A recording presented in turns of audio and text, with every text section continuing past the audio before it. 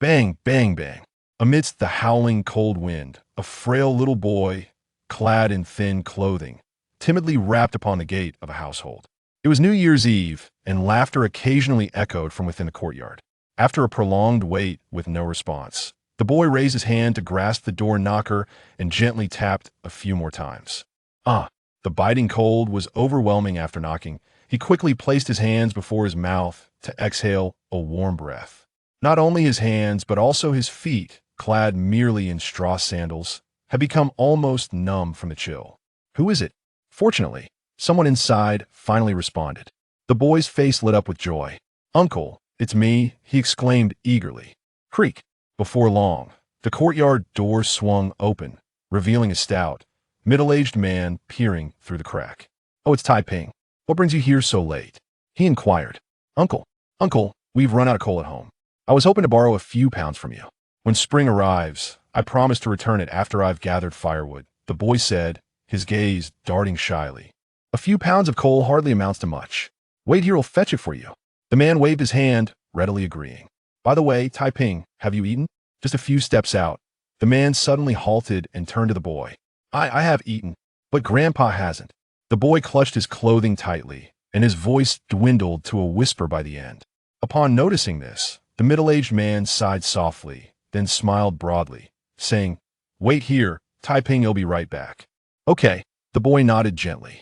Just then, another gust of cold wind swept through, causing him to shiver, yet his heart felt a bit warmer. Taiping. Shortly after, the middle-aged man emerged holding a large tray. Here you go. Breathing out white puffs of vapor, he swiftly approached the gate and thrust the tray into the boy's arms.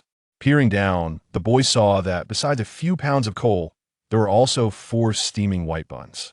Uncle, staring at the large white buns, the boy felt a pang of anxiety. However, having gone a day without food, he couldn't help but swallow hard at the sight of them. Just take them. The middle-aged man chuckled kindly. Ernie, why are you still dawdling in the courtyard? At that moment, a robust woman hurried to the gate. Upon seeing her, both the boy and the man's expression shifted. Taiping came to borrow some coal. The man sheepishly smiled at the woman, his eyes flickering with apprehension. Aunt, the boy greeted her. The woman shot a disapproving glance at the man before turning her gaze toward the boy, finally landing on the tray in his hands. Upon noticing the white buns atop the coal, her face darkened instantly. Those buns were saved for Xiao, who I can barely afford to eat them myself. And yet you're so extravagant. She glared fiercely at the middle-aged man and, in frustration, snatched 2 of the buns. Mother, is the roast goose ready? I want to eat roast goose, not gnaw on white buns. At that moment, a chubby boy clad in a new cotton jacket emerged from the house. Upon seeing the buns in the woman's hands, his face contorted with displeasure. Son, what are you doing out here? It's cold, hurry back inside before you freeze. The woman rushed toward the plump boy, concern etched on her face. Mother, I don't want white buns, I want roast goose. The boy stomped his feet, clearly on the verge of tears. All right, the roast goose will be ready soon. These buns are for Ah Huang. The woman cooed affectionately at the chubby boy while tossing the 2 white buns into the dog's cage beneath the eaves. Sigh. Witnessing this, the middle-aged man frowned, then sighed helplessly. The little boy bit his lip as he watched the buns being nibbled by the dog, then hugged the tray of coal tightly and looked up at the man with a smile, saying, Uncle, thank you, will be on my way. Be careful on the way back. When burning the coal tonight, remember to leave a crack in the window to help your grandfather cover himself with a blanket. The middle-aged man waved his hand.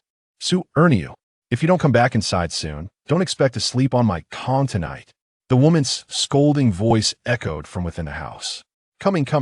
The man quickly replied, offering the boy an apologetic smile before closing the courtyard gate.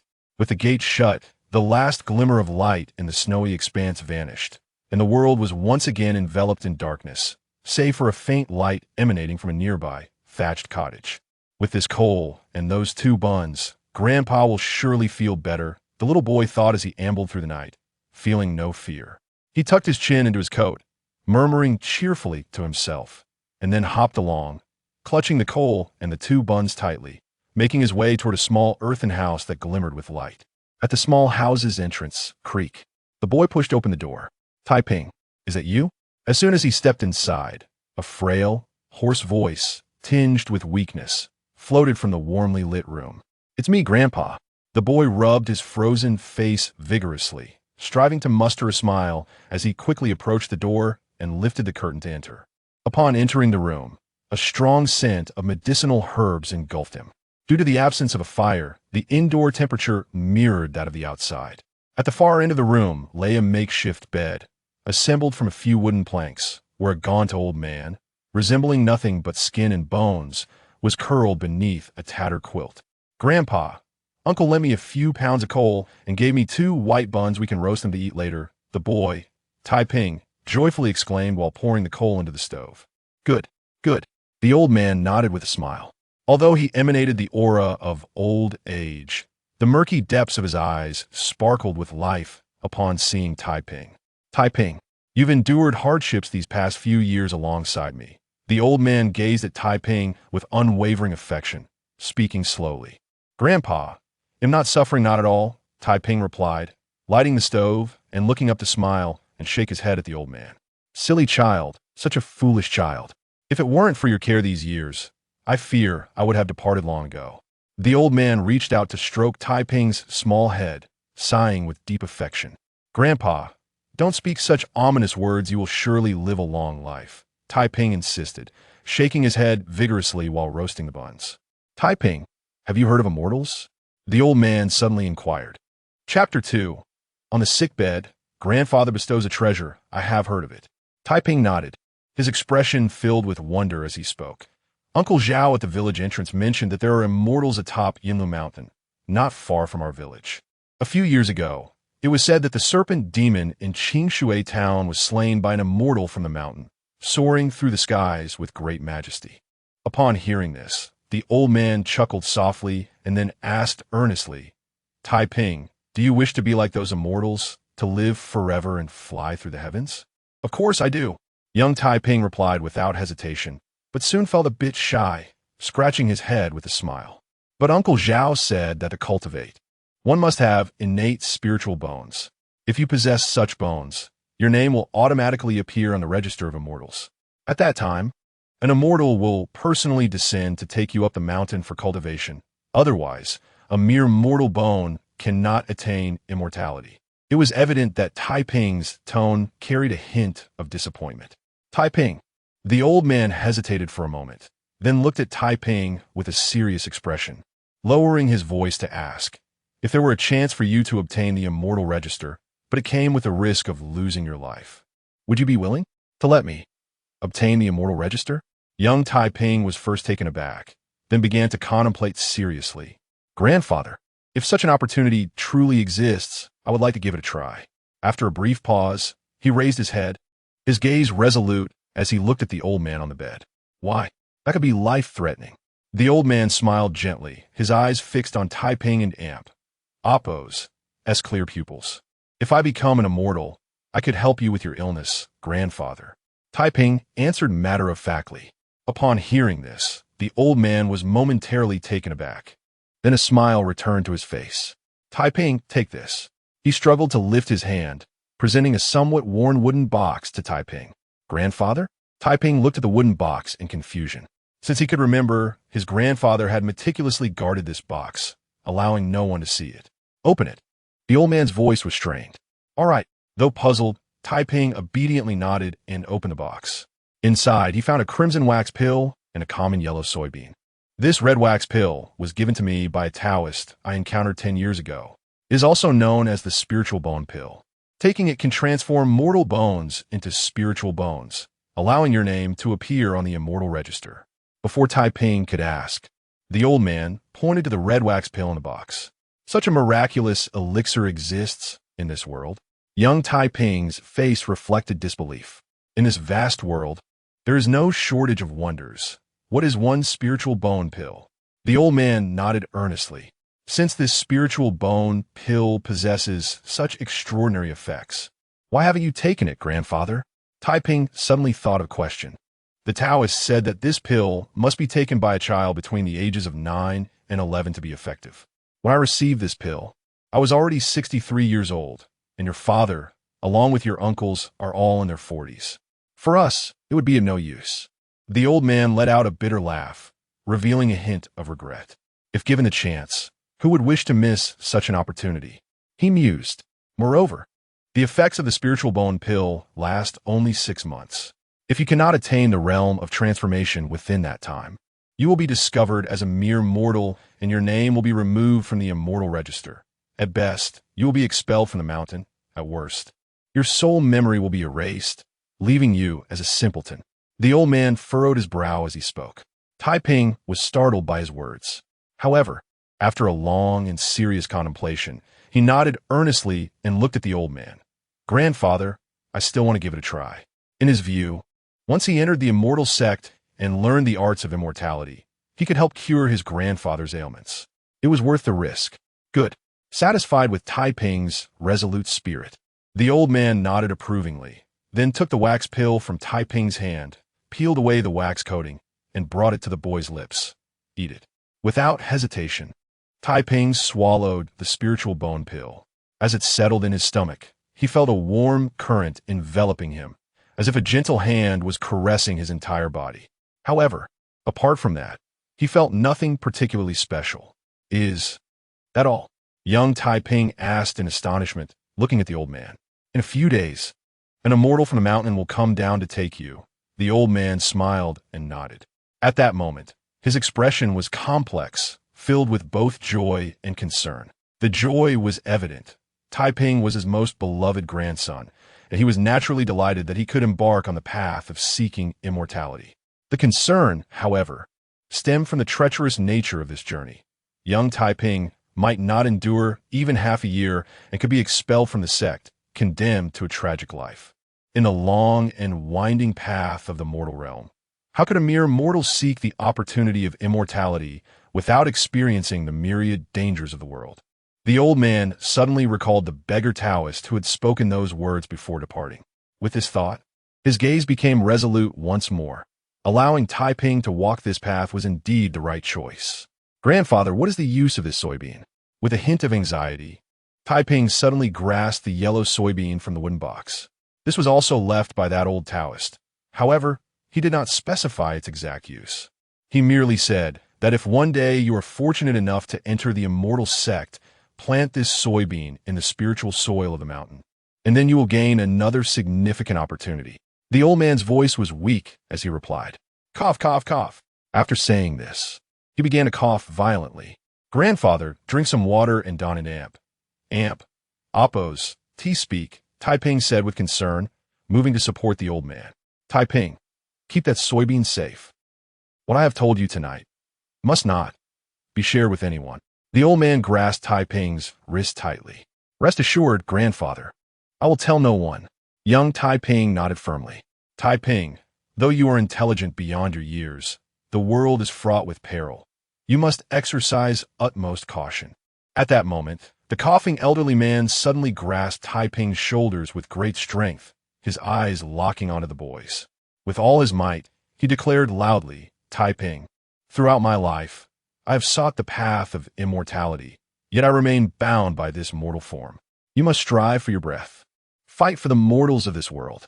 With those words, the old man stiffened and collapsed onto the bed. Father? A chill gripped Taiping's heart. He trembled as he reached out to check for the old man's breath, only to find that he had already passed away, leaving his gaze dimmed. I no longer have a grandfather. Taiping stood there in a daze, tears welling in his eyes, and ultimately he cried out in anguish. He had not wept when his parents died years ago, nor when he tumbled down the mountainside while gathering herbs, nor when he was trapped by wolves for days without food. Because he knew he was not alone, he still had his grandfather. That night, young Taiping lost his grandfather. That night, a new name appeared on the spiritual bone monument at the Qingxian gate of Yunlu Mountain, Xu Taiping. At the foot of Yunlu Mountain in Qingyou village, a boy named Xu Taiping was born with spiritual bones, prompting swift notification to the master of the seventh peak to send disciples down the mountain to guide him. The elder who guarded the spirit bone tablet placed a letter in the beak of a white crane before the gate. Your disciple obeys, the crane articulated, before extending its wings and soaring into the firmament. Chapter 3. The seventh day after death. The wicked aunt sells her nephew into servitude 6 days later. At Xu Taiping's uncle's house. What? You want to sell Taiping? Xu Taiping's uncle, Xu Erniu, stared in disbelief at his wife. Hush! The aunt, her face fleshy and coarse, raised a finger, gesturing for Erniu to lower his voice. What do you mean, sell? Serving as a house servant for the Bai family is an opportunity most people only dream of. She rolled her eyes at her husband. That may be so, but it didn't amp. Oppose, as still entering servitude. Erniu demurred, feeling conflicted. At the bind amp, oppose, he and amp. Oppose, eat well, drink well, and live well. When to amp, oppose, wrong with servitude. Don't concern yourself with this. I've already accepted the deposit, the aunt declared, her decision resolute. All right, Erniu conceded, sighing softly and nodding. Where's Taiping? The aunt inquired. He's still at the ancestral hall. Today is the 7th day, and Taiping wishes to keep vigil for his grandfather, Erniu replied, wiping his mouth with his sleeve. The Bai family is already waiting at the village entrance. Tell him to return immediately. The aunt snapped, glaring at Erniu. So soon? Erniu exclaimed, surprised. The young master of the Bai family will be attending a private school next month and happens to need Page. Otherwise, would they be this quick? Enough chatter. Go fetch that boy from the ancestral hall. The aunt scolded, her gaze piercing. But today is the 7th day. Shouldn't we let Taiping finish the night before he leaves? Erniu pleaded, scratching his head in dismay. With Xu Taiping's grandfather's passing, the couple had been scheming about how to dispose of Xu Taiping, whom they considered a burden.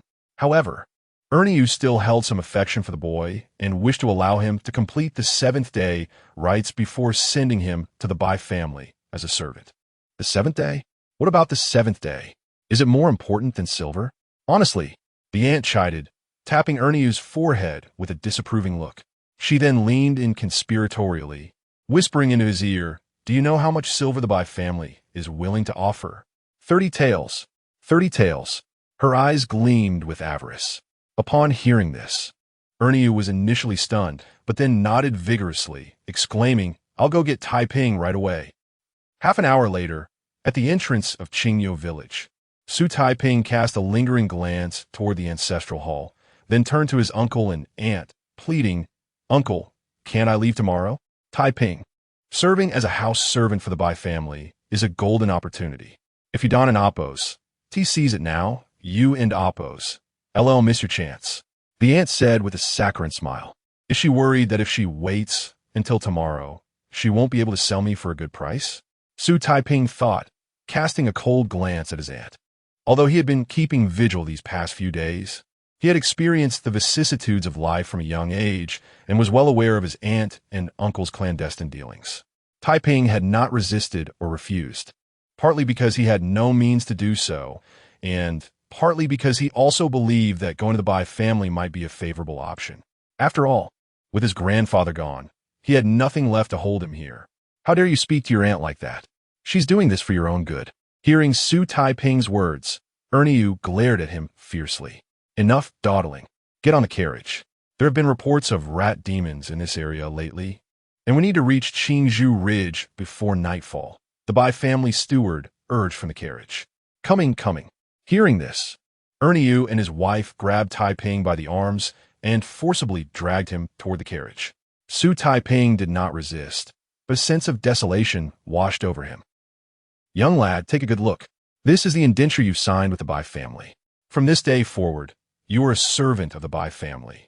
With no further ties to Qingyo village or the Xu family, the Bai family steward announced, waving the indenture in his hand after Xu Taiping had pressed his fingerprint onto it. Taiping nodded expressionlessly. It seems the elixir my grandfather gave me has worn off. It's been 6 days, and no immortals have come to receive me. As the Bai family steward conferred with his uncle and aunt, Xu Taiping silently raised his head, gazing up at the sky. He did not feel particularly disappointed about the matter of seeking immortality. After all, his greatest motivation for becoming an immortal had been to cure his grandfather and Appo's illness. There in Appo's, a white crane in the sky, bigger than a water buffalo. Where? Wait. There seemed to be 2 people standing on the crane's back. At that moment, The villagers who had gathered at the entrance erupted in exclamations of surprise. Hearing this, Xu Taiping, along with the Bai family steward and Erniu and his wife, all looked up and indeed saw a massive white crane in the sky, with two figures faintly visible on its back. Immortals? After a few moments of stunned silence, Xu Taiping uttered the words. It an amp, oppos, s immortals. It must be immortals. Many villagers began to shout excitedly. Chirp! Just then, accompanied by a crane's cry, two figures descended from the sky, gently floating down before the crowd at the village entrance. The two figures, a man and a woman, were dressed in azure robes and a crimson dress, respectively. The man had sword-like eyebrows and starry eyes, with a handsome and refined appearance. The woman's eyes were like those of a celestial maiden, so beautiful that the surrounding scenery paled in comparison. Greetings, everyone. We are disciples of the Qingxian sect from Yunlu Mountain. Today, my junior sister and I have come down the mountain to search for a young man. The young man said politely, cupping his hands in a bow to the crowd. The people of Qingniu village were immediately thrown into an uproar. They had not expected these two to be true immortals, and from the nearby Yunlu Mountain no less. May I ask, is there a young man named Xu Taiping in the village? The red-clad female disciple of Yunlu Mountain also bowed to the crowd, inquiring with a smile. The woman's smile caused a stir in the hearts of all who saw it, both men and women alike. Xu Taiping? That's him. He's Xu Taiping. After a few moments of stunned silence, several villagers pointed towards Xu Taiping, who was standing near the carriage. Most of the people in Qingniu village knew each other, especially the Xu family, who were among the few outsiders in the village.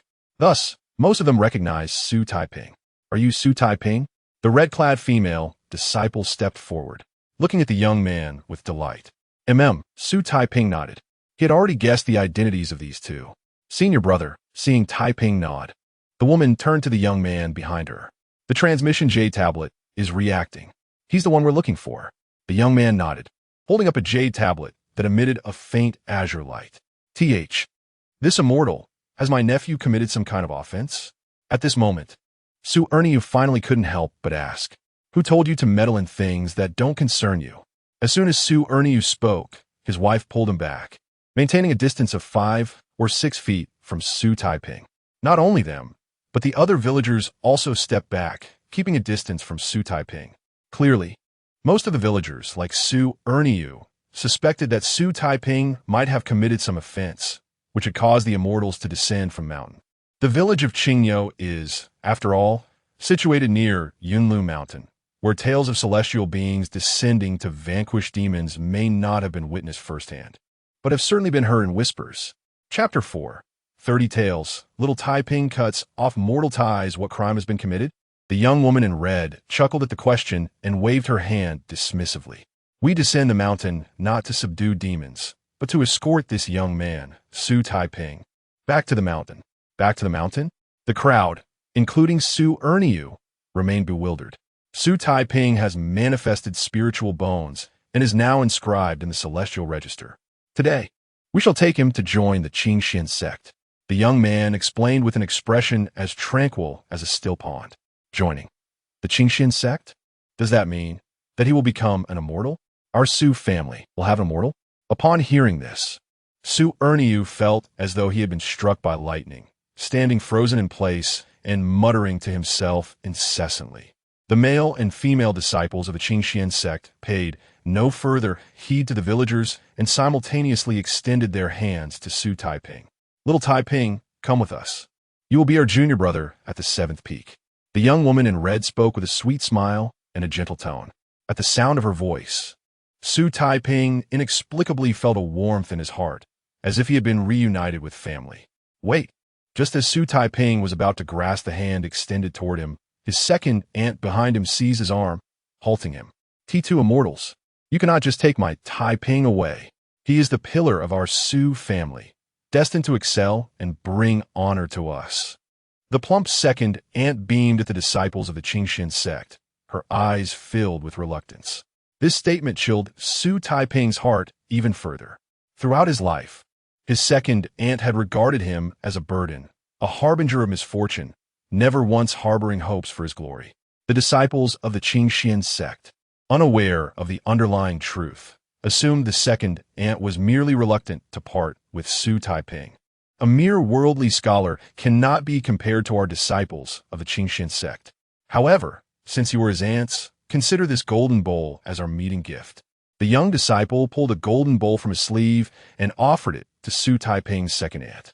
And no, this immortal, just as Xu Taiping tried to reveal the truth to the disciple, a steward from the Bai family suddenly jumped down from the cart, grabbing his arm with one hand while brandishing a servitude contract with the other. Xu Taiping has already been sold to my Bai family by his ants. It is clearly written in black and white.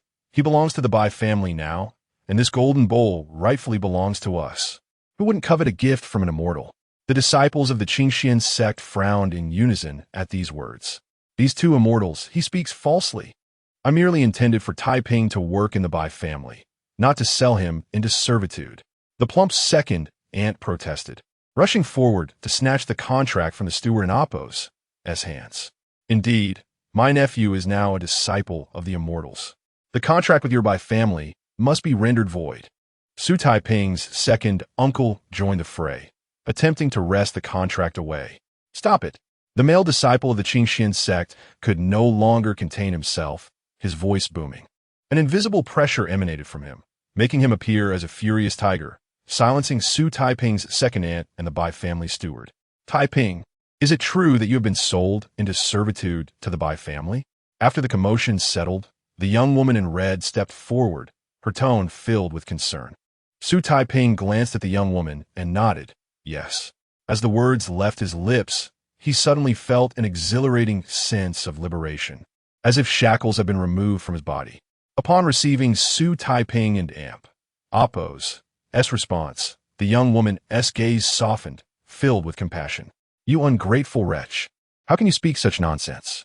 After all these years, release your hands. Just as the plump second ant attempted to grab Xu Taiping, the young woman in red waved her sleeve, summoning a gust of wind that forcefully pushed the woman away. You may be immortals, but you must adhere to reason, right? I. The woman was evidently intimidated by the young woman and Appo's display of power. Though she continued to argue, her feet retreated in fear. Immortals. Two immortals. I have a servitude contract signed with Xu Erniu, clearly stated in black and white with a red handprint. Xu Taiping now belongs to my Bai family. They cannot deny it.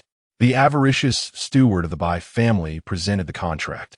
The young disciple of the Qingxian sect took the contract, glanced at it, and then smirked coldly at Xu Taiping's uncle and aunt. Is our disciple of the Qingxian sect worth merely 30 taels? Upon hearing the young man refer to Xu Taiping as that couple's nephew and stating he had been sold for merely 30 taels, the young woman in red was infuriated, pouting in anger. You too, for a mere 30 taels, would sell your own nephew? How dare you come to us seeking benefits? I see you wish to be punished. The fiery young woman, ever the champion of justice, prepared to wave her sleeve once more. Spare us, immortal! Spare us! Xu Erniu and his wife quickly begged for mercy. Junior sister, do not forget the master and Appo's admonition. The young man in blue placed a hand on the young woman in Appo's shoulder, gazing deeply into her eyes. Though she still bore an expression of anger, she reluctantly withdrew her hand. Since the servitude contract is not false, what sum do you consider appropriate for us to redeem him? The young man in blue addressed the Bai family steward, holding the contract.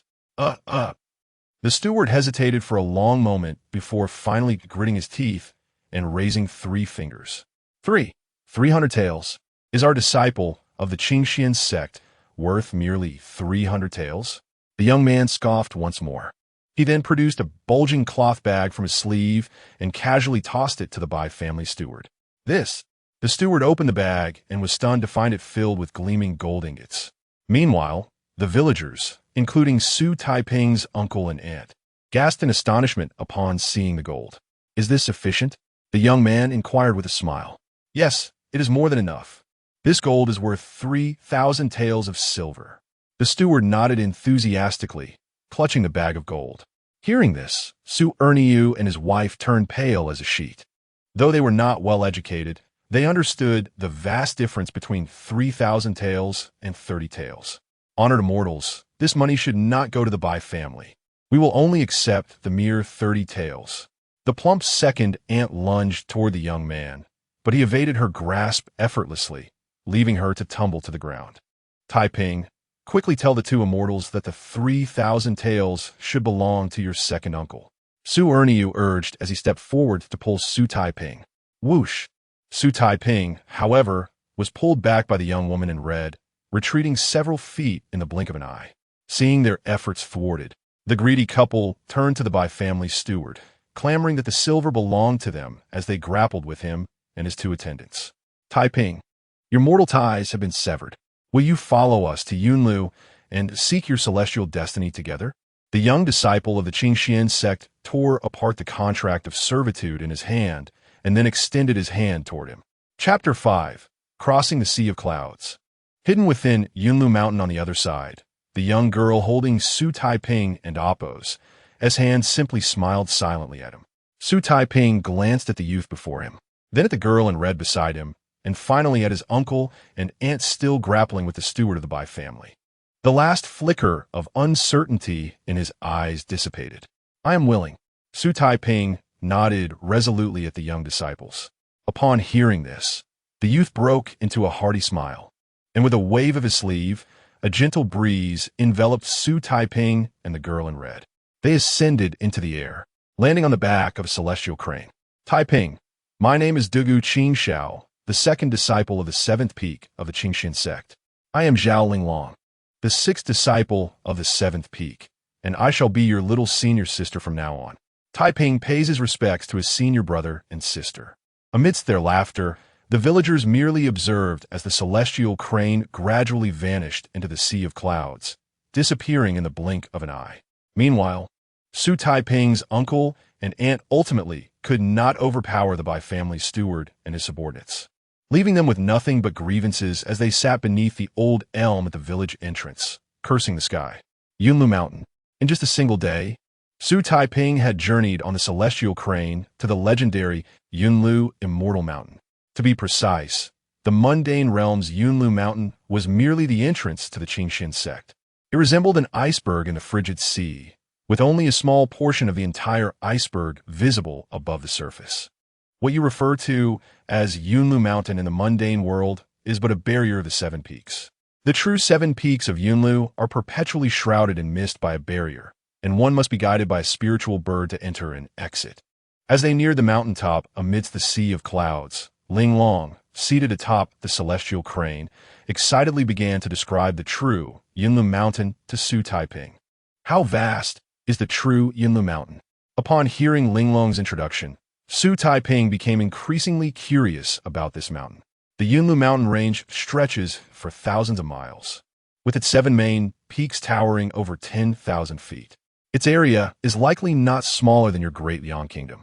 However, because the entire Yunlu mountain comprises its own realm, it appears merely as a small peak in the eyes of the mundane world. The one responding to Xu Taiping and Apos' inquiry was Qing Xiao, who had been meditating nearby. Not smaller than the great Liang kingdom, Xu Taiping and Apos' understanding was once more challenged. Indeed, within the realm of cultivation, there are numerous secret realms like Yunlu Mountain, and our Qingxian sect can only be considered a third-rate cultivation sect. Linglong nodded with a smile. Above the third rate, boom! Just as Xu Taiping was about to inquire further about the cultivation world, a sudden gust of wind rushed toward them, and the celestial crane let out a sharp cry. Junior brother, this is the barrier's gale triggered by the mountain protecting formation. Hold tightly to your senior sister's hand, or you might fall, Linglong shouted, gripping Xu Taiping's hand. Understood. Xu Taiping nodded and tightened his grasp on her delicate hand. Whoosh! In the blink of an eye, the turbulent winds before Xu Taiping dissipated entirely, revealing a breathtaking expanse of clear skies, rolling mountains, towering peaks, and floating mountains hidden amidst the sea of clouds. This was the true Yunlu Immortal Mountain. Zhao Linglong stood proudly, gazing into the distance. Qing Xiao brother, Linglong junior sister. At that moment, a sweet and gentle voice came from beside them. Xu Taiping turned to see a green light soaring from the side of the sea of clouds. Upon closer inspection, it was a tall, beautiful woman accompanied by a little girl, gracefully traversing the air atop a jade gourd. "Senior Sister Xian, why have you come down the mountain?" Linglong waved cheerfully at her. "Not long after you descended, the spirit bone tablet responded again, and my sixth peak has selected a new disciple." Xian smiled, glancing at the little girl behind her. The girl, clad in a white dress with skin as fair as jade, resembled a flawless porcelain doll from a distance, truly enchanting. "What a beautiful little girl," Linglong exclaimed sincerely. "Congratulations. The sixth peak has gained another promising talent. At the next 7 peaks competition, the sixth peak is likely to take the lead." Qingxiao smiled and cupped his hands towards Xian. Upon hearing this, Xian covered her mouth and chuckled, a hint of charm inadvertently revealing itself in her expression. "Do not be formal. Quickly introduce yourself to Brother Qingxiao and Sister Linglong." Xian gently patted the little girl's shoulder. "Nuyu greets Brother Qingxiao and Sister Linglong." The girl awkwardly bowed to Qingxiao and Linglong. "No need to be so formal." Qingxiao smiled. Linglong then turned to Xu Taiping, playfully patting his little head. "Taiping, greet Sister Xian and your future little junior sister. Among the 7 peaks, the 6th peak is the most affluent, so be sure to curry favor with her." Taiping greets Sister Xian and Sister Nuyu. Although Xu Taiping felt somewhat bewildered, he still respectfully bowed to Xian. "No need for such formality. When you become an official disciple of the 7th peak, I will gift you a cultivation enhancement pill." Xian smiled. "Quickly thanks Sister Xian." Seeing that Taiping was still in a daze, Linglong hurriedly pressed down on his head, urging him to express his gratitude. Thank you, Sister Xian." Xu Taiping, still in a state of confusion, managed to stammer out his thanks.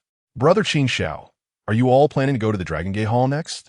Xian changed the topic. "Indeed. Before bringing Taiping to the 7 peaks, we must first go to the Dragon Gate Hall to assess his spirit bone." Qingxiao nodded. "Then I shall accompany you." "Brother Qingxiao." Xian guided her flying sword beside the celestial crane on which Qingxiao and the others were seated. "Let us go together." Qingxiao nodded. "How about this, Sister Xian? You ride with my senior brother on the celestial crane, while I take Nuyu flying on my sword?" Linglong proposed with a mischievous smile. "Linglong, are you asking for trouble?" Xian playfully blushed. "If you keep talking nonsense, beware that I will kick you off." Qingxiao shot a look at Linglong, who was grinning beside him. I wouldn't dare." Linglong clung to Xu Taiping's shoulder, pleading for mercy. At that moment, Xu Taiping felt a bit flushed. It was the first time in his life that he had been embraced by a stranger. However, more than the embarrassment, what weighed on his mind was Qingxiao's earlier statement. First, they would go to the Dragon Gate Hall to assess his spirit bone. "Brother Qingxiao, why must we assess the spirit bone?" Xu Taiping couldn't oppose. Help but inquire. "Though you are a disciple personally chosen by the spirit bone tablet and can become a 7th peak disciple without examination, it is still essential to assess the type and grade of your spirit bone. This will benefit your future cultivation." Qingxiao explained to Xu Taiping. "Little Taiping, you may not yet understand, but in the cultivation world, although having a spirit bone allows one to cultivate, there are different types and grades of spirit bones." Linglong linked her arm around Xu Taiping's shoulder and began to elucidate. "The most common types are the 5 elemental spirit bones of gold, wood, water, fire, and earth. Additionally, there are rare variations such as ice, thunder, and wind. Regarding grades, there are 4 tiers: purple spirit bones, gold spirit bones, black spirit bones, and white spirit bones, with purple spirit bones being the rarest, known as heavenly spirit bones, while white spirit bones are deemed the least useful." Upon hearing this, Xu Taiping suddenly grasped the concept. "Why is the white spirit bone considered the most useless?" he inquired with curiosity. Chapter 6: The Leap Over the Dragon Gate. Elder Black Dragon guards the Mountain Gate White Spiritual Bone, also known as Pseudo-Spiritual Bone, though capable of cultivation, progresses at a painfully slow pace, often taking decades to break through the opening door realm, rendering it nearly indistinguishable from those without any spiritual bone. Zhao Linglong sighed. "If I am identified as possessing white spiritual bone, will I be barred from becoming a disciple of the 7th peak?" Xu Taiping hesitated before voicing this concern. He understood that although the elixir left by his grandfather might allow his name to appear on the spiritual bone monument, it would not deceive the Qingxian sect's assessment of disciple spiritual bones. He was acutely aware that he lacked any spiritual bone.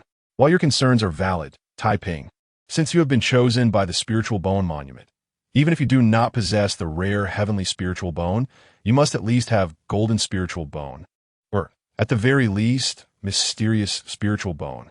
It is impossible for you to have white spiritual bone, Zhao Linglong asserted with confidence. You are correct, Senior Sister Linglong.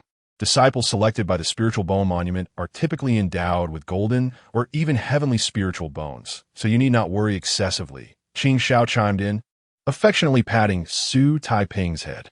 Indeed, even if you possess white spiritual bone, there is no need for concern. White spiritual bone disciples can cultivate at the foot of the mountain for 3 years, and if they pass the assessment after that time, they too can become disciples of the 7 peaks, Zhao Linglong added with a smile.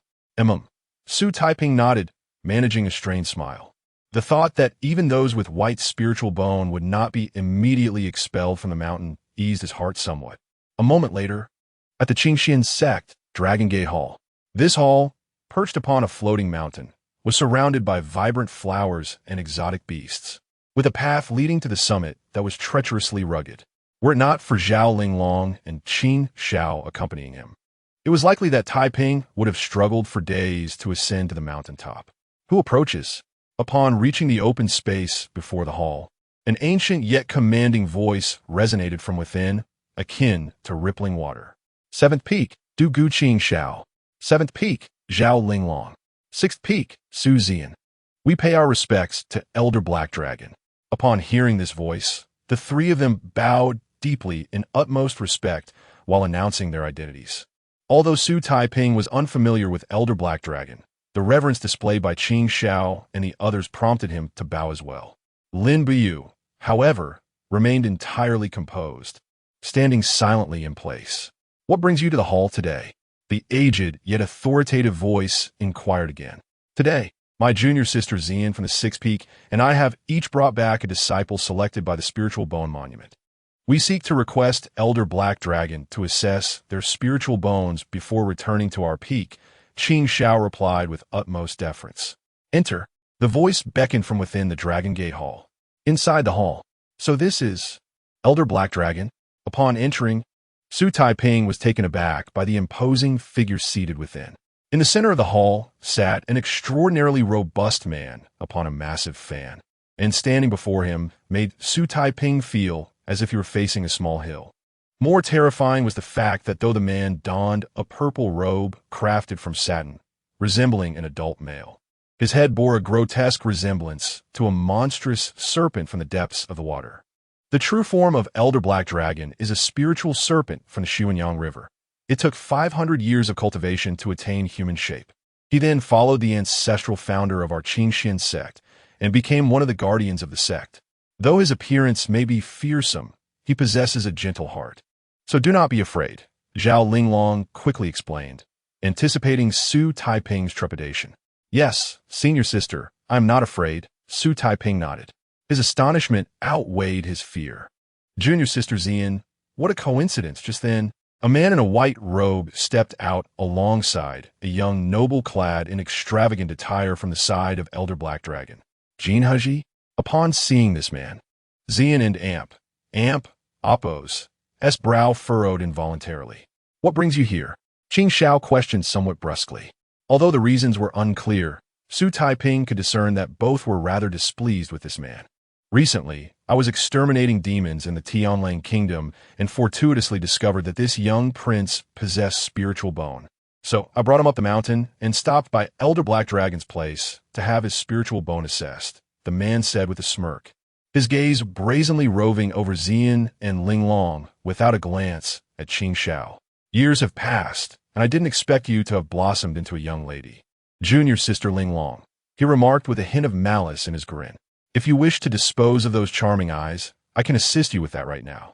Qing Xiao stepped forward to shield Linglong from his gaze. I would like to see.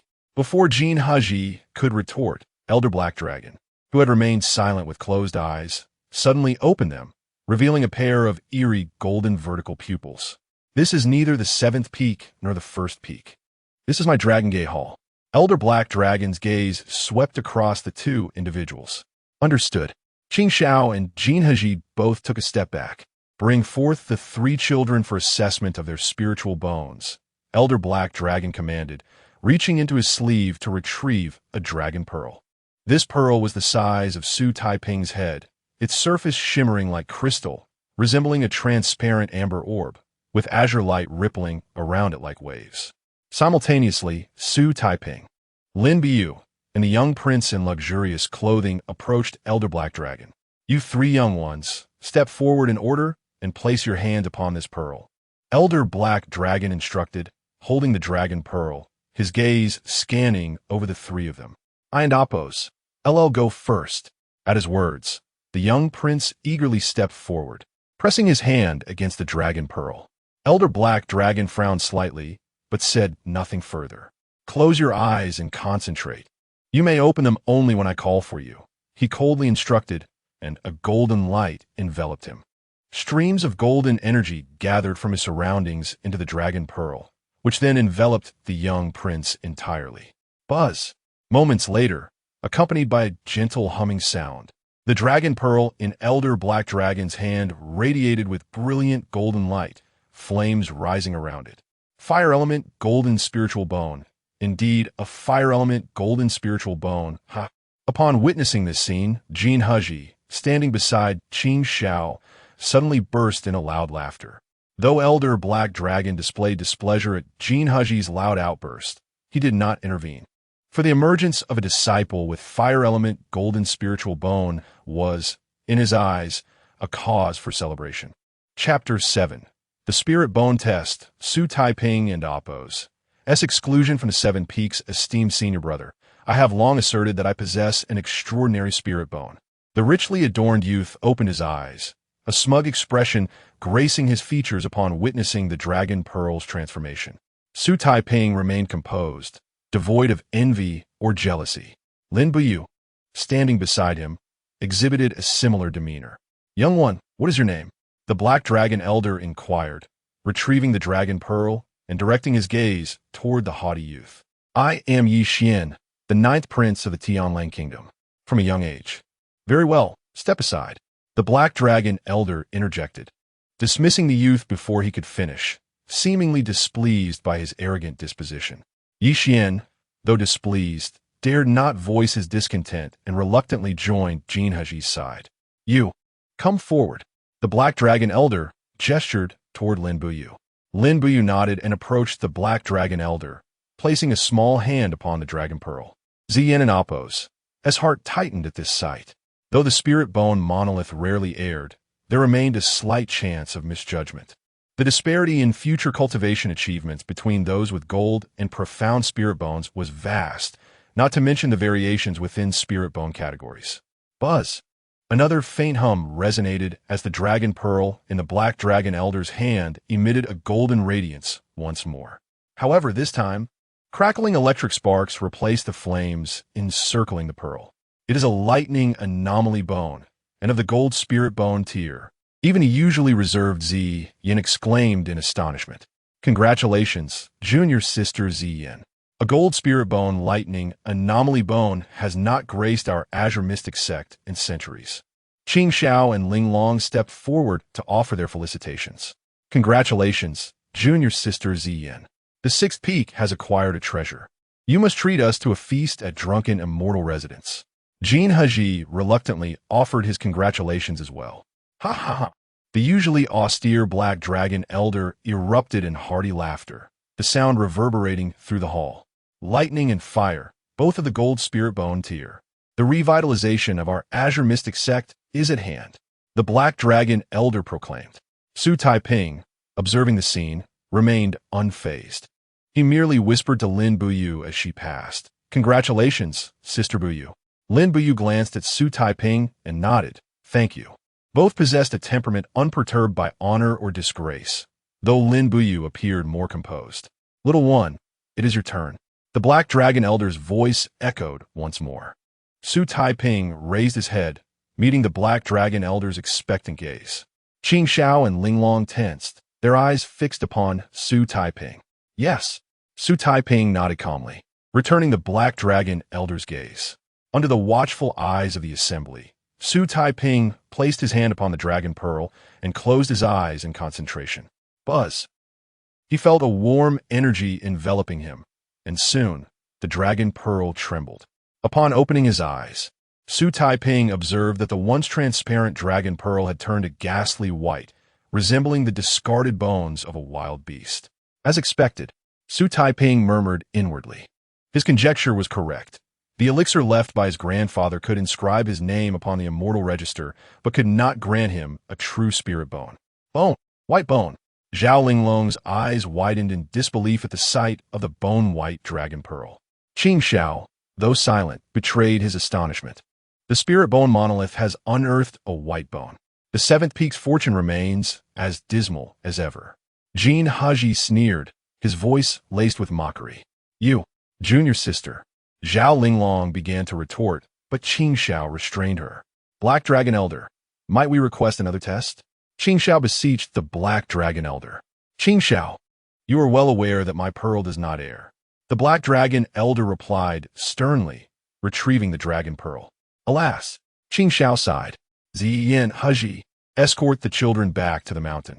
Your presence is no longer required here. The Black Dragon Elder glanced at Ziyin and Jin Haji. Black Dragon Elder, senior brother Qing Xiao, junior sister Ling Long, farewell. Jin Haji chuckled, leading Yixian away. Esteemed senior brother, surely our Azure Mystic sect does not accept white bones? Our first peak would never accept such dregs. Their voices echoed from the doorway, infuriating Qing Xiao and Ling Long, who could only endure in silence. Ziyin, sensing their ill humor, departed with Lin Buyu without uttering a word. After their departure, the Black Dragon Elder reopened his eyes, fixing his gaze upon Xu Taiping, who stood silently. A white bone is unfit to be a disciple of the Seven Peaks. You may either remain at the foot of the mountain as an unranked disciple, enduring 3 years of training and challenging the Seven Peak selection thereafter, or depart immediately. He presented Xu Taiping with a choice. Taiping, let him decide. Ling Long began, but the Black Dragon Elder interrupted her. Ling Long wisely fell silent. If I pass the Seven Peak selection, may I still join the Seventh Peak and become your junior brother? Sister Ling Long and brother Qing Xiao? Xu Taiping inquired, turning to face Qing Xiao and Ling Long. I can assure you on my master's behalf that should you pass the selection, the doors of the Seventh Peak will be open to you. Qing Xiao replied solemnly, feeling a pang of guilt for failing to bring Xu Taiping up the mountain. Taiping, passing the selection would be ideal, but it is exceedingly difficult. Ling Long shook her head, her expression filled with concern. Xu Taiping smiled reassuringly at Ling Long, then turned to the Black Dragon Elder. Elder, I wish to remain at the foot of the mountain for 3 years of training. Xu Taiping would not renege on his promise to his grandfather. The Black Dragon Elder nodded impassively, acknowledging Xu Taiping and Appo's decision. He then produced a jade slip and handed it to Xu Taiping. Take this jade slip. Someone will escort you down the mountain and inform you of the necessary arrangements. Thank you, Elder. Xu Taiping accepted the jade slip. Black Dragon Elder, I brought this child up the mountain. Allow me to escort him down and arrange his affairs. Ling Long stepped forward, making a request to the Black Dragon Elder. Disciples of the Seven Peaks are forbidden from descending the mountain without authorization and from interfering in matters below. However, as you are the one who brought this child here, I shall make an exception. The Black Dragon Elder paused, then nodded slowly in agreement. Thank you, Black Dragon Elder, Ling Long exclaimed, overjoyed at the permission granted. You must remain here for no more than 2 hours. Furthermore, do not attempt any trickery. I have no jurisdiction over the affairs of the Seven Peaks, but anything that occurs at their base, down to the slightest disturbance of the flora, will not escape my notice. The Black Dragon Elder cautioned Zhao Linglong. Rest assured, Elder, Linglong replied, having her thoughts perceived by the Elder. Yes, you. I will refrain from any extraneous actions. Shortly thereafter, before the Dragon Gate Hall, Qing Xiao said to Ling Long, junior sister, I must report this matter to our master. I entrust Taiping to your care. Ensure he is well settled. It will be difficult for us to descend the mountain to visit him in the future. Senior brother, be at ease. I will arrange everything suitably, Ling Long assured Qing Shao. Qing Shao nodded and leaped into the air, riding in jade flute, his form streaking through the sky like a meteor. Let's go, Taiping. First, we shall register you, and then we will find a place for you beneath the mountain where you can both earn merit and cultivate, Ling Long said, patting Taiping's shoulder with a smile. Earn merit? Taiping inquired, puzzled by the term. Indeed, Ling Long sighed before explaining to Xu Taiping, the outer disciples beneath Qingxian sect's mountain must earn merit annually. Only by accumulating sufficient merit can they remain within the sect. Otherwise, they will be expelled. And how does one earn merit? Xu Taiping continued. Upon registration, each outer disciple receives a courtyard, along with several acres of immortal fields or gardens. Within the courtyard, one can raise cattle and pigs. In the fields, one can cultivate immortal grains or herbs. Once these mature, they can be sold to exchange for merit coins, Ling Long meticulously explained to Xu Taiping. Thank you, Sister Ling Long. I understand. This merit is akin to silver in the mortal world, Xu Taiping said, nodding in understanding. You are not wrong in that assessment, Ling Long chuckled, then took Xu Taiping and Appo's hand, saying, Come, Taiping, let's first register at the West Wind Pavilion, and then we shall explore suitable opportunities for you. Chapter 8. Qingzhou Residence. Xu Taiping bids farewell to Ling Long. In a misty embrace of Yunlu Mountain, within the West Wind Pavilion, a venerable elder with hair as white as snow presented a wooden box containing a bronze mirror and a jade slip to Ling Long. Ling Long, this bronze mirror serves as proof of your status as a registered outer disciple, and it is also a magical artifact for you to listen to the teachings of the elders in the future. Ling Long handed the bronze mirror and jade slip to Taiping. Indeed, outer disciples do not receive direct guidance like inner disciples. They can only observe the teachings from the bronze mirror on the 1st and 15th of each month. The elder added with a smile, What about this jade slip? Xu Taiping inquired, lifting the slip with curiosity. This is a transmission jade slip, containing a method for refining qi. When you wish to use it, simply concentrate and place it upon your forehead, the elder explained. Moreover, the usage of the bronze mirror and some important regulations to heed after entering the sect are detailed within the jade slip. Once you settle in, you may begin to utilize it, Ling Long supplemented. Understood, Xu Taiping nodded. Master Lu, do you have any medicinal gardens that require supervision? Ling Long turned her gaze towards the head of the West Wind Pavilion. Master Lu's expression stiffened. The medicinal garden is undoubtedly the most lucrative place for accumulating merit among outer disciples, offering both ease of labor and substantial rewards. Lu, this child is a distant relative of mine. If you could assist in this matter, I would owe you a favor, Zhao Ling Long stated earnestly. Upon hearing this, Master Lu's eyes brightened. He was aware of Zhao Ling Long's status as a direct disciple of the Seventh Peak, predicting a promising future for her, making her favor quite valuable. Since you, Ling Long, have requested it, I shall certainly lend my assistance, Master Lu replied after a moment's contemplation. Upon hearing this, Zhao Ling Long sighed in relief, while Xu Taiping cast a grateful glance towards her, silently cherishing her kindness. To be honest, there is indeed an unattended medicinal garden within the western mountains of Yunlu Mountain under the jurisdiction of our West Wind Pavilion, Master Lu said, gesturing towards a map on the wall. It is located 3,000 miles from the West Wind Pavilion, in a valley named Qingzhou Residence. Besides 3 acres of medicinal plants, there is also a small courtyard available for your residence and cultivation. Half an hour later, at the entrance of West Wind Pavilion, a steward voiced his concerns. Master, wasn't there a report about malevolent spirits appearing at Qingzhou Residence? If we place that young one there, what if something happens? It would be difficult to explain to Ling Long. Merely rumors. A few disciples from the Fourth Peak have already investigated and found nothing amiss, Master Lu dismissed. Besides, even if something were to occur, this is just an outer disciple. If they perish, it is of little consequence. Each year, only a fraction of the new outer disciples survive in the mountains. If I were to be responsible for every death, what would become of my position as head? He shot a glare at the steward. You speak rightly, It seems I've been overly cautious. The steward retreated, somewhat disgruntled. Another half-hour passed. Qingzhou residence has arrived, announced the celestial crane as it gently descended, landing gracefully with Ling Long and Xu Taiping. Upon steadying himself, Xu Taiping gazed ahead. Nestled within lush bamboo groves, a quaint earthen-walled courtyard lay quietly, nearly obscured by fallen bamboo leaves. "Little Taiping, you must rely on yourself from now on," Ling Long said, glancing at the sky with a hint of reluctance. "The time agreed upon with Elder Hailang has come." "Thank you, Sister Ling Long. I will strive diligently to ascend to the 7th peak as soon as possible," Xu Taiping asserted, his youthful visage reflecting a determination beyond his years. "I believe in you." Ling Long smiled, affectionately patting Xu Taiping's cheek. She then retrieved a bone flute and a pouch from her sleeve, presenting them to him. This bone flute can be used to attract nearby spiritual birds, and the pouch contains 30 merit coins provided by the West Wind Pavilion for each new disciple. In case of urgent needs, you may use a merit coin to have a nearby spirit bird assist you in procuring items.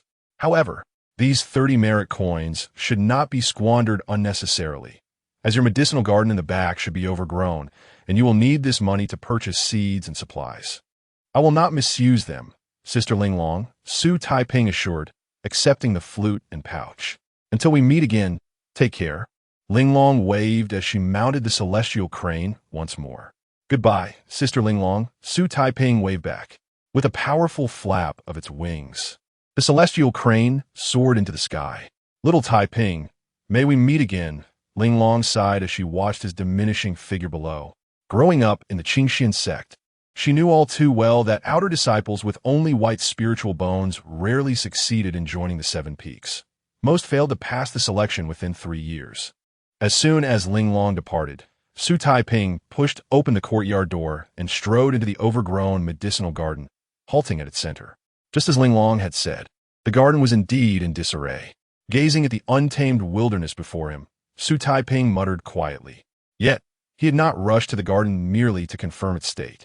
Cautiously, he withdrew a wooden box from his robes, retrieving a small porcelain vial, from which he poured out a single yellow bean seed. Indeed, this was the very seed his grandfather had entrusted to him. His grandfather had said that planting this seed upon the Immortal Mountain would yield a significant opportunity.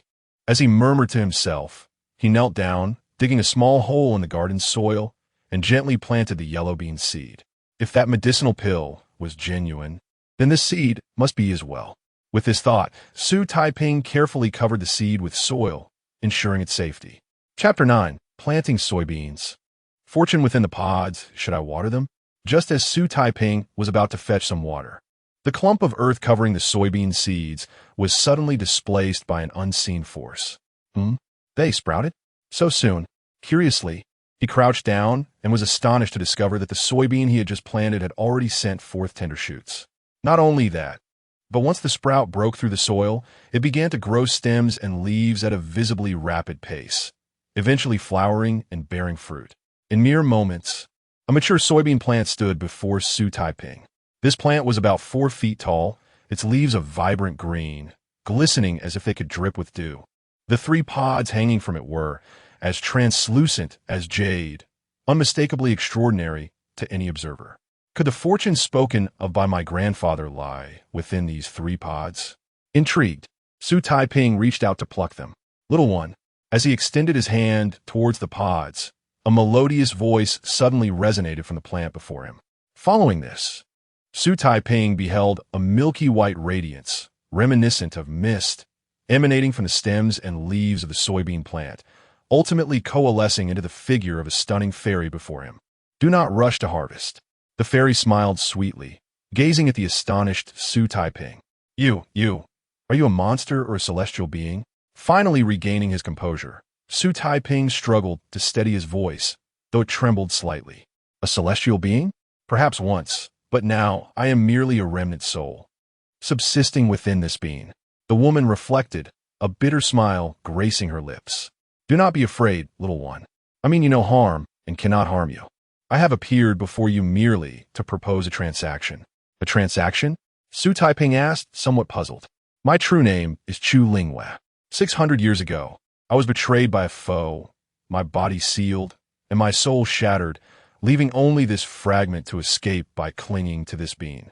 Eventually, this bean traveled thousands of miles and came into your grandfather's possession, which he then passed down to you. Today, as you have planted it in this blessed soil, allowing the seed to be reborn, I am granted the chance to see the light once more. The enchanting woman spoke sincerely to Xu Taiping. If I had not ascended the mountain, would you have remained trapped within the bean? Xu Taiping inquired, his curiosity piqued. Though he was mature for his age, he was still a youth of merely 10 years, with curiosity far outweighing his fear.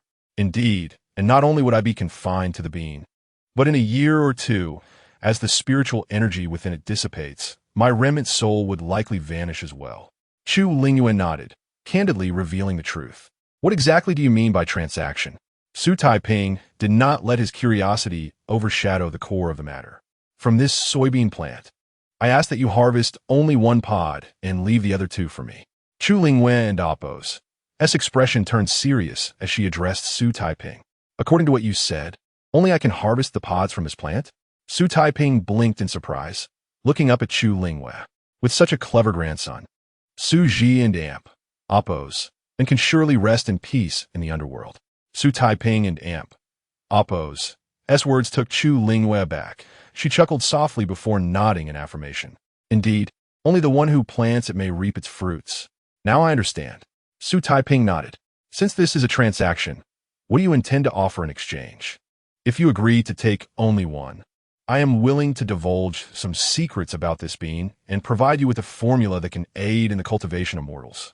Chu Lingyue stated earnestly. Her gaze clearly indicated that she no longer regarded Xu Taiping as merely a child. Upon hearing about the formula that could assist in mortal cultivation, a glimmer of joy flickered in Xu Taiping and Appo's eyes. How can I trust you? Xu Taiping continued to inquire cautiously. I can provide you with the formula first. After you test it, if you find it effective, we may proceed with our transaction. Chu Lingwei responded with an open demeanor. Xu Taiping fixed his gaze on her eyes, pondering for a long moment before nodding resolutely. No need to test. I agree to the transaction with the celestial being. Really? Are you not concerned I might deceive you? Chu Lingyue was somewhat taken aback by Xu Taiping's prompt acceptance. My grandfather mentioned that after planting the bean, I would encounter a stroke of fortune. It seems my fortune lies with you, celestial being. Xu Taiping replied earnestly. Chu Lingyue was momentarily stunned, then covered her mouth with a smile. I did not expect you to be so eloquent, little one. You surpass your grandfather in this regard. Are you acquainted with my grandfather? Xu Taiping suddenly asked, curiosity brimming within him. He sensed that Chu Lingyue had indeed communicated with his grandfather. I have little time to spare, so let us discuss this bean first.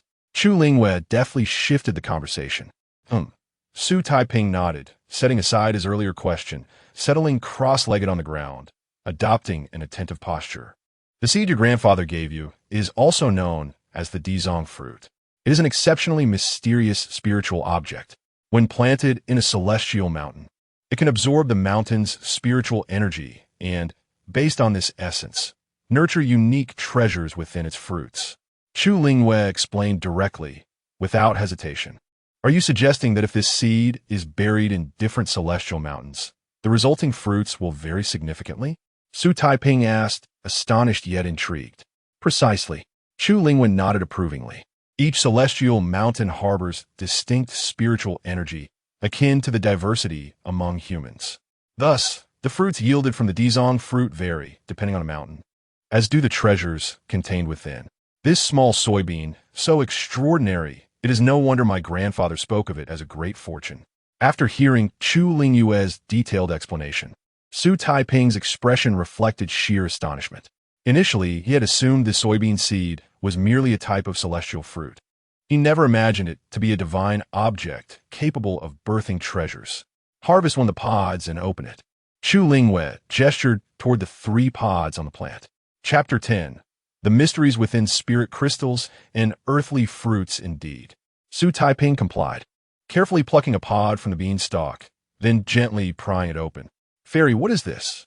Upon opening the pod, Xu Taiping was surprised to discover not beans, but glistening crystal orbs. These are spirit crystals, the crystallization of the spiritual energy inherent in this land. In your future cultivation, you may hold one in your mouth. And combined with the formula I will provide, even a mere mortal can swiftly cultivate. The spirit fairy spoke with great confidence. Is that truly so? Xu Taiping could not suppress his astonishment. Cultivating as a mortal is not inherently difficult. However, due to the severance of many cultivation lineages in this continent, there are instances where mortals cannot cultivate. The spirit fairy nodded dismissively and continued. Among the treasures born of the earthly fruit, these spirit crystals are actually the most inferior. This land is too barren to yield treasures of a higher grade. Even if they were allowed to grow longer, the spirit crystals would only improve slightly in quality. And true magical artifacts with extraordinary powers cannot be born. Reflecting on her words, Xu Taiping nodded thoughtfully before asking, if I were to plant this seed atop the 7 peaks, could it then bear the magical artifact you speak of? Indeed, you're quite perceptive. If I were not but a remnant soul, I would wish to take you as my disciple. The more the spirit fairy observed Xu Taiping, the more she found him to her liking. Xu Taiping, feeling somewhat bashful from the compliment, awkwardly scratched his head. However, to yield more formidable treasures from the earthly fruit, aside from planting the seed in the more spiritually abundant 7 peaks, we must also attend to another task. The spirit fairy interjected. What task? Xu Taiping inquired eagerly. First, you must pluck the remaining 2 pods from the beanstalk and hold them in your palms. The spirit fairy gestured towards the 2 verdant pods still clinging to the stalk. Very well. Trusting in the spirit fairy, Xu Taiping acted decisively, promptly harvesting the 2 pods and opening them. Upon doing so, he discovered, as the spirit fairy had said, that these pods too contained spirit crystals resembling yellow beans. Fairy, Xu Taiping said, securing his own handful of yellow bean spirit crystals before offering the remaining ones to the spirit fairy's ethereal form. He would not keep a single one of the promised gifts, nor would he give away more than what belonged to him. This scene caused the spirit fairy to silently nod in approval. In her heart, she praised him again. At such a young age, he is cautious yet unafraid, and he handles matters with promptness and grace.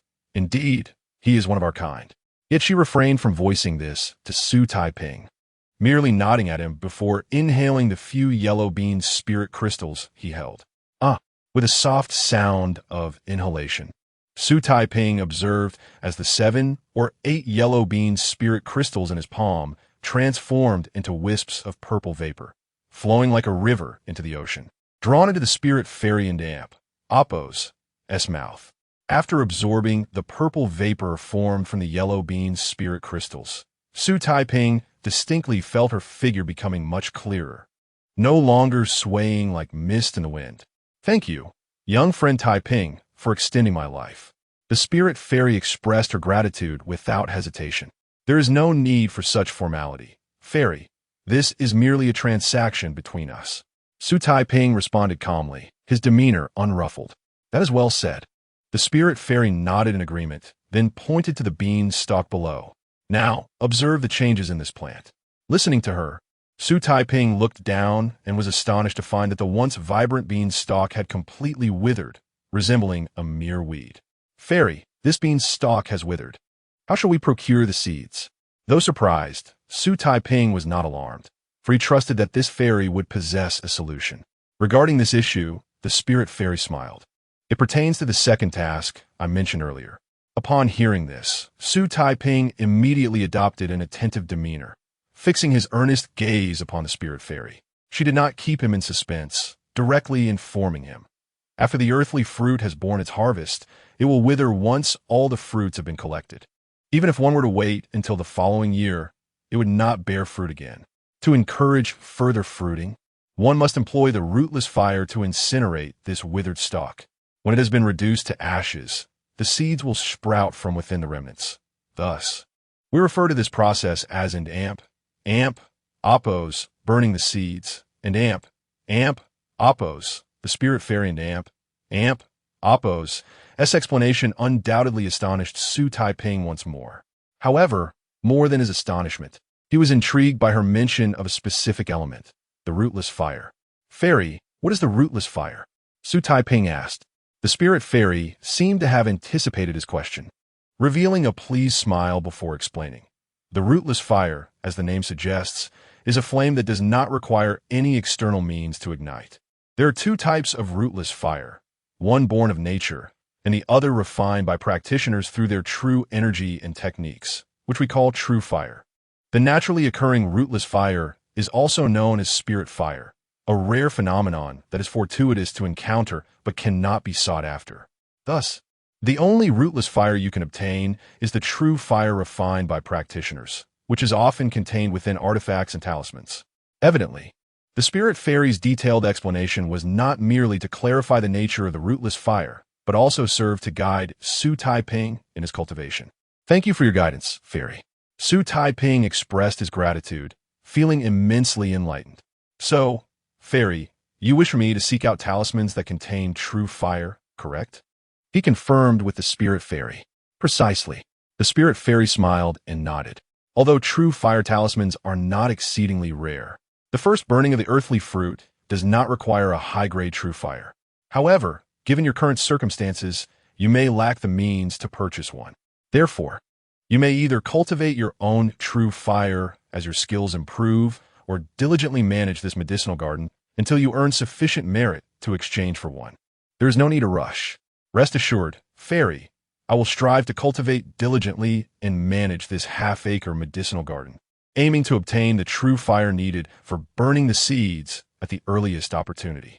Xu Taiping replied earnestly, nodding resolutely. Chapter 11. The Gift of the Herbal Formula. Xu Taiping receives the bone-cleansing decoction very well.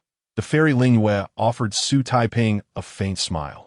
Though he was merely a youth in his teens, she sensed an unwavering resolve in him that surpassed that of many adults, reminiscent of someone she once knew. Leaning in closer, the fairy Lingyue suddenly beckoned Xu Taiping with a gesture.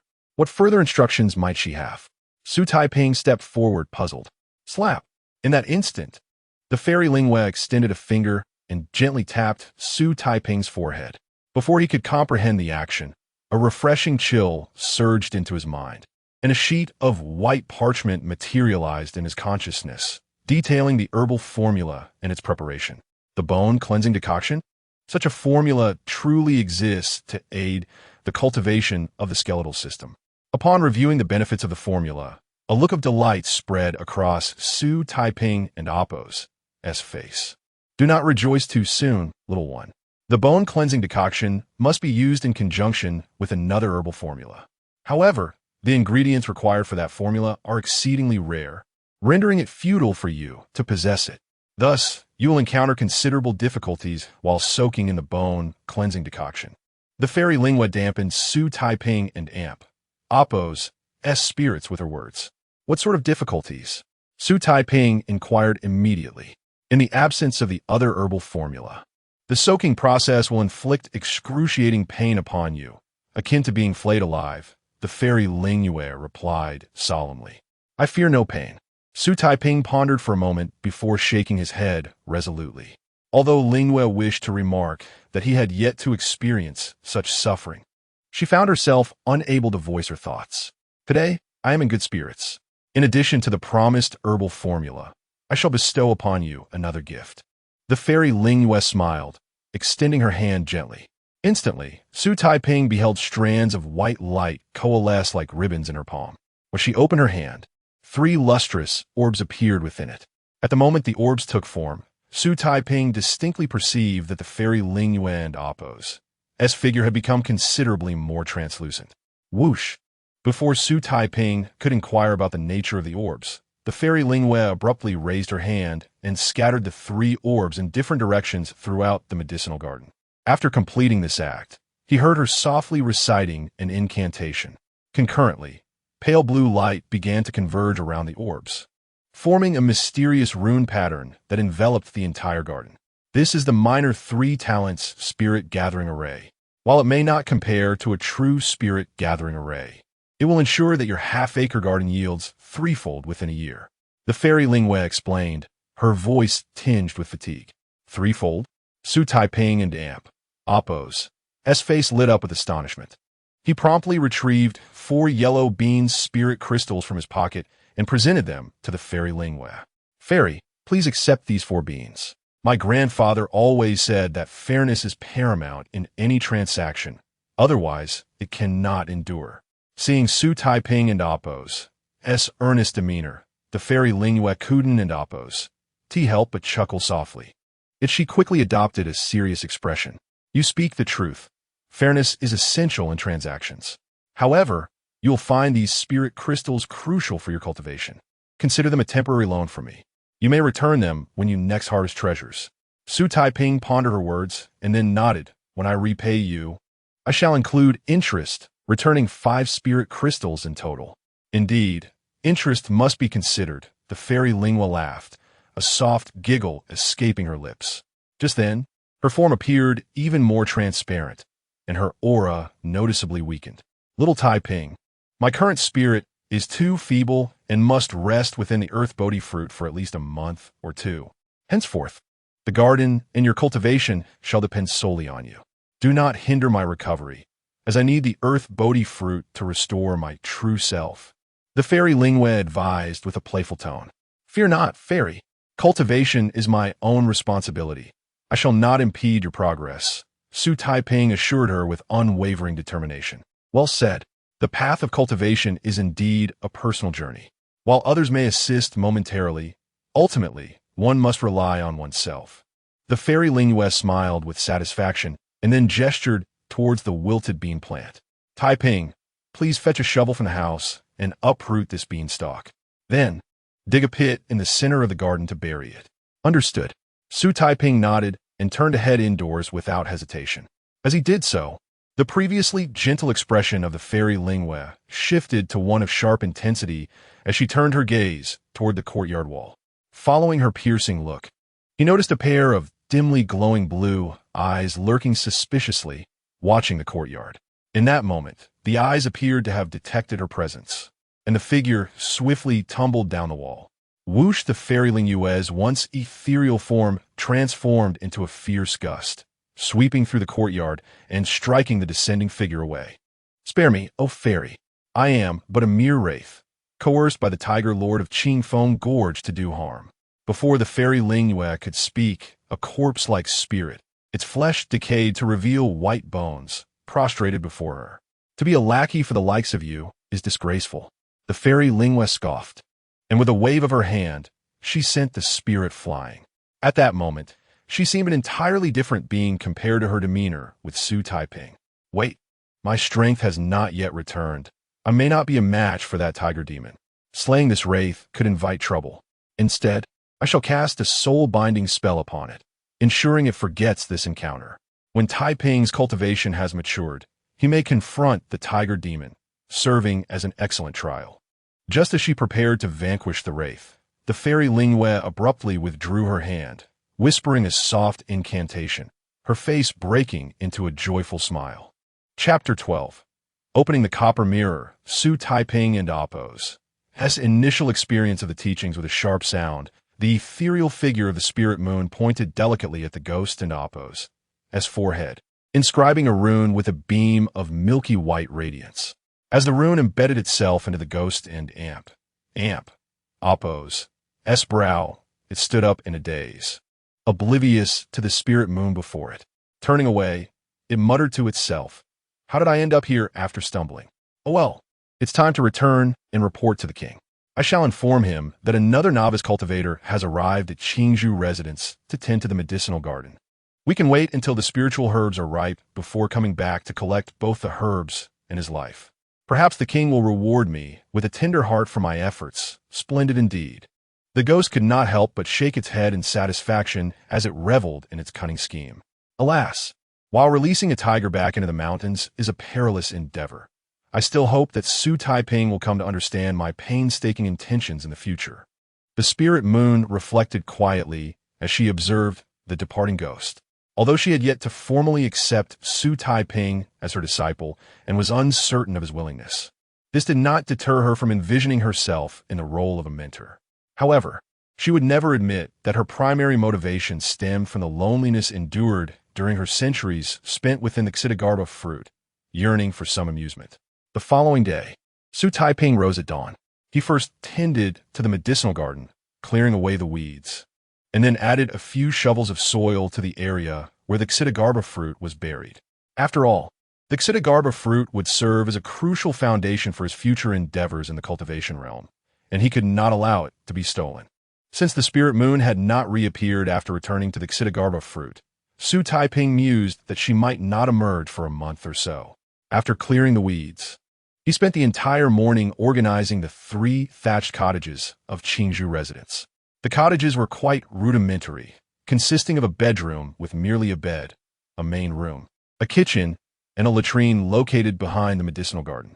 While cleaning the kitchen, Xu Taiping stumbled upon 2 intriguing items: a water tank that never seemed to empty, and a rice bin that could yield a tank of rice with the insertion of a merit coin. With water and rice, combined with a piece of dried fish hanging on the wall, Xu Taiping managed to resolve his first meal at Qingxian sect. After finishing his meal, he prepared the bed with linens from the cabinet and then sat cross-legged atop the bed, retrieving the jade slip and the copper mirror given to him by the Shifeng pavilion.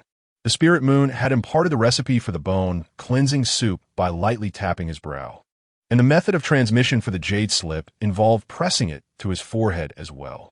This appeared to be the universal method of imparting knowledge within the cultivation world, he mused. As he picked up the jade slip, he murmured softly to himself. According to the pavilion master of Shifeng, this jade slip contained the foundational qi refining techniques of Qingxian sect, along with various regulations and instructions regarding the use of the copper mirror. The information conveyed through this jade slip was far more extensive than the singular instruction from the spirit moon. As he felt an overwhelming surge of text flooding his mind, Xu Taiping was momentarily dizzy, nearly toppling from the bed. Fortunately, it was not long before no new messages emerged, and he breathed a sigh of relief. However, he soon discovered another issue. The text entering his mind resembled scrolls on a bookshelf, requiring him to peruse them to comprehend their content. Thus, the method of impartation via the jade slip differed from the direct instruction provided by the spirit moon, who had taught him precisely how to gather and brew the medicinal ingredients. The jade slip merely filled his mind with information. Xu Taiping contemplated the differences between the 2 methods, though it could also be due to the distinct content. He quickly added this thought internally and resolved not to dwell on it further, settling down to gradually read the lines of text in his mind. 3 days later, after nearly 3 days of effort, Xu Taiping finally completed the contents of the jade slip, just as the pavilion master of Shifeng had stated. The jade slip contained 3 primary components: a volume titled Sangxia Sutra, a record on the functions of the mirror, and a compilation of Qingxian sect regulations. Throughout this period, he had also been studying while tilling the land in the medicinal garden. Following the methods taught in the jade slip, once the land was tilled, he could gather animal droppings and dried branches to enrich the soil. However, there was no rush to execute this step. Today marked the first day of the month, the day when Elder Zhang would expound upon the Sangxia Sutra and the foundational teachings for cultivators, an event that occurred only once every 3 months and was not to be missed. After listening to the teachings, he could also select seeds to purchase from the copper mirror, ensuring that his merit coin would not go to waste. While dining alone in the main room, Xu Taiping began to strategize his activities for the day, casually tearing off a page from the wall calendar. As he tore the page, it revealed the words "First Day," accompanied by a note in red ink stating that it was auspicious for learning and advised against disturbing the earth. He had acquired this calendar page yesterday, while summoning a spirit bird to assist him in purchasing daily necessities, which had cost him a total of 6 merit coins, causing him some heartache. After finishing his meal, he returned to the bedroom. Xu Taiping carefully retrieved the copper mirror from its box, placing it gently on a rickety table before him. On the table, alongside the copper mirror, lay a half bowl of clear water, several flower petals, and a merit coin from Qingxian sect. Recalling the usage method of the copper mirror, he dipped his hand into the bowl, sprinkling some water onto the mirror, followed by placing the flower petals and the merit coin atop it. With a breath, just as he placed the merit coin on the mirror, a cool breeze suddenly wafted from within, carrying a faint scent of sandalwood. Immediately after, A voice emanated from the copper mirror.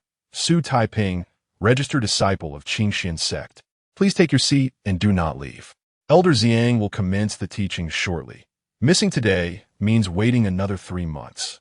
Having thoroughly absorbed the contents of the jade slip, Xu Taiping was unperturbed by the voice, as it had been mentioned in the functions of the mirror that this was the voice of the mirror spirit.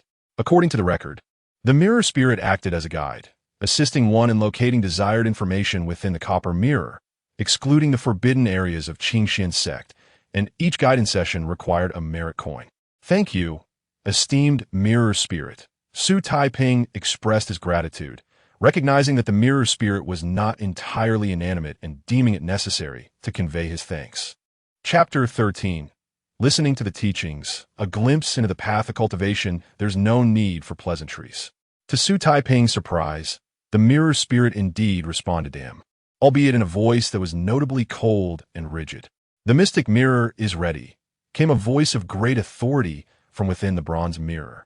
Xu Taiping immediately turned his gaze towards the mirror. What was once a reflection of his own face transformed at the moment the elder's voice resonated, revealing a misty mountain peak upon which stood the silhouette of an elderly figure exuding an air of transcendence. Jiang Daojun, there are 396 disciples here to listen, including 218 new entrants and 200 without any cultivation. The voice of the mirror's spirit echoed once more from the bronze mirror, as the image magnified until Xu Taiping could clearly see Jiang Daojun seated upon a stone platform. 400 is sufficient. There is no need to let anyone else in. Jiang Daojun slightly closed his eyes, his lips parting gently. Understood, the mirror spirit replied in a tone devoid of warmth. It seemed that Jiang Daojun imposed a limit on the number of attendees for his teachings. Xu Taiping felt fortunate for arriving early. Whether this is your first time listening to my discourse on the Apos, Sanxia Sutra and Apos, or if you have attended multiple sessions, I shall treat all equally and commence from the beginning. After a brief pause, Jiang Daojun's voice resumed. Recognizing that Jiang Zhenjun was about to officially begin, Xu Taiping straightened his posture, fixating his gaze unwaveringly on the bronze mirror. Among you, many have not practiced prior to entering. Therefore, before I expound on the Apos, Sanxia Sutra and Apos, I will first elucidate what cultivation is and what it means to cultivate one Apos, as essence. Cultivation, in essence, entails tempering the body through physical refinement and honing the spirit through the opening of pathways. Our Qingxian sect places particular emphasis on the latter. Only by nurturing a fundamental innate energy can one wield magical arts and extend one's lifespan, ultimately glimpsing the path to ascension and immortality. Today, I shall present the Apos, Sanxia Sutra and Apos, one of our sect and Apos, S most vital teachings on opening the heart. At this juncture, Xu Taiping nodded inwardly. Jiang Zhenjuan's words resonated with the introduction of the Sanxia Sutra, the only part he could grasp, while the subsequent details regarding the specific steps of cultivation left him bewildered. Having discussed what cultivation entails, let us now consider what it means to cultivate essence. In simple terms, essence cultivation refers to the various stages of practice. Within the cultivation realm, practitioners are generally categorized into 5 realms based on the longevity of their life and the strength of their abilities, from weakest to strongest. The first realm is known as the opening realm, sometimes referred to as the entry to the sea. At this stage, one has just begun their practice, with vitality far surpassing that of peers, and longevity can extend to 2 cycles of 60 years, exceeding 120 years. At this moment, Xu Taiping felt his eyelids involuntarily twitch. He had not anticipated that the opening realm, as described by his grandfather, was merely the most rudimentary level in the cultivation world. While astonished, he also felt a sense of relief. Had the opening realm been classified as the 2nd or 3rd level, he might have found it exceedingly difficult to break through within 6 months, thereby exposing the false identity he had constructed. However, these thoughts were fleeting. He quickly refocused and continued to listen intently to Jiang Zhenjuan's teachings. The 2nd realm is known as the shadow gaze realm, where longevity can reach 3 cycles of 60 years, and only upon reaching this level can one be truly called practitioner. Among the disciples I have encountered over the years, at least 60% remain trapped in this realm, some even being direct disciples of the Seven Peaks. The third realm is called the profound understanding realm, where breaking through this stage allows for a lifespan extending to 6 cycles of 60 years, earning one the title of true monarch and the privilege of having a personal sanctuary within Yunlu Mountain. As for the fourth and fifth realms, there is no need for you to concern yourselves with them at present. Do not aspire too high. At this point, Jiang Zhenjuan took a cup of tea from a nearby disciple and savored it, seemingly allowing everyone to reflect on what had been said. It is no wonder that breaking through the profound understanding realm is so challenging. No wonder Jiang Zhenjuan is revered as an elder. Xu Taiping mused internally, wondering what realm the fairy Lingwei occupied. Now, I shall elucidate the Zhangxia Sutra in detail. Just as Xu Taiping began to drift in thought, Jiang Zhenjuan's voice from the bronze mirror snapped him back to attention. He then commenced a systematic explanation of the key points of practicing the amp, apos, Zhangxia Sutra, and amp, apos, referencing the text step by step for the listening disciples. Having thoroughly studied the amp, apos, Zhangxia Sutra, and amp, apos beforehand, Xu Taiping found it effortless to follow along, often displaying expressions of enlightenment. At times, he couldn't apos, help but gesture animatedly, feeling as though the myriad confusions he had previously encountered were gradually being unraveled by Jiang Zhenjuan. Though he lacked spiritual bones, Xu Taiping had always possessed a remarkable aptitude for scholarship. Thus, in terms of comprehending the techniques, he not only matched some of the disciples with spiritual bones, but surpassed many. At this moment, while he was captivated by the splendid discourse, 8 out of 10 of the other disciples facing the bronze mirror appeared to be in agony, scratching their heads in distress. Jiang Zhenjuan observed all of this keenly. Apart from a select few disciples, the majority, including Xu Taiping, remained oblivious to the fact that before Jiang Zhenjuan stood another bronze mirror, a massive one, within which was reflected the image of the over 300 disciples listening attentively. Mystic Mirror, who introduced Xu Taiping from Qingtazhu to the Qingxian sect. After the teachings concluded, Jiang Zhenjuan suddenly inquired of the mirror spirit. Xu Taiping was originally a disciple chosen by the spirit bone tablet, destined for the 7th peak. However, during the spirit bone assessment, Elder Heilong discovered he was merely of the white bone type, unqualified for entry into the 7th peak.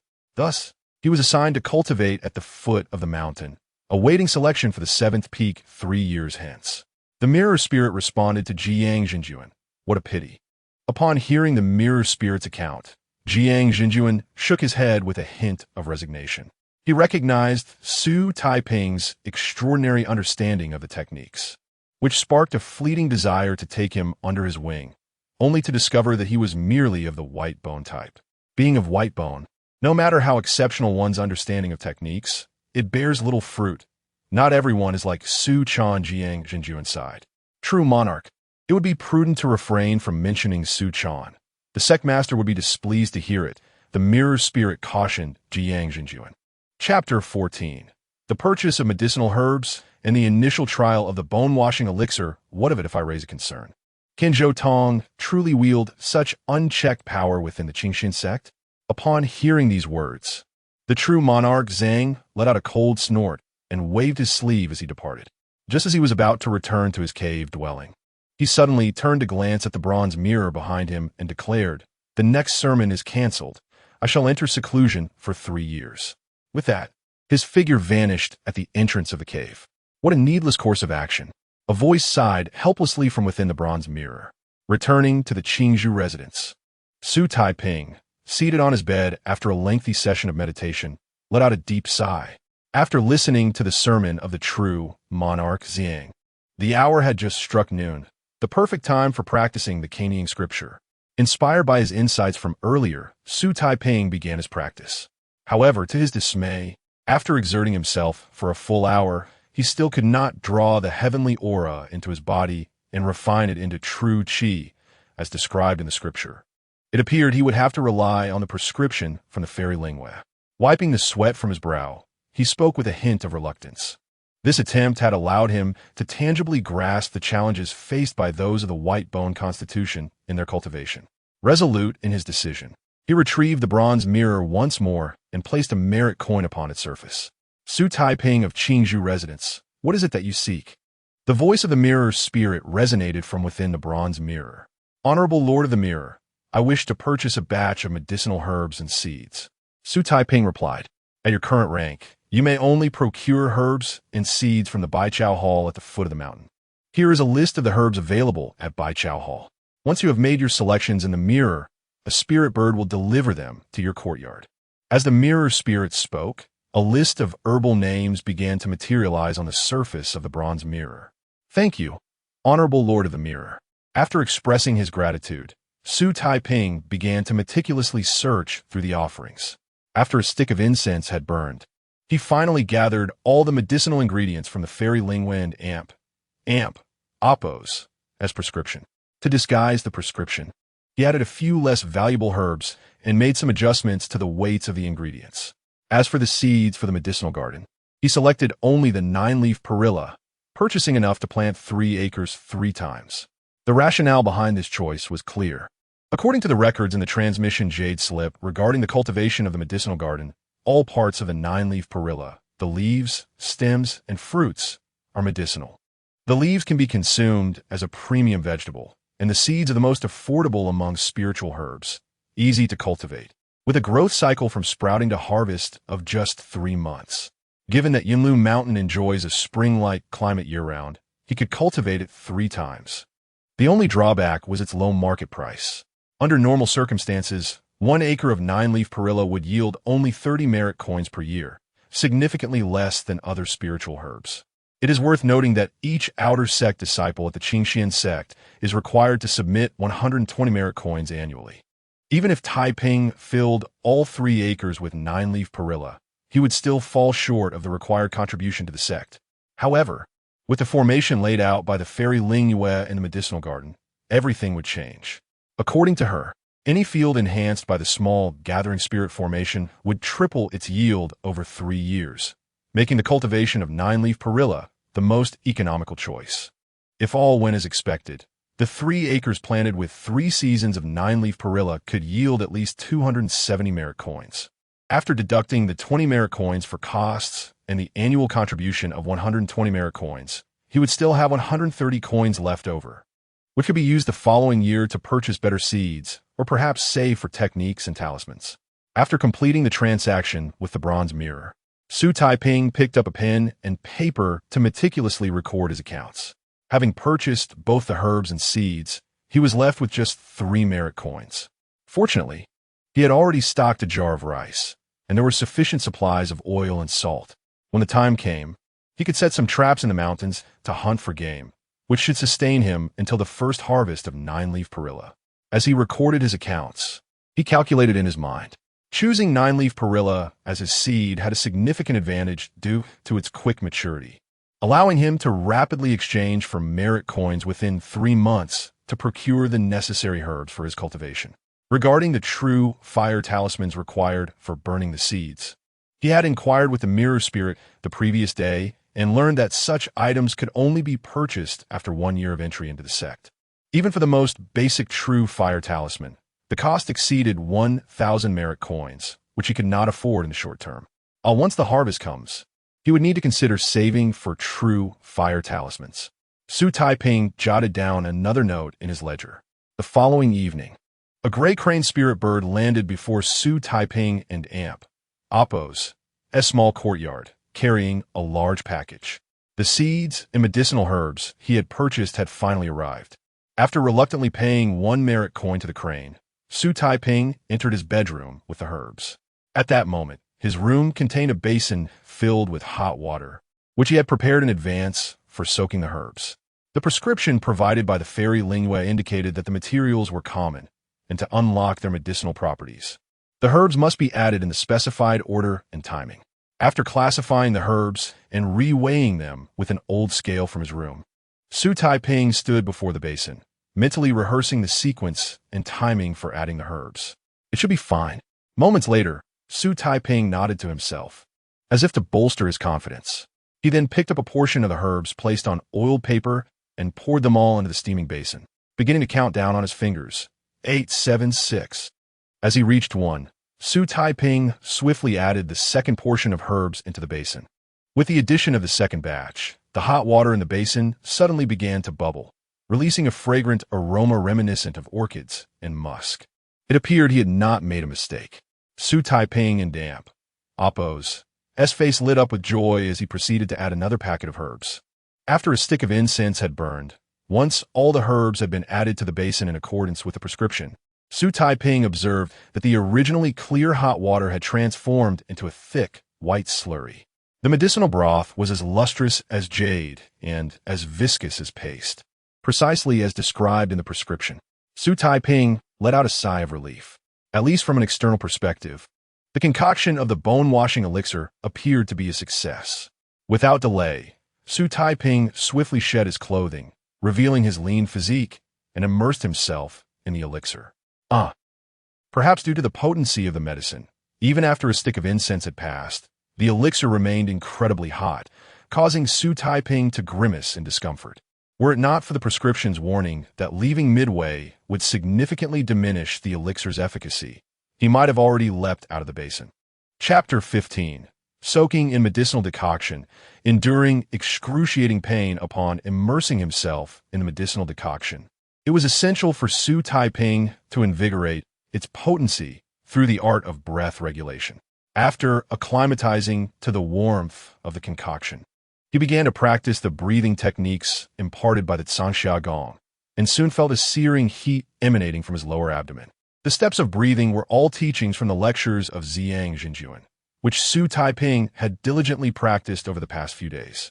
Although he had yet to successfully refine the spiritual energy into his body, he had mastered the steps to perfection. As Xu Taiping pondered the delay in the medicinal effects, he was suddenly seized by a piercing pain in his back, akin to a nail being driven slowly into his flesh. Just as he thought he could endure, a similar agony struck his chest, rendering him speechless. Alarmingly, this was merely the beginning.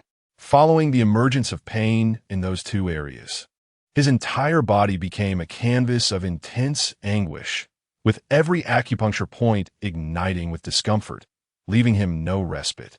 Under normal circumstances, such torment would lead one to faint. Yet for reasons unknown, Xu Taiping, submerged in the decoction, remained conscious, forced to endure the pain. The torment persisted for an entire hour. Time and again, he contemplated emerging from the bath, but each time the image of his grandfather, with wide-open eyes, would flash in his mind, urging him, "Breathe, Taiping, you must persevere, for yourself and for all the world." Exhausted and panting, Xu Taiping leaned against the edge of the bath. Once his breath steadied, he allowed a proud smile to grace his lips, murmuring, "Grandfather, have I brought you shame?" Although the intense pain had subsided, smaller aches still lingered. His body felt as though it were riddled with countless wounds, each slight movement threatening to tear them open anew, inflicting piercing pain. The cycle of soaking lasted 7 days, and he still had 6 more sessions to endure without a single day's interruption. Otherwise, all previous efforts would be in vain. The thought of enduring such agony 6 more times, even for someone as resolute as he, began to sow seeds of doubt in his mind regarding his ultimate perseverance. 6 days later, it was the final day. Staring at the steaming medicinal decoction before him, Xu Taiping experienced an overwhelming sense of disorientation. Chapter 16. Selling herbal medicine. Hunting goat deer in the mountain as he initiated the cultivation of the Zhanxia breathing technique. A gentle breeze swept through the small courtyard, allowing strands of celestial energy to flow into his body through the opened acupoints. Unlike before, Xu Taiping found it remarkably effortless to sense the meridians and acupoints this time. The process of guiding the spiritual energy into his meridians for refinement also proceeded smoothly. Ultimately, after a brief period of meditation, he successfully deposited a refined stream of true qi into his dantian. The time taken to refine this single stream of true qi paled in comparison to the prodigious talent spoken of by Ziyang Jinjuan. Nevertheless, for Xu Taiping, it marked a significant step onto the path of cultivation. Despite his painfully slow refining speed, Xu Taiping did not feel overly disheartened. His grandfather had often said that diligence could compensate for lack of talent. If they practiced for 2 hours each day, he would practice for 4, and in time, he would surely catch up. With this resolve firmly in his heart, he recalled the yellow soybean spirit crystal, which the spirit of Lingwei had mentioned could enhance his cultivation efficiency. Remembering the few yellow soybean spirit crystals harvested from the Dizong fruit, he promptly retrieved one and resumed his practice. With the aid of the yellow soybean spirit crystal, his speed of refining celestial energy surged to more than 3 times its previous rate. The spirit of Lingwei had indeed spoken the truth. This spirit crystal was immensely beneficial to him. With such progress, it seemed plausible that he might break through to the opening door realm within 6 months. Feeling the acceleration in his cultivation, Xu Taiping and Appo's face brightened with joy. With the assistance of the yellow soybean spirit crystal, his cultivation speed was now comparable to that of an ordinary practitioner.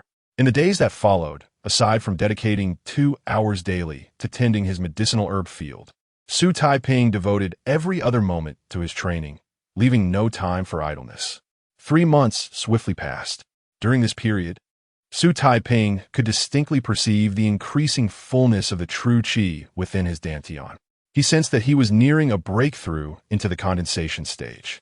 This stage, referred to in the Sanxia technique, describes the depth of true qi in practitioners who have yet to enter the opening door realm.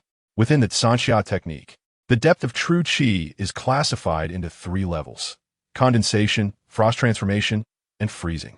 Only upon surpassing the freezing stage could a practitioner attempt to break through to the opening door realm. However, once he transitioned from the condensation stage to the frost transformation stage, a protective layer of icy true qi would envelop him, akin to donning exquisite armor. Even before breaking through to the condensation stage, Xu Taiping and Appo's physical transformations were evident as his dantian filled with true qi. For instance, his eyesight and hearing had significantly improved compared to 3 months ago. Now, he could spot a sparrow perched 500 meters away with clarity.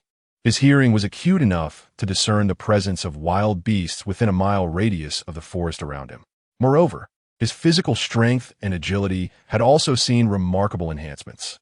Though he appeared frail, he could effortlessly lift a 200-pound stone mill with one hand. His agility was proven when he successfully pursued a wild deer in the nearby woods without losing ground. In addition, having spent time in Qingyo village hunting with his grandfather, he had acquired skills in archery and trap making, allowing him to enjoy wild game daily. The combination of perilla leaves with roasted deer and rabbit meat never grew tiresome, no matter how often he indulged. Speaking of which, it was high time to check the traps he had set in the back mountains. Perhaps he could catch another goat deer for a meal. One afternoon, after 3 hours of cultivation, Xu Taiping stood up, feeling a rumble in his stomach, and prepared to venture to the back mountains to inspect the traps he had laid. Due to his commitment to training, he had little time for hunting over the past 3 months, which led him to set numerous traps across the surrounding hills. Now, he only needed to check them periodically to reap the rewards. However, before that, a more pressing matter awaited him: selling medicinal herbs. After 3 months since the sowing of the 9-leaf white perilla seeds, Xu Taiping had harvested over 300 pounds of perilla roots and more than 60 pounds of perilla seeds, exactly 3 times the yield of an ordinary medicinal herb field. Based on weight, this crop of 9-leaf white perilla could fetch at least 96 merit coins, exceeding his initial expectations by 3-fold. Once he placed all the herbs at the entrance, Xu Taiping took out the bone flute provided by the West Wind Pavilion and blew into it with vigor. Not long after, a white-headed eagle with wings spanning a full yard descended at the entrance of the courtyard. "Dear Uncle White Eagle, I kindly request your assistance in delivering these medicinal herbs to Baikayatang for sale. You may keep 3 merit coins from the proceeds." Xu Taiping bowed respectfully to the eagle before him. Employing a spirit bird to sell medicinal herbs was a method he had learned from the transmission jade slip, which suggested that ordinary herbs could be sold by spirit birds, thus saving time and effort, albeit with a fee of 3 merit coins thereafter. "I will bring the payment tomorrow." The white-headed eagle did not linger on words.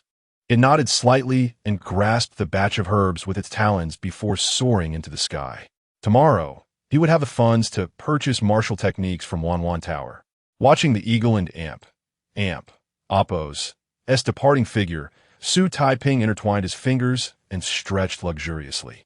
Although he still needed to save for true fire talismans, acquiring a martial technique for self-defense was imperative, especially considering how he had narrowly escaped injury from wild boars during his hunts in the mountains. Currently, he possessed ample true qi in his dantian, yet remained ignorant of how to wield it effectively.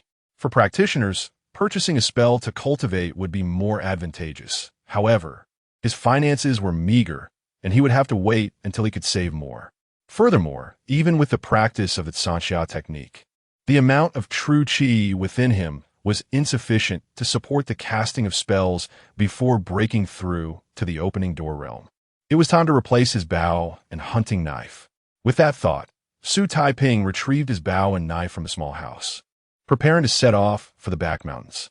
These weapons were remnants of the previous owner of Qingzhou residence. The hunting knife was nicked along its blade, and the bowstring had snapped once, requiring considerable effort to reattach.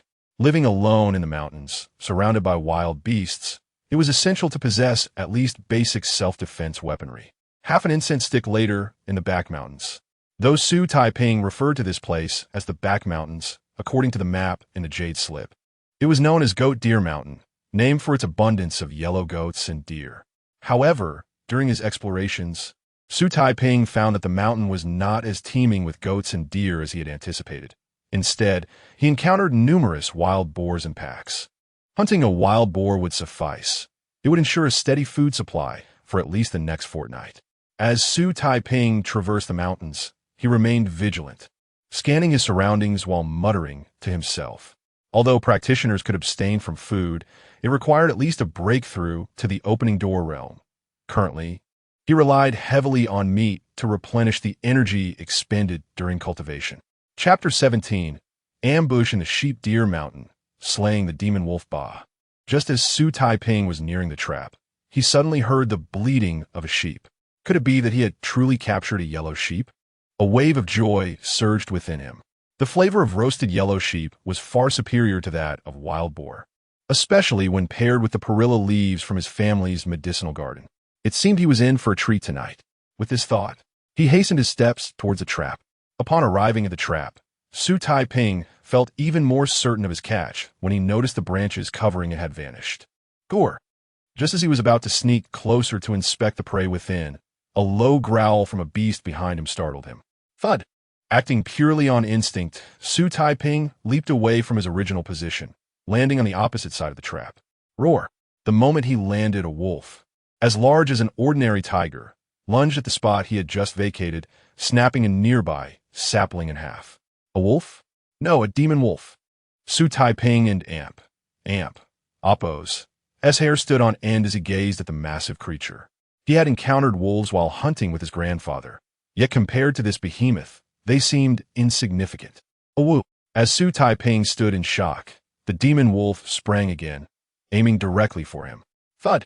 He rolled away just in time, narrowly avoiding the wolf and Appo's attack, and then dashed towards the eastern forest, drawing his hunting knife. Roar! Despite Xu Taiping and Appo's speed, which surpassed that of an average adult, he was still no match for the demon wolf, which quickly closed the gap. However, he remained calm, skillfully weaving through the trees. Recalling his grandfather and Appo's teachings, never run in a straight line when pursued by a beast, but instead take a winding path. Thud! At that moment, the demon wolf, having turned too sharply, crashed into a massive tree, snapping it in half. Catching a glimpse of this out of the corner of his eye, Xu Taiping halted, decisively nocking an arrow. He aimed not for the wolf and Appo's head, but rather its lungs. Whoosh! As the demon wolf regained its footing, Xu Taiping drew his bowstring taut and released the arrow with determination. Thud! Perhaps by luck or due to his enhanced vision and strength from training, the arrow struck true, piercing the demon wolf. Roar! To Xu Taiping and Appo's dismay, the wolf and Appo's hide was remarkably tough, and the arrow only penetrated its skin, failing to deliver a fatal blow and instead inciting greater fury. Without hesitation, Xu Taiping grasped his bow and sprinted towards the eastern forest once more.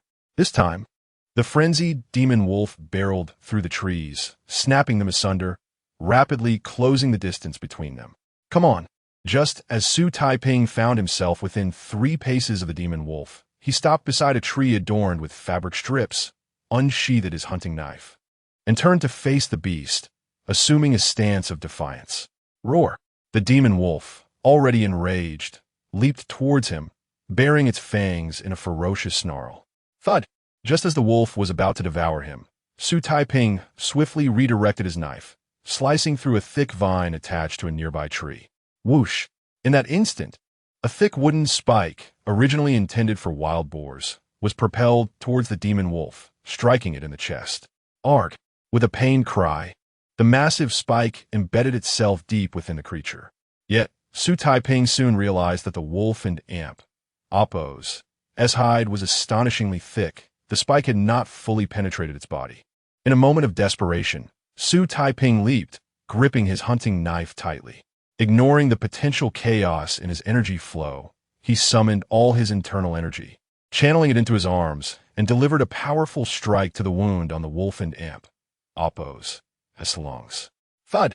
A resounding crash echoed through the forest as Xu Taiping and amp, Oppo's, blade cleaved through the demon wolf and amp, Oppo's, lung, causing blood to spurt like rain. Crack! Before he could fully comprehend the situation, his knife shattered into several pieces, and his arms began to swell painfully, ballooning like those of an elephant. The excruciating pain jolted him back to reality.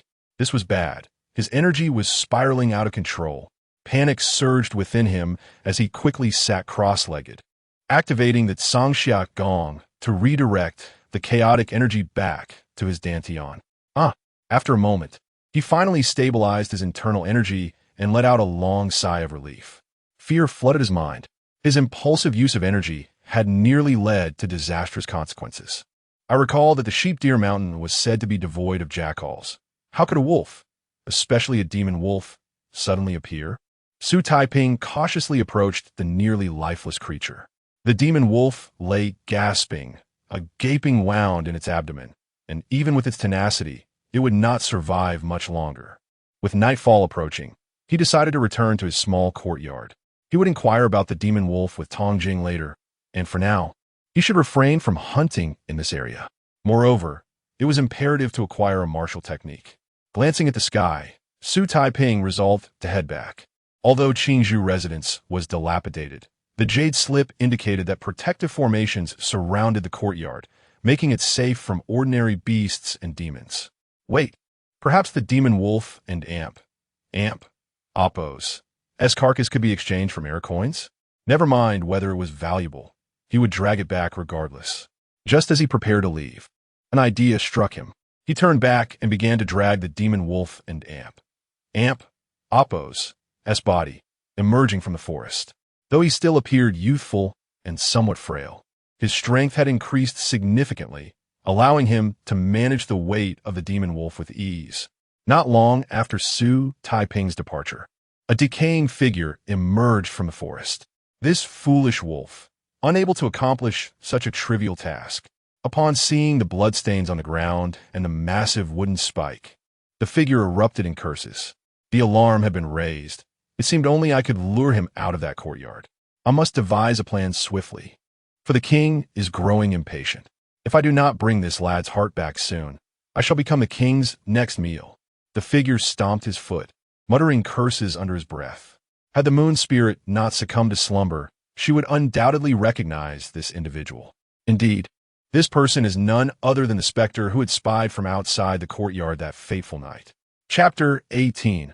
Accumulating Merit. Gaining the green bull fist and the penetrating arrow, another day passed. Sure, while immersed in his training, Xu Taiping suddenly heard the call of a spirit bird at the entrance of the courtyard.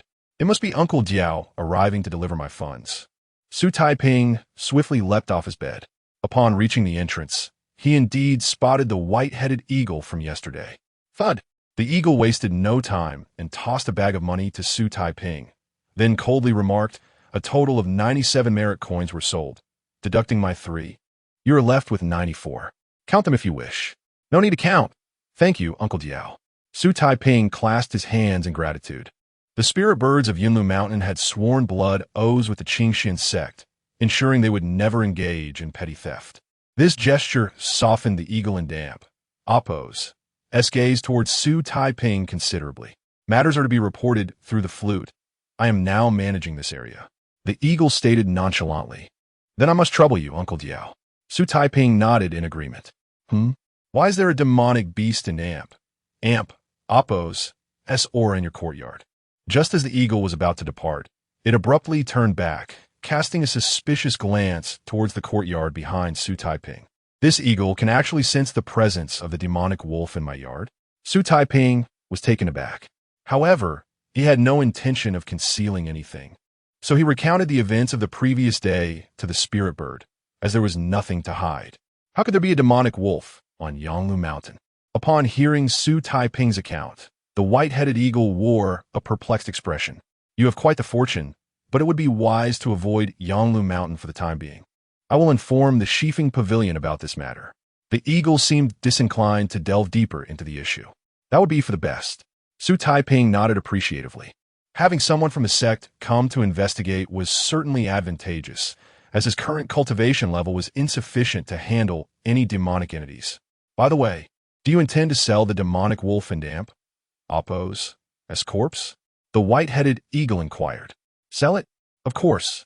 Xu Taiping responded without hesitation. "Sell it to me. My young son is preparing for a breakthrough. Although the demonic wolf Iasin and Oppo's of high rank, it would suffice to nourish our spirit birds." The eagle proposed. "Uncle Diao, please take it." Xu Taiping readily agreed. He had no qualms about using the corpse of the demonic wolf to foster friendship with the eagle before him. "I cannot simply take something from a young man, especially when it was earned with your life." The eagle shot Xu Taiping a look, but his fondness for the youth grew a little more. "Here's the deal.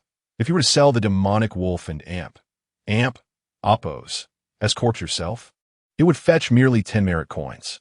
However, I'm willing to offer 20 merit coins," the eagle suggested. Upon hearing this, Xu Taiping wasted no time and returned to the courtyard, dragging out the corpse of the demonic wolf. "Uncle Jiao, here it is." He placed the wolf's body before the eagle. "Young man, take care of this." The eagle chuckled heartily, then with a flap of its wings, accurately tossed 20 merit coins at Xu Taiping's feet. "Additionally, the former sect master bestowed upon me the name Bai Hong. You may simply call me Uncle Bai." While speaking, the eagle grasped the demonic wolf and Oppo's body and soared into the sky with a powerful flap of its wings. How fortunate that it was a name given directly by the sect master. Xu Taiping murmured to himself as he watched the white-headed eagle depart. With the unexpected gain of 20 merit coins, he resolved to select a superior martial art and a suitable weapon.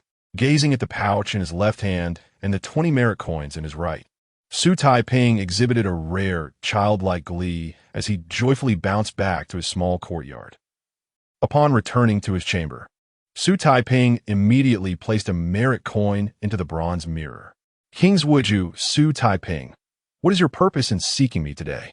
The voice of the mirror's spirit resonated. "Master Xianjing, I wish to select some martial techniques and weaponry. What would you recommend?" Though fully aware that this mirror spirit was merely an emotionless artifact, Xu Taiping maintained a courteous tone.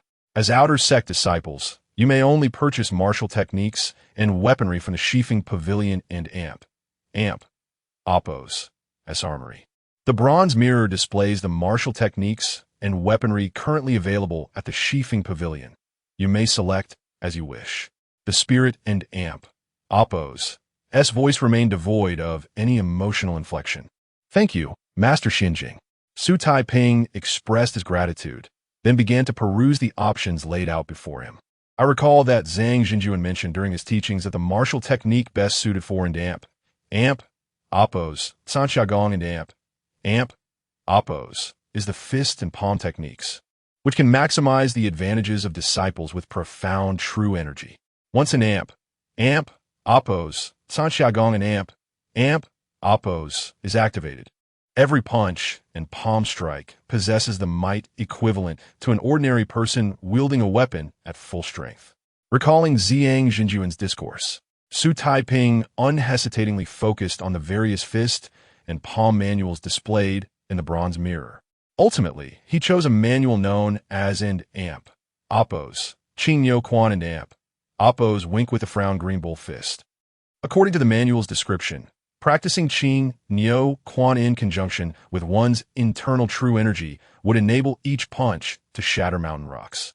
Moreover, this technique included two ultimate moves, one named Bullhorn Collapsing Mountain, which, when fully executed, delivered a force akin to a green bull charging at a mountain.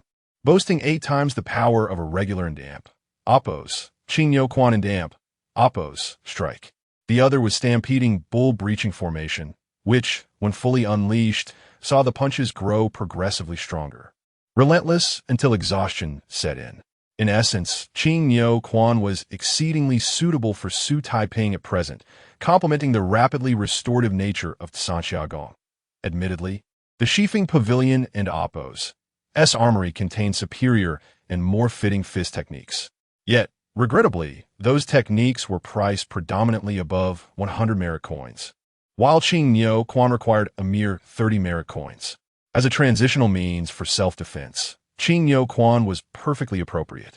In addition to Qing Yo Quan, Xu Taiping also spent 10 merit coins on a bow and arrow technique named Penetrating Arrow. This technique was rather conventional, merely imparting methods for practitioners to enhance their vision and focus with true energy, as well as how to infuse true energy into arrows to bolster their power.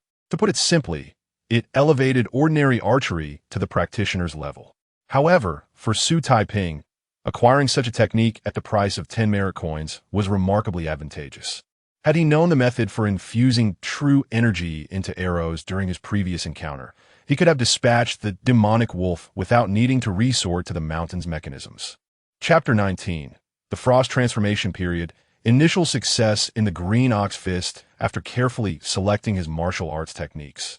Xu Taiping spent 10 merit coins to acquire a finely crafted steel goose feather blade, a sturdy hardwood bow made from bullhorn, and over 100 arrows. Master Xianjing, I have made my selections. In truth, Xu Taiping harbored a desire to purchase a technique related to agility.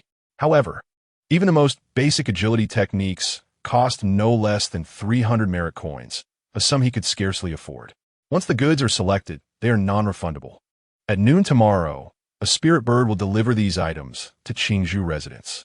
Please ensure you have the merit coins ready. The cold voice of the mirror spirit echoed once more. I appreciate your assistance, Master Xianjing.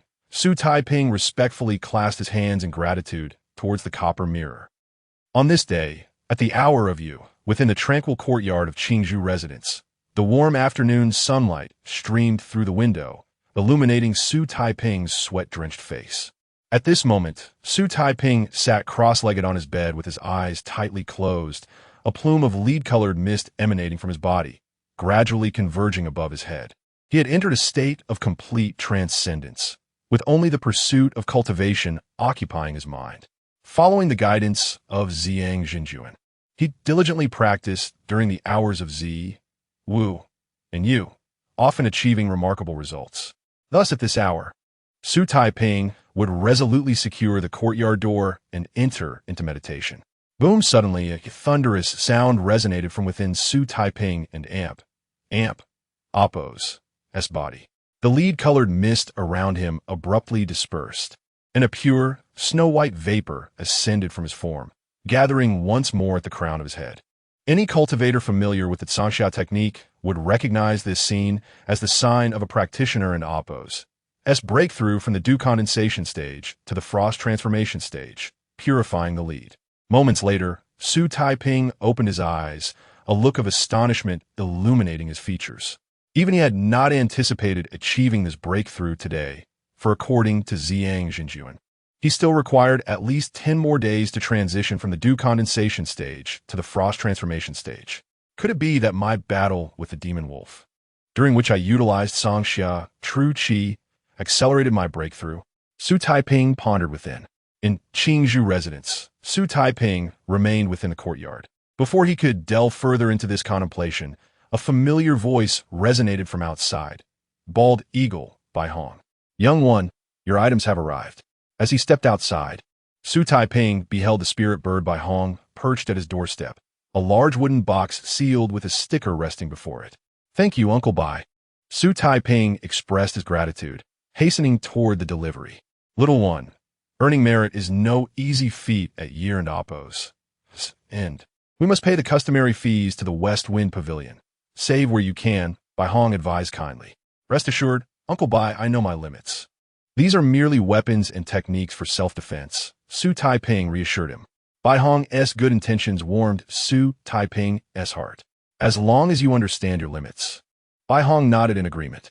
Following the incident of purchasing the demon wolf's bones and flesh yesterday, Bai Hong's regard for Xu Taiping had increased significantly. He no longer perceived him as a mere novice from the outer sect. I observe that your true qi appears more refined than yesterday. Have you perhaps experienced a breakthrough? Bai Hong studying Xu Taiping in Denti. Indeed, Uncle Bai. My Zhangxia true qi has reached the frost transformation stage. Once I break through to the ice formation stage, I will be able to attempt advancing to the opening stage, Xu Taiping candidly shared with Bai Hong. Excellent, Bai Hong affirmed with a nod. He had been closely monitoring Xu Taiping and Oppo's diligence, so this news did not come as a surprise. Continue your cultivation diligently. Even upon reaching the ice formation stage, it will merely grant you the qualification to strive for the opening stage.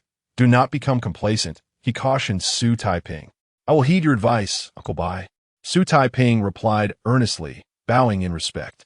Return to your practice. After delivering your items today, I must accompany Elder Sifeng on a journey outside the mountain, and I may not return for several months, Bai Hong explained before unfurling his wings and soaring into the sky. Accompanying Elder Sifeng outside, could it be that they were to vanquish demons in the secular world?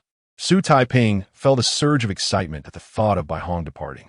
According to the teachings within the transmission jade slip, disciples and elders of the Seven Peaks received numerous tasks from outside the mountain each month. Completing these tasks yielded substantial merit rewards. It was known that even a simple task from an external sect could offer rewards exceeding 1,000 merit coins, which left Xu Taiping feeling envious. Xu Taiping, do not aim too high, he reminded himself, sensing a shift in his mindset. He then proceeded to carry the wooden box into the courtyard. 5 days later, in the rear courtyard of Qingzhou residence. Boom! Surrounded by a faint aura of frost, Xu Taiping, having gathered his strength for some time, unleashed a punch against a boulder towering before him. At the moment his fist struck, not only was there the sound of the wind ripping through the air, but one could also faintly hear the roar of a bull. Bang! With a resounding crash, the massive boulder was punctured by Xu Taiping's seemingly diminutive fist. Yet, Xu Taiping did not retract his fist. Instead, he steadied his stance to regulate his breath, and then alternated his punches. Xu Taiping's fists rained down upon the stone like a herd of bulls charging forth. Boom! Ultimately, the boulder, once towering over him, was reduced to a pile of rubble beneath the force of his twin strikes. However, after shattering the stone, Xu Taiping found his true qi completely depleted, the icy mist surrounding him dissipating into nothingness. After retracting his fists, he leaned on his knees, gasping for breath. The technique he had just executed was the Green Ox Fist, specifically its two ultimate moves, Bullhorn Mountain Smash and Charging Bull Assault. It seems that with my current depth of true qi, I can manage to perform Bullhorn Mountain Smash and Charging Bull Assault only once each, Xu Taiping panted. The straightforward nature of this martial art had allowed him to make considerable progress in just a few days of practice. Nevertheless, these two ultimate moves consumed an excessive amount of true qi, leaving him somewhat vexed. Even though the recovery speed of Zhangxia true qi was remarkably swift, he could only practice 2 or 3 times a day. Any more would leave him unable to recuperate. Let us call it a day. Once the sun diminishes, I still need to tend to the weeds around the 9-leaf white perilla, Xu Taiping said, wiping the sweat from his brow with a towel. With 2 additional techniques to master, his time had become extremely tight. He wished he could stretch an hour into 2.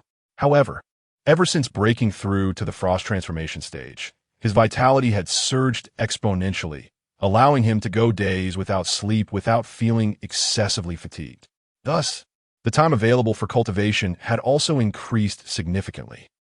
Just as Xu Taiping contemplated whether to procure some food, a sudden wolf howl pierced the air. It seemed to emanate from the direction of Yanglu Mountain. Could it be that wolf demons had appeared once more? He thought anxiously, swiftly dashing from the rear courtyard, vaulting over the courtyard wall, and leaping onto the roof. Chapter 20. A Cry for Help. The emergence of the piercing arrow, gazing towards the direction of Yanglu Mountain from the rooftop, Xu Taiping discerned a colossal demon wolf swiftly traversing the forest.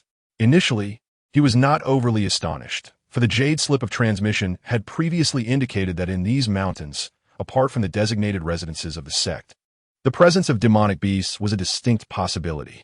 However, as time passed, an unsettling feeling began to creep over him. Soon, he spotted a second and third demon wolf, all pursuing something down the mountain. Help! Help me! Is anyone there to save me? Just as Xu Taiping pondered what these three demon wolves were chasing, a woman and amp, Appo's desperate cries suddenly echoed through the mountains. Upon hearing her voice, Xu Taiping and amp, Appo's ears perked up. He then channeled his vital energy to his eyes, focusing intently on the source of the sound. This was precisely the method taught in the martial art piercing arrow to enhance one and amp, Appo's vision. As the spell unfolded, the scene a mile or two away on Yanglu Mountain became vividly clear to him. He soon spotted a fragile-looking woman sprinting through the woods, desperately evading the pursuit of the three demon wolves. Where did this sister come from? Idan and Appo's. Do you recall any cultivators near Qingzhou residence? Xu Taiping mused, perplexed. Is anyone there? Please help me. I and amp, Appo's am injured. The woman dashed out from the forest and began racing along the path leading to Qingzhou residence. The three demon wolves were still hot on her heels, closing in rapidly. Is anyone there? Is there someone in the courtyard? Hurt.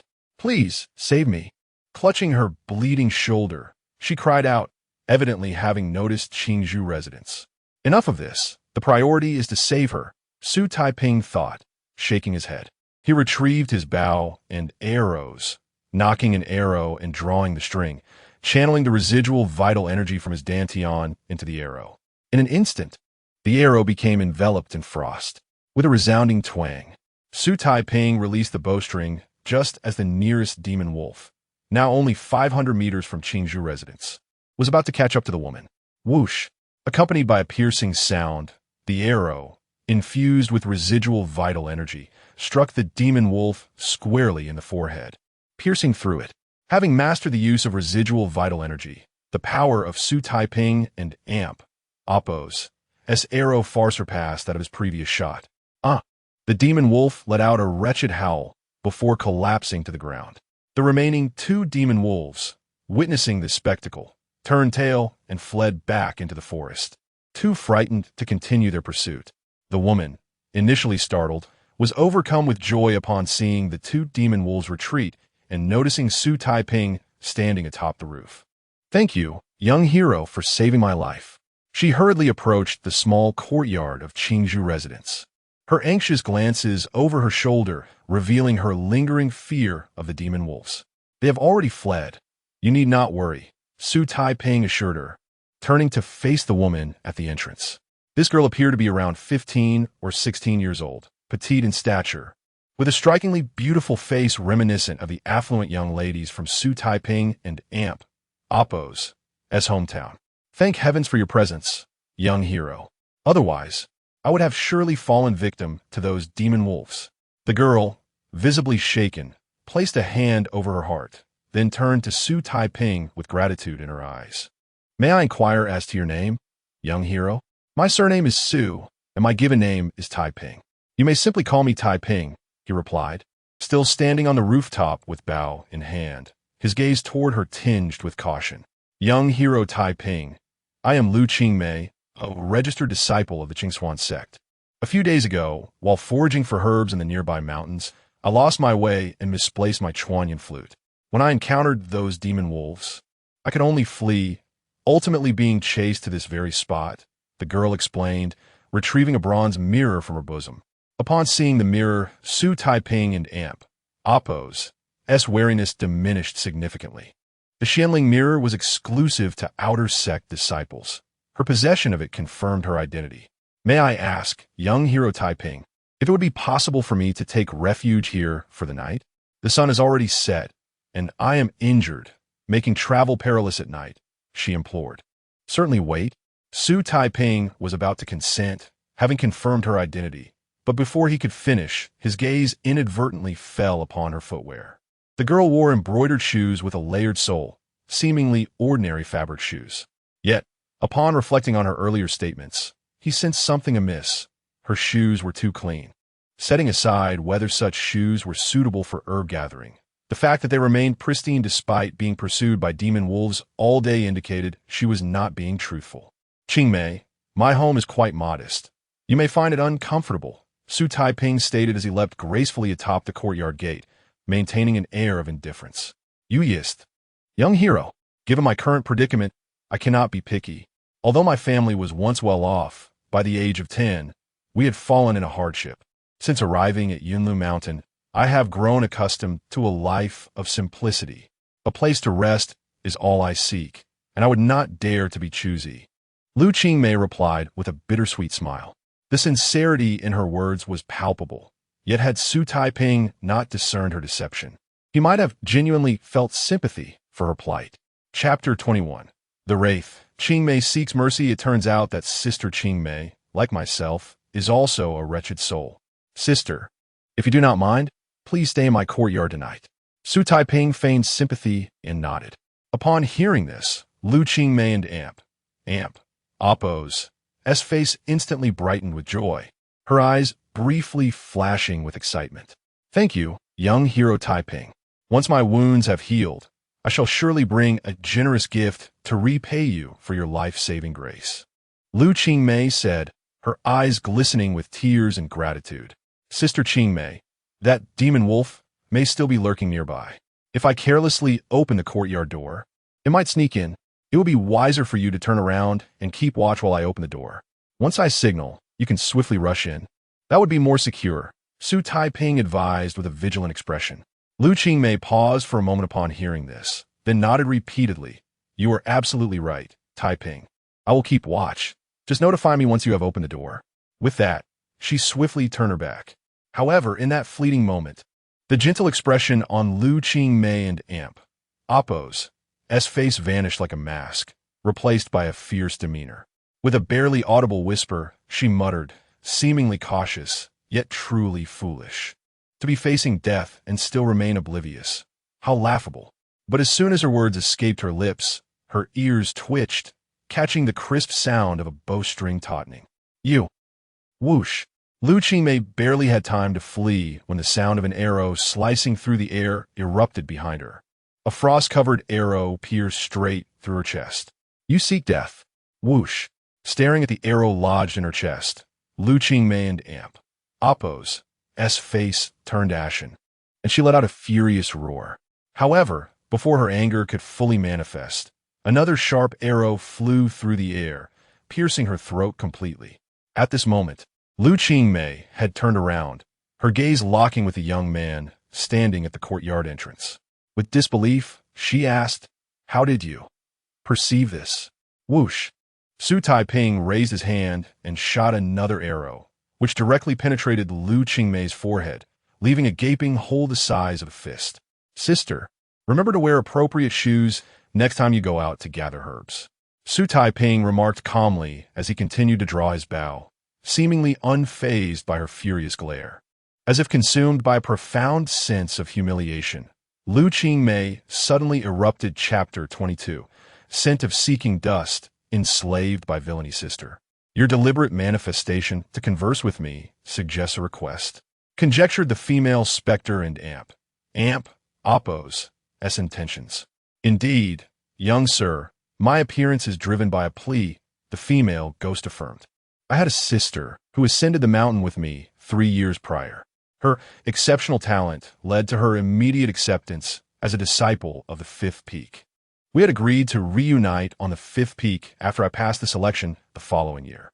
However, a disciple from the fifth peak arrived at my residence last year, claiming to be my sister and amp, Apos, third senior brother.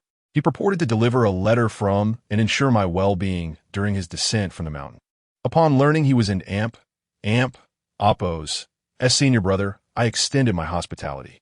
Yet after several cups of wine, he became depraved, violating my purity like a beast. Subsequently, he threatened me into silence, intending to imprison me for his pleasure. I contemplated ending my life, but he threatened to implicate if I did not comply, leading to her expulsion from the fifth peak. I reluctantly submitted, hoping to inform once she had established herself. Months later, I overheard him planning to use me to coerce into becoming his plaything. Enduring my own humiliation was one thing, but I could not allow him to harm. During one of his drunken stupors, I retrieved a concealed weapon, intending to end his life. However, I underestimated his cultivation, and he captured me. Enraged, he violated me and discarded my corpse in the mountains, where I was captured by thee and enslaved. Was indignant upon hearing the ghost and amp, Apos, tale. He was appalled by the wickedness within the celestial mountain, deeming it worse than the actions of the, assuming her words were truthful. How can you substantiate your claims? Inquired. To expose this villain, I used my only, the ghost explained, gesturing towards her corpse and amp, Apos, sleeve. These incense sticks, a set of 4, can record events within a room before burning out when the mother incense is lit. Lighting a daughter incense stick reveals these past events. Nodded, recalling the treasure from the copper mirror. So, you wish for me to deliver the remaining incense sticks to your sister? He asked. Precisely. Nodded emphatically, her voice tinged with despair.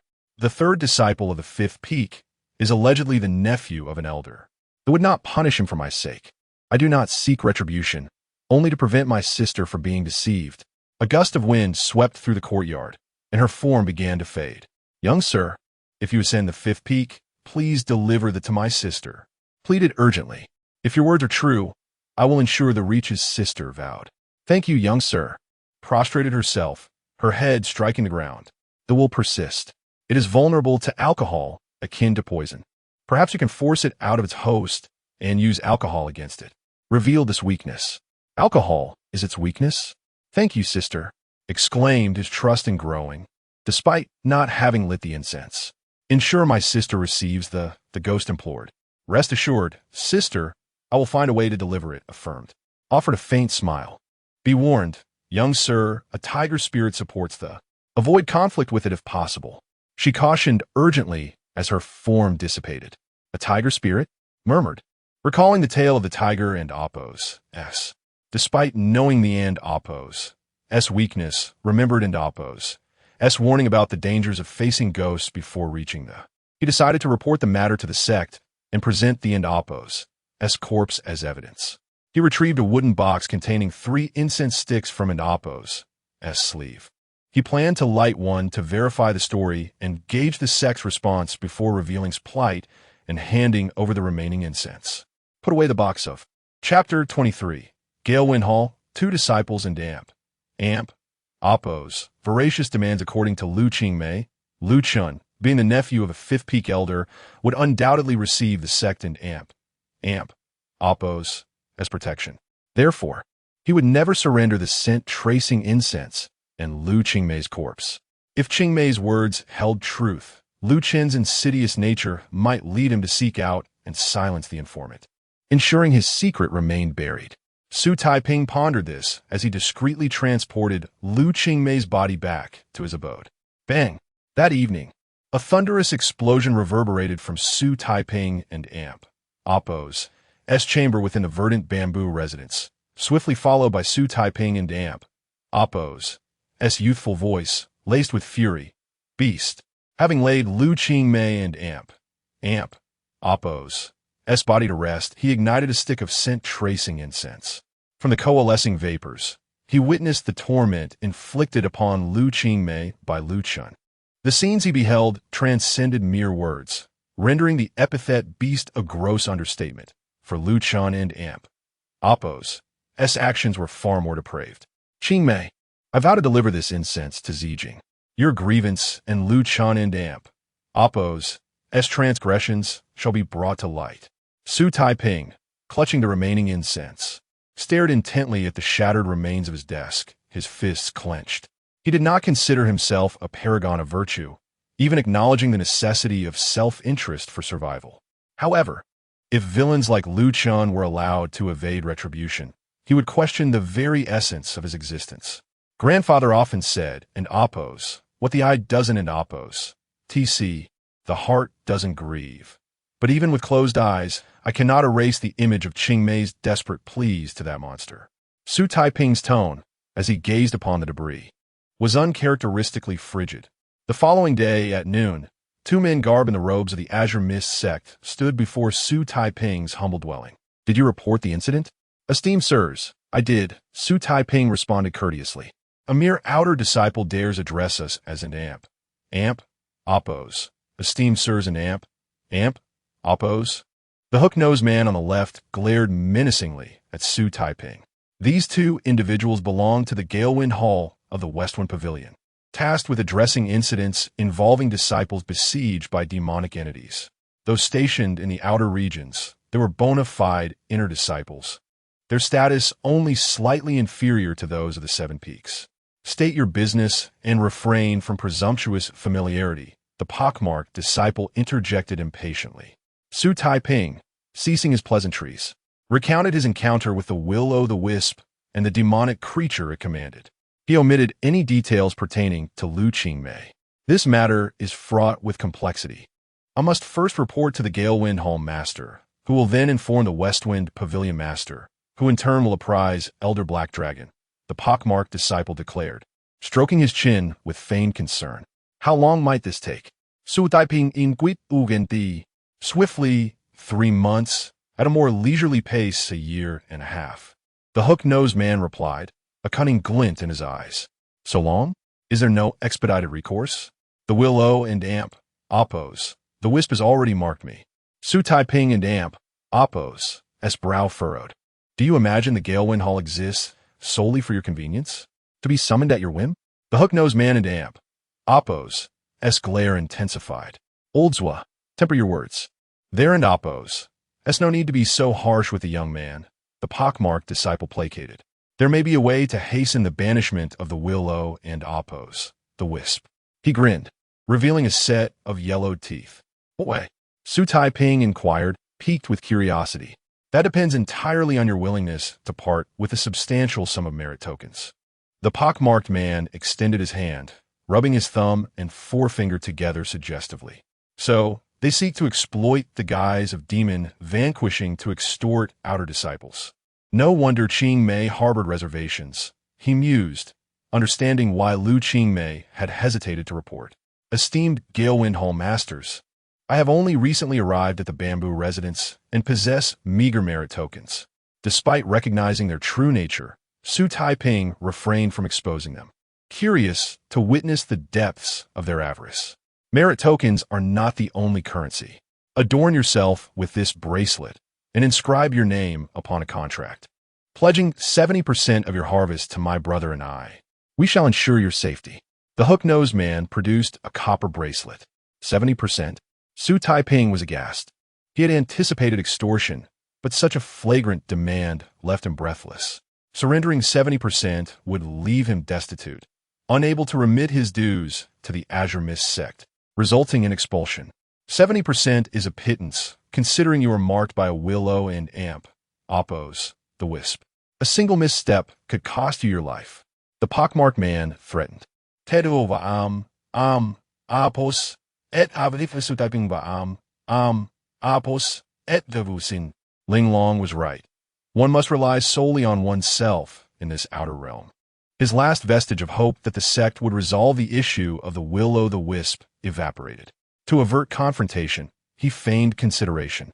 Esteemed sirs, 70% is an exorbitant sum. Allow me time to deliberate. You. The hook-nosed man began, but the pockmarked disciple intervened, handing Xu Taiping a talisman. Very well, consider it. This transmission talisman is a gift. Should you encounter the Willow and Oppos, the Wisp, shatter it. and we shall arrive swiftly. However, we must confiscate this demonic wolf as evidence for the Galewind Hall. The hook-nosed man sees the wolf and Oppo's leg glaring at Xu Taiping. Those who oversee the outer sect are of this ilk. No wonder few outer disciples endure beyond 3 years, Xu Taiping muttered as he watched the duo depart, dragging the demonic wolf and Oppo's corpse. Brother, why do we leave so readily? The lad and Oppo's courtyard conceals a medicinal garden capable of generating substantial merit tokens annually. A contract and a bracelet would enslave him to us indefinitely. Patience. Willow and Oppo's. The wisps are vengeful. In due time, he will come crawling back to us. Brother, you are astute. Lower your voice. Fear not, the lad is below the opening realm. He cannot overhear us. Xu Taiping, poised to enter his dwelling, overheard their clandestine exchange. Appalled by their malice, he glanced at the transmission talisman, a cold sneer forming on his lips. Fear not, that day shall never dawn. Chapter 24. The battle against the phantom. Shortly after the two individuals from the fierce wind hall departed, a phantom, cloaked in tattered robes and mounted on a fearsome wolf, appeared at Xu Taiping's doorstep, having possessed a decaying corpse. Do you truly believe those inept fools would dare to come after me? The phantom taunted, its voice dripping with derision as it directed its words at Xu Taiping, who stood resolutely atop the roof. Do you think closing the door will shield you from my reach? Xu Taiping retorted, releasing an arrow enveloped in the essence of the remnants of dusk with a swift motion. However, to Xu Taiping and Oppo's astonishment, the phantom swiftly drew a long sword from within its dark robes and cleaved through the arrow with precision. Were it not for your sneak attack yesterday, how could a mere child, incapable of even entering the door realm, inflict any harm upon me? The phantom sneered, its blade aimed directly at Xu Taiping. Xu Taiping and Oppo's expression grew grave as he recognized the stark disparity in their strengths. The phantom and Oppo's earlier strike had made it abundantly clear that its power vastly surpassed his own. The only reason he had managed to force the phantom from Lu Qingmei's vessel was due to the element of surprise. Such an opportunity for ambush was singular. Henceforth, the phantom would undoubtedly exercise extreme caution. For Xu Taiping to drive it from its host again and subsequently eliminate it would prove exceedingly challenging. As he knocked another arrow, Xu Taiping pondered, Little one, do not assume that your retreat into your courtyard renders you untouchable. In no more than 10 days, I shall sever the hidden waterway leading to your herb garden. Once it is blocked, your garden will lack the water needed for sustenance, and all your precious herbs will wither into lifeless husks. The phantom, with a cunning smile, issued a threat to Xu Taiping. At these words, Xu Taiping could not help but feel a pang of anxiety. The water source for his herb garden indeed relied on a concealed waterway buried deep underground, which provided a constant flow of water for irrigation. Should the phantom succeed in severing that conduit, he would have no choice but to venture outside in search of water. If not, the freshly planted perilla would perish in short order. If I store water in advance, I might manage to sustain myself for 4 to 5 days after the water is cut off, meaning I have a mere 15 days to prepare. Xu Taiping's mind raced with thoughts. Little one, the reason I reveal this to you is that you seem somewhat clever. I offer you a chance at survival. Surrender yourself and become my servant. Otherwise, you shall share the fate of Lu Qingmei, with your soul serving as a wick, experiencing a torment worse than death. After a series of threats, the phantom finally divulged its true intention for this visit. Following the events of the previous day, it had recognized Xu Taiping and Oppo's cleverness and sought to claim his physical form for the Tiger King, intending to use his soul as a servant. In this era, even the spirits are in need of followers. I am a righteous practitioner of the Qing Xian sect. How could I stoop to becoming your pawn? Xu Taiping scoffed, releasing another arrow with a swift flick of his fingers. Once again, the arrow was effortlessly deflected by the phantom and Oppo's sword. A righteous practitioner? The phantom erupted in laughter upon dismissing Xu Taiping and Oppo's arrow. The Taoists say, and Oppo's, 1 gives birth to 2, 2 gives birth to 3, and 3 gives birth to all things. Ultimately, all things return to the One. And amp, oppos, thus, the paths of a Tao are merely different routes leading to the same destination. There exists no true distinction between righteousness and malevolence. If you follow me, I shall teach you the ways of ghostly cultivation, and in time, you too may attain enlightenment. When threats failed to yield results, the phantom shifted its strategy to seduction. Perhaps the Tao is indifferent to good and evil, but humanity is capable of discernment. The sage of books teaches that as a human, you should cultivate yourself, guide others, and emulate water, taking root in the depths of adversity to perform good deeds. At this juncture, Xu Taiping knocked another arrow, standing tall and gazing defiantly at the phantom as he continued, "You, born a human, not only fail to perform virtuous acts, but instead choose to serve the wicked, harming your kin and preying on the weak. This is the gravest of evils and must be punished." Though Xu Taiping stood less than 5 feet tall, in that moment he appeared far more imposing than the 8-foot phantom before him. "Since you seek your own demise, I shall oblige," the enraged phantom retorted, its voice laced with fury. As it commanded the wolf to turn around, it glared menacingly at Xu Taiping, declaring, "Do you think that severing the water source will merely lead to the death of your herbs? I shall not hesitate to inform you that the waterway is the very source of the spiritual power sustaining the boundary of your abode. Once the water is cut, the protective barrier surrounding your courtyard will collapse without a fight." Perhaps overwhelmed by rage or underestimating Xu Taiping, the phantom inadvertently revealed such critical information. "Await your fate. Within half a month, I shall claim your life." With that, the phantom vanished into the nearby forest, riding its wolf with a flash. Half a month. That is ample time. Xu Taiping clenched his fist, observing the spot where the phantom had disappeared. The arrows he had released were not mere shots in the dark. They were deliberate tests of the phantom and oppos as capabilities. The fact that the phantom had chosen to deflect each of his 3 arrows indicated that when its vessel was wounded, its ethereal form also suffered harm. Moreover, the power behind each of his arrows varied, and the phantom had shown signs of sluggishness when blocking the last 2. Thus, if Xu Taiping could advance his cultivation further, it was highly probable that the phantom would struggle to defend against him with the same ease. Should he manage to cultivate a sense of complacency in the phantom, there existed the potential to inflict injury upon it.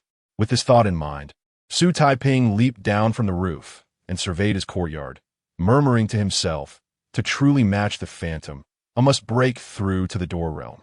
Even if I can elevate my remnants of dust cultivation to the ice stage within half a month, killing the phantom will require setting a trap and catching it off guard. The opportunity would only present itself once.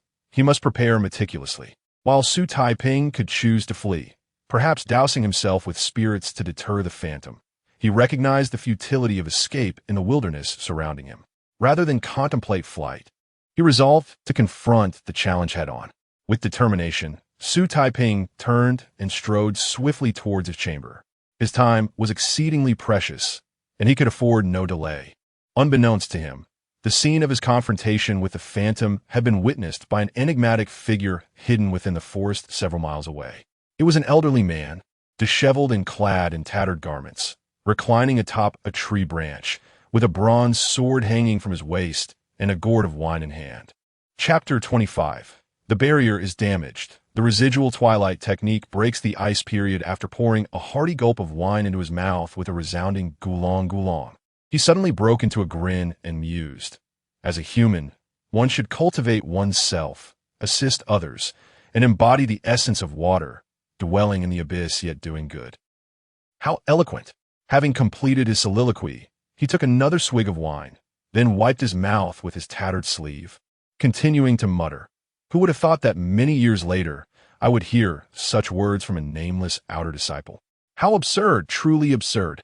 With that, he turned to the side, propped his head on his hand, yawned, and suddenly his gaze sharpened as he directed it towards the direction of Qingzhou residence. His tone turned icy. "If dwelling in the abyss and doing good is your heart and damp, oppos, as path, then show me your means of protecting that path. I, Jianjiu, abhor those who speak boastfully." On an evening 9 days later, in Yanglu Mountain, within the purple bamboo grove. Bang! Xu Taiping executed the green bull charging the mountain technique, sending a ferocious wolf demon flying as it lunged at him. However, soon two more wolf demons pounced from behind. His vital energy was nearly exhausted. It seemed he would have to retreat. Xu Taiping cast a reluctant glance towards the depths of the bamboo grove. There, in the heart of the purple bamboo, a decaying corpse ghost wielded a large axe, relentlessly striking at a rock on the ground. Beneath this rock lay the spring that fed Qingzhou residents. If he could cleave the stone covering the spring and seal it, the water source to Qingzhou would be severed. At that time, not only would the spiritual herbs in the medicinal garden wither, but the barrier of Qingzhou residents might also fail. Bang! The corpse ghost brought down its axe with a heavy thud, sending ripples of spiritual energy and countless fragments flying. With that blow, the rune-engraved rock cracked further. Little fellow, it end amp. Amp? Oppos. It's not too late to reconsider. The corpse ghost turned with a ghastly grin, axe in hand, undoubtedly the new vessel of the wandering spirit. The outcome of this confrontation remained uncertain. As Xu Taiping spoke, he summoned the vital energy within him and unleashed a charging bull strike. Accompanied by a sound akin to a bull-end amp. Oppos. Roar. The two wolf demons lunging at him were struck back by several sudden punches, howling in pain. Swish! Seizing the opportunity while the wolf demons were momentarily repelled, Xu Taiping deftly grasped a purple bamboo, using its elasticity to leap out of the encirclement. If I cannot handle a few wolf demons, how can I hope to prevent you from severing the water source? Hide, continue to hide. In a few days, I shall see where you can escape. As he observed Xu Taiping and Amp, Oppos' fleeing form, a rigid smile crept across the corpse ghost and Amp, Oppos' face. Ever since discovering the spring lay within the purple bamboo grove, Xu Taiping had come here multiple times over the past 9 days to thwart the ghost. Yet he had faced defeat each time, much to the spirit and Oppos' delight. Returning to Qingzhou residence. Whoosh! Xu Taiping poured a basin of cold water over himself, washing away all the sweat and grime. After completing this ritual, he quickly dried off, changed into clean clothes, and sat down at a simple desk he had crafted himself. Having failed to ambush the ghost for the 5th time, he had exerted approximately 60% of his strength this time, a slight reduction from the previous attempt. Yet the ghost remained oblivious to any anomaly. He had discerned the weaknesses of the 3 wolf demons. The one with a scar near its eye had an injured hind leg, making it vulnerable from behind. The smallest one had an injured eye, which slowed its reflexes compared to the others. Xu Taiping noted down the insights from this ambush in detail. During these 5 attempts, especially the last 2, he had indeed had opportunities to slay the 3 wolf demons. However, to mislead the corpse ghost and avoid injury before confronting it in a life-or-death struggle, he had intentionally held back. After 5 probing attempts, the ghost must have assumed that was all he was capable of.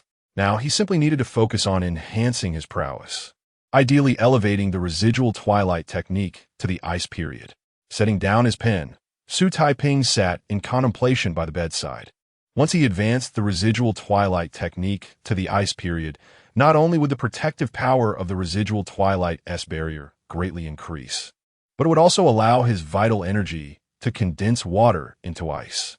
Should he break through the ice period, he could encase the several jars of wine he had purchased in ice, ensuring the ghost would remain oblivious. He glanced at the jars of strong liquor placed on his bedside, although the members of Shifeng Pavilion turned a blind eye to the ghost. They would still send spiritual birds to deliver items when Xu Taiping wished to purchase something. Unfortunately, the spiritual birds that had delivered his orders were not of the Baihong type and were rather indifferent. Otherwise, he could have sought their assistance. Do not always rely on others, his sister Linglong had advised. Here beneath the mountain, as an unrecognized outer disciple, you can depend only on yourself. Xu Taiping shook his head, refocusing his mind. He then tossed a yellow bean spirit crystal into his mouth, preparing to attempt elevating his residual twilight vital energy to the ice period. In the blink of an eye, 3 days had passed. During these days, Xu Taiping had almost entirely abstained from food and drink, immersing himself in the cultivation of the residual twilight technique. Even when the water source in the garden was cut off, he remained undeterred, seemingly entering a state of self-forgetfulness. "Little fellow, come out and face your demise." On this particular afternoon, the corpse ghost returned with the three wolf demons to the entrance of Qingzhou residence once more. Although Xu Taiping's interference had delayed their plans by a few days, the ghost had ultimately succeeded in completely blocking the spring in the purple bamboo grove today. Bang! Noting the silence within, the ghost leaped down from the back of one of the wolf demons and, with a chilling aura, struck the door of Qingzhou residence with its blade. Boom! Though the barrier surrounding Qingzhou residence had not entirely dissipated, its potency had diminished greatly, no longer posing a threat to the ghost as it once did. The ghost's face twisted into a sinister grin. "Little fellow, tonight I shall await you here. When the barrier completely collapses, it shall be your end, and you will truly understand what it means to be unable to live or die." Standing at the entrance of Qingzhou residence, he laughed heartily. Just then, Xu Taiping, who had been diligently practicing in his room for several days, opened his eyes. In that instant, the grayish-white mist swirling around him suddenly coalesced into ice, even freezing a segment of the bed beneath him, condensing energy into ice. "I have broken through the ice period." Xu Taiping gazed at the sparkling ice crystals swirling around him, his eyes shimmering with excitement. With the breakthrough in the residual twilight technique's ice period, he was now qualified to challenge the threshold of the opening door realm. More importantly, with this layer of ice-encased vital energy protecting him, his chances against the corpse ghost had undoubtedly increased significantly. Chapter 26. Setting traps and battling the revenant. Do not rush. There remains one final step. After striving to calm himself, Xu Taiping and Apo's gaze fell upon the several jars of spirits beside the bedside. Ignoring the incessant taunts and provocations of the revenant outside, he carried the jars to the front courtyard. Approaching the pit he had previously dug in the center of the yard. If he could force your spectral essence to leave your body, these jars would serve as your deathly libation. Xu Taiping glanced at the courtyard gate ahead and deftly hung the jars above the pit. In the dead of night, a resounding bang, bang, echoed as the revenant, sensing the weakening barrier, commanded three demonic wolves to repeatedly assault the gate of Qingzhou residence. At this moment, Xu Taiping had already positioned himself firmly in the courtyard and Apo's center. He drew his bowstring taut, channeling his residual energy into the arrow, transforming it into an ice arrow that radiated an aura of coldness. Bang! With the continuous impacts from the three wolves, the last remnants of spiritual energy in the barrier were depleted, and the gate was shattered by the force of one wolf and Apo's charge. Roar! The wolf, having caught the scent of Xu Taiping and Apo's presence, unleashed a fierce howl, charging towards him in a whirlwind, closely followed by the cautious revenant. Whoosh! Xu Taiping released his grip, sending the prepared arrow slicing through the air, piercing the neck of the foremost wolf. The energy enveloping the arrow instantly crystallized into ice, completely freezing the creature. The revenant, witnessing this, was taken aback, as he had never seen Xu Taiping employ such a technique in their previous encounters. Crack! In the brief moment of the revenant and Apo's surprise, Xu Taiping discarded his bow and rolled forward with practiced precision, narrowly evading the pounce of the second wolf. Swish!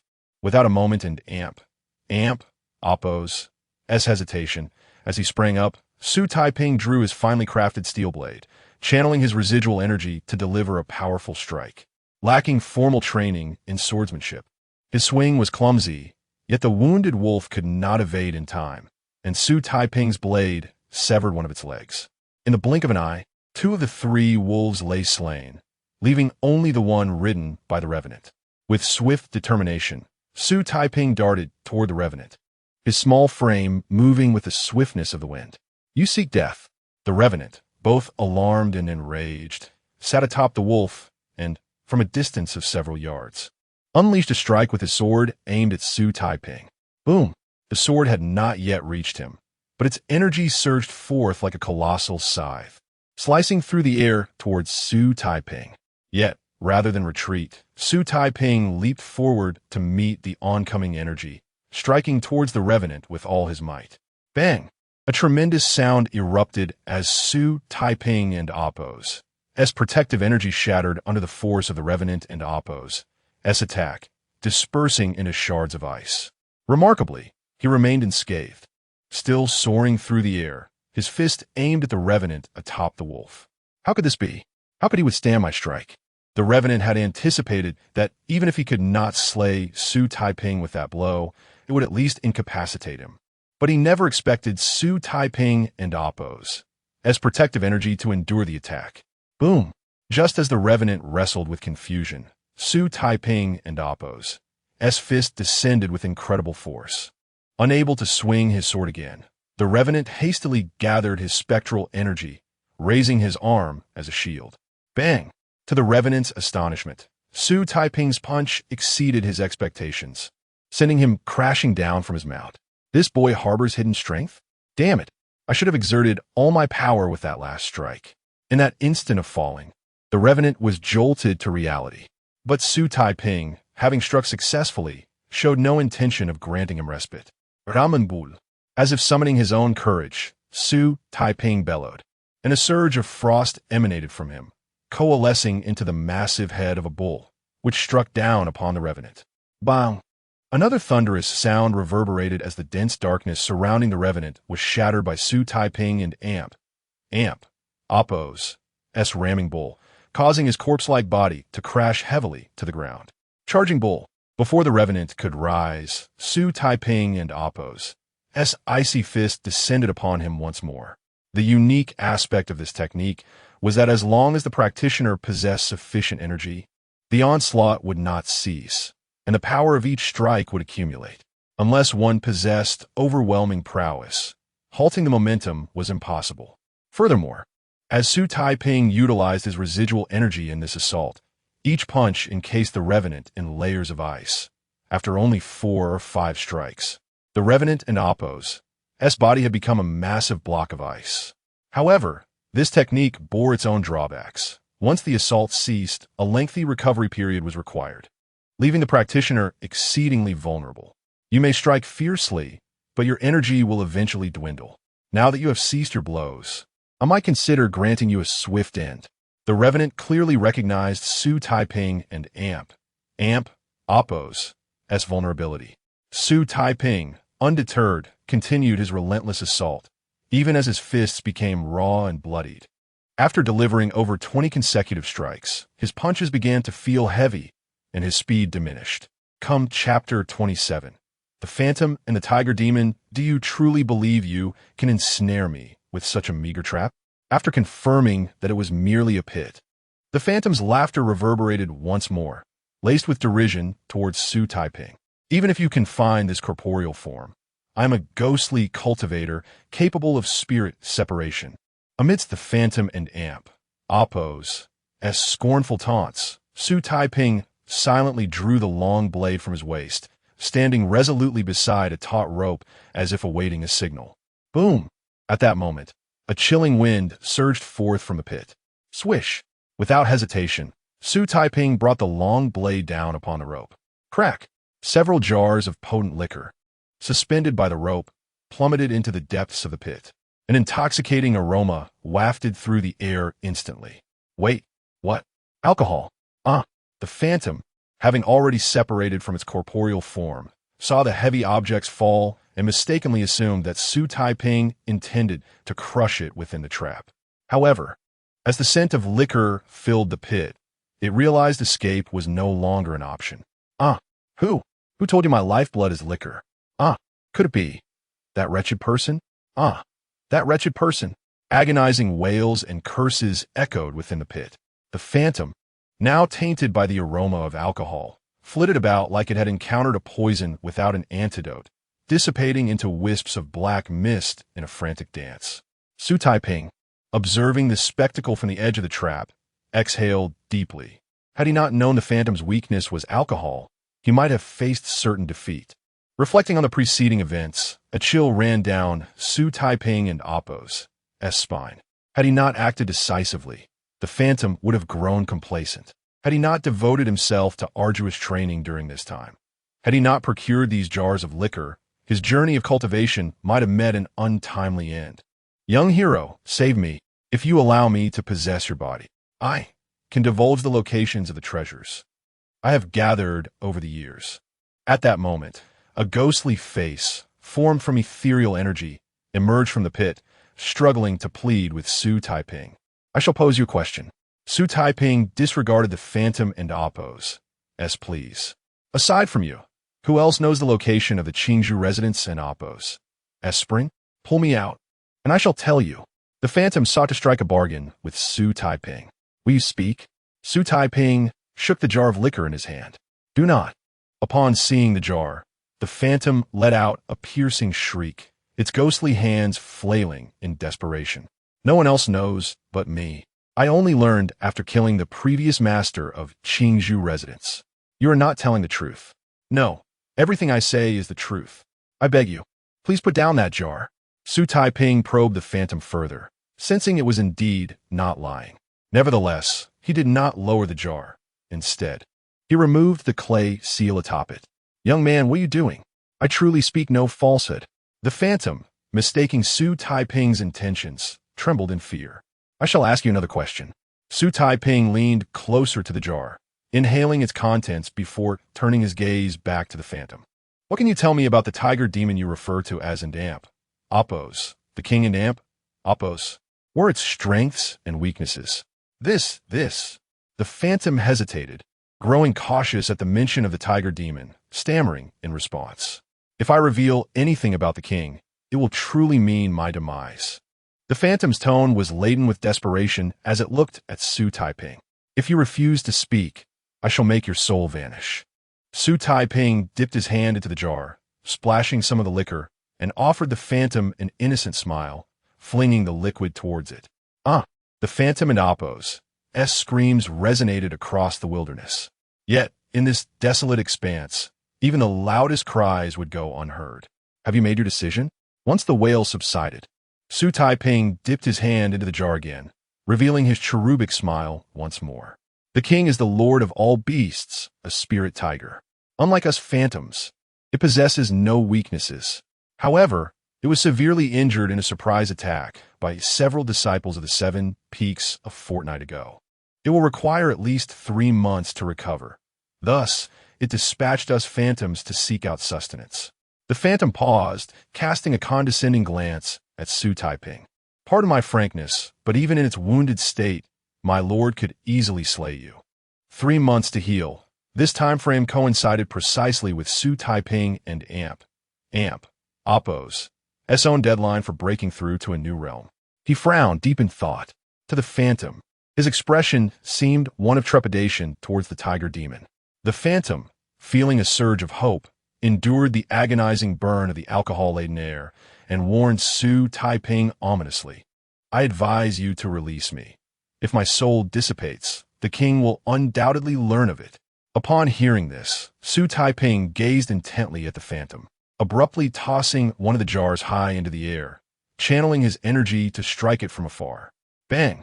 The jar shattered, showering the pit with a deluge of liquor, as if rain were falling.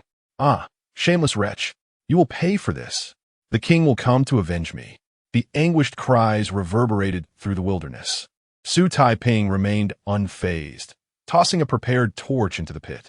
My grandfather once said, and Oppos, evil must be met with evil, and good with good.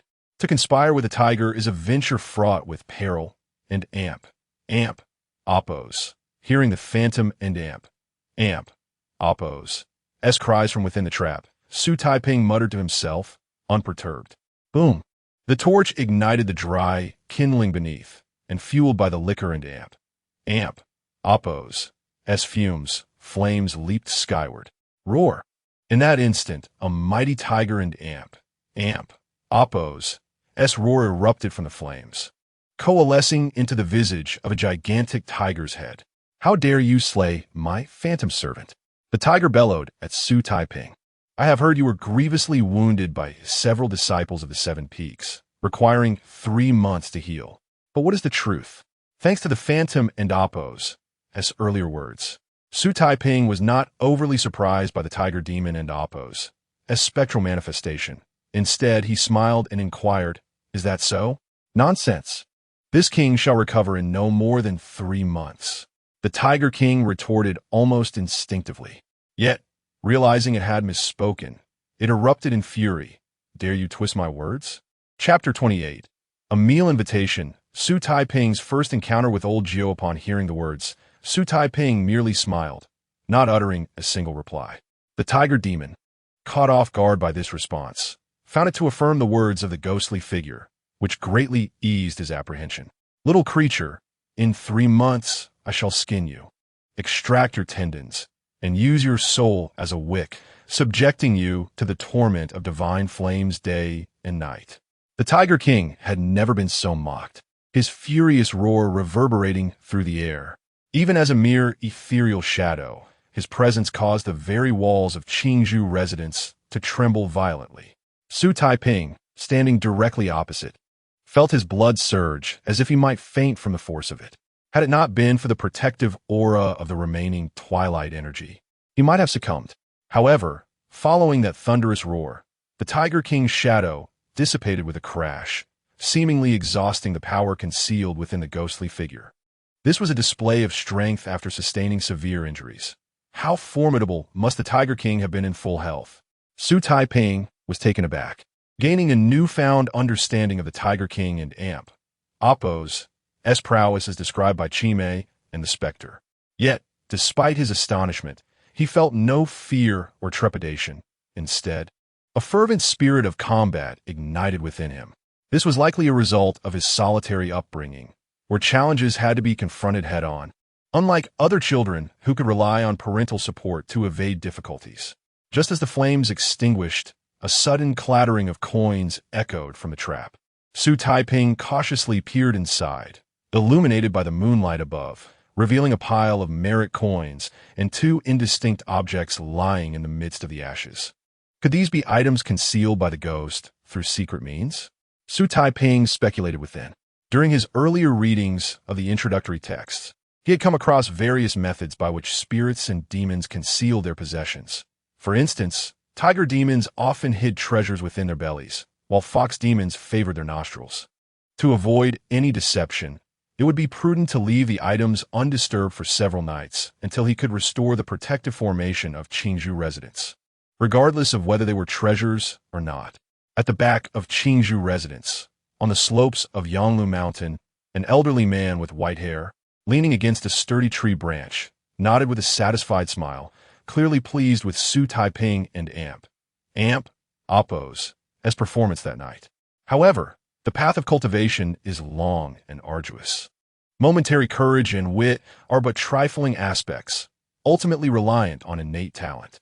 Should you manage to break through to the opening door stage in 3 years and make a mark during the 7-peak sword contest, I might consider making an exception to take you as my disciple. The old man gently stroked his beard, tilting his head back to drain the gourd of wine in one go. The idlers and greedy souls of the Shifeng Pavilion, demanding money and goods from the outer disciples, had the audacity to excavate the springs and veins of the cultivation ground without any oversight, truly lawless. As he spoke, the old man in Apo's demeanor turned cold, his small eyes sparkling with intensity. Such trivial matters, and they still require my esteemed intervention. How laughable. Having uttered these words, the old man staggered to his feet, tucking the wine gourd at his waist, and with a single decisive step, a bronze sword flew forth, propelling him into the air with a thunderous crack. Boom! At last it is complete. On Yanglu Mountain, amidst the purple bamboo grove, Xu Taiping had spent several days clearing the block spring, activating the nearby mechanisms to conceal it once more. Fortune smiled upon him today. Not only did he restore the spring, but he also hunted a yellow goat. Glancing at the goat he had frozen with his twilight energy, a slight smile crept across Xu Taiping and Apo's lips. With the specter resolved and his twilight powers reaching the freezing stage, everything was proceeding smoothly. Taiping, you have finally returned. Uncle Bai. Just as Xu Taiping dragged the yellow goat back to Qingzhou residence, the long-absent spiritual bird, the white-headed eagle, appeared at the entrance, accompanied by a gray-haired elder with a wine gourd hanging from his waist. "What did you return, Uncle Bai?" Xu Taiping inquired, setting down the goat. Although his question was directed at Bai Hong, his gaze scrutinized the gray-haired elder. "Just returned. This is a friend I encountered along the way. Everyone calls him Old Geo. We happened to pass by Qingzhou residence and thought to stop by for a meal." Bai Hong, usually authoritative in speech, stumbled over his words today, leaving Xu Taiping quite astonished. "Young friend Taiping, having traveled thousands of miles with Bai Hong, I find myself quite famished. Might you kindle a fire and prepare a meal for us?" Old Geo rubbed his hands together, smiling as he inquired. "Uncle Bai is my guest. Do not worry about a meal. Even if he wished to dine here daily, I would gladly welcome him. However, elder, your words require compensation." Xu Taiping, echoing his grandfather and aunt, Appo's philosophy of generosity towards friends and frugality towards strangers, maintained his stance. "Taiping you. Haha, young friend Taiping speaks truly. Meals ought to be compensated." Upon hearing this, Bai Hong appeared visibly anxious, as if he wanted to explain something to Xu Taiping, but was interrupted by Old Geo's hearty laughter. Plop! Old Geo tossed a pouch of coins onto the ground before Xu Taiping. "Young friend, there are 300 merit coins here. Is that enough for a meal?" Xu Taiping did not respond immediately. Instead, he counted 7 merit coins from the pouch before tossing it back to the elder, saying, "They're ISN and amp. Amp, Appos, too much to eat at my place. 7 merit coins will suffice for this meal." Upon receiving the coins, Xu Taiping smiled more broadly at Old Geo. The elder, upon hearing this, burst into another round of hearty laughter and gave Xu Taiping a thumbs up, exclaiming, "Fair enough." Bai Hong, witnessing this exchange, wiped the sweat from his brow, relieved, and thought to himself, "Young Taiping, do you have any idea who stands before you?" Fortunately, he did not take offense. However, prior to their arrival, Old Geo had already informed him, leaving Bai Hong with no choice but to keep his thoughts to himself. "Elder, the fire should not be too large. Keep it small, please. Uncle Bai, help me peel a few cloves of garlic and chop some scallions." In the kitchen of Qingzhou residence, Old Geo tended to the fire while Bai Hong, with his eagle head and human form, chopped vegetables, and Xu Taiping stirred the dishes, all thoroughly engrossed in their tasks. "Brother Taiping, seeing that I have kindled the fire, can we negotiate a lower price for the meal?" Old Geo swept his hair back, grinning as he proposed. "You, elder, still wish to haggle? If you had not helped with the fire, this meal would cost 8 merit coins." Xu Taiping wiped the sweat from his brow and shot Old Geo a sidelong glance. That makes sense. Old Geo chuckled in response. Bai Hong, who was nearby chopping vegetables, nearly cut himself in surprise upon hearing this. Chapter 29. A visitor. Uncle Geo hosts Lu Song's-han in a brief moment. The final dish, stir-fried yellow lamb, was ready. Xu Taiping ladled the sought-ed lamb into a serving plate and then made his way to the dining room. At that moment, the table was already laden with an abundance of dishes. Although the majority of the ingredients were yellow lamb, the preparations varied significantly. The soups included lamb heart soup, lamb kidney soup, and lamb bones soup, while the meat dishes featured stir-fried yellow lamb, steamed lamb head, roasted yellow lamb leg, baked lamb, and wine-braised lamb. These dishes were reminiscent of those Xu Taiping and Appo's grandfather had enjoyed during his travels in his youth. Xu Taiping, often tantalized by his grandfather and Appo's tales, had eagerly inquired about the recipes, vowing to recreate them when he could afford meat. Today, he had indeed put them to use. Ah, how fragrant! The 7 merit coins spent were indeed worth it. Old Geo tilted his head to inhale the aroma, his expression shifting as he could not resist slapping the table in excitement. "Had I known you possessed such culinary skills, Taiping, I would have come to share meals more often." Bai Hong gazed at the table filled with delicacies, unable to suppress his appetite. "If you enjoy it, Uncle Bai, you are welcome to dine here often," Xu Taiping replied earnestly. "Heh, I was merely jesting. How could I frequently intrude upon your cultivation?" Bai Hong chuckled while shaking his head. Meanwhile, Old Geo, overhearing Xu Taiping and Appo's invitation, felt a pang of envy. After surreptitiously snatching a piece of meat to taste, He cautiously asked Xu Taiping, young friend Taiping. After this meal, shall we consider ourselves friends? Of course not. Xu Taiping replied with a serious expression. Come now, young Taiping. You cannot be so unfair. I have helped you kindle the fire and clean the table. Surely we should be considered friends. Old Jiu and Amp, Oppos, S face fell at these words. Bai Hong, while feeling a tinge of apprehension for Xu Taiping, secretly relished the moment, thinking, who would have thought I, Bai Hong, could surpass my master uncle for a day? Just as the three were enjoying their meal, a sudden knock echoed from the courtyard gate. Bai Hong, you invited me. For what purpose? An elder's voice called from outside. Taiping, apart from old Jiu, I have invited a few friends. Could you fetch an extra set of chopsticks? Bai Hong did not respond to the person outside, but instead placed his utensils down and smiled at Xu Taiping for confirmation. Since he is also a friend of Uncle Bai, let him in. Xu Taiping nodded. Don't forget to make him pay. I have already spent 7 merit coins. Old Jiu cast a jealous glance at Bai Hong. That is, naturally, Bai Hong nodded repeatedly as he got up to open the door. Bai Hong, what exactly do you want me here for?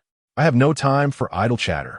Before long, Xu Taiping, who was gnawing on a lamb rib, and old Jiu saw Bai Hong enter the dining room with an elegantly dressed elder, his hair meticulously styled. Lu brother, I mean no offense. It has been a while since you, Jiu brother, and I have gathered. I merely wish to share a meal with you. Upon entering, Bai Hong gestured toward the elder devouring the lamb rib at the table. Jiu brother? What's your brother? The elder, addressed as Lu brother, looked impatiently toward the table, locking eyes with old Jiu. You, why so many words? Sit down and eat. At the moment their gazes met, a flicker of alarm crossed Lu's eyes, quickly replaced by a glare directed back at old Jiu. Igriagis. The elder hastily took a seat. Ah, are you not the head of the West Wind Pavilion, Master Lu? Xu Taiping recognized the elder who had just entered. If memory served him correctly, this elder was Lu Songzhan, the head of the West Wind Pavilion, whom Sister Linglong had introduced him to when he first arrived on the mountain. While I converse with my 2 senior brothers, how dare you interject? Lu Songzhan glared at Xu Taiping with evident displeasure. Lu Songzhan, your cultivation may be lacking, yet your arrogance is quite pronounced. Before Xu Taiping could respond, old Jiu suddenly set down his chopsticks and sneered at Lu Songzhan. "Es, sir. Jiu uncle. I. Hey. Lu brother, let an amp. Oppos, es speak civilly. Jiu uncle is merely reminding you to be courteous. All the dishes on this table were prepared by young Taiping." At these words, Lu Songzhan and Oppos, S face paled instantly, his body trembling as if he were about to slide off his chair, but Bai Hong quickly supported him.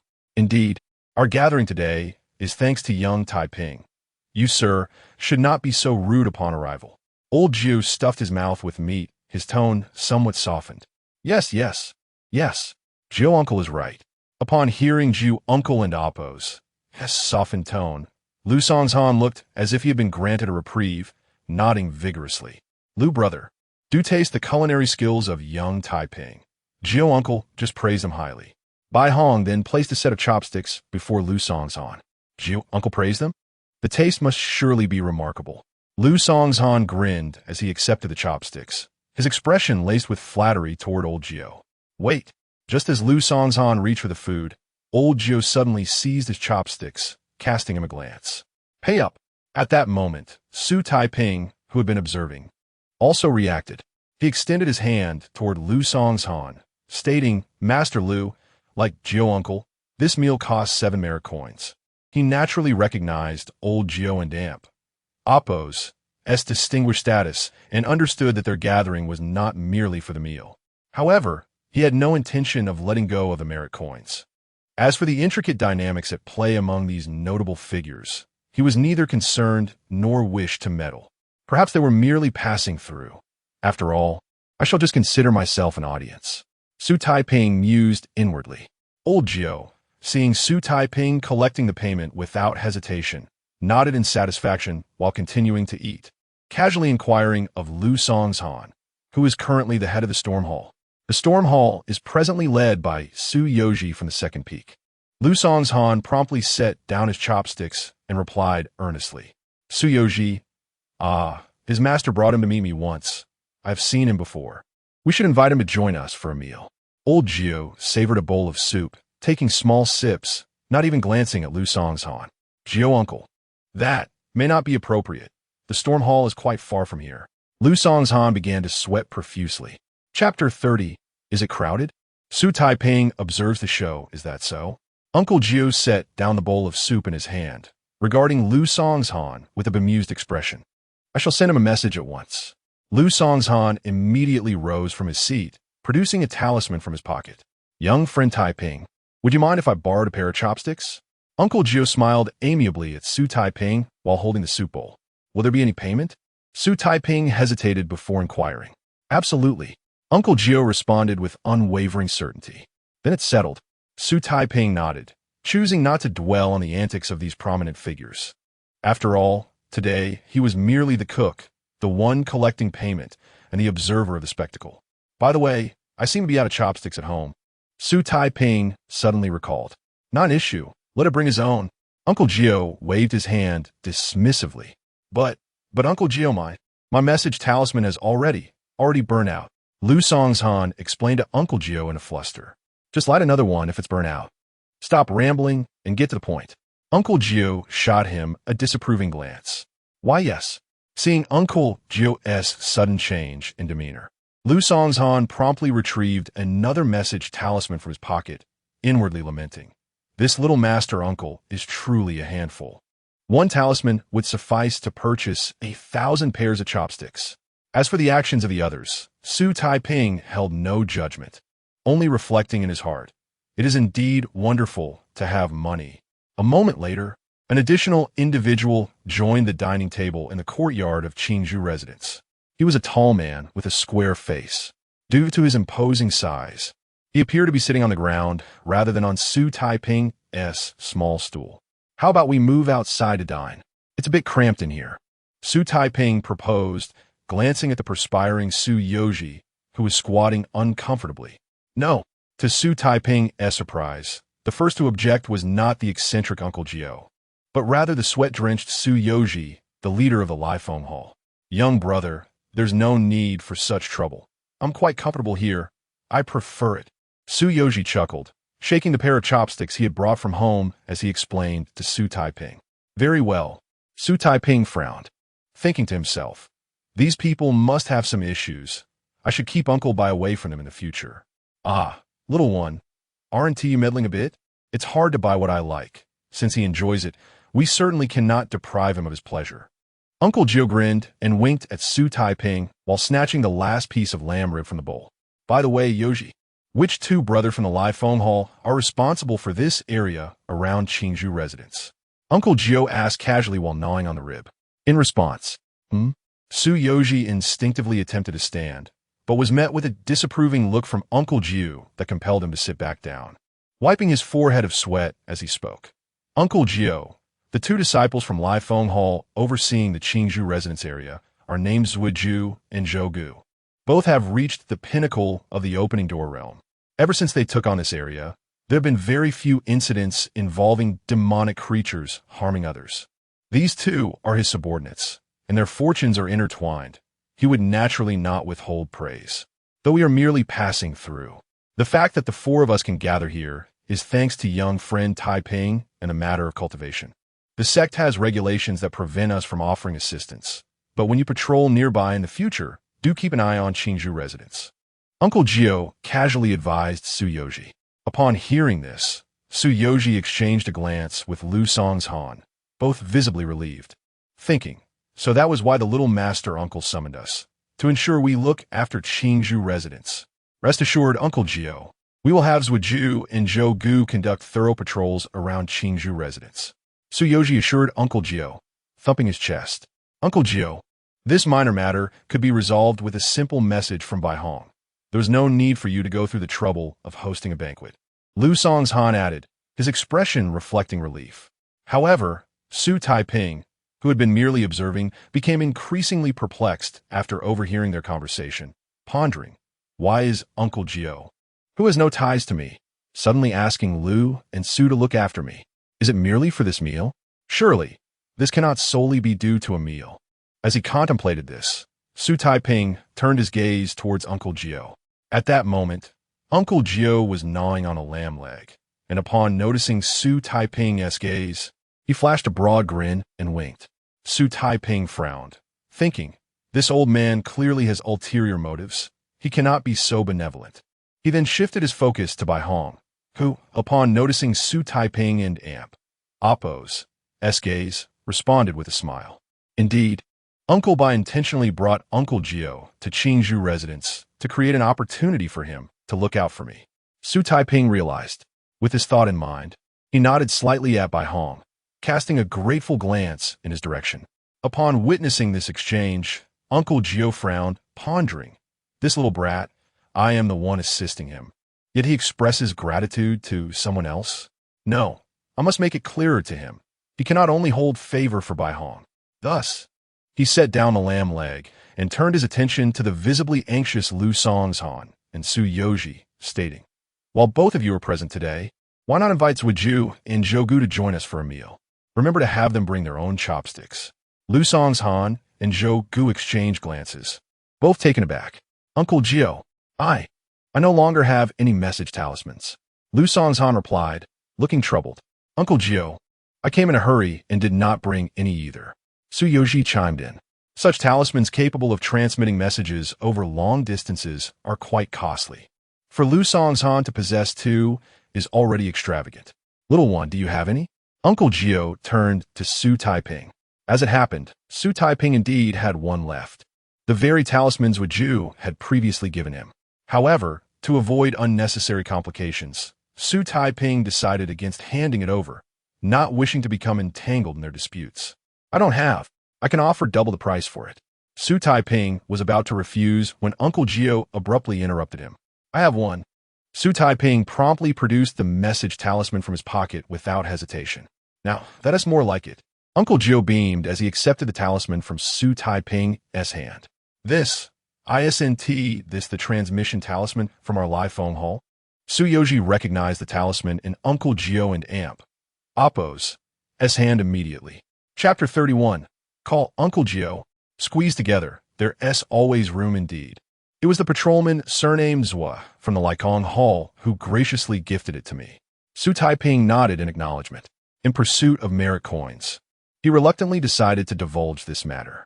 However, he resolved to keep the threats from those two individuals on that day to himself. His grandfather had once imparted wisdom. One should leave a thread for future encounters. Xu Taiping thought to himself with great magnanimity. This was merely an ordinary communication talisman, incapable of transmitting sound. Lu Songshan took the talisman, and upon glancing at it, his complexion paled dramatically, his mind ringing with alarm. After years as the head of the Western Wind Pavilion, he was well aware of the underhanded tactics employed by his subordinates. Such talismans, which could only convey messages without sound, were typically utilized by them to extort external disciples. What are you still standing there for? Pay up. Uncle Gio's icy gaze swept over Lu Songshan and Su Yoji. Igrigadis. Lu Songshan ceased his prattling, promptly pulling out a bag of merit coins and placing it on the table, casting a fierce glare at Su Yoji beside him. At that moment, Su Yoji stood frozen, beads of sweat rolling down his forehead like raindrops, his entire being ensnared in a stupor. Stop dawdling, coincidentally. This talisman was given by Zhuju and can indeed notify him. Uncle Gio said coldly. Zhuju and Zhougu, both warm-hearted brothers, gifted me this communication talisman out of concern for my safety against malevolent creatures. Xu Taiping resolved to be the better person, seizing the opportunity to praise Zhuju and Zhougu. Little did he know, the individuals present were seasoned veterans, having already deduced the actions of Zhuju and Zhougu on that day. Brother Taiping, since you mention it, we should definitely invite these two to join us for a meal. Hurry, Lu Songshan, quit stalling and summon them. Uncle Gio urged impatiently. Fine, fine. I shall go call them, Lu Songshan lamented as he left to activate the communication talisman. A short while later, little one, have you finally come to your senses? After more than half a month, you finally decided to call us. You must have endured considerable hardships, right? Had I known this earlier, why bother in the first place? As they enjoyed grilled lamb wrapped in perilla leaves, Uncle Gio, Xu Taiping, and the trembling Su Yoji, along with Lu Song's Han, collectively heard two raucous voices from outside the courtyard. Is it them? Uncle Gio, whose mouth was stuffed with meat, mumbled as he pointed with his chopsticks towards the door. I'll go open the door. Lu Song's Han and Su Yoji, already drenched in sweat, stood up simultaneously, speaking in unison. We cannot allow those two outside to continue their raucous calls. Outside the courtyard. Where are they? Open the door. Hurry up and open the door. Left Ju and Zhou grew impatient as no one answered. Zhou had even started to kick the door. Brothers, what? Do you think this kid is toying with us? Zhou cast a wary glance at Left Ju. He wouldn't dare. Left Ju snorted. This territory belongs to you and me.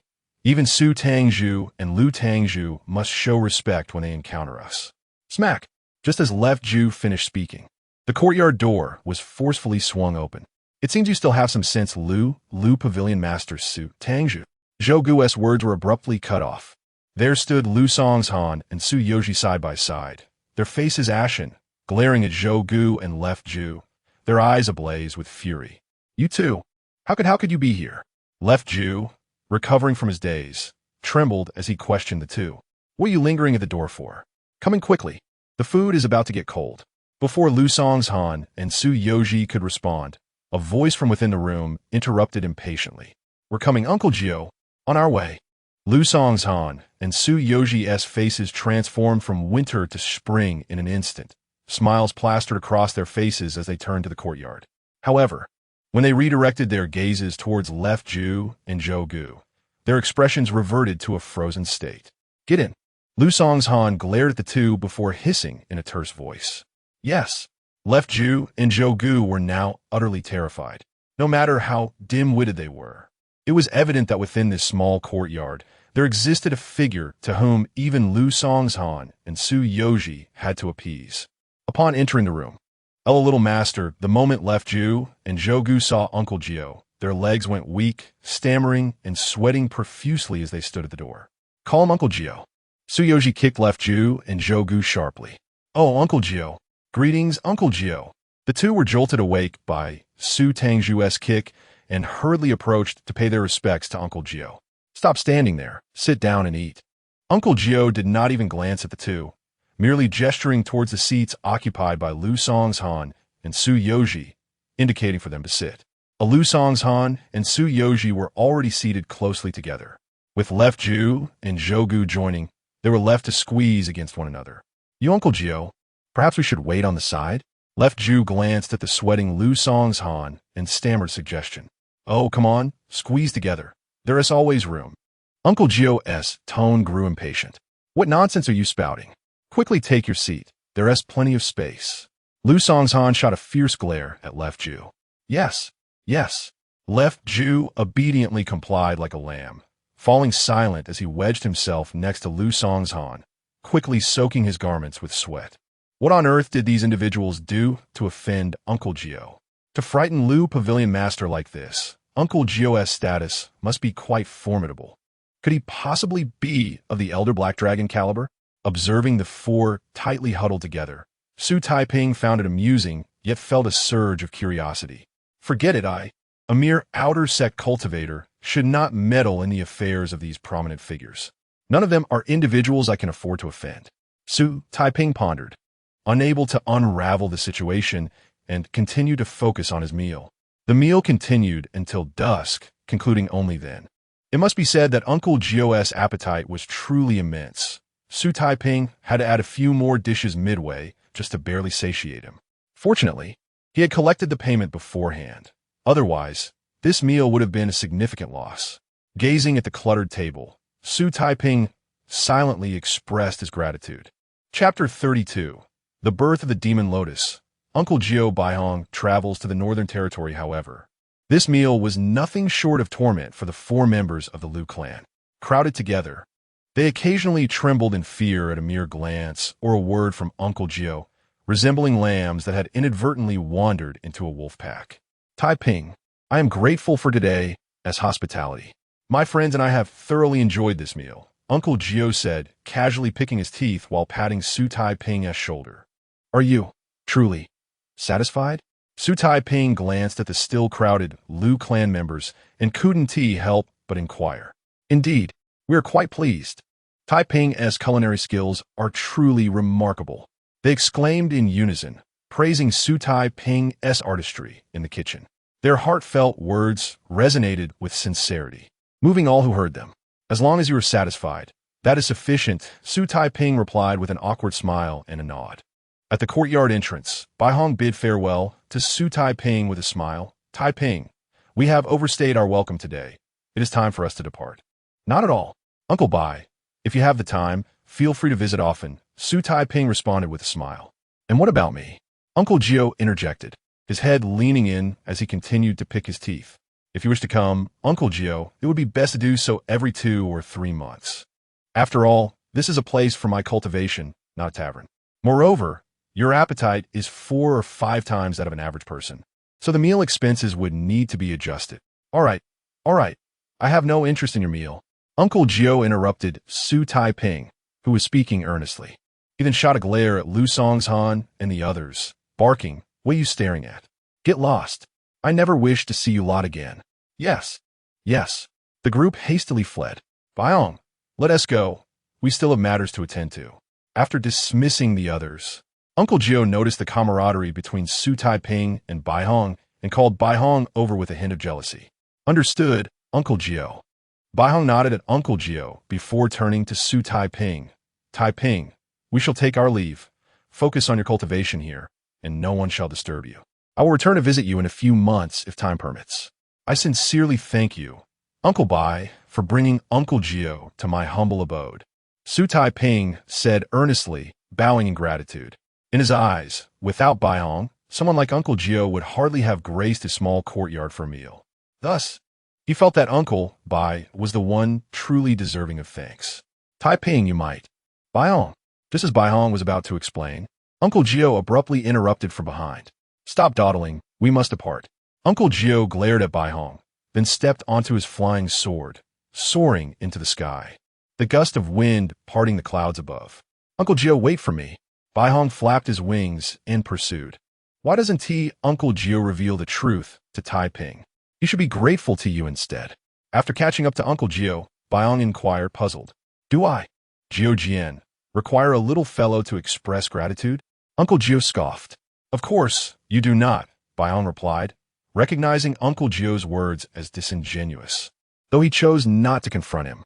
However, if that lad had not incessantly flattered and ingratiated himself with me today, I would have found it rather displeasing. His demeanor today suits me well. He acknowledges my esteemed status, yet remains neither servile nor arrogant, a quality far superior to that of his peers. Such poise is rare, even among the disciples of the Seven Peaks. Uncle Gio expressed his approval. Bai Hong, having known Uncle Gio for many years, was taken aback by this rare commendation of a junior, his eyes widening in astonishment. Could it be that you are contemplating taking on a disciple? Bai Hong cautiously probed. There is a demon lotus that has emerged from the heavenly pool in the greedy wolf kingdom of the Northern Territory. If left unchecked, it may give rise to another demon nation within the divine land. I intend to eradicate it before it manifests, a journey that will take at least 2 years. Should that lad manage to break through to the open door realm during this period, even if his innate talent is merely mediocre, I, LGNGO, would be willing to accept him as my personal disciple and impart my swordsmanship to him. Uncle Gio's expression grew. Eunice chapter 33, acquiring the magical artifact. Please call me Sister Ling Wei. Before the entrance of the Qingzhou courtyard, it was evident that Uncle Gio was indeed a significant figure, capable of performing the legendary art of sword flight. I wonder if, in my lifetime, I may also soar through the skies on a sword like Uncle Gio. Gazing at the celestial figure of Uncle Gio as he vanished into the horizon, Xu Taiping, couldn't and oppose. Help but murmur to himself, "Little Taiping, why envy such an old fellow?" At that moment, a woman and Amp, oppose. S voice echoed in Xu Taiping and Amp, oppose, S ear. Turning around, he beheld the somewhat ethereal figure of Fairy Ling Wei, standing gracefully in the middle of the courtyard. Taiping, it is time for you to break through the threshold of the opening door realm, Fairy Ling Wei said. her gaze steadfast and her smile warm as she looked at Xu Taiping. That night, this is everything that has transpired during your slumber, Fairy. Xu Taiping recounted the events of the past few days to Fairy Lingwei, including how he devised a plan to capture the ghostly specter. He also presented a small wooden box, explaining that these items were the spoils from the vanquished specter. Xu Taiping had intended to test the little one into Oppo's adaptability using the specter, to see if it would retreat within the Qingzhou courtyard or seek help from the cultivators of the Shifeng Pavilion. However, he had not anticipated that he would single-handedly slay the specter. Fairy Lingwei glanced at the wooden box on the table, reflecting on Xu Taiping's earlier narrative. And when she turned her gaze back to him, her eyes sparkled with awe. "Sister Fairy, is there anything I did poorly?" Xu Taiping inquired, perplexed by her silence as she stared at him intently. "No," Fairy Lingwei replied with a gentle shake of her head. "You performed exceptionally well, beyond expectations." "Is that so?" "I suppose. I was merely fortunate to encounter Sister Qingmei and Oppo's spirit, which revealed the specter and Oppo's weakness to me." Xu Taiping scratched his head, feeling a tad bashful from the praise. "However, sister, there is still a tiger demon lurking behind that specter, currently recuperating. Once it heals, it may seek vengeance. Could you assist me in finding a way to deal with it?" Xu Taiping suddenly recalled the tiger demon. "Do not worry, little Taiping. During this slumber, I have stabilized this remnant soul. Although I cannot intervene personally, I possess various methods to deal with a tiger demon. The essence of a 500-year-old tiger is most suitable for brewing medicine." Fairy Lingwei smiled, her expression sending a chill down Xu Taiping's spine, making him feel that this fairy might be even more formidable than the specter or the tiger demon. "By the way, do not call me Sister Fairy anymore. Refer to me as Sister Lingwei. We're now comrades, so there is no need for such distance." Fairy Lingwei gestured towards Xu Taiping. "All right, Sister Lingwei." Xu Taiping almost made an error again, but quickly corrected himself. Fairy Lingwei nodded in satisfaction. "Open this wooden box. Let me see what the specter concealed." She pointed at the box on the table. Xu Taiping nodded and proceeded to open it. These 300 merit coins must have been taken from the slain cultivators. This short sword was not used during our confrontation, and as for this small bronze furnace, I am unsure of its purpose. He extracted the short sword and the palm-sized bronze furnace from the box. "This short sword is likely a magical artifact. The reason it was not utilized against me is that low-level ghost cultivators cannot wield magical artifacts, as the power within would backfire." Fairy Lingwei examined it thoughtfully before explaining to Xu Taiping. "Sister Lingwei, what distinguishes a magical artifact from a treasure?" Xu Taiping seized the opportunity to inquire further. "Magical artifacts are primarily used by low-level cultivators, while treasures can only be refined and wielded by high-level cultivators. The distinction lies broadly in the magnitude of their power. Even a superior magical artifact may not surpass an inferior treasure in potency. Furthermore, most magical artifacts are designed to store spell power, often with limited uses. Some may even be single-use, whereas treasures are utilized to cast spells without such limitations." Fairy Lingwei provided a detailed explanation. Xu Taiping listened, his confusion diminished significantly. "You may attempt to infuse this short sword with a thread of genuine energy." Fairy Lingwei pointed at the sword. "Understood." Xu Taiping nodded, drawing forth a strand of spiritual energy from his dantian, employing the guiding technique learned from the Qingyo fist to channel into the short sword. Clang! The moment the energy was infused, the short sword emitted a resonant sound, swiftly unsheathing itself and swirling around the room. "Is this a flying sword?" Xu Taiping exclaimed, astonished. This type of flying sword artifact is merely a few times faster than an ordinary arrow. It hardly qualifies as a true flying sword. Fairy Lingwei remarked disdainfully. "Sister Lingwei, I've realized that this sword seems to move according to my will." Xu Taiping's attention was wholly captured by the flying sword, revealing a rare, childlike delight on his face. Upon witnessing this, Fairy Lingwei felt an inexplicable pang of affection, her heart softening as she reflected that he was merely a teenager of around 10 years old, still in an age where he might be playful with his parents in an ordinary household. With this thought, her gaze became gentler, and she nodded. Instructing Xu Taiping, such is the nature of magical artifacts. Once infused with spiritual energy, they resonate with your intentions, and you will instinctively understand their usage and limitations. Xu Taiping nodded vigorously in agreement, stating, Sister Lingwei is correct. This flying sword artifact can now only be used twice. After saying this, he expertly controlled the sword, commanding it to return to its sheath with a resonant sound.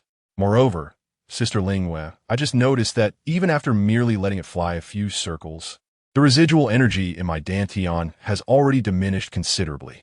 Xu Taiping reported, his expression one of intrigue. Indeed, the lower the grade of the magical artifact, the greater the consumption of genuine energy and spiritual power. This is one of the primary drawbacks of magical artifacts. Thus, high-level cultivators often refrain from expending effort to refine them. As Fairy Lingwei reached out to wipe the beads of sweat from Xu Taiping's forehead, she suddenly recalled that she could not physically touch him. It's all right, Sister Lingwei. I can manage myself. Xu Taiping picked up a nearby towel and vigorously wiped his face, his spirits high after acquiring such a magical artifact that night. Chapter 34. The Copper Furnace and the Preparation of the Qi Gathering Pill. Sister Lingwei, could you please help me understand the purpose of this copper furnace? With a face full of curiosity, Xu Taiping lifted the copper furnace and presented it to Fairy Lingwei. Little Taiping, your fortune is indeed remarkable. Fairy Lingwei replied with a smile, not directly answering his question. Why do you say that, sister? Xu Taiping sensed an underlying meaning in her words.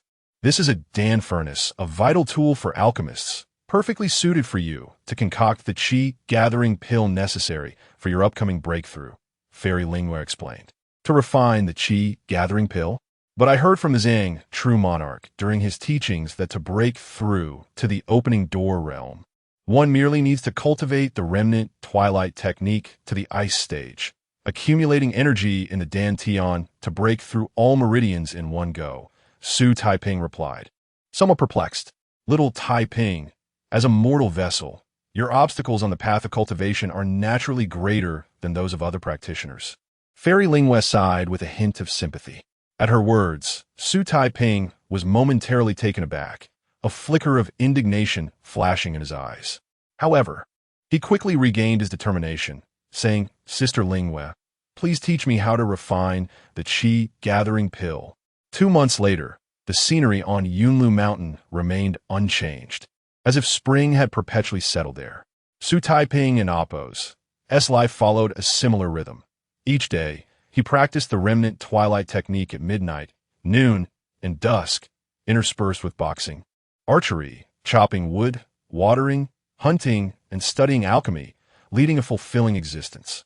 The only regret he held was that since that meal, Uncle Bai had not returned, and the spirit bird that delivered goods had been replaced by a rather ill-tempered white-headed eagle. Additionally, the 9-leaf white perilla in the medicinal garden had ripened for another season, and he finally gathered enough materials to purchase the Qi gathering pill. After deducting the money spent on the materials and his expenses over the past couple of months, he was left with 96 merit coins, though he was still far from affording the true fire talisman. At least he no longer had to worry about lacking merit coins to present to the sect. That night, in the backyard of Qingzhou residence, Xu Taiping felt a profound sense of accomplishment as he gazed at the materials arranged in the bamboo basket beside him. However, he was still confronted with a significant crisis. If he could not break through to the opening door realm in half a month, his name would be erased from the spirit bone steel, and he would face expulsion or even punishment from the Qingxian sect. As the moon reached its zenith, he murmured to himself, it is time to summon Sister Lingwei to concoct the Qi gathering pill. According to their agreement, the full moon 2 months later would mark the occasion for their joint alchemical endeavor. During this time, he had secretly attempted to utilize the methods taught by the Zhang, true monarch, to break through, but despite his efforts, he had not succeeded. Thus, the path before Xu Taiping was singular. He must refine the Qi gathering pill. Sister Lingwei, the time has come, Xu Taiping called towards the medicinal garden. A languid voice drifted from the garden moments later. Ah, that was such a refreshing sleep. Shortly after, Fairy Lingwei appeared before him. still carrying traces of drowsiness in her eyes as she stretched and yawned. Sister Lingwei, did you not sleep well when you were outside the mountain? Xu Taiping inquired with curiosity. The spiritual energy outside the mountain is scarce. For my fragile soul, sleeping there was akin to torment. Here, however, the abundant spiritual energy not only poses no harm, but is beneficial, nourishing my spirit, Fairy Lingwei replied with a smile. Upon Xu Taiping and Appo's question, her drowsiness visibly diminished. Have you gathered all the materials? She asked him. Before dozing off, she had already instructed him to prepare the necessary materials for the qi gathering pill during this period. I have everything ready. Xu Taiping nodded and gestured to the small bamboo basket nearby, where the materials were meticulously organized into packages. These are all common herbs. My merit coins are just enough to purchase them, he added. The materials needed for the qi gathering pill are not particularly precious, much like those for the bone cleansing decoction. The key lies in the refining method, Fairy Lingwei observed, glancing at the herbs on the ground. Then, with a serious expression, she looked back at Xu Taiping. However, after reaching the opening door realm, the herbs and pills that assist cultivation are quite costly, Taiping. You must be prepared for that. Understood. Xu Taiping nodded firmly. No matter the cost, I will gather all these materials. Then let us begin, Fairy Lingwei said with satisfaction. Xu Taiping retrieved the small copper furnace from his robe, placing it on the ground, and then pressed his other hand upon it, starting to infuse it with true energy. Boom! With a resounding explosion, the previously fist-sized copper furnace suddenly expanded to the height of a cooking stove. Xu Taiping remained calm. After all, he had witnessed this transformation many times before. You should be familiar with the manipulation of the alchemical furnace by now. You may begin to add charcoal, Fairy Lingwei instructed. This Dan furnace was also a rather ordinary artifact. It would lose its spiritual energy and revert to a regular furnace once the alchemical process was complete. Therefore, Taiping, you must heed my commands closely, mastering the furnace's heat and the timing for adding the materials, she continued, her expression unusually solemn. Rest assured, Sister Lingwei. Over the past 2 months, I have practiced extensively and will not make any mistakes, Xu Taiping assured her. After adding the charcoal, Xu Taiping stood up, his gaze unwavering as he looked at Fairy Lingwei. The subsequent process of refining the pill unfolded flawlessly, just as Xu Taiping had promised. This little fellow has managed to master the complex timing of adding herbs and controlling the furnace's temperature with such proficiency, rivaling even those practitioners who have studied alchemy for years. How much effort has he poured into this? Watching Xu Taiping, who was pressing his hand against the alchemical furnace, continuously controlling the furnace and Appo's temperature with his own true energy, Fairy Lingwei and Appo's eyes grew increasingly fervent. For her, alchemy was her greatest strength, and seeing such a talented young alchemist before her filled her with envy. Little Taiping, be my disciple, Fairy Lingwei nearly blurted out, but she held back the words at the last moment. At present, I cannot be a worthy master. Moreover, should anyone discover the lineage of his cultivation, realizing he is my disciple, it would likely bring him countless dangers in the future. Alas, alas. Fairy Lingwei's expression darkened. Chapter 35. The price of mortal bone cultivation. Sister Lingwei. All the herbs have been placed into the alchemical furnace. At this moment, Xu Taiping turned to look at Fairy Lingwei, his eyes gleaming with excitement. Well done. Now we just need to maintain the furnace temperature for half an hour, and the elixir will be complete. Fairy Lingwei immediately regained her focus, smiling as she nodded at Xu Taiping. Although she could not recognize him as a disciple, having such a diligent younger brother was also quite delightful. Observing Xu Taiping meticulously tending to the furnace as per her instructions, a warm smile tugged at the corners of her lips. Half an hour later, boom! Xu Taiping tiptoed and lifted the lid of the furnace. A wave of heat surged forth, transforming into a cloud of white mist that spread throughout the backyard. Sister Lingwei, we have successfully refined 2 elixirs. Under the moonlight, Xu Taiping and Appo's face lit up with joy as he discovered, nestled among the remnants of black herbal dregs, 2 jade-like, warm crimson pills lying quietly. 2 elixirs actually succeeded? Fairy Lingwei and Appo's face mirrored his astonishment. Despite her infrequent practice of such low-tier elixirs, her experience suggested that given the quality of the herbs Xu Taiping had procured, producing even a single elixir would have been commendable. It appeared that this young lad truly possessed a talent for alchemy. The secret methods within the sect could not be imparted to him just yet, but sharing some formulas would be permissible. Moreover, should she wish to restore her cultivation, assistance from an alchemist would be essential. She resolved in her heart to nurture Xu Taiping towards becoming a skilled alchemist. Sister Lingwei, what are you thinking? Noticing Fairy Lingwei lost in thought, Xu Taiping called out to her. Oh, I was just considering that the remaining gathering chi pill would be perfect for dealing with that tiger demon. Fairy Lingwei glanced at the 2 gathering chi pills in Xu Taiping and Appo's hands. Can the gathering chi pill be used against the tiger demon? Xu Taiping inquired, a hint of surprise in his voice. The gathering chi pill can provide you with a substantial amount of spiritual energy in a short time. When it transforms into true chi, it is akin to having an additional dantian, allowing you to execute techniques beyond your current realm. For instance, as she explained, Fairy Lingwei gazed at the moon, striving to recall before turning her attention back to Xu Taiping. For instance, it could enable you to utilize the ice breath technique, which is typically only accessible to those who have reached the pinnacle of the opening door realm. This ice breath technique can freeze everything within a Tenjong area in just a breath, even with your current cultivation, as long as you employ the gathering chi pill. Xu Taiping asked, excitement dancing in his eyes, including that tiger demon. Fairy Lingwei nodded affirmatively. Though the ice breath technique is not a secret art in your cultivation world, if your opponent is unprepared, even those a realm above you may fall victim to it. Sister Lingwei, once I break through to the opening door realm, you must teach me the ice breath technique. Xu Taiping implored eagerly. If you're willing to learn, I would be more than happy to teach you. Don't forget, we are partners now. Fairy Lingwei gently patted Xu Taiping's little head, offering him a faint smile. The ice breath technique, in her original cultivation world, was merely considered an obscure spell favored by rogue cultivators, while disciples of sects often had better alternatives, especially in her own sect. Thus, she need not worry about exposing her identity. Moments le. Xu Taiping returned to his chamber, preparing to break through to the opening door realm. At this moment, Fairy Lingwei's remnant soul was also present in the room. Little Taiping, relax a bit. You have 2 gathering chi pills. There's no way you won in Appo's succeed in breaking through. Seeing Xu Taiping tense, Fairy Lingwei smiled, encouraging him to ease up.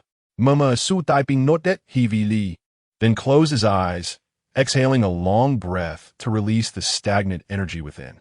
Sister Lingwei, I am ready.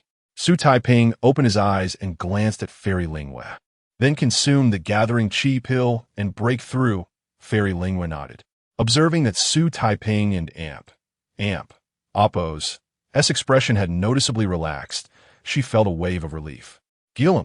Xu Taiping hesitated no longer, swiftly popping a gathering chi pill into his mouth and swallowing it whole. The pill dissolved instantly, and he barely had time to savor its flavor before a delicate fragrance began to spread through his body, wafting out through his nostrils. Buzz, buzz, buzz.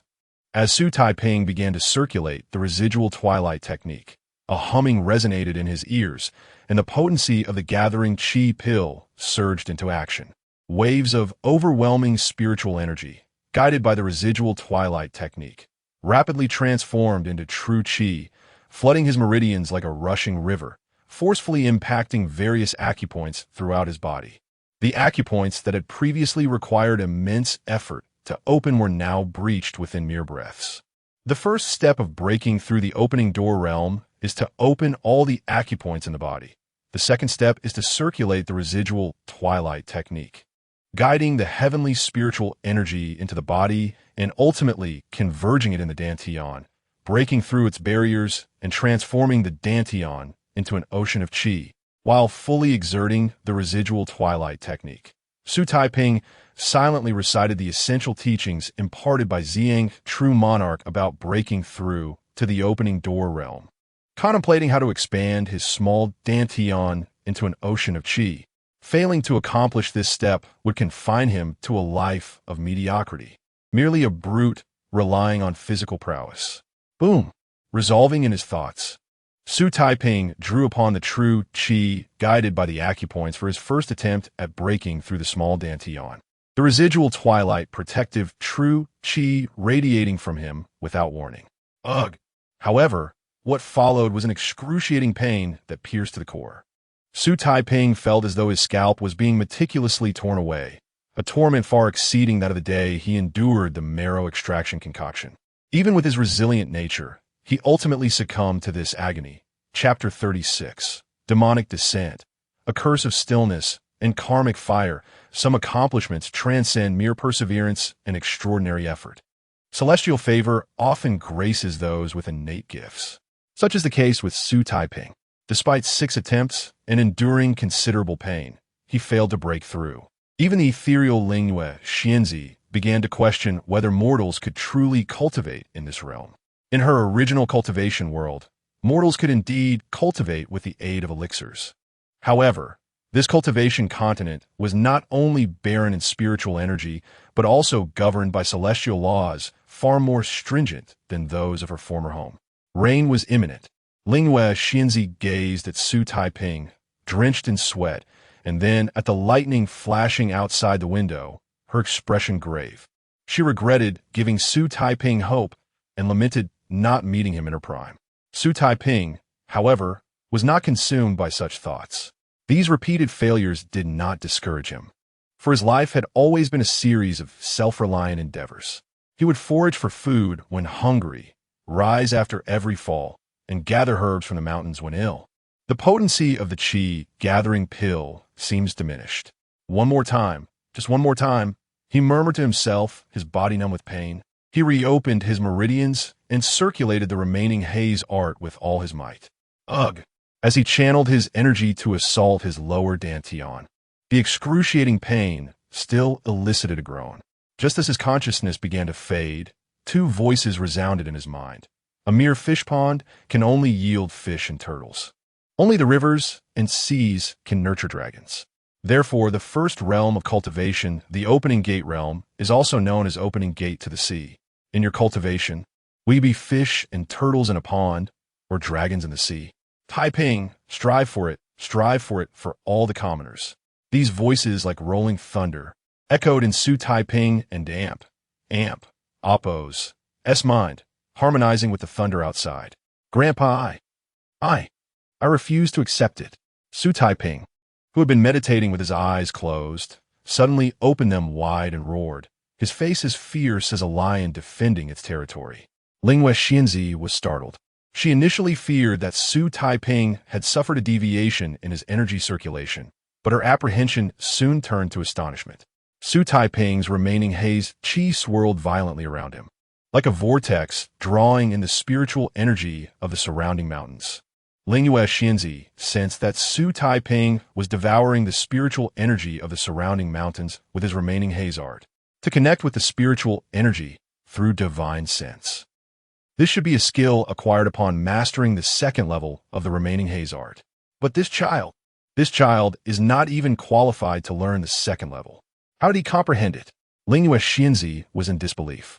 She was not familiar with the remaining haze art, but most qi refining techniques taught the method of connecting with spiritual energy through divine sense in their 2nd level, as Xu Taiping was doing. To comprehend without instruction, could it be instinct? Cultivation instinct? Does he possess the legendary lucid Tao heart? A shocking thought occurred to Lingwei Xianzi. In her original cultivation continent, talented individuals with cultivation aptitude were abundant. However, cultivators with a lucid Tao heart were rare. To bestow a lucid Tao heart upon a mortal, celestial Tao, how cruel, insidious, and laughable you are. Lingwei Xianzi cursed inwardly. The lucid Tao heart was an enviable talent, allowing one to inherit many of the legendary Taoist source arts. However, it also attracted extraterrestrial demons. While ordinary cultivators would only encounter such demons after becoming high-level cultivators, those with a lucid Tao heart might attract them as early as their first breakthrough. A single misstep could lead to demonic possession and eternal damnation. If Xu Taiping had exceptional spiritual bones, it would be manageable, but he was merely immortal, making his cultivation path perilous. With the added burden of a lucid Tao heart, his future was fraught with danger. If she could, Lingwei Xianzi would rather Xu Taiping be dull-witted than possess this lucid Tao heart. Boom! Suddenly, the remaining haze qi around Xu Taiping contracted into his body, and a wave of pure spiritual energy emanated from him. Is he about to break through? Lingwei Xianzi frowned. Earlier, she would have rejoiced at Xu Taiping and Appos as impending breakthrough. But now, upon realizing that Xu Taiping might possess a lucid Tao heart, she was filled with worry. Boom! Another wave of spiritual energy surged from Xu Taiping.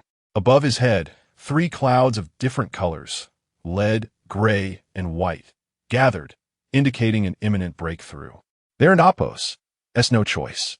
If it and Appos, S truly an extraterrestrial demon. I and Appos, LL have to use the final curse of stillness and karmic fire I borrowed from the Buddhist sect. I and Appos, LL just have to sleep for a few more decades.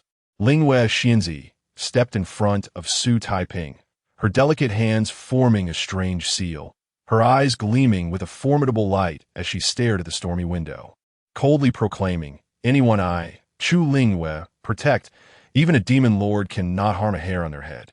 Boom! At that moment, the thunder outside coincided with the fluctuations of spiritual energy within Xu Taiping, and the entire world fell into a visible stillness. The sound of thunder, wind, and rain vanished. Xu Taiping and Appos' breakthrough to the opening gate realm would not cause such phenomena. The cause was an extraterrestrial demon. Even the barriers of first-rate sects on Chu Lingyue's original cultivation continent could not completely prevent the descent of extraterrestrial demons, let alone a small sect like Qingxian sect. So it has come, Chu Lingyue smirked. Whoosh! Bang! A chilling gust of wind shattered the window of the small courtyard, and a massive, pitch-black hand slowly reached in. The hand, like condensed darkness, extinguished the light cast by the room and Appos' lamps as it entered. Before the extraterrestrial demon, the barriers of Qingzhou residents and Appos' outer sect were mere decorations. Chapter 37.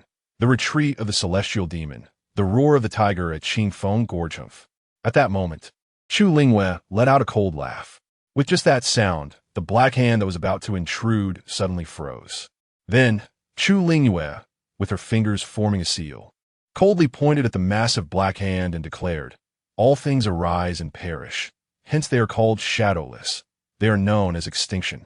As her words echoed, a terrifying aura of destruction surged forth, akin to the sudden appearance of putrid decay, crashing towards that black hand like a tidal wave with a proud gesture. Boom! A sound of silent explosion followed, and that enormous black hand, shrouded in swirling black mist, abruptly recoiled, the fingers igniting with flickers of flame. Choose between shadowless extinction or retreat back to the demon realm. Chu Lingyue's voice was as frigid as ice. The black hand hesitated, slowly curling into a fist. Roar! Suddenly, the previously silent world erupted with the sound of a dragon and Appos' roar, followed by an ancient voice bellowing in fury. Which demon dares to trespass upon my Qingxian? Upon hearing this, the black hand, transformed from the outer celestial demon, ceased its hesitation and swiftly withdrew from the window, vanishing as if it had never appeared. The sounds of thunder, wind, and rain abruptly returned to the realm. The little black dragon at the gate of Qingxian's sect could actually sense this outer celestial demon. I had underestimated it. However, it seemed to only sense its presence rather than truly discover it. Chu Lingyue, whose form had become increasingly transparent, glanced towards the gate of Qingxian's sect, a slight smile gracing her lips. She then turned to Xu Taiping, who was lost in a trance, and murmured, "But today, I owe it to it. Without its warning, I might have had to use the extinction fire spell, and in that case, I would not see the little one for at least 30 years. Though 30 years was but a fleeting moment to her, she had grown somewhat attached to the little one during their time together. She had originally intended to face the tiger demon alongside him, But now it seemed there was little hope. If she did not return to the earth fruit to sleep, this remnant soul would likely encounter problems. Never mind. I shall leave a letter for him, informing him of the ice breath technique. With the ice breath technique and his innate understanding, he would surely be able to deal with the tiger demon. As Chu Lingyue quietly muttered to herself, she controlled a brush on the table with her spiritual energy, beginning to write on a sheet of white paper. This brush was one of the few items her current remnant soul could manage to lift. Sister will be asleep for at least a month, or perhaps half a year. Little Taiping, take care. If you encounter anything interesting, be sure to remember it and share it with Sister upon her awakening. After writing the final line, Chu Lingyue Amp, Oppo's strength was completely depleted, transforming into a wisp of smoke that drifted out of the room, ultimately merging with the withered branches of the earth fruit buried in the medicinal garden. Meanwhile, Xu Taiping had finally broken through the invisible barrier surrounding his dantian using the residual. He had successfully reached the opening door realm. So this is the Qi Si. In that fleeting moment of breaking through, Xu Taiping gained the ability of introspection. With just a thought, he could see the Qi Si that emerged after the barrier of his dantian shattered. As his consciousness immersed in the Qi Si, it felt as if he were enveloped in a vast, gray expanse, occasionally spotting clusters of condensed true Qi drifting about. Even with such a superficial observation, he could distinctly sense the vast difference between the Qi Si and the dantian. No wonder Taoist Ziyang said that only upon reaching the opening door realm could one practice the Tao techniques. The small dantian simply could not contain the true qi required for such practice. With a heart full of astonishment, Xu Taiping mused, "Right? I need to quickly share this good news with Sister Lingyue." He suddenly recalled the presence of Lingyue, who was still guarding by his bedside, and immediately focused his mind. Reopening his eyes, to Xu Taiping's surprise, Lingyue was not in the room. The window was wide open, and an inexplicable aura of dread pervaded the air, as if a profoundly dangerous entity had just entered. Sister Lingyue? Growing increasingly uneasy, Xu Taiping climbed out of bed and called out towards the door. Still, there was no response. As he contemplated checking the medicinal garden, his peripheral vision caught sight of a letter pinned under a weight on the table. He hurried over to pick it up. "Little Taiping, by the time you read this letter, Sister has returned to the withered branches of the earth fruit to sleep, leaving this letter to inform you of several matters." What met Xu Taiping and Oppo's eyes was a line of elegantly fluid handwriting. The characters reflected the very essence of Lingyue. However, as he continued reading, the joy that had surged within him from his breakthrough dissipated like mist. "You attracted the outer celestial demon when you broke through, which is likely related to your spiritual aptitude." Outer celestial demon? Xu Taiping had never imagined that such a being, which he had only encountered in the legends of Qingxian sect's texts, would manifest beside him. Moments later, Xu Taiping finally finished reading the letter. Although there were many concepts he still did not fully grasp, such as illuminated Tao heart and outer celestial demon, he understood clearly that while he believed he had succeeded in his breakthrough, Sister Lingyue had risked her own existence to drive away that outer celestial demon. Upon realizing this, he folded the letter, and the joy and surprise in his eyes receded like a tide. He closed the window and solemnly placed the letter into the wooden box gifted to him by his grandfather, then silently returned to his bed to meditate. The events of that night allowed the young Xu Taiping to catch a glimpse of the perils of the path of cultivation. Had it not been for Sister Lingyue, even if he had broken through to the opening door realm, he would have likely been consumed by the celestial demon. The road ahead is long. I cannot always rely on Sister Lingyue. Now that I have gained the qualifications for cultivation, I must strive 100 times harder than other cultivators, allowing this mortal body to tread the path to the heavens. If the obstructing force is that tiger demon, I shall slay it. If the hindrance is the celestial demon, I shall cut it down. Xu Taiping silently resolved in his heart. Perhaps even Sister Lingyue had failed to realize that his greatest support on the path of cultivation was not the illuminated Tao heart, but the resilient wolf forged under his grandfather's guidance since childhood. Also on this night, at Qingfeng Gorge, within the lair of the tiger demon, roar. The tiger demon stood atop the canyon, letting out a powerful roar the reverberations sending ripples across the surface of the water, causing the fierce beasts in the mountains to cower in fear. My wounds have nearly healed. In another month, I shall be fully restored. The tiger demon grinned maliciously, then touched the long scar on its face, its eyes gleaming with fierce light as it gazed towards the red maple forest beyond the cave. June of the fifth peak. You wish for me to be your steed? You are not worthy. Once I recover, if you dare to return to Qingfeng Gorge, I shall make you taste the bitterness of the cloud-devouring pearl, a secret treasure of the Frostwind Tiger clan. As it spoke, the tiger demon suddenly reached into its mouth and pulled out a silvery white pearl. Boom! At the very moment the devouring cloud pearl emerged, a sudden tempest swept through the red maple forest outside the cave. Numerous maple trees, thick enough for two to embrace, were effortlessly severed in two by the slicing winds. Observing the chaos unleashed beyond the cave, the tiger demon, satisfied, swallowed back the devouring cloud pearl, then retracted its smile, directing its gaze towards the direction of the green bamboo manor. With a voice icy as the depths of winter, it declared, "And you, little wretch of green bamboo manor, should you dare to harm my spectral servant, I shall transform you into one of the damned, subjecting you to my torment for eternity." Chapter 38. A month later, Lu Chun came to kick the door. A month had passed. In the Qingzhou residence, Xu Taiping tore off a page from the yellow calendar on the wall, revealing a new page, July 9th, a favorable day for hosting guests but unfavorable for travel. Time had flown by, and it had nearly been a month since Sister Lingue fell into her slumber. Stretching lazily, he murmured to himself, "The injuries of that demon tiger must have healed by now," he thought, his gaze sharpening at the thought of the beast that had been eyeing him with such menace. Having transcended to the door-opening realm, the youthful innocence on Xu Taiping and Appo's face had vanished entirely, replaced by the keen demeanor of a cultivator. If not for his deliberate restraint, even his slightest movements could instill an indescribable sense of pressure upon ordinary folk.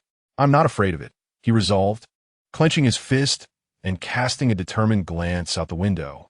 Although only a month had elapsed, Xu Taiping had devoted himself almost tirelessly to his cultivation. With his recent breakthrough, he had reached a stage where he could fast for half a month without harming his body and could substitute meditation for sleep. This effectively doubled his time for cultivation. Those cultivators who could manage only 3 to 4 hours a day were no match for his pace. During this period of intense training, Xu Taiping had nearly mastered the ice-breathing technique taught by Fairy Lingue. His earlier martial skill, the Green Bull Fist, had also seen significant improvement. He could now execute a complete set of 108 punches in the bull charge formation, a considerable feat in terms of power.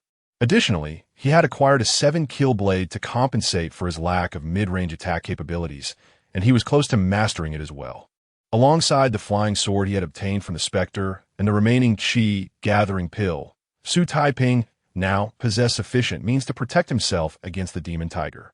Just as he was preparing to wash up, a sudden knock resounded at the gate of Qingzhou residence.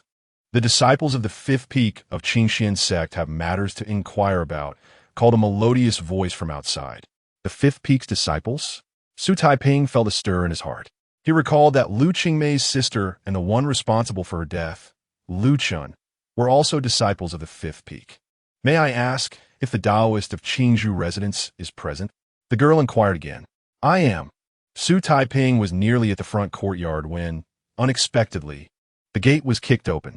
The barrier of Qingzhou residence was designed to ward off demons, not humans. An outer sect, rogue cultivator had no need for such civility. Upon the door's violent swing, a tall and handsome young man strode in, cursing under his breath. "Oh, isn't this the courtyard?" Upon spotting Xu Taiping standing in the center, the young man raised his chin slightly, glaring at him with an air of arrogance. Xu Taiping remained silent, merely observing the young man. He was not intimidated by the powerful aura emanating from him. Rather, he recognized the face before him. Indeed, this was Lu Chun, the fifth peak disciple who had caused Lu Qingmei and Appo's demise. "Speak quickly. Why the silence? Are you up to something unspeakable?" Lu Chun sneered. flipping the accusation onto Xu Taiping when he received no response. According to the rules of the Qingxian sect, intruding upon another in Apos' residence would lead to expulsion for outer sect disciples, while inner sect disciples would receive a reprimand and be confined for 3 months. Xu Taiping and Apos' fleeting disdain for Lu Chun was swiftly replaced by a calm demeanor as he met the young man in Apos' gaze. Do you dare to threaten me? You, an insignificant outer sect disciple, presume to intimidate me. Lu Chun? Lu Chun scoffed, a murderous intent flashing in his eyes. If you do not vacate my courtyard at once, I shall report you to the higher authorities. Xu Taiping produced a communication talisman, a token sent by the Lai Feng Hall to curry favor with Uncle Gio after a meal. You dare, though Lu Chun remained defiant. The flicker of uncertainty in his eyes revealed his fear of the Qingxian sect's stringent rules. Xu Taiping was unafraid of Lu Chun, understanding the harshness of the sect's regulations. Particularly for inner sect disciples, repeated offenses would certainly lead to expulsion from the Five Peaks. Brother Lu. At that moment, the young girl tugged at Lu Chun, her face filled with apology as she addressed Xu Taiping. Please do not be angry. This Brother Lu is merely a bit hasty and means no harm. Xu Taiping glanced at Lu Chun and Apos' icy demeanor, and then at the exquisitely beautiful young girl, silently retracting the communication talisman.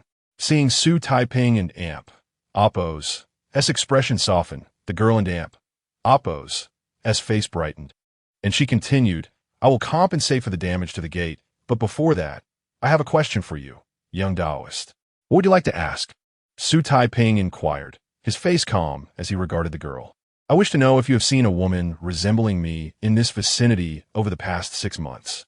She is slightly taller and has longer hair than I. As she spoke, the girl gestured earnestly, striving to depict the woman she was searching for. This is what she looks like, young Taoist. Have you seen her? Upon finishing her description, the girl in Apos' eyes brimmed with urgency as she looked at Xu Taiping. Meanwhile, Lu Chun stood silently beside her, his gaze fixed intently on Xu Taiping, seemingly more anxious for his response than the girl herself.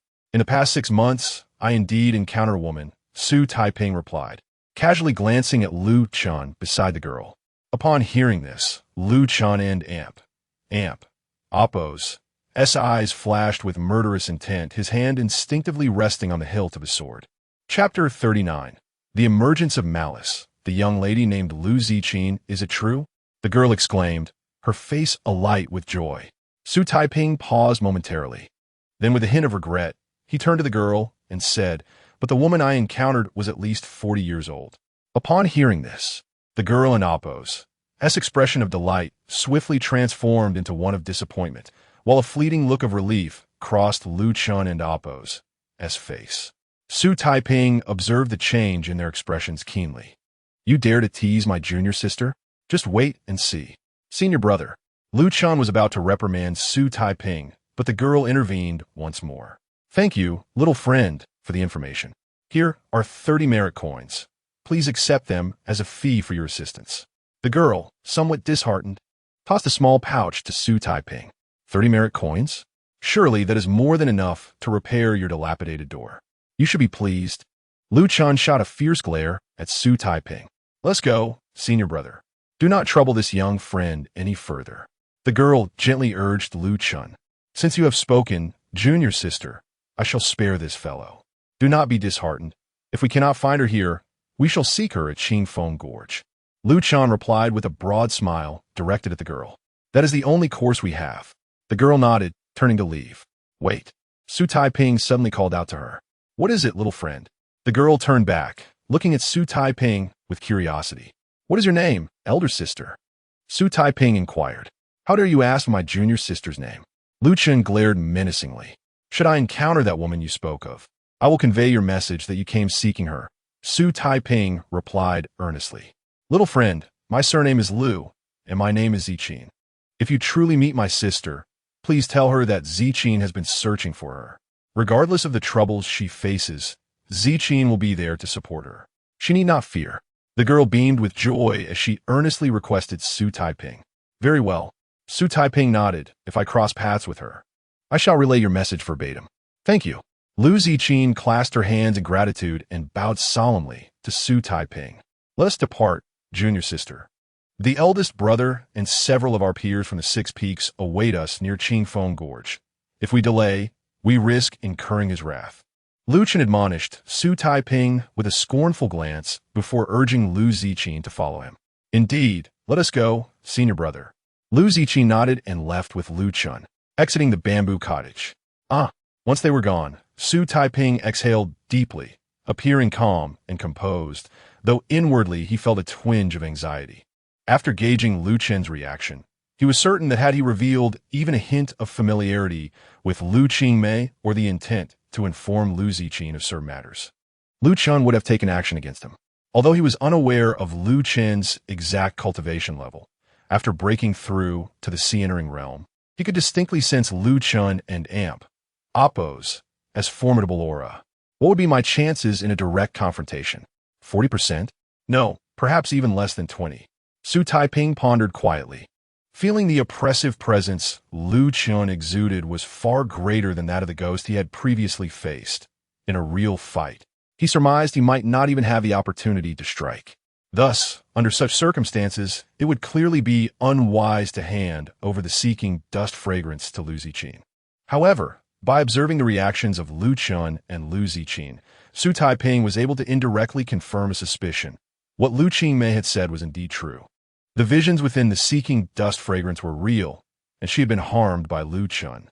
Xu Taiping stepped toward the entrance of the courtyard, resolving to devise a plan to deliver the seeking dust fragrance to Sister Ziqin in the absence of Lu Chen, enabling her to discern his true nature. Yet, the relationship between the two did not appear particularly close, suggesting that Sister Ziqin had not been swayed by Lu Chen and Damp, Oppos, as sweet words. Watching Lu Ziqin and Lu Chen depart, Xu Taiping mused aloud. They mentioned going to Qingfeng Gorge. Could they possibly be investigating that tiger demon? Suddenly, a spark of realization ignited in his mind as he recalled their conversation. The most vicious creature in this region is undoubtedly that tiger demon. It is only natural for Lu Ziqin to attribute her sister and Oppos' disappearance to it. If I arrive at Qingfeng Gorge ahead of them, perhaps I will have an opportunity to connect with Sister Ziqin. However, this entails the risk of encountering that tiger demon. He began to weigh the risks of venturing to Qingfeng Gorge in his mind. Xu Taiping had indeed promised Lu Qingmei to deliver the seeking dust fragrance to Lu Ziqin, but this was contingent upon ensuring his own safety. Boom! At that moment, a gigantic white-headed eagle descended at the entrance of the bamboo cottage. Xu Taiping, this is the item you purchased, totaling 20 merit coins, and you owe me one more. The white-headed eagle tilted its head, tossing a wrapped parcel into the air, which landed precisely in front of Xu Taiping.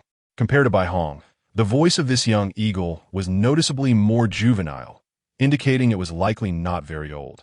Thank you. Xu Taiping received the parcel and produced the prepared pouch of coins from his pocket, tossing it to the white-headed eagle.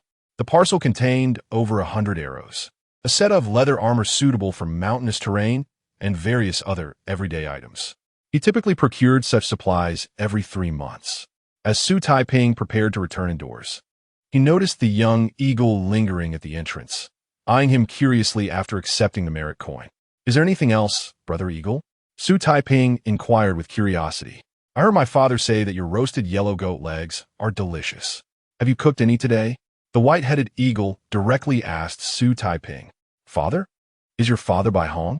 Xu Taiping scrutinized the young eagle and suddenly recognized the resemblance to Bai Hong. Indeed, Bai Hong is my father. My name is Bai Yu. Recently, I have heard my father mention you often. I thought you were his son. Bai Yu replied with a hint of jealousy.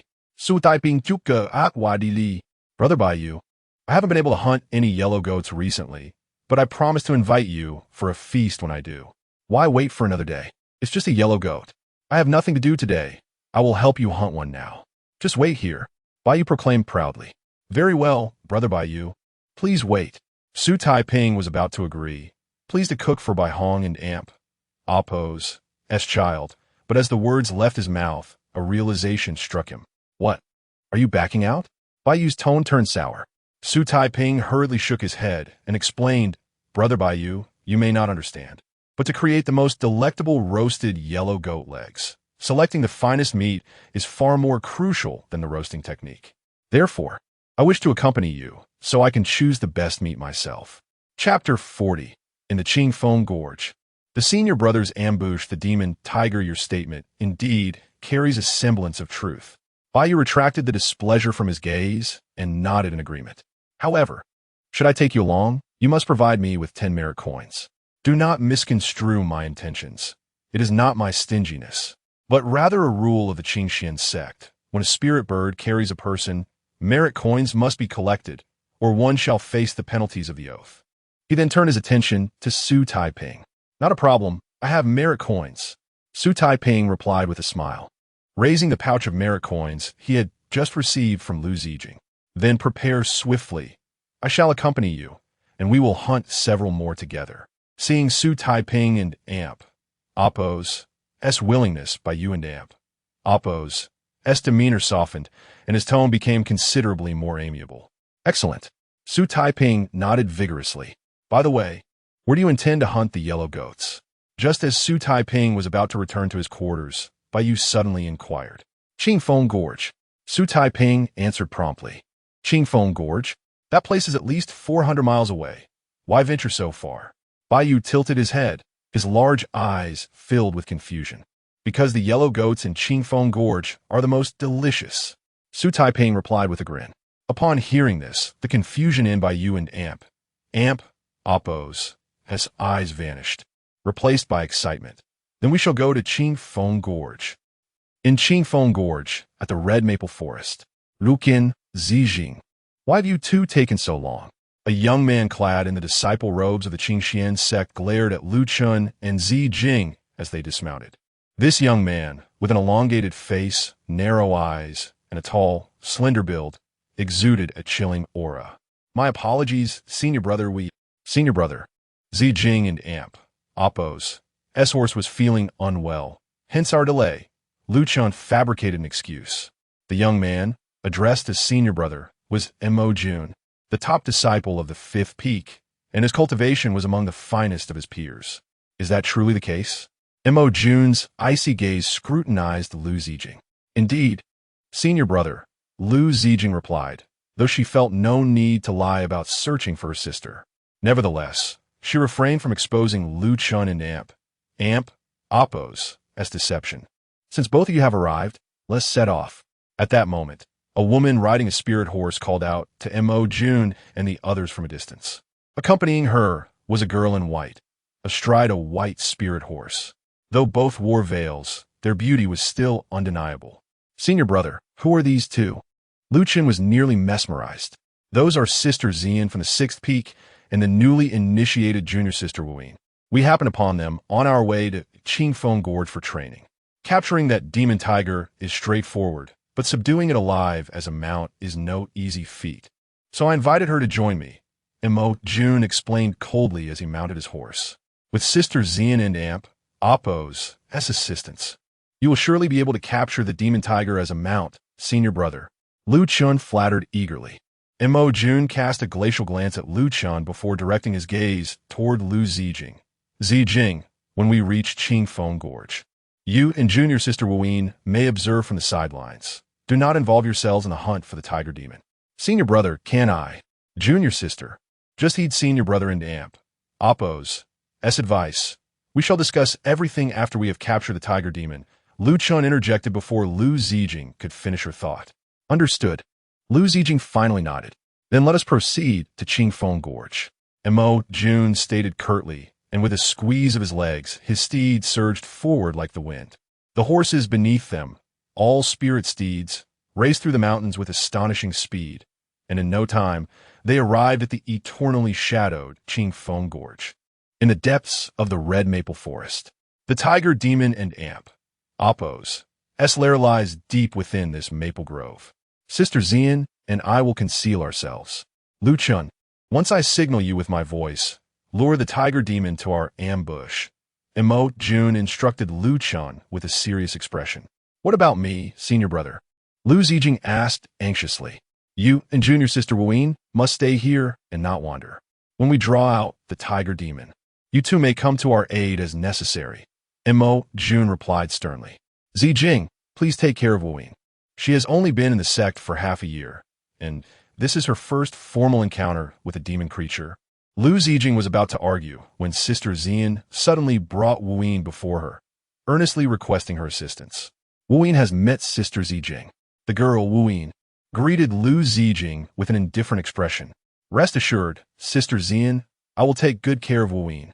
Lu Zijing ultimately set aside her desire to join Lu Chun in luring the tiger demon, taking Wuyin and Appo's hand and standing beside her. Whoosh! At that moment, a gust of mountain wind swept through, lifting Wuyin and Appo's veil and revealing her nearly flawless visage. Not only Lu Chun, but even Lu Zijing was momentarily taken aback. Wuyin seemed accustomed to the gazes around her, silently lifting her head to gaze at a giant eagle soaring through the gaps in the branches overhead. Above Qingfeng Gorge. At this moment, Xu Taiping was soaring high in the sky, embracing Baiyu's neck, peering down at the mountain forest below. Xu Taiping, there are only a few disciples of the Qingxian sect down there. Where are the yellow goats? Baiyu, also looking down, spoke with a hint of displeasure. Baiyu, can you discern the situation in the forest below? Xu Taiping withdrew his gaze, astonished as he looked at Baiyu. Just moments ago, he had strained his eyes for a long time, barely catching sight of a few figures, a feat only possible after his recent breakthrough in eyesight. Of course, Baiyu replied, pleased by Xu Taiping's astonishment. The eyesight of the Baitu Jiao clan is indeed remarkable. Xu Taiping expressed his admiration and surprise. Our Baitu Jiao clan possesses exceptional vision among spirit beasts. Not only can we see several large figures, but even a few ants would be visible to us. Baiyu, elated by Xu Taiping and Appo's praise, momentarily set aside the search for yellow goats. Baiyu, can you help me see if there is a girl in a green dress among those disciples below? Xu Taiping inquired immediately. There is indeed a girl in green. Baiyu replied, casting a glance downward. However, the other girl beside her seems even more beautiful. Chapter 41. The Red Maple Forest. Xu Taiping observes the tiger from afar. Just keep an eye on that girl in green, Xu Taiping said, both amused and exasperated. Very well, Baiyu nodded. The girl in green was currently standing with a young girl in white, while the others had dispersed into the depths of the Red Maple Forest, likely preparing to hunt a certain demon beast. In an effort to showcase his keen eyesight before Xu Taiping, Baiyu meticulously described the scene below, which was precisely the information Xu Taiping sought. To his surprise, Xu Taiping mused that Sister Zijing had indeed come to Qingfeng Gorge, and it was likely the demon beast they were hunting was the tiger demon. Xu Taiping, how did you know there was a girl in green down there? Baiyu suddenly reacted. Oh, she is an older sister I met outside the mountain. She mentioned she would come to Qingfeng Gorge to hunt soon. Xu Taiping calmly fabricated a reason when he sensed Baiyu was onto him. Oh, so your outing with me to find a yellow antelope was a pretense, and seeing that girl in green was your true intent? To Xu Taiping and Appo's surprise, Baiyu did not express anger at being deceived. Rather, he seemed intrigued. Brother Bai, to be honest, seeking the yellow antelope is true, and meeting that sister is also true. Xu Taiping decided to be forthright. Could it be that you have taken a fancy to that girl in green? Baiyu asked with a sly grin. Baiyu and Appo's sudden leap in logic caught Xu Taiping off guard. How far have you two progressed? Have you held hands? Shared a kiss? Or perhaps, Before Xu Taiping could formulate a response, Baiyu continued to bombard him with questions that left him blushing. Be brother Bai, I am merely friends with Sister Zijing. Xu Taiping stammered. Friends? You humans, when a man likes a woman, isn't it all about holding hands and kissing? Baiyu remarked incredulously. Xu Taiping felt a wave of embarrassment. Who had taught him such things? Uncle Bai? Impossible, he thought to himself. Roar. Just as Xu Taiping pondered how to respond to Baiyu and Appo's inquiries, a tiger and Appo's roar suddenly echoed through the forest. Despite the distance, the sound sent a chill down Xu Taiping and Appo's spine. Oh, the beast they intend to hunt is actually that old tiger that raises wraiths, Baiyu teased. unfazed by the roar. Brother Bai, you are familiar with this demon tiger? Xu Taiping asked curiously, looking up at Bai Yu.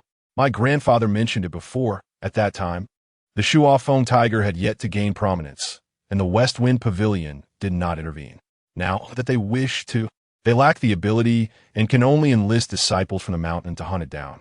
However, this beast is particularly cunning and has raised several wraiths, allowing it to roam freely in these mountains until now.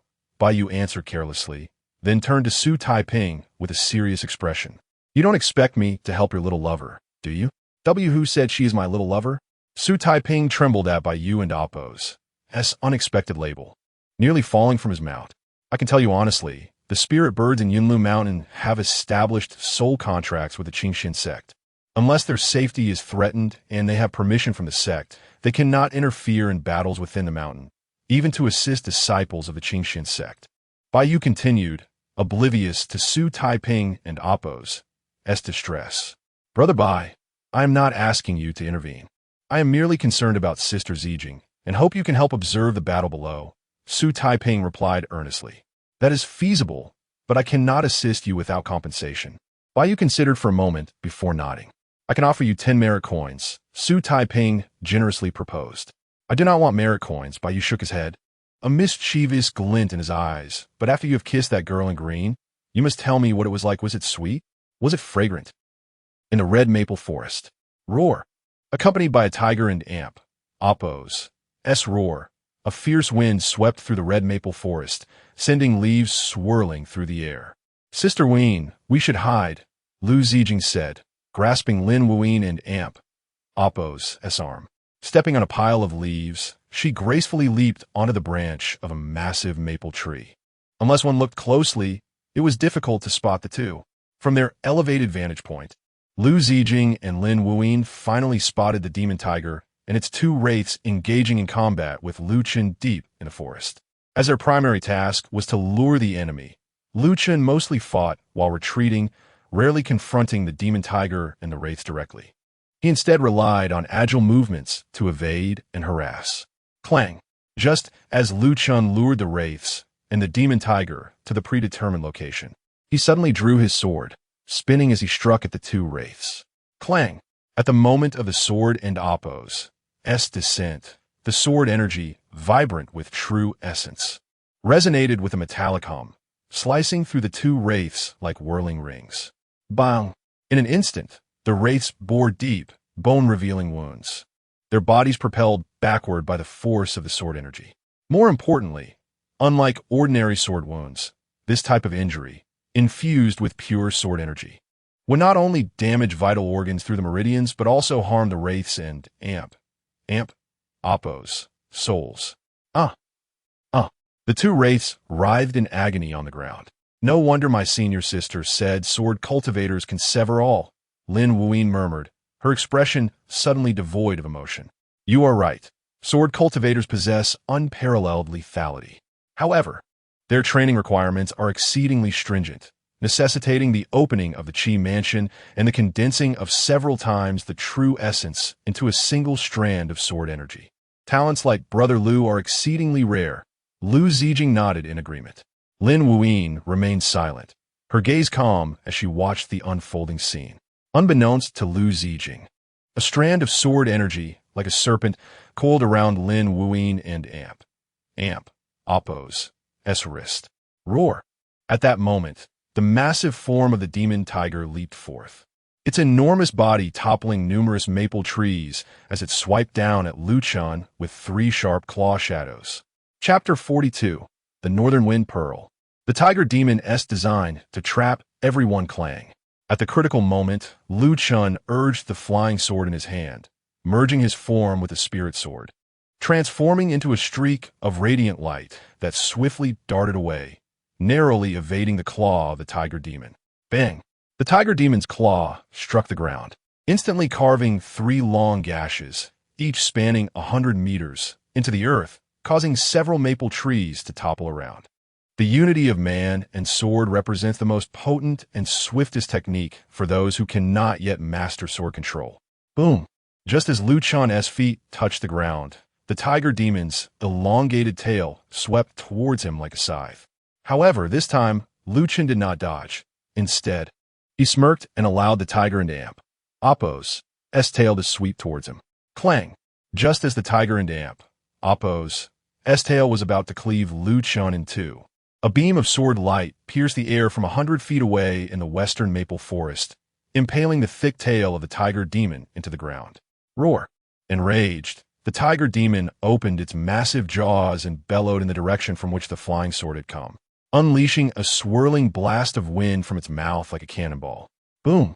With a tremendous sound, the western side of the maple forest was ravaged by the fierce wind expelled by the tiger demon, revealing a figure enveloped in a swirling protective sword aura, rushing towards the tiger demon.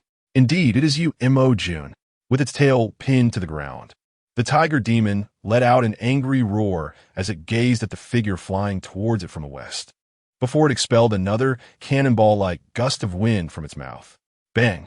The razor-sharp wind struck Immortal, causing him to stagger and momentarily halt his advance. Demon, taste my sword.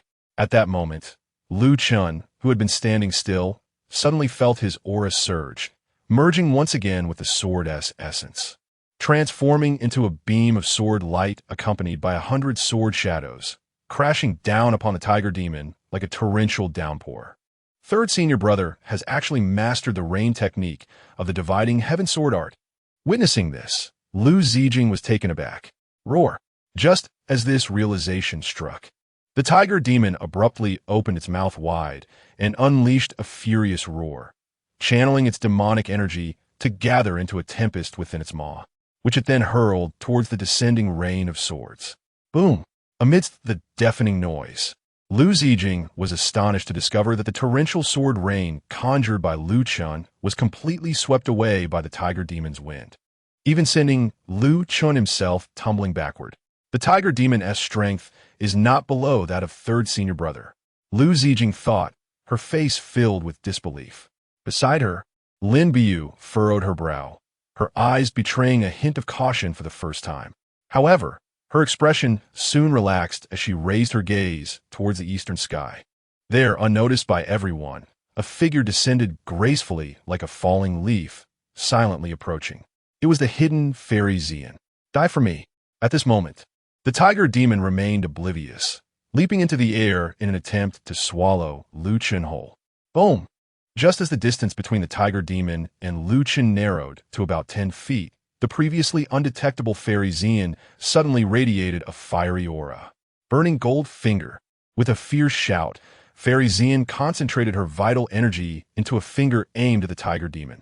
In an instant, her fingertip glowed red like a branding iron, accompanied by powerful waves of spiritual energy radiating outward. You despicable fiends!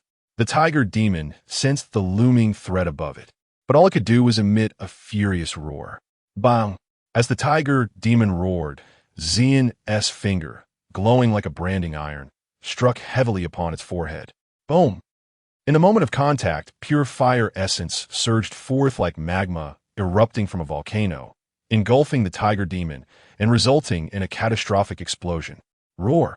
As the tiger demon plummeted to the ground, its body was engulfed in raging flames, emitting a series of tormented howls. Immortal beheaded.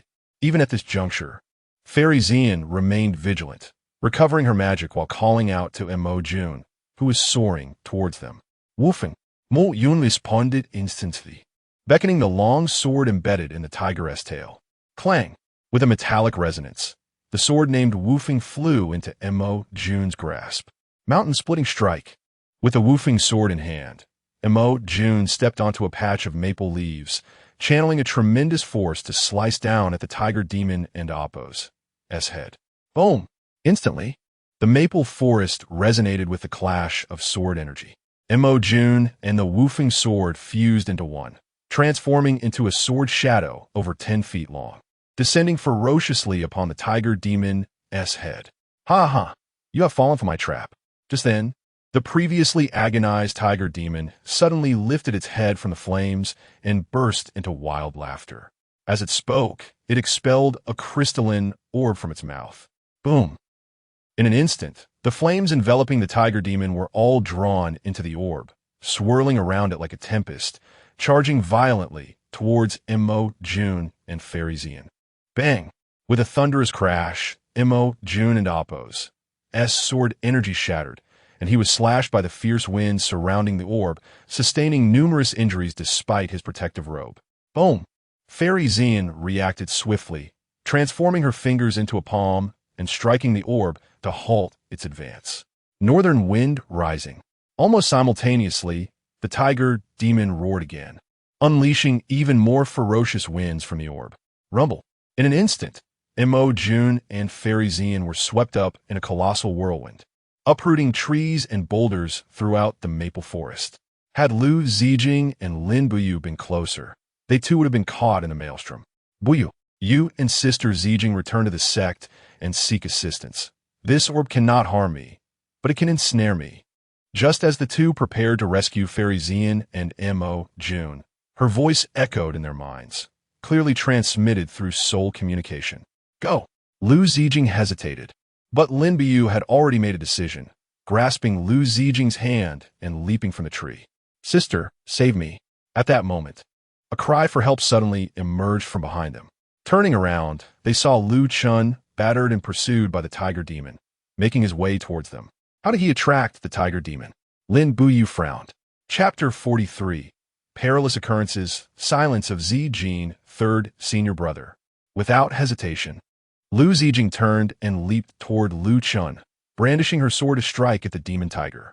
Unaware of Lu Chun and Appo's true identity, she would not abandon her senior brother. With a powerful thrust of her sword, Lu Zijing forced the demon tiger's paw aimed at Lu Chun to retract. Senior brother, let us return to the sect and seek help. Sister, hold off the demon tiger for a moment. I will fetch assistance. Just as Lu Zijing was about to pull Lu Chun away to escape, he suddenly pushed her back with considerable force. Lu senior brother, Lu Zijing, knocked to the ground, stared in disbelief at Lu Chun, who had propelled himself forward with his spiritual sword. Boom! Before Lu Zijing could rise, the demon tiger had already pursued her, striking down with its paw. Swish!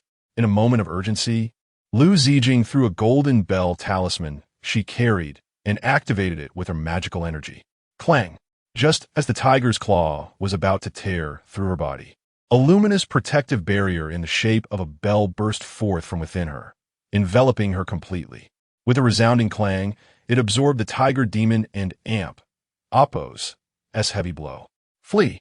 Lu Zijing quickly recited a spell, dashing like the wind towards the exit of the forest. Do you think a mere golden bell talisman can stop me? The tiger demon laughed maniacally, inhaling deeply before unleashing a ferocious roar toward Lu Zijing. Winds like sharp blades violently struck against the bell-shaped shield, forcing Lu Zijing to halt and brace herself against the onslaught. Yet, in the blink of an eye, she noticed cracks beginning to form in the golden bell and Appo's protective barrier. Caught in a dilemma, Lu Zijing was suddenly startled by a thunderous rumble echoing through the forest. She looked up to see a talisman radiating purple-golden light hovering above the trees, from which the thunderous sound emanated. 5 Thunder Talisman? The tiger demon also noticed the talisman, momentarily stunned before leaping to evade the impending lightning strike. Boom! However, its reaction was a fraction too slow. The already injured tail was struck by a bolt from the sky, reducing it to charred remains, leaving the demon paralyzed and immobile. Roar! In pain and fury, the demon tiger glared at a figure perched on a branch above, bellowing, "You too cannot escape. Today, you shall become my feast." It had spotted the one who had thrown the 5 Thunder Talisman. Indeed, it was Lin Buyu who had stayed in the trees. Run! Lin Buyu leaped down from the branch, grasping Lu Zijing and Appo's hand, and they began to flee at top speed. Thank you, sister. Grateful for her survival, Lu Zijing kept pace with Lin Buyu, expressing her gratitude. Boom! Yet, they had underestimated the tiger demon's strength. Before they could escape the grove, it had already blocked their path. Today, you two have nowhere to run. The demon tiger grinned slyly at them. How dare you harm disciples of the Qingxin sect? Do you not fear being hunted down by our sect? Lu Zijing brandished her sword, positioning herself protectively in front of Lin Buyu. At this point, do you think I have any way out? Rather than wait for my demise, I would rather consume you both to enhance my power. With that, the demon tiger grinned wickedly, revealing to be honest. I am but a step away from breaking through to the rank of Demon King, becoming a true royal beast. Upon hearing this, Lu Zijing and Amp, Appo's brow furrowed even deeper. A royal beast, with powers nearly comparable to those of a practitioner in the Wangu realm, paired with its unique abilities, would pose a significant challenge even for those who had attained minor success in that realm. Your scent is quite delightful, especially that of the young lady behind you. The demon tiger sniffed eagerly, its gaze greedily fixed on Lin Buyu, hidden behind Lu Zijing.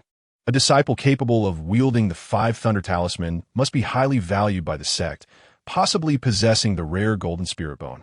If I consume you, not only will I ascend to kingship, but I may also awaken a new bloodline power. As it spoke, the demon tiger prowled closer, emitting a low, rumbling growl, as if poised to pounce at any moment. Sister Buyu, I will hold it off. You need not worry about me. Find a way to escape. Lu Zijing discreetly conveyed her thoughts to Lin Buyu, channeling her inner energy. A disciple like Lin Buyu, with golden spirit bone, would undoubtedly have been granted means of escape by the sect, which is why Lu Zijing urged her to flee. Lin Buyu remained silent, neither agreeing nor opposing the plan. Boom! At that moment, the demon tiger inhaled sharply and unleashed another blast of energy toward Lu Zijing and Lin Buyu. Swish! Almost simultaneously, Lu Zijing drew her sword, directing a torrent of sword energy towards the demon tiger. Bang! With a deafening crash, the tiger and Appo's gust was cleaved apart by Lu Zijing and Appo's strike. Boom! However, Lu Zijing did not anticipate that as she cleaved through the gust, the demon tiger and Appo's severed tail would sweep toward her from the side. Just as despair began to take hold, a slender figure appeared beside her, holding a golden talisman. Who else could it be but Lin Buyu? Clang! With a resonant metallic sound, the talisman in Lin Buyu and Amp, Appo's hand transformed into a golden flying sword, slicing toward the tiger and Amp, Appo's tail. Swish! With a whoosh, the tail fell, and the golden sword aimed directly at the demon tiger and Amp, Appo's head. Boom! Just then, a beautiful crystal orb appeared before the tiger demon, which grinned maliciously, revealing its scheme had succeeded. Bang! The immense collision rang out as the golden sword, transformed from the talisman, shattered against the violent winds erupting from the crystal orb. Boom! Before Lu Zijing and Lin Buyu could react, they found themselves enveloped within a swirling barrier of wind, encircled by the demon tiger. Did you ever imagine I could activate my storm orb once more? The tiger demon swallowed the crystal orb, striding towards them with a triumphant expression. Chapter 44. The boy who descended with a bang, the tiger demon, did not immediately employ the Shuo Foam Pearl, not out of disdain for the two, but rather to ascertain whether they had any hidden tricks up their sleeves. Bang! Lu Zijing struck the wind barrier with her sword, yet despite channeling her true energy, the blow was effortlessly rebuffed, leaving her hands numb from the impact. Futile. The wind barrier formed by my Shuo Foam Pearl can withstand even the mightiest strike from a practitioner of the Wuyo realm. No one can come to your aid. The tiger demon smirked disdainfully at Lu Zijing. At that moment, it had already deemed the two as its prey. I and Amp, Appo's, am sorry, but this is all my fault. Lu Zijing, filled with guilt, raised her longsword, seemingly preparing to engage the demon in a life-or-death struggle. A hint of panic flickered across Lin Buyu and Amp, Appo's otherwise calm visage. When faced with mortality, no one could truly maintain their composure. Roar! Losing patience, the tiger demon let out a ferocious roar and lunged at the two. Songlong! Boom! Within the confines of the small wind barrier, retreat was not an option for the two. They could only confront the beast head-on. One brandished a sword while the other struck with her palm, both aiming at the tiger demon. Bang! However, against the full force of the tiger demon, they were swiftly sent flying after only a few exchanges. The tiger demon held a dual advantage in both cultivation and physical prowess. Engaging it directly offered no hope for victory. Hiss, the tiger demon raised its head and inhaled sharply. A tremendous suction force emanating from its mouth that pulled Lu Zijing and Lin Buyu off the ground. Whoosh, though they struggled against the force. They could not resist and were lifted high into the air, on the verge of being devoured by the tiger demon. Boom!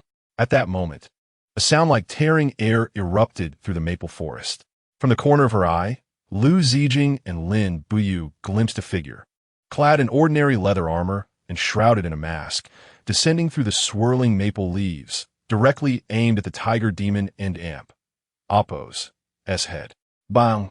With a thunderous impact, Lin Buyu, her eyes wide with astonishment, witnessed a masked youth standing atop the tiger demon's head, raining down powerful punches. The sound of the youth and amp. Appo's fist striking the tiger demon and amp. Appo's skull resonated like the relentless beat of drums on a battlefield, dense, urgent, and forceful, as if it would never cease, leaving the tiger demon unable to lift its head. This appeared to be the signature move of the Qing Yo fist, bull charge. As Lu Zijing landed back on the ground, her face painted with disbelief, she gazed at the youth who straddled the tiger and Appo's back, delivering punch after punch to the demon and Appo's head. She recognized the youth and Appo's martial arts style. Yet this only deepened her astonishment. In her recollection, the Qing Yo fist was an ordinary martial technique, lacking such devastating power when executed by common practitioners. Could it truly be the Qing Yo fist? Feeling the tremors reverberating through the ground and the ethereal bull shadow materializing around the youth, she could not help but murmur to herself again. Bang! The youth's already bruised fist came crashing down once more, but this time, he did not pull back as swiftly as before. Oh no, the bull charge has only 108 strikes. Lu Zijing gasped and shouted, "Youth! The tiger demon is about to retaliate." As she spoke, she began to channel her true energy, preparing to assist. Roar! Almost simultaneously with Lu Zijing and amp. Appo's warning. The tiger demon bellowed in rage and suddenly flipped over, propelling the boy high into the air. Bang! At that moment, Lin Buyu appeared before the tiger demon. Her palms thrust forward as she called out with her youthful voice, palm like thunder. Subsequently, a dozen electrified palm shadows surged forth from her hands, striking the tiger demon and Appo's chest with great force. Bang! The tiger demon staggered back a few steps, experiencing a brief moment of paralysis. Damn it! Enraged, the tiger demon roared, unleashing a wave of demonic energy that slammed into Lin Buyu, sending her hurtling backwards. Thank you, girl. The youth and amp, Appo's voice rang out suddenly. Though Lin Buyu's strike had not posed a significant threat to the tiger demon, it had granted the youth a moment to change his tactics. Zhong! The youth leapt onto a nearby branch and lightly tapped the short sword at his waist, causing a resonant sound to erupt. Whoosh! The short sword shot forth like a streak of light, aimed directly at the tiger demon and amp. Appo's head. The tiger demon, with its keen instincts, halted its movement and swiftly turned its head. With a swift swish, the sword's light grazed the demon's shoulder, leaving a deep gash that oozed blood, rendering the creature particularly disheveled. Bang! Before the tiger demon could recover, the youth leapt from the tree again, delivering a powerful bullhorn smash that struck the demon and amp. Appo's head, causing it to topple and create a deep crater in the ground. Roar! The furious tiger demon shook its body violently, dislodging the youth, then turned to unleash a fierce whirlwind of energy towards him. If struck by this cyclone, the youth would not survive unscathed. Bang! Fortunately, the youth had anticipated this attack, enveloping himself with the remaining true energy to withstand the blow. At the same time, he tapped his short sword Chapter 45, the defeated tiger monarch. None can compare to Xu Taiping with a resounding explosion. A chilling white mist erupted from the boy and Appo's mouth, enveloping the massive form of the demon tiger entirely. In an instant, the once warm maple forest transformed into a realm of winter's grasp. The entire vicinity, including the tiger demon, became frozen, rendering the beast as still as a statue.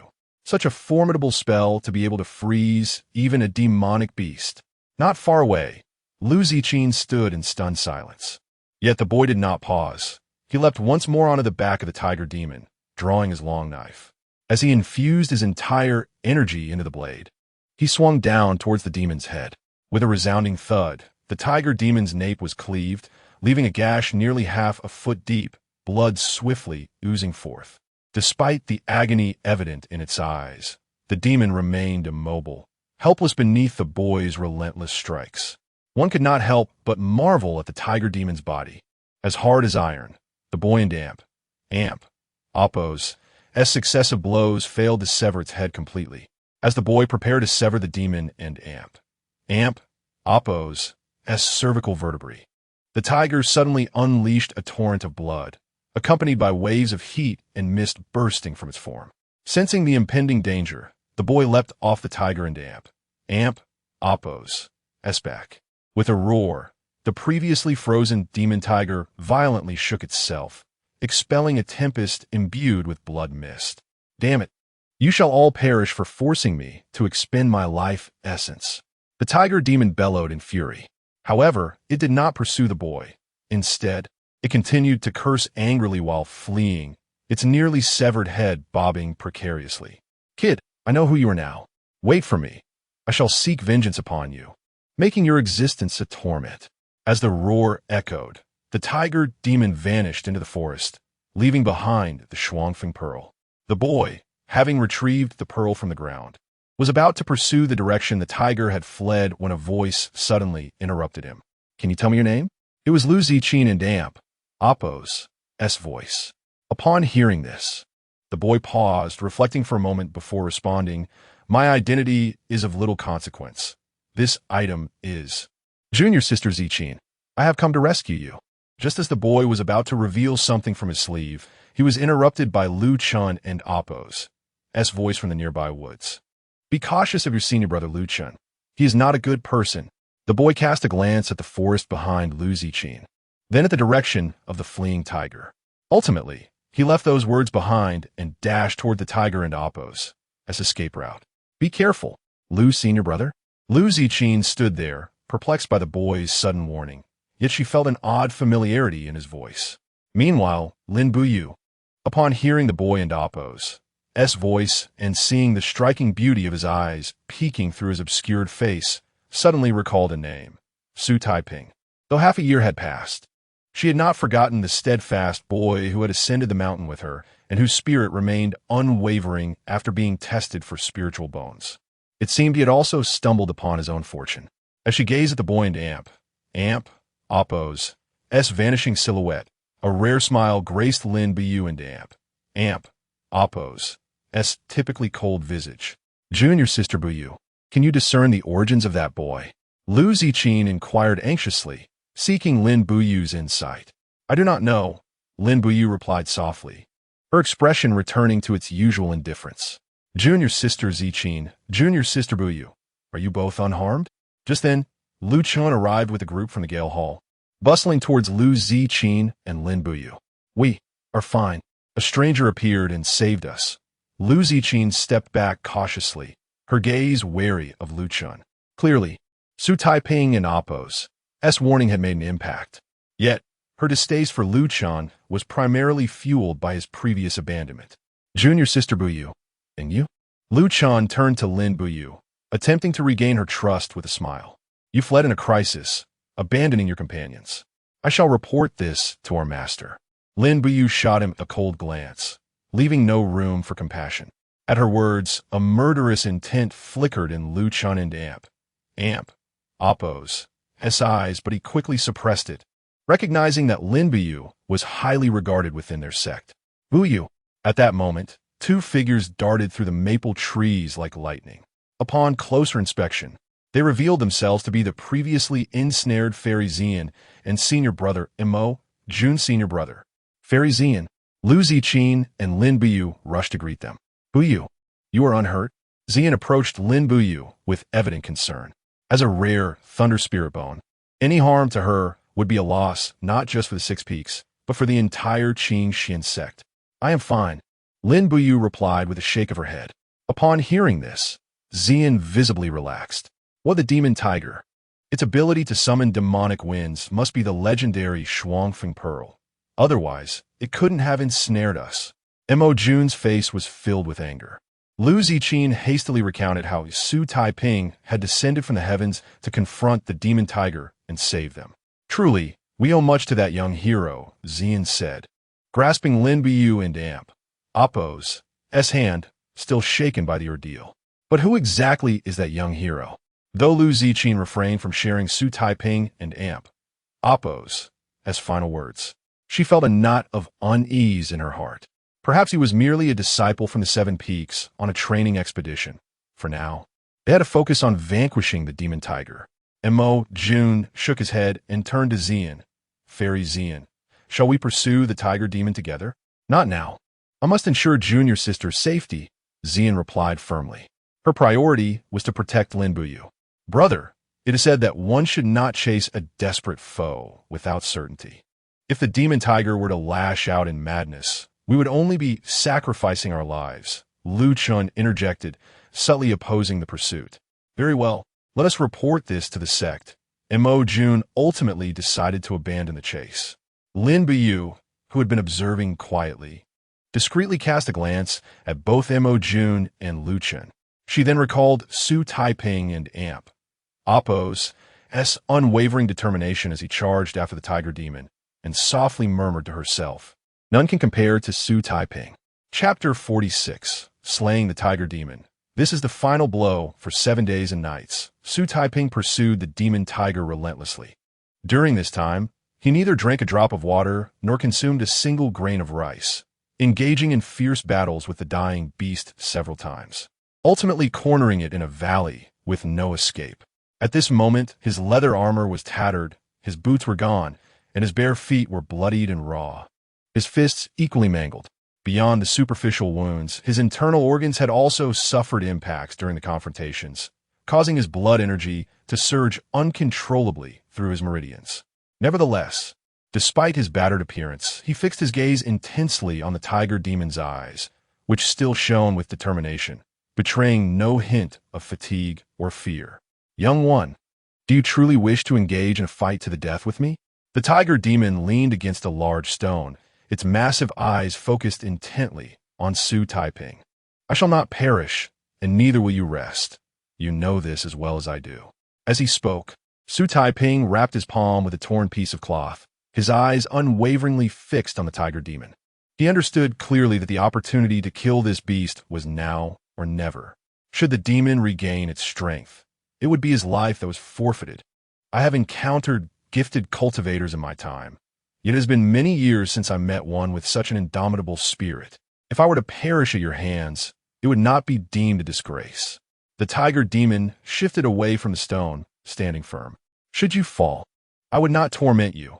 I would simply consume you and turn you into a wraith, binding you as my eternal servant.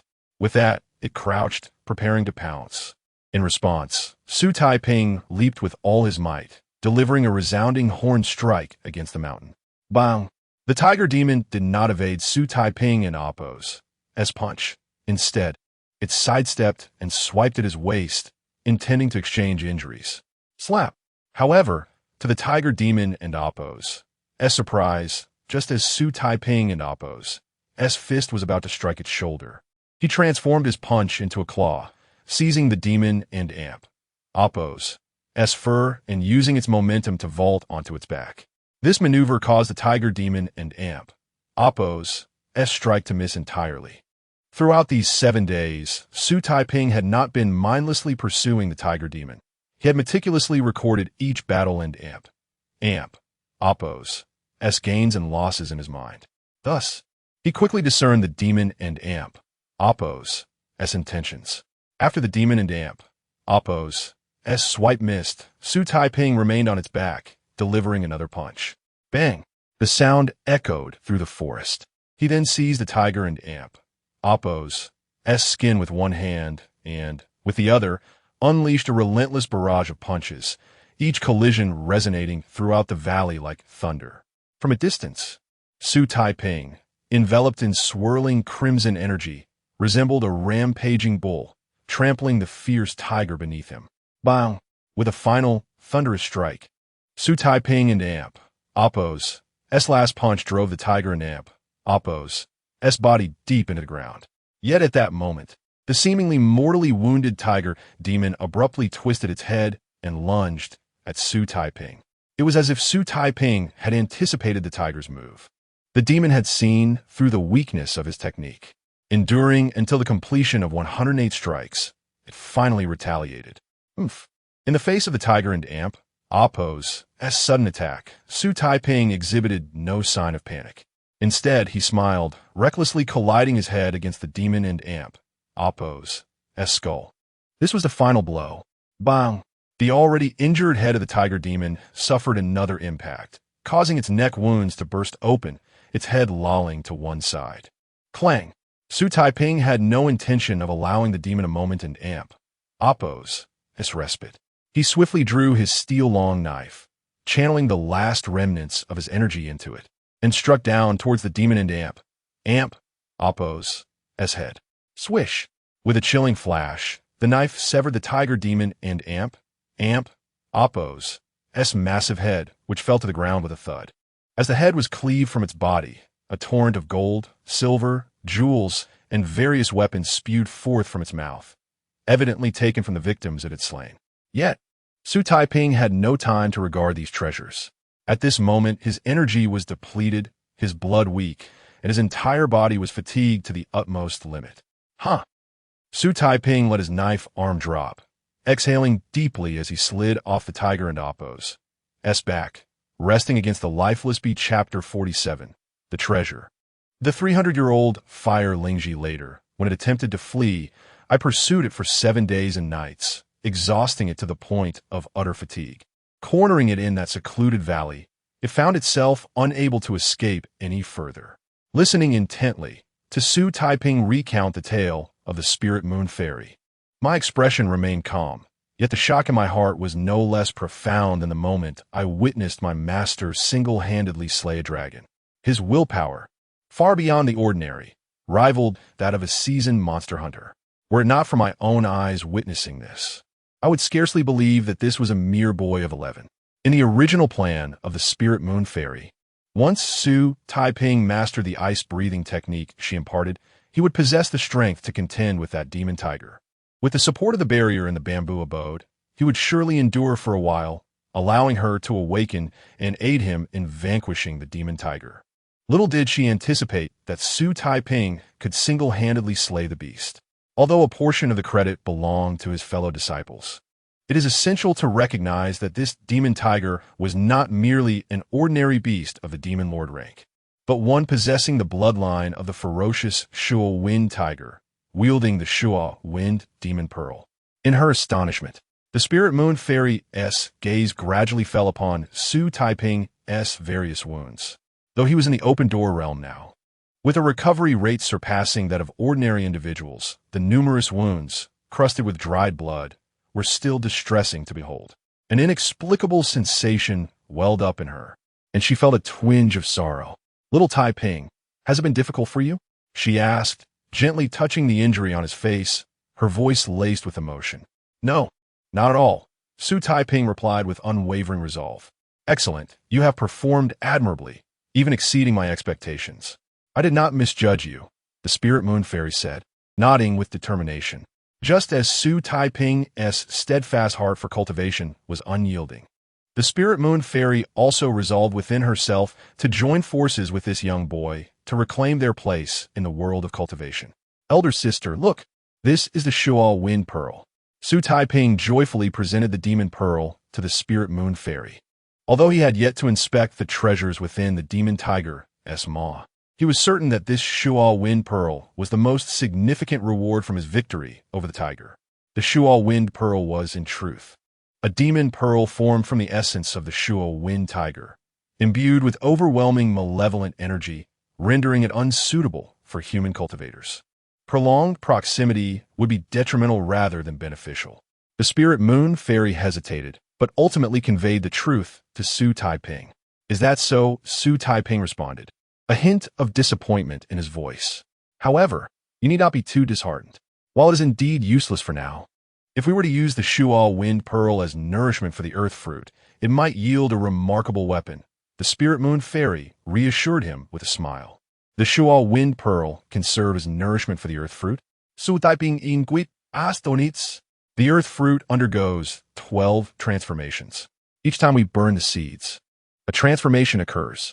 After the second transformation, it can absorb the demon energy from demon beasts and their demon cores to nurture the fruit, the Spirit Moon Fairy explained. Burning the seeds, right. Xu Taiping suddenly recalled something. He turned and approached the tiger in Appo's head, lifting it with one hand and pouring out a heap of merit coins and treasures. There are at least 3,000 merit coins from this demon tiger. Enough for us to purchase a true fire talisman, Xu Taiping exclaimed, excitement lighting his face as he looked at the Spirit Moon Fairy. Among the treasures in the demon tiger's maw, gold and silver dominated, while merit coins were relatively scarce. In addition, Xu Taiping also discovered some cultivation manuals and magical talismans. Yes, with the true fire talisman, we can burn the seeds and enable the Earth Fruit's second transformation. The Spirit Moon Fairy said, her eyes gleaming with hope.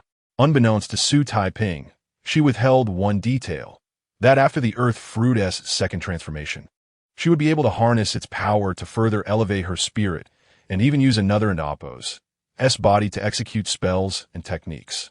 At that point, should she encounter a creature like the demon tiger again, she would be more than capable of overwhelming it.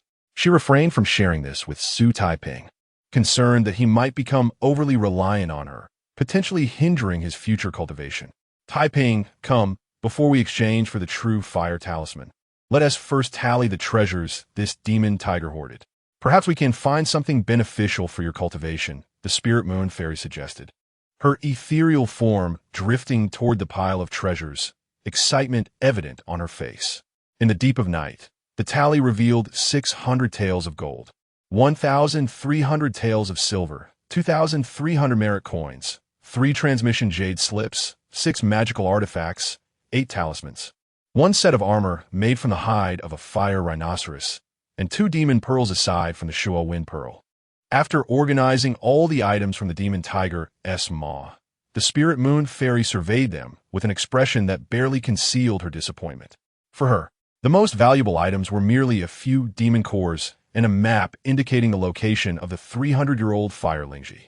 Xu Taiping handed the beast skin map to the Spirit Moon Fairy. Unlike her, a seasoned cultivator familiar with grander worlds, Xu Taiping had never encountered such vast wealth, let alone the 10 or so magical artifacts and talismans valued over 1,000 merit coins each. This fire Lingji must have been left by the demon tiger for its own breakthrough, the Spirit Moon Fairy remarked as she examined the beast skin map. The map was drawn rather rudimentarily, sketching only a few terrains and the general location of the 300-year-old fire Lingji, likely crafted by the demon tiger itself. This location seems to be the very valley where I caught up with it that day. Could it be that it fled there to obtain this fire Lingji? Xu Taiping pondered, a sense of trepidation washing over him. Had he not pursued it or arrived a moment too late, allowing the demon tiger to claim the fire Lingji? The outcome could have been drastically different. Is this fire Lingji useful for me? Xu Taiping asked, his large eyes filled with curiosity. For you, the potency is too strong. Consuming would not only be unhelpful, but potentially harmful. However, the Spirit Moon Fairy initially shook her head, then furrowed her brow, seemingly hesitating to speak further. But what? Xu Taiping, that's... It can also be used as nourishment for the earth fruit. If luck is on our side, it might give rise to a treasure that accelerates your cultivation speed. Observing the curiosity written all over Xu Taiping's face, the Spirit Moon Fairy ultimately chose to reveal the truth. Yet, there is a caveat. Fire Lingji over 300 years old is often guarded by a fire python. If one does not know how to avoid the fire python, attempting to harvest it could be perilous. Before Xu Taiping could begin to feel elated, the Spirit Moon Fairy added this cautionary note. Chapter 48, True Fire Talismans, the second transformation of earth fruits, is that so?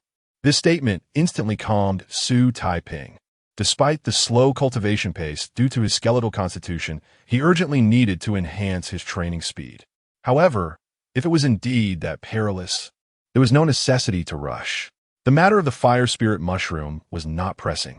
The immediate priority was to ignite the seeds for the second transformation of the earth fruits. Fairy Lingwei turned her serious gaze towards Xu Taiping. I understand. Tomorrow I shall use these merits to purchase the true fire talismans. Xu Taiping noted vigor du sin. Through his recent training, he had deeply felt the sluggishness of his cultivation speed attributed to his skeletal constitution. Thus, the earth fruits had become the key to his breakthrough. A few days later, in the evening, Xu Taiping, your items have arrived. Bai Yu, clutching a finely crafted leather pouch, descended in front of Qingzhou residence. They're here. Xu Taiping and Amp, Oppo's voice echoed from within the courtyard. Wow, when did you learn this wind shadow step? Bai Yu asked, astonished, as Xu Taiping rushed out like a gust of wind. Yesterday, Xu Taiping replied cheerfully. He had discovered this technique among the treasures collected from the tiger demon, precisely when he found himself in need of a movement technique. Thus he learned it directly. I find that hard to believe. Bai Yu shot Xu Taiping a skeptical glance. Just a couple of simple moves. Xu Taiping responded somewhat resignedly as he approached. The wind shadow step was a commendable movement technique of the Qingxian sect, accessible to both outer and inner disciples. However, outer disciples could only practice the initial 2 steps of the 7 steps of wind shadow, and the techniques possessed by the tiger demon originated from a deceased outer disciple. Here you go. Bai Yu tossed the exquisite leather pouch to Xu Taiping. Thank you. Xu Taiping caught it with outstretched hands. Little Taiping, I suppose you scavenged quite a bit from that tiger demon to dare shop at the Tianbao Pavilion now. Bai Yu teased, chuckling. The Tianbao Pavilion was a place for the Qingxian sect to sell magical artifacts and treasures, albeit at exorbitant prices, with very few items permitted for outer disciples. Thus, it was rare for outer disciples to purchase anything there. Indeed, I did earn a little, Xu Taiping replied with a sheepish grin.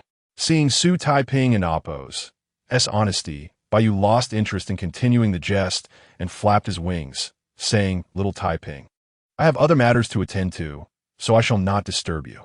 I will come by another day for a roast lamb. Sure, when you have time. Just let me know in advance through a feather. Xu Taiping readily agreed. All right, Bai Yu responded. Then, with a powerful flap of his wings, he soared into the sky. Sister Lingwei, the true fire talismans have arrived. As soon as Bai Yu departed, Xu Taiping returned to the courtyard like a whirlwind, secured the gate, and called out to Fairy Lingwei while heading towards the backyard. The item he purchased from the Tianbao Pavilion was precisely the true fire talismans used for igniting the seeds. Although it was the weakest form of true fire, its potency was far inferior to the 3-fold true fire, yet its cost was substantial, amounting to 2,100 merit points. If it weren't for the treasures from the tiger demon, he estimated he would have only been able to gather such a sum after reaching the 7 peaks. The audacity to price this tier of true fire talismans at 2,100 merit points suggested that the Tianbao Pavilion was deliberately disinclined to sell to outer disciples. Fairy Lingwei glanced at the true fire talismans in Xu Taiping and Amp, Oppo's hand and quickly grasped their relative strength. Can it be used to ignite the seeds? Xu Taiping inquired with some concern. It should barely suffice for the initial ignition. Fairy Lingwei nodded. That's good to hear. Xu Taiping exhaled a sigh of relief. Unlike Fairy Lingwei, he had grown accustomed to such inequities throughout his life. Thus he felt little discontent. Before igniting the seeds, we must prepare some items. Follow me. Fairy Lingwei instructed Xu Taiping. Understood. Xu Taiping nodded and followed her. In the depths of night, at the Qingzhou residence and Oppo's garden. Boom! Xu Taiping once again activated the artifact Dan Ding acquired from the Wraith, followed by placing the earth fruit seedlings he had unearthed into it. The next step was to activate the true fire talismans and place them into the cauldron. Fairy Lingwei nodded at Xu Taiping. All right. Without hesitation, Xu Taiping produced the true fire talismans he had exchanged for 2,000 merit points, infused a strand of spiritual energy into the talisman, and then cast it into the danding. Boom! The fire essence within the true fire talismans erupted violently, transforming into a blazing crimson flame that surged from the cauldron. Even though he had retreated a yard away, Xu Taiping could still feel the immense fire essence within the scarlet flames, scorching his face painfully despite the protective aura of the residual glow. Though the single true fire was far inferior to the threefold and sixfold true fire, it was a nemesis to wraith-like creatures. Even the demon tiger could not withstand such flames for long. As the true fire began to consume the earth fruit seedlings within the cauldron, Fairy Lingyue took the opportunity to explain the knowledge of true fire to Xu Taiping. When I advance further in my cultivation, will I also be able to refine a single true fire? Xu Taiping gazed eagerly at the towering flames in the cauldron. When you cultivate the residual glow technique to the third level and achieve mastery in the opening door realm, you should be able to, Fairy Lingyue confirmed with a nod. The third level of the residual glow technique was indeed one of the indicators of mastery in the opening door realm, and by then Xu Taiping could freely wield the residual glow. The third level, Xu Taiping murmured to himself. A few days prior, he had just exchanged for the second level of the residual glow technique from the copper mirror and had yet to fully master it. The unintentional manifestation of spiritual energy during his recent breakthrough in the opening door realm was merely a coincidence. More critically, the third level of the residual glow technique could only be exchanged by inner disciples. Hence, to progress further, he needed to pass the selection at the 7 peaks in 2 years. I wonder if Linglong and Qin Xiao still remember me. He suddenly recalled Zhao Linglong and Qin Xiao, who had accompanied him up the mountain. Buzz, buzz, buzz. At that moment, the Danding emitted a faint tremor, and Xu Taiping saw the once scarlet flames suddenly transform into a pure azure hue. Dawn and Appos, worry, this signifies the earth fruit is undergoing metamorphosis. Wait for the azure flames to extinguish, and the seeds will be ready, Fairy Lingyue reassured Xu Taiping. Upon hearing this, Xu Taiping relaxed immediately. Indeed, not long after, the azure flames extinguished. However, just as Xu Taiping prepared to retrieve the earth fruit from the cauldron, the Danding suddenly shattered with a crack, splitting into 2. This Danding is merely a low-grade artifact, unable to withstand the onslaught of true fire. I shall assist you in finding a better cauldron in the future. Noting the look of regret in Xu Taiping and Appos' eyes, Fairy Lingyue smiled and offered consolation. Yes, we will definitely find a better one. Xu Taiping nodded vigorously. He then sifted through the shards of the cauldron and meticulously searched, ultimately discovering a seed amidst the ashes. This resembles the gourd seeds I planted in my childhood. Xu Taiping exclaimed in amazement as he held the unassuming seed. Indeed, after the second transformation of the Xidigarbo fruit is the gourd fruit. The Fairy Lingyue smiled and nodded. Chapter 49. The gourd fruit and the fire spiritual mushroom from Bamboo Creek Valley, Little Taiping. What follows is of utmost importance. Listen closely. She then turned to Xu Taiping with a serious expression. Understood, Xu Taiping replied, tucking away the seeds, his demeanor equally solemn. The seeds of the earthly Bodhi, after undergoing transformation, can yield 3 gourd fruits, each nurtured by the essence of this land and amp. Appos, as spiritual energy, with the least being a spiritual treasure. As for the treasures contained within the 3 gourd fruits, it depends on the nourishment you provide, explained Fairy Lingyue in detail. For instance, the Frostwind Pearl we obtained earlier. Xu Taiping immediately thought of the Frostwind Pearl he had seized from the Tiger Demon. Precisely, Fairy Lingyue nodded, continuing, this Frostwind Pearl inherently possesses offensive magical power. Thus, when the earthly Bodhi absorbs it, it will give rise to a magical treasure with offensive capabilities. Additionally, if one were to use gold and silver jewels as nourishment, the gourd would produce spiritual items akin to spiritual crystals, but significantly stronger, which is precisely what I currently require. Therefore, I am reserving 1 gourd fruit for you. Of course, Xu Taiping agreed without hesitation.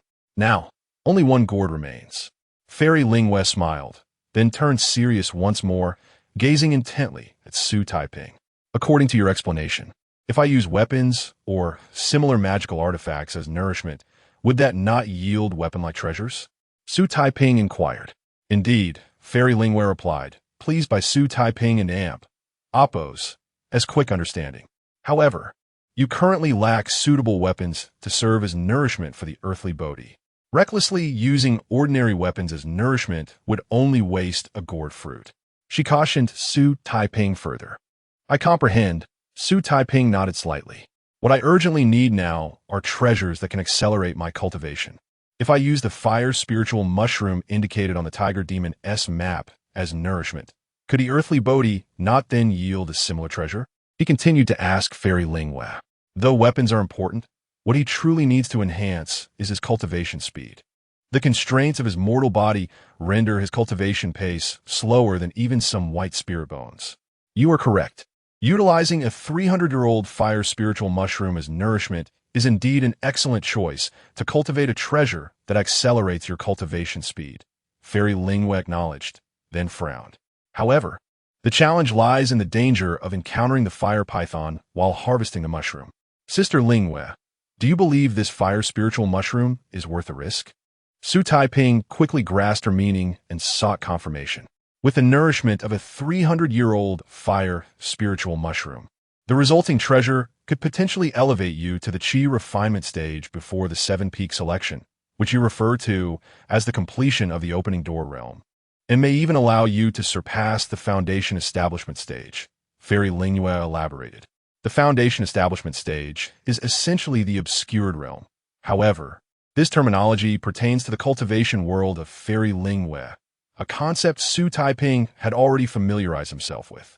If that is the case, I am willing to take the risk, Xu Taiping responded earnestly after careful consideration. Through his months of cultivation, he had gained a profound understanding of the cultivation speed of white spirit bones.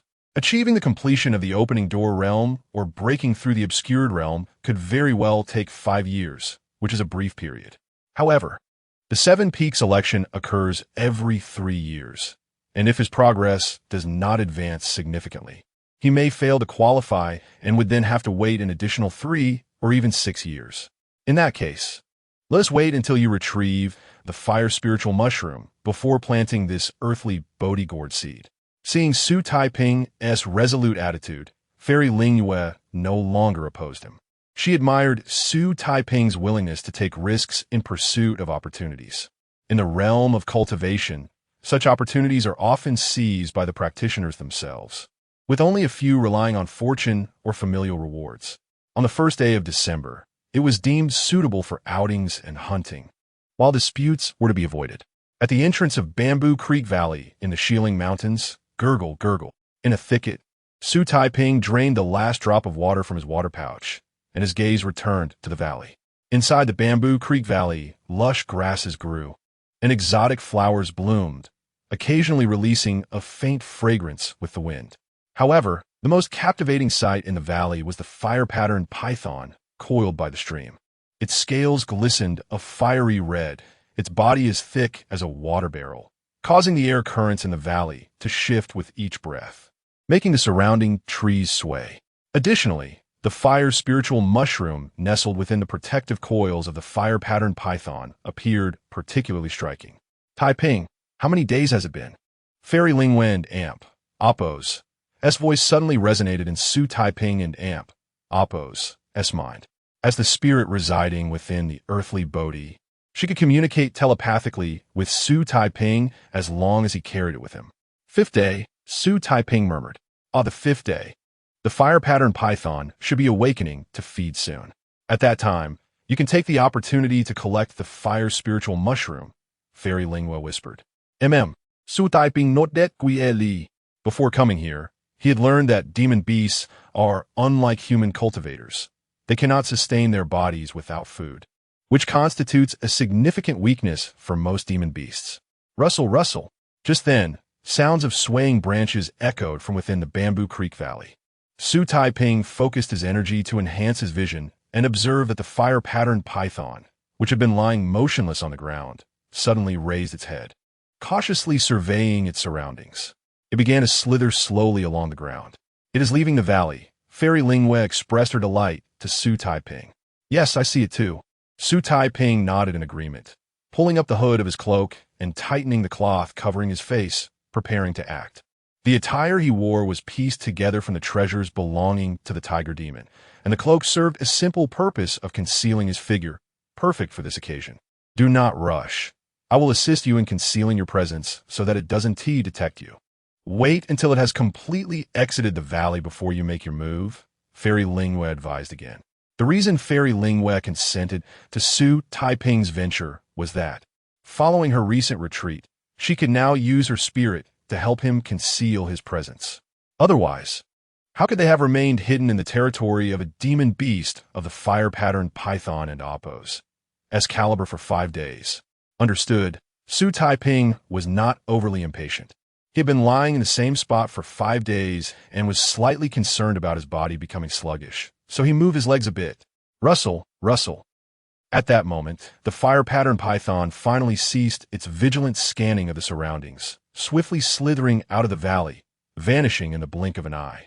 Now is the time to act. The fire-patterned python's feeding period is brief, Fairy Lingwei's voice echoed once more in Xu Taiping's mind. Chapter 50. Encountering Unexpected Events. The mountain-moving ape battles the fire-patterned python with a swift motion, almost simultaneous to the words spoken by the Fairy Lingwei. Xu Taiping activated the wind shadow step he had learned days prior, darting through the thicket like a gust of wind. Although he had only mastered 2 steps of this technique, the newfound agility propelled his speed to nearly match that of certain ordinary beasts, allowing him to swiftly enter the bamboo stream valley. Is that it? Upon entering the valley, he immediately spotted the fire spirit herb, which appeared as a flickering bonfire by the stream. Indeed, it must be covered with the skin of the demon tiger, otherwise its heat would scald you. Though this had been previously advised, the Fairy Lingwei couldn't and amp, oppose, help but reiterate. Understood. As Xu Taiping responded, he unfurled the demon tiger and oppose, pelt in his hands, and wrapped the fire spirit herb within it. In a seamless motion, he drew his steel blade from his waist, slicing cleanly through the root of the herb. Sheathing his sword, he lifted the fire spirit herb with the grace of someone who had practiced this countless times in his mind. This child truly inspires confidence. Observing Xu Taiping's deft movements, the Fairy Lingwei felt her earlier concerns were unwarranted, although she was to conceal their presence during the retrieval of the fire spirit herb. Any deviation from their plan could lead to dire consequences. What seemed simple in theory was a challenge, even for adults, yet this young lad executed it flawlessly. But wait, that aura, it's dangerous. Just as Xu Taiping was about to exit the bamboo stream valley, the Fairy Lingwei sensed 2 powerful waves of spiritual energy rapidly approaching. What's wrong? Xu Taiping halted abruptly, clutching the fire spirit herb on his back. One hand formed a fist, while the other gripped the hilt of his blade, readying himself for battle. It seems the fire-patterned python is engaged in combat with something formidable. There is no time to escape the valley. You must find a hiding place. And I will assist in concealing your presence, she urged urgently. The fire-patterned python was beyond Xu Taiping and oppose as current capabilities. Understood. Xu Taiping surveyed his surroundings and finally focused on a deep pool near the cliff wall of the valley. Without hesitation, he employed the wind shadow step, leaping into the crystalline waters and positioning himself against the stone wall, quietly observing the scene above. Thanks to the turtle breathing technique from the residual twilight scripture, he was unconcerned about breathing underwater. Boom! Before the ripples on the water and oppose surface had completely settled, a tremendous crash resonated from the valley and oppose's entrance. Could it be a gigantic ape? Through the clear water, Xu Taiping glimpsed a colossal ape, towering a couple of yards, locked in a fierce struggle with an equally massive fire-patterned python. The python had seized a half-eaten monkey in its jaws. Though this giant ape was slightly smaller than the one below, it still stood at least a yard tall. Clearly, the monkey in the python's grasp was the prey it had found, and the giant ape had come to reclaim its lost companion. Boom! Suddenly, the giant ape lifted a boulder from the ground and hurled it at the python's tail. Swish!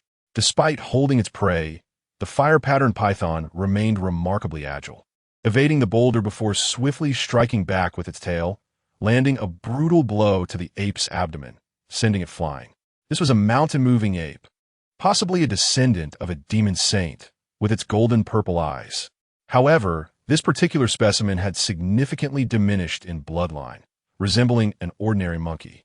Otherwise, a true mountain-moving ape would measure 100 yards, capable of crushing the fire-patterned python with a single step. Xu Taiping heard the fairy Ling Yue's voice in his mind. 100 yards? Xu Taiping found it hard to fathom that such colossal beasts still roamed the earth.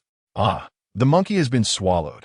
Lost in thought, he was startled by the sight of the fire-patterned python devouring the giant ape. Roar! As the python consumed the large ape, the other giant ape, struck by its tail, let out a furious roar, its body enveloped in crimson demonic energy, charging recklessly at the python. The ape that had just been swallowed was likely the wife of the mountain-moving ape, which formed deep bonds with its mate. It was now intent on avenging its loss. The fairy Ling Yue sighed. Boom! At that moment, the mountain-moving ape stomped on the python's tail, raising a boulder to smash down upon its head. With a great crash, the python and Appo's head was struck by the enraged mountain-moving ape, forcing it to retreat deep into the bamboo stream valley. Roar! The mountain-moving ape seized the opportunity, leaping onto the python, pinning its head to the ground, ensnaring its body with its feet, and unleashing a barrage of punches upon its skull. In its frenzied state, the mountain-moving ape finally matched the fire-patterned python in strength. However, the berserk state consumed its essence, and even if it emerged victorious, it would likely pay the ultimate price. The fairy Lingwind Appo's tone grew increasingly somber. Boom! Just as the fire-patterned python seemed on the verge of succumbing, it summoned its remaining strength, opening its mouth wide to release a cloud of blood mist that ignited into flames upon exit, engulfing the mountain-moving ape. Awoo! The burning ape let out a wretched cry. Yet, even ablaze, it relentlessly pursued the fire-patterned python, which seized the moment of the ape and Appo's distraction to flee into the bamboo stream valley, heading directly for the fire spirit herb. Is it searching for the fire spirit herb? Xu Taiping conveyed his concern through thought to the fairy Ling Yue. Indeed, it likely seeks to enhance its power rapidly through the herb to deal with the mountain-moving ape. She confirmed Xu Taiping and Appo's deduction. What if it discovers the herb is gone? Xu Taiping muttered, his mind racing. There is that possibility. Just remember to remain silent. The fairy Ling Yue cautioned once more. Understood. Xu Taiping silently nodded in agreement. Roar! Just as Xu Taiping anticipated, upon realizing the fire spirit herb had been taken, the fire-patterned python erupted in fury, unleashing a furious roar. Boom! At that very moment, the engulfed mountain-moving ape leaped from its position, charging towards the fire-patterned python with a powerful punch in response to the sound. Chapter 51. The demise of the serpent and the last request of the mountain ape. With a resounding crash, the fire-patterned python was struck forcefully by the mountain ape, its body arching backward and colliding heavily against the cliff behind. However, as the mountain ape stepped once again upon the python and Appo's tail, a sudden explosion of blood mist erupted from the creature, transforming into crackling flames that ensconced its form. In a swift motion, the flame-enshrouded fire-patterned python ensnared the mountain ape in its powerful coils, the sheer force causing the ape's bones to crack ominously, a testament to the myriad fractures sustained. Beyond the python's constricting might, the mountain ape was subjected to the searing torment of the demon fire. Despite its thick and rugged hide, it could not withstand the dual force of the python and Appo's assault. Vulnerable areas were scorched or shattered, and its endurance was waning rapidly. Letting out a ferocious roar, the mountain ape, sensing the fleeting nature of its existence, suddenly embraced the fire-patterned python, sinking its sharp teeth into the creature and Appo's neck. The python shrieked in agony, and the two engaged in a fierce struggle upon the ground. The earth trembled, dust and debris filled the air, and trees were uprooted as the battle raged. Witnessing the ferocity of the beasts' clash, Xu Taiping was profoundly shaken by the spectacle. Yet, he soon perceived an encroaching danger. Realizing that the fire-patterned python aimed to drag the mountain ape into the nearby pool of water, Though frenzied, the serpent retained its wits, recognizing that it would possess a greater advantage in the water. This realization prompted Taiping to devise an escape from the pool. "I have an idea." He communicated earnestly to Lingyue, the celestial fairy. "What kind of idea?" she inquired, intrigued. Xu Taiping articulated his plan, weighing the possibility of success against the perilous circumstances. "Regardless, we cannot linger in the pool, and with the fire-patterned python weakened, it is indeed worth attempting. But should it fail, you must escape into the mountains without hesitation." Lingyue nodded in agreement. With determination, Xu Taiping clutched a vial of elixir he had obtained from the tiger demon, his gaze fixed intently on the tumultuous confrontation above. In a matter of moments, the fire-patterned python dove into the water, its tail still tightly coiled around the mountain ape, endeavoring to pull it beneath the surface. "Lingyue," Xu Taiping called out internally as he witnessed the impending plunge of the ape. "Now," she responded, immediately dispelling the concealment of Xu Taiping and Amp, Appos, as aura, which included the presence of the fire spirit herb.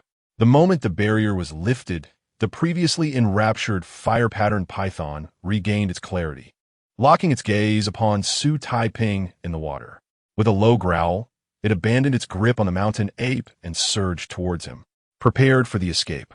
Xu Taiping leapt upward, bursting forth from the water with a powerful thud, swiftly consuming the elixir. Almost simultaneously, the python's head emerged, its jaws wide open, ready to strike. Instead of evading, Xu Taiping harnessed the ice breath technique, unleashing a frigid mist toward the approaching serpent. Through his training, even without the aid of a qi gathering pill, he managed to project a breath of ice, albeit diminished in potency compared to when he was fortified by the pill. Nevertheless, the surrounding water amplified the technique and Appos' efficacy significantly. With a resounding roar, the ice breath did not completely freeze the fire-patterned python as it had with the tiger demon, but it did encase the lower half of the serpent and the entire pool in ice, rendering it immobile. The spirit form of Lingyue observed with satisfaction as Xu Taiping clung to a rock on the cliff face, his expression one of elation, as the results surpassed his expectations. Just as he prepared to leap from the cliff to exit the valley, the mountain ape, barely clinging to life on the icy surface, suddenly sprang up, launching itself with all remaining strength toward the python and Amp, Appos' head. The immobilized fire-patterned python could only watch helplessly as the ape and Amp, Appos' colossal paw descended upon it. With a thunderous impact, the mountain ape and Appos' strike shattered the python and Appos' skull, a mist of blood filling the air. Exhausted from its final effort, the mountain ape collapsed heavily onto the ice, incapable of rising again. Xu Taiping stood in silence, reflecting on the scene before him. His intent in using the ice breath was not to aid the mountain ape, but merely for self-preservation. Yet, he inadvertently assisted the creature in its last stand. Do not mistake the practitioners of the cultivation world for being any different from these mountain beasts. Most of them, like these creatures, will unhesitatingly turn on their comrades, even brothers and sisters, in the pursuit of survival and power, Lingyue reminded him gently. "I understand," Xu Taiping replied with a firm nod. "My grandfather always said one should harbor no ill intentions, but remain vigilant against others. Let us proceed, with the fire spirit herb in hand. We can plant the earthly fruit," Lingyue affirmed. Just as Xu Taiping prepared to utilize the wind shadow step to depart the Bamboo Creek Valley, the mountain ape, still on the ice, struggled to lift its head, speaking in a halting manner. You, in the western forest, my children, are there. I wish to see my children. I can offer you something." Though the ape and Amp, Appos' words were clumsy, its eyes conveyed a plea, yet its weakened state caused its head to droop once more. "Lingyue," Xu Taiping turned to the fairy, seeking her counsel. "Go and see. The fire-patterned python is dead, and there are no formidable beasts nearby." Lingyue smiled. Despite emphasizing the harshness of the cultivation world, she did not wish to hinder such kindness. If one were to lack even this modicum of compassion, they might as well descend into darkness. As Xu Taiping dashed toward the western forest, Lingyue murmured softly, watching his retreating figure. Moments later, Xu Taiping reappeared in the Bamboo Creek Valley, cradling a gentle little snow monkey in his arms. Chapter 52, The Soul Contract. Xu Taiping acquires the little spirit monkey Chirp. Upon sighting the mountain-moving ape on the icy surface, the little monkey was instantly filled with terror, struggling to escape from Xu Taiping's grasp. "Do not fret. I shall take you there." Xu Taiping gently patted the little monkey's head. Then, channeling his spiritual energy into his feet, he swiftly darted forward, reaching the mountain-moving ape in the blink of an eye. At that moment, the mountain-moving ape bore numerous burn marks, its breath shallow and labored, clearly clinging to life just to see the little monkey one last time. Chirp! The little monkey leapt from Xu Taiping's arms, rushing to the mountain-moving ape and embracing its face with both hands. Xu Taiping then observed as the two monkeys began to communicate in a series of chirps. The elder ape seemed to be imparting final messages to the younger one, though the specifics of their exchange remained unclear. The spirit moon fairy appeared to understand some of the monkey language. Xu Taiping, however, was not particularly invested in their conversation, but found himself reminiscing about his grandfather, who had similarly conveyed his last wishes on a stormy night.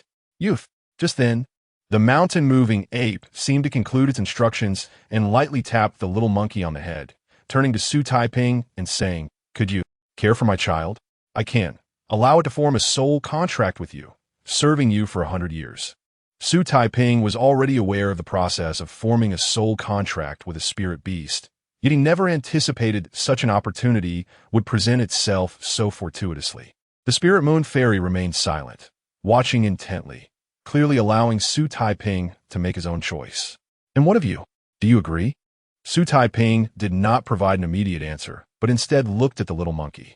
Upon hearing this, the mountain-moving ape whispered a few words to the young one. Xu Taiping apos, et incui. Chirp. After listening to the elder ape, the little monkey turned and embraced its head. However, after some persuasion from the mountain-moving ape, it soon faced Xu Taiping again and nodded. "Then you shall accompany me from this day forth." Xu Taiping nodded, seeing the little monkey in such a pitiable state. He could not bear to leave it in the mountains. The process of establishing the soul contract was quite simple. The mountain-moving ape extracted a drop of its primordial beast blood from the little monkey and let it fall into Xu Taiping and Amp, Apos, S. palm. Then had the little monkey swear an oath. Following the completion of the contract, Xu Taiping distinctly felt the ability to issue commands to the little monkey with his thoughts, though he would never exercise such authority. His decision to take in the little monkey stemmed largely from compassion rather than necessity for a spirit beast. The need for a soul contract arose from the regulations of the Qingxin sect, which stipulated that spirit beasts without a soul contract were forbidden from entering the sect's territory. The mountain-moving ape was evidently aware of this. Young man, at that moment, the mountain-moving ape unexpectedly reached into its mouth and retrieved a transparent crystal mineral, tossing the hefty stone, weighing over 100 pounds, before Xu Taiping. "This belongs to you." "What is this?" Xu Taiping asked, bewildered. "Ice Spirit Moon Crystal?" At the same time, the Spirit Moon Fairy gasped in surprise. The Ice Spirit Moon Crystal was a rare material used for forging spiritual weapons, highly valued even in her original realm. She proceeded to explain to Xu Taiping. "Spiritual weapon?" Xu Taiping etglim astonits. According to his current understanding of magical artifacts, weapons in the cultivation world were categorized into various tiers: magical tools, treasures, spiritual treasures, and the legendary immortal treasures. Spiritual weapons were a subclass of spiritual treasures, specifically denoting weapons with formidable offensive capabilities. It should be noted that he had yet to even encounter a single treasure, let alone a spiritual treasure or weapon. Hurry and keep it safe. Once the earth fruit undergoes its third transformation, use this ice spirit moon crystal as nourishment and plant it on a spiritual mountain. It may yield a high-quality spiritual weapon with unique abilities. The Spirit Moon Fairy said with a hint of excitement. In her original world, a piece of ice spirit moon crystal would not have elicited such enthusiasm, but in this realm, its rarity was comparable to the ice spirit celestial stone of her world. Chirp, chirp, chirp. Just as Xu Taiping grasped the ice spirit moon crystal, a heart-wrenching scream echoed across the icy surface, and upon looking up, he saw that the mountain-moving ape had closed its eyes. It has passed. The tone of the spirit moon fairy was somber. Subsequently, Xu Taiping sought a way to bury the mountain-moving ape and Apos, S remains in the forest, retrieving the skin of the fire-patterned python and the beast's gallbladder before returning to the Qingzhou residence with the little monkey. In the bedroom, little monkey, I am called Taiping. From now on, you shall be named Ping and Apos. Xu Taiping placed the little monkey on the table and inscribed the characters for Ping'an on paper with a brush. Chirp! The little monkey nodded while clutching the paper. Xu Taiping Apos et in. Following that, Xu Taiping provided the little monkey with some food. Perhaps exhausted, the little monkey finished a plate of mutton and then collapsed on Xu Taiping's bed, fast asleep. Taiping, it is time to plant the earth fruit. The soul of the spirit moon fairy materialized beside Xu Taiping. Indeed, Xu Taiping nodded with anticipation. In the deep night, Sister Lingwei, the holes have been dug. In the medicinal herb garden, Xu Taiping had excavated one large and 3 smaller pits in a pre-designated area. The eastern pit, belonging to the wood element, contained fire spirit mushrooms to enhance cultivation speed. The northern pit, associated with water, held gold and silver offerings for healing and restoration. The western pit, aligned with the metal element, contained frostwind pearls, tiger heads, tiger gallbladders, snake heads, and snake gallbladders to cultivate weapons of slaughter. Under the guidance of the spirit moon fairy, Xu Taiping sequentially poured the prepared items into the 3 smaller pits according to their designated orientations. Finally, he placed the earth fruit into the main pit and awaited the next 3 months.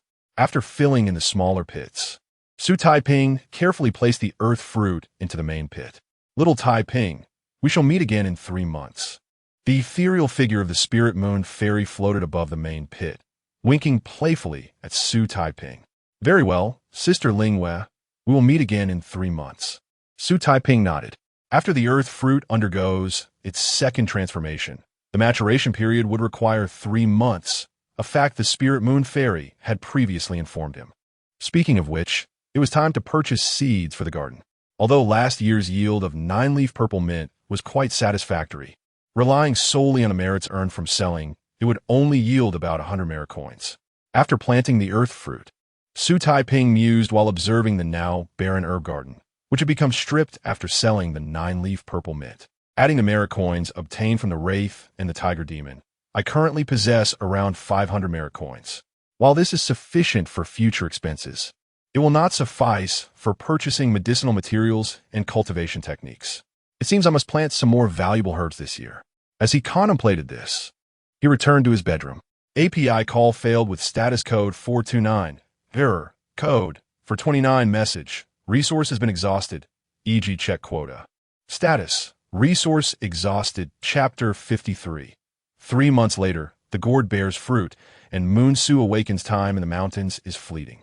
In the blink of an eye, 3 months have passed. During this period, Xu Taiping has lived a life of leisure.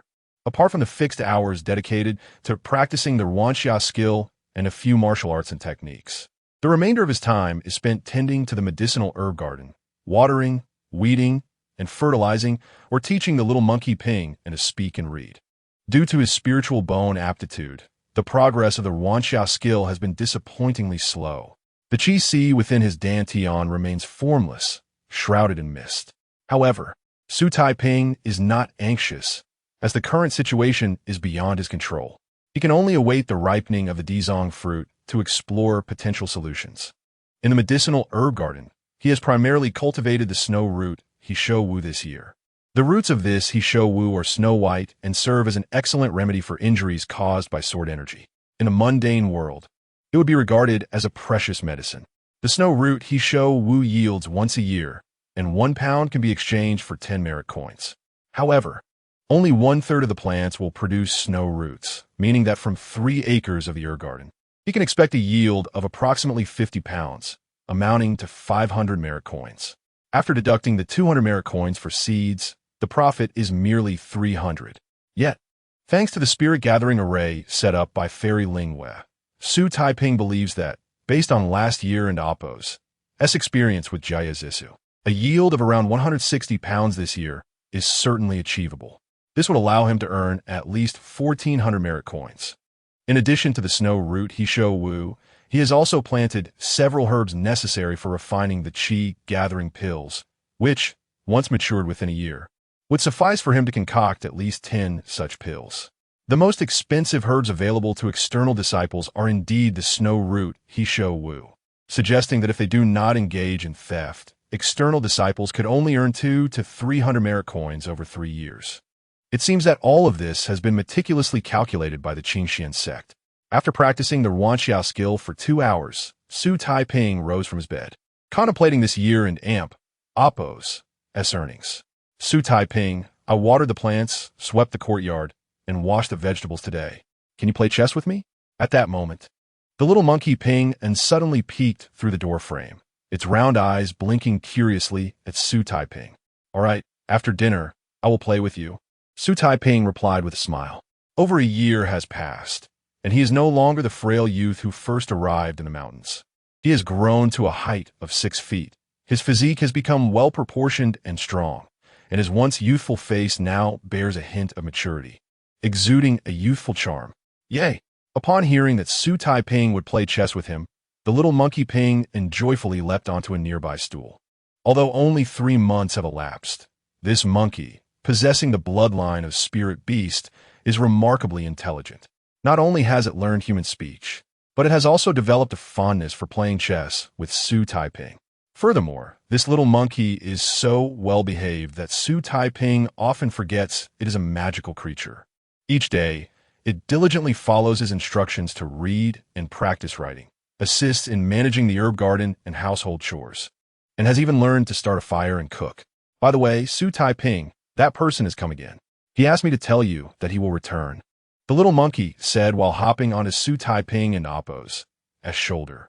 If he comes again, tell him that I only wish to focus on my cultivation and have no interest in joining the Yunlu Association.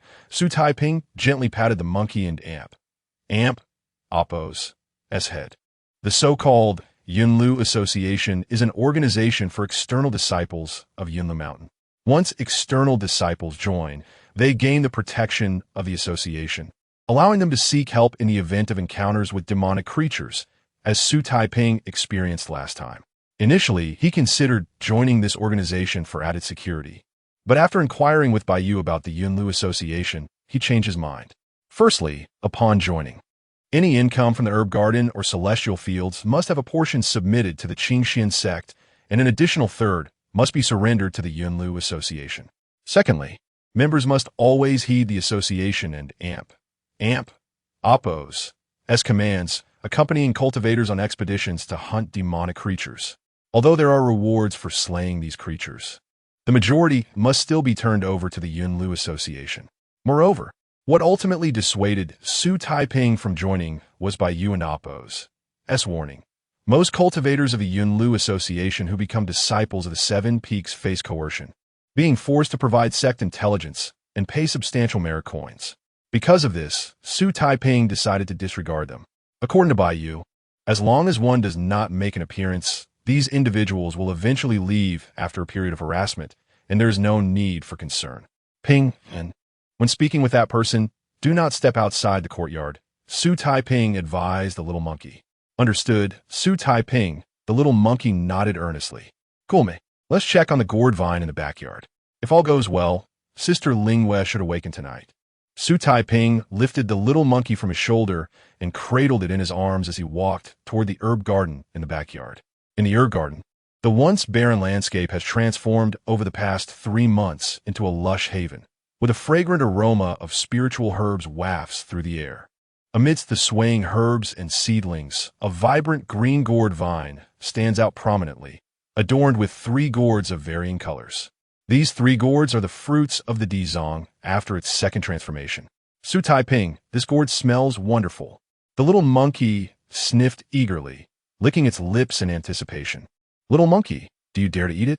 Are you not afraid it might burrow into your stomach and wreak havoc on your insides? Xu Taiping began to tease the little monkey, when suddenly, The green gourd emitted a voice, a melodious and enchanting feminine sound. Upon hearing this voice, Xu Taiping and Apos' lips curled into a smile, and he looked at the gourd with delight.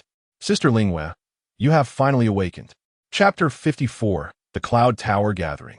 An invitation gone awry indeed. The green gourd swayed slightly, and then continued. However, we must wait another day or two until these 3 gourds are fully matured. This was previously communicated by Fairy Lingwe to Xu Taiping.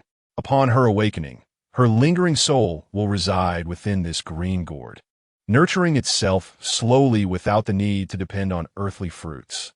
Little Taiping, although I am unaware of the specific treasures contained within the other 2 gourds, the aura they emit is undeniably formidable.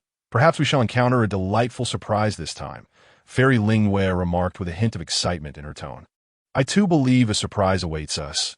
Xu Taiping nodded in agreement, sharing her anticipation for the treasures that would emerge from the earthly fruit's second yield. After discussing some confusions regarding his cultivation over the past few months with Fairy Lingwe, Xu Taiping returned to his chamber to engage in a few rounds of chess with the little monkey before resuming his evening practice in the bedroom. Currently, he was determined not to squander a single moment. As Xu Taiping commenced his cultivation, the little monkey, Pingyin, displayed remarkable obedience, playing alone in the courtyard. It imitated Xu Taiping's stances while throwing punches and climbed up and down the old banyan tree, thoroughly enjoying itself. As dusk approached, Pingyin's stomach began to rumble. The mountain-dwelling ape had a voracious appetite. Even after consuming an entire roasted leg of lamb at noon, it still felt insatiably hungry. Yet, despite its growing hunger, it refrained from disturbing Xu Taiping, instead hanging from a tree with its tail, swaying back and forth while reciting the 3-character classic that Xu Taiping had taught it. At the onset, the monkey and Apos' nature is benevolent, akin in nature, divergent in habit, mutton, chicken drumsticks, roasted bear paws. Just as Pingyin could no longer resist the urge to grab some leaves and stuff them into its mouth. A sudden knocking echoed from outside the courtyard. The little monkey shook its tail, swaying down to the branch, and squinted against the glaring twilight to look outside, where it spotted a middle-aged man clad in a blue robe standing at the entrance. May I inquire if young Xu Taiping is at home? The man's voice resonated. Chirp, chirp. The little monkey leaped from the tree, bouncing over to the top of the courtyard gate, gesturing animatedly at the middle-aged man. Little monkey, is your master in the courtyard? The man smiled at the little monkey. Upon hearing this, the little monkey suddenly recalled its ability to speak human language, and promptly shook its head, stating, Not here, you may leave. Xu Taiping is disinterested in the Cloud Tower Gathering. The little monkey had only recently acquired the ability to speak and could only manage short sentences. I see. The middle-aged man nodded thoughtfully, a glimmer of cunning flashing in his eyes. He then looked back at the little monkey and said, Little monkey, I have 2 spirit peaches here. Would you like to have some? As he spoke, he produced 2 plump, juicy peaches from his wide sleeves. The unique fragrance of the spirit fruits wafted through the air the moment they were revealed. Chirp, chirp.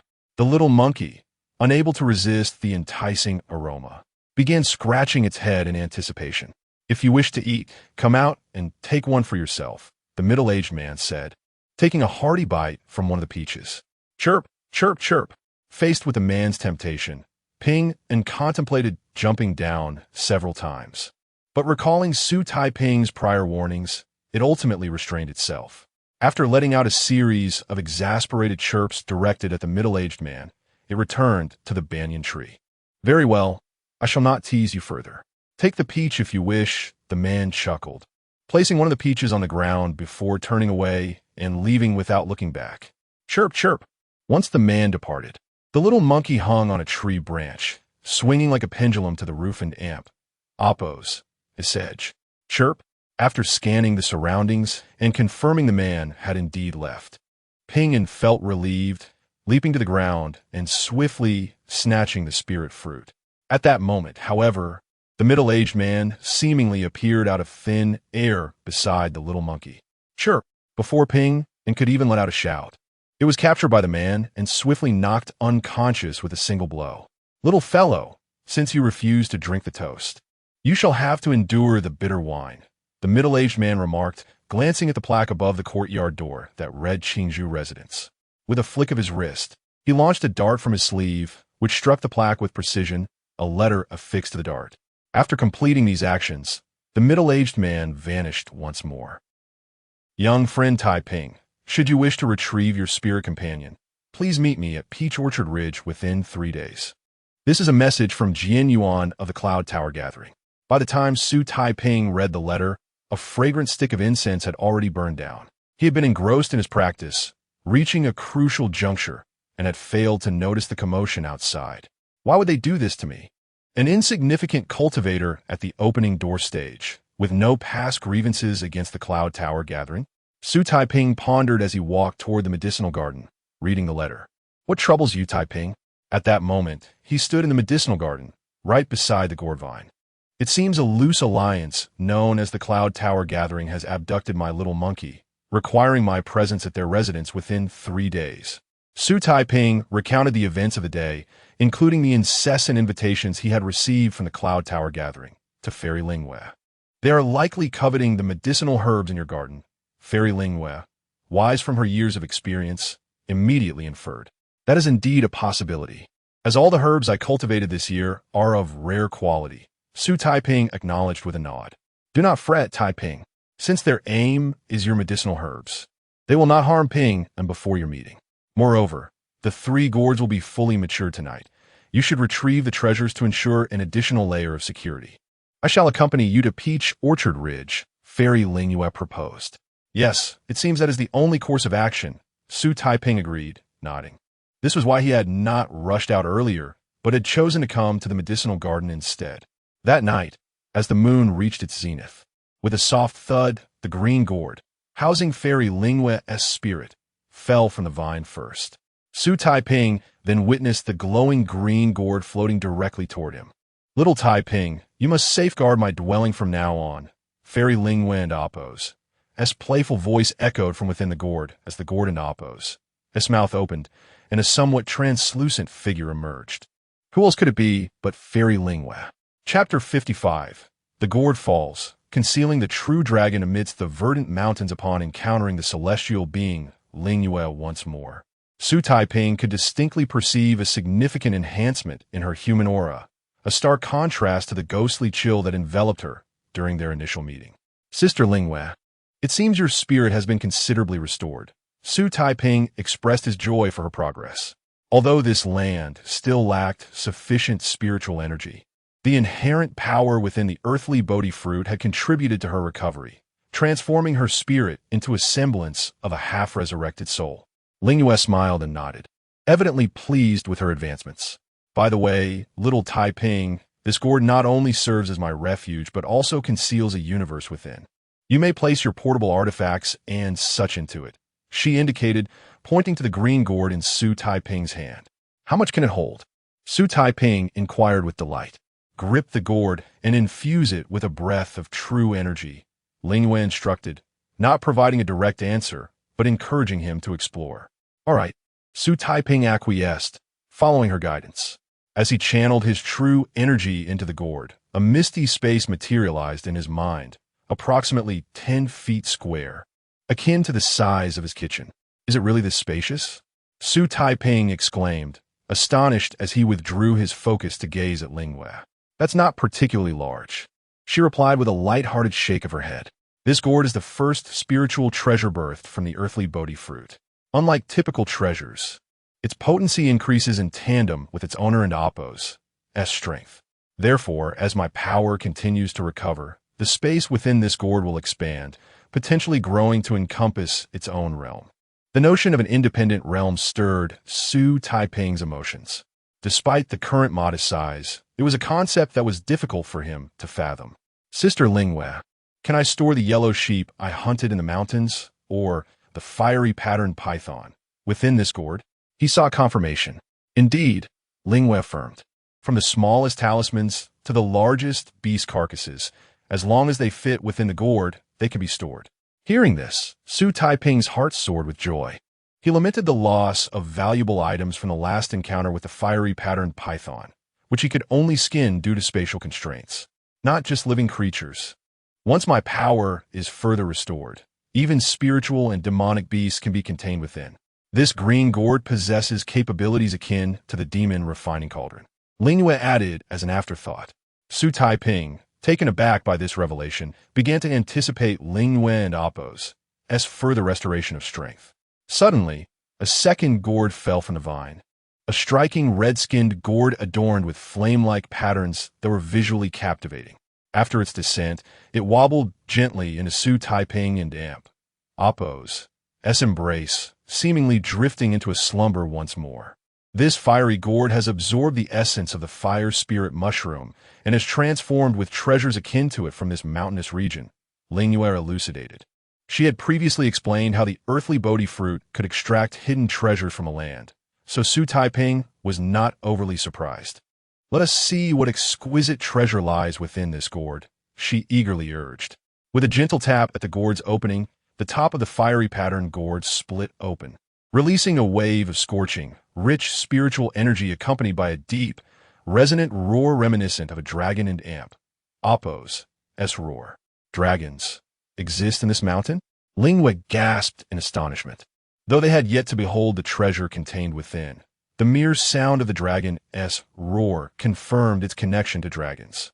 The only possibility for such a treasure was that beneath their feet lay a mountainous region that had once been home to a true dragon, not a mere serpent like the black dragon elder. Dragons truly exist in this world, Xu Taiping reflected, having encountered references to such beings in various texts. However, most tomes indicated that since the great cataclysm millennia ago, true dragons had vanished, leaving only lesser dragons behind. Dragons indeed roam the earth, both in the past and the present, but they have ascended to higher realms. Even in our domain, the remaining few have not been seen for nearly 1,000 years. Whether they live or die remains a mystery, Lingyue replied wistfully, then eagerly urged Xu Taiping, hurry, let us see what emerges. Right? Xu Taiping recalled the treasure within the gourd. He inverted it, and a pearl the size of an egg rolled out amidst a torrent of heat, enveloping the entire medicinal garden in a sweltering wave. Could this be the dragon and Appo's gallstone refined from the heart of a true dragon? Lingyue exclaimed once more, her eyes ablaze with excitement. What exactly is the dragon's gallstone? Xu Taiping asked, unable to suppress his curiosity despite having inferred its significance from Lingyue's fervent gaze. Secure it carefully, she cautioned, gesturing for Xu Taiping to stow the gallstone. Once he safely contained it within the gourd and sealed it, she exhaled a sigh of relief. Though the dragon and Appo's gallstone lacks extraordinary powers, it can enhance one in Appo's cultivation speed manifold when brewed into a spirit liquor. Moreover, the dragon and Appo's liquor nourishes the soul, making it a coveted treasure among high-level practitioners. However, due to the rarity of true dragons and the difficulty in refining the gallstone, it has become exceedingly scarce. As she spoke, a hint of helplessness appeared in Lingyue and Appo's eyes, followed by a bittersweet smile. I scoured through 10 provinces in my past, yet I found not a single piece. I never imagined I would discover one in this spiritual desolation today. Chapter 56, the Zhongwan Ring. 3 fingers to shatter clouds and split seas thus, from now on, if I consume the wine infused with the Longdan stone. I will be able to enhance my cultivation speed? Xu Taiping inquired, his eyes sparkling with anticipation. Precisely, replied Fairy Lingyue with a smile, before continuing. However, the Longdan wine is not an inexhaustible resource. A single Longdan stone can only brew 3,000 gourds of wine, and given your current constitution, even a single cup may be challenging for you to endure, so prepare yourself accordingly. Is it akin to the bone cleansing elixir? Xu Taiping recalled the painful experience of soaking in the bone cleansing elixir.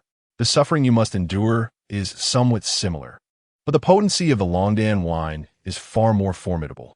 Upon consumption, the true dragon essence within the wine will relentlessly surge through your limbs and bones. Should you fail to maintain control, it could lead to your demise, Fairy Lingyue cautioned. Yet, There is no need for excessive concern. Simply manage your intake. And you shall be fine, she added, noticing the gravity on Xu Taiping and Amp, Oppo's face. Very well, I shall start with half a cup, Xu Taiping affirmed, undeterred by the potential side effects mentioned by Fairy Lingwei. In addition to accelerating cultivation speed, the Longdan wine can also nourish spiritual herbs, enabling them to grow rapidly. Ordinary herbs can gain 10 years of age with just 1 cup. Fairy Lingwei glanced at the medicinal garden, smiling. Such miraculous effects? Xu Taiping was taken aback. But unless one encounters rare medicinal herbs and Oppo's, it's best to refrain from using it, as a single Longdan stone can only brew 3,000 gourds. Once used, it diminishes. Fairy Lingwei nodded, imparting a final word of caution. This I understand. Ultimately, acquiring the Longdan stone from your previous adventure was indeed worthwhile. Fairy Lingwei expressed her relief. Had it not been for your insistence on retrieving the fire spirit mushroom, we would never have been able to extract this Longdan, buried beneath the earth for millennia. As they conversed, a third gourd fell from the vine. Come, let us see what treasure the earth fruit has bestowed upon us. Fairy Lingwei and Oppo's excitement grew as she anticipated the third gourd. Similar to the previous ones, the gourd, resembling dark iron, landed and flew into Xu Taiping and Oppo's embrace, as if it instinctively recognized him as its master. With a gentle flick, Xu Taiping opened the gourd. As soon as he did, a silver light shaped like a bird burst forth, soaring around the courtyard before darting straight toward him. Instinctively, Xu Taiping raised his hand to shield himself, only to find the light transforming into golden threads, wrapping around his index finger. In an instant, a silver ring appeared on his finger, adorned with a vivid engraving of a bird. As Xu Taiping pondered the nature of this treasure, a flood of knowledge regarding its name and purpose surged into his mind. This must be the Tsangwan ring, birthed from the spirit of the earth fruit, combined with the essence of this mountainous region. Once donned, your soul will instinctively grasp its usage. Noticing Xu Taiping and Oppo's dazed expression, Fairy Lingwei quickly interjected, Sister Lingwei, it is called the Tsangwan ring, a superior spiritual artifact forged from the essence of this land, with the spirit of the fierce beast Tsangwan as its guardian. Once Xu Taiping absorbed the information, his eyes lit up with excitement as he turned to Fairy Lingwei. The fierce beast Tsangwan? Is that not an ancient and extinct avian creature? Fairy Lingwei's eyes sparkled with intrigue. An ancient fierce beast? Xu Taiping, taken aback, confessed he had never heard of the Tsangwan. In the primordial times, when fierce beasts roamed freely, the Tsangwan was among the most ferocious. It is said that the dragon clan eventually eradicated them, Fairy Lingwei explained. To have such a fearsome reputation in those terrifying ancient times, even a mere fragment of its spirit would instill dread, she continued. Yet, I sense that this ring-s spirit does not seem that formidable. Xu Taiping found it hard to associate the small blue bird in his mind with the fearsome Tsangwan. As he spoke, another burst of bird-shaped light emerged from the ring, joyfully circling him before returning to its confines. Indeed, it is rather peculiar. Nevertheless, your soul's perception is undoubtedly accurate. The spirit must indeed be the Tsangwan. Regardless, a spiritual weapon possessing a spirit is considered a rare treasure even in the realm of cultivation where I once resided.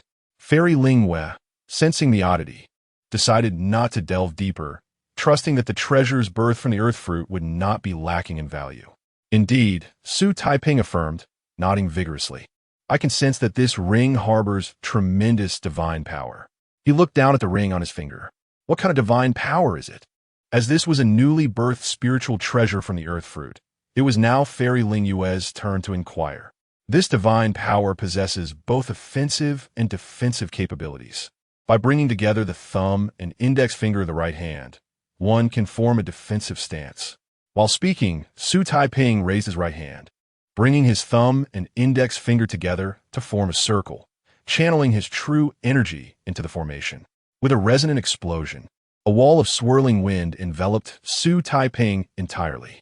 It was akin to the frost wind pearl used by the tiger demon, yet unlike that.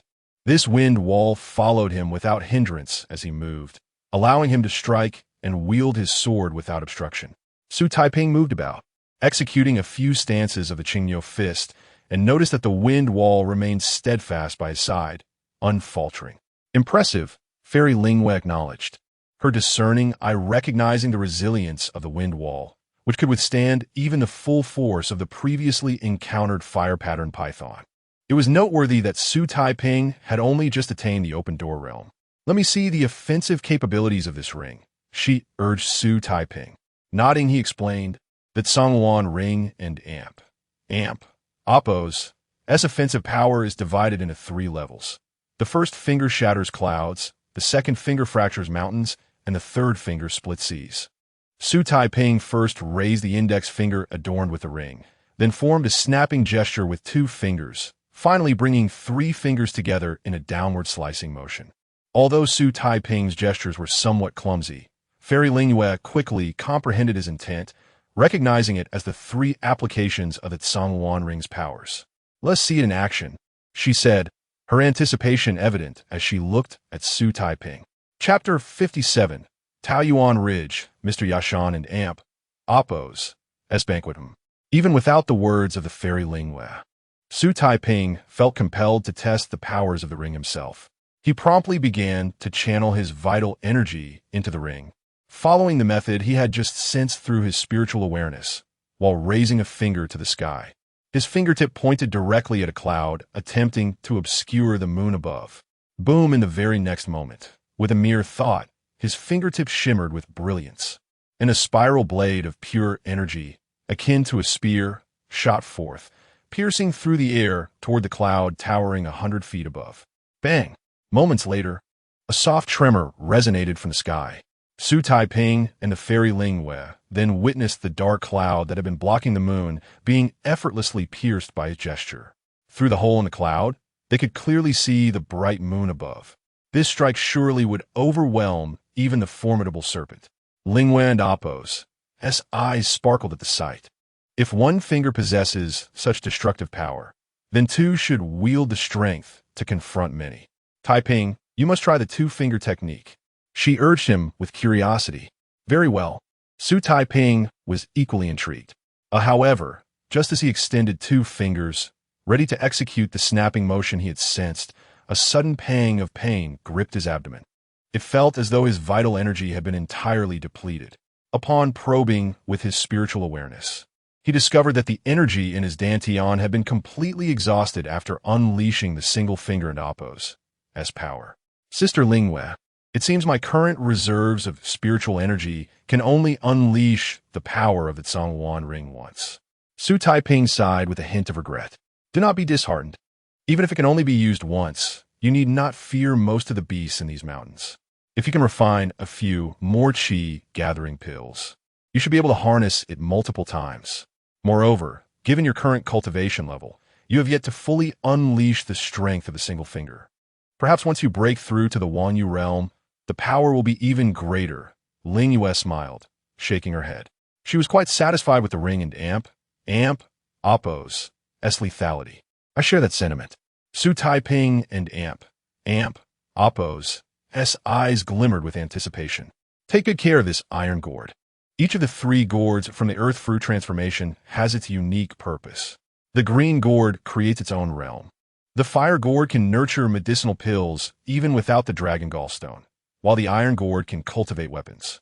Even ordinary weapons placed within for a year or 2 will see a significant enhancement, let alone spiritual swords and the like." Lingwei explained the functions of the 3 gourds. Xu Taiping was astonished to learn that the gourds themselves were treasures. He promptly placed the fire and iron gourds into the green gourd. "Does this mean I could venture into the weapon trade?" He suddenly mused aloud. "At present, your iron gourd can only nurture 1 weapon at most. You must use your vital energy to gradually enhance its capabilities before it can nurture more weapons. Therefore, it is premature to consider a weapon trade." Lingwei did not entirely dismiss Xu Taiping's proposal. After all, as one progresses in cultivation, the demand for rare materials increases and wealth becomes increasingly beneficial. "Understood. For now, I shall use it to nurture the Songwan ring." Xu Taiping was not disheartened. Instead, His resolve to enhance his cultivation grew stronger. By the way, Sister Lingwei, I plan to visit Taoyuan Ridge tomorrow. After securing the gourds, Xu Taiping raised his head, his expression serious as he looked at Lingwei. Go ahead. This time, Lingwei readily agreed. In her view, regardless of his intentions, this would serve as a valuable experience for Xu Taiping. As for the potential dangers, she believed that with the Tsangwan ring in his possession, he would face no life-threatening risks unless he encountered cultivators of the Wanyu realm or higher. And if he did, she thought there was always her support. The following day, at Taoyuan Ridge, though this place boasted beautiful scenery, it was notorious for its abundance of fierce beasts and poisonous creatures. Xu Taiping had always avoided hunting here, so this was his first visit. Upon entering a peach grove, he immediately spotted a small courtyard nestled in its center.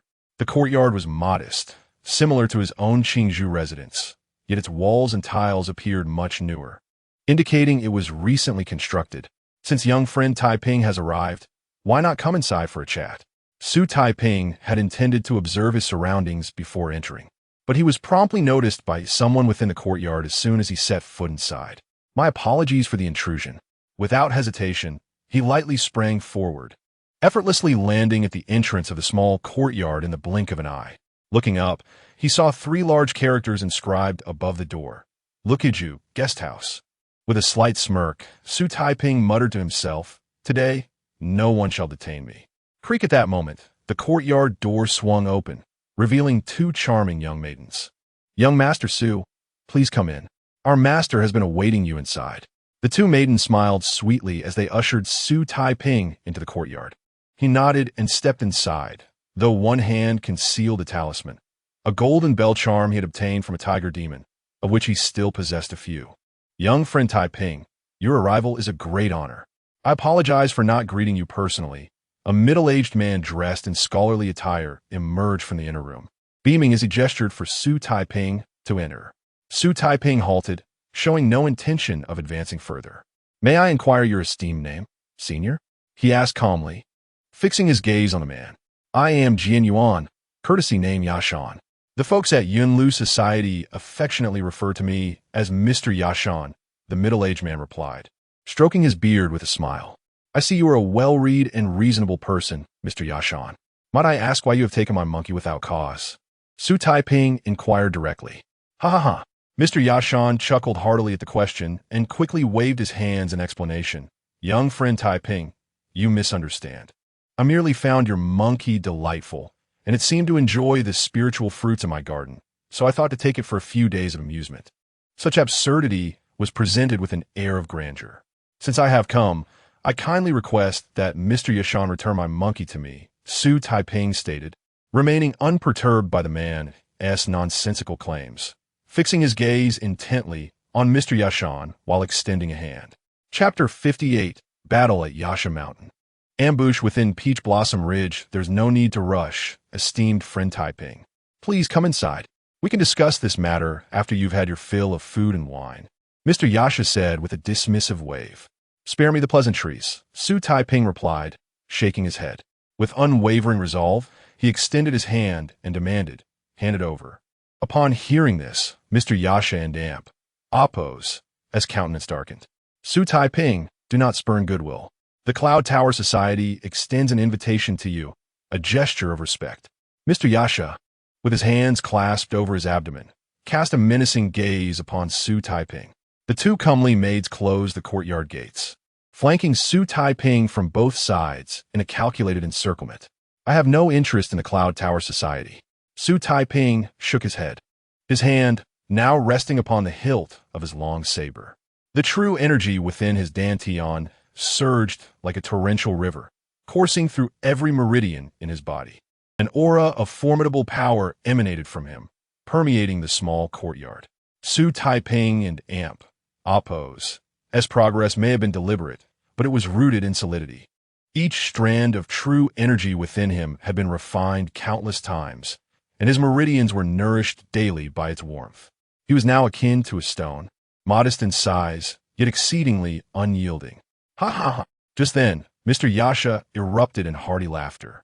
Since esteemed friend Taiping does not wish to partake in this meal, then I shall not force the issue. With these words, he turned towards the house and continued, Old Qian, bring out the little monkey and return it to esteemed friend Taiping. Hearing this, Xu Taiping furrowed his brow, regarding Mr. Yasha with wariness. His intuition told him that things could not be so simple.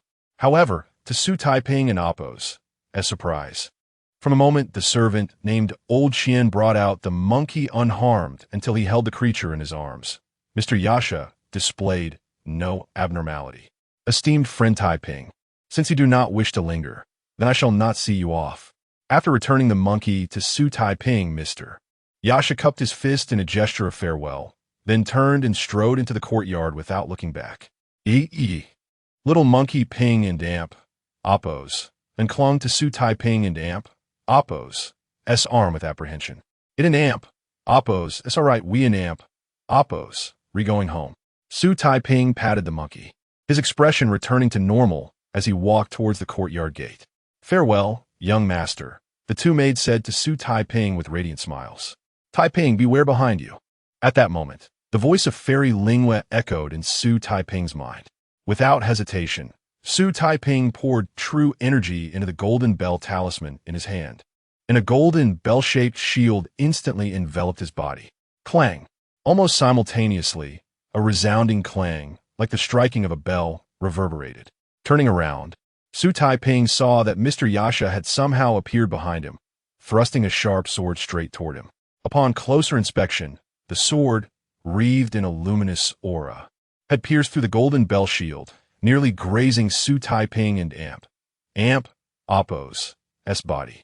When did Yasha appear? Xu Taiping was taken aback, for he had clearly seen Yasha enter the house moments before. Bang!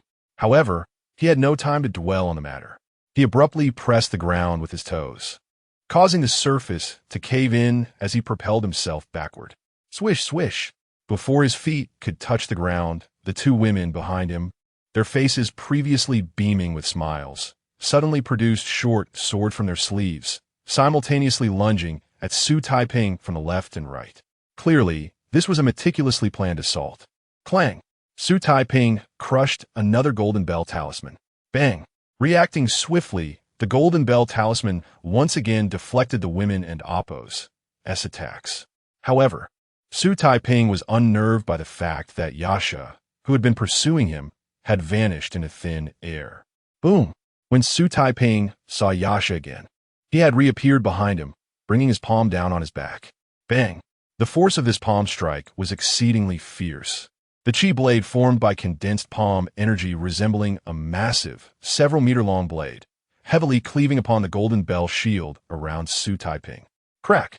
After only a few breaths, the golden bell shield around Xu Taiping shattered once more. These low-grade golden bell talismans were merely disposable items, incapable of continuously withstanding enemy attacks.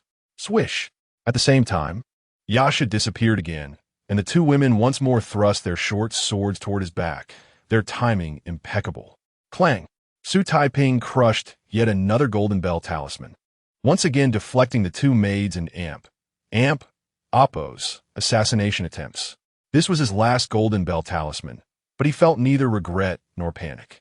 Instead, a glimmer of understanding appeared in his eyes.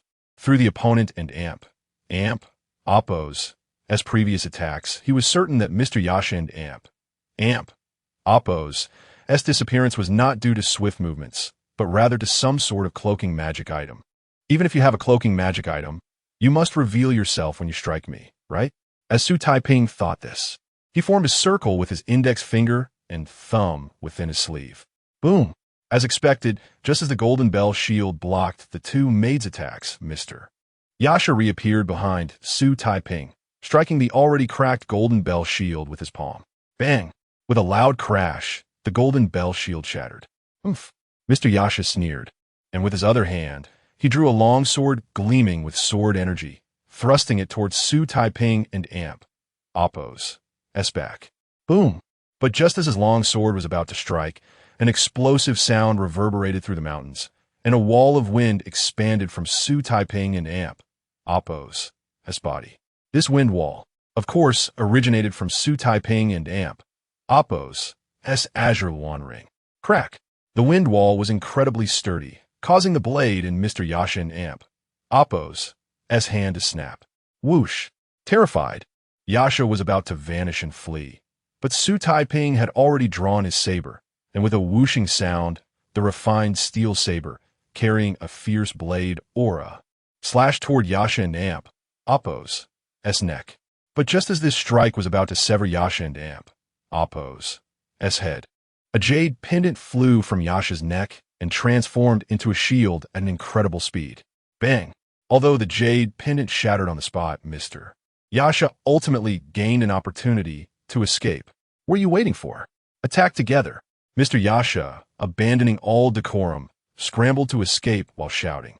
Even as he spoke, the sounds of swords being drawn echoed from outside the courtyard, and 4 or 5 shadowy figures with strong auras burst into the courtyard, rushing towards Xu Taiping. Clearly, there was an ambush within Peach Blossom Ridge. Chapter 59. The Unveiling of Treasures by Mr. Yashan Wush. Xu Taiping paid no heed to the others and stepped forward with the swiftness of a fierce wind, approaching Mr. Yashan directly. Boom! Just as Mr.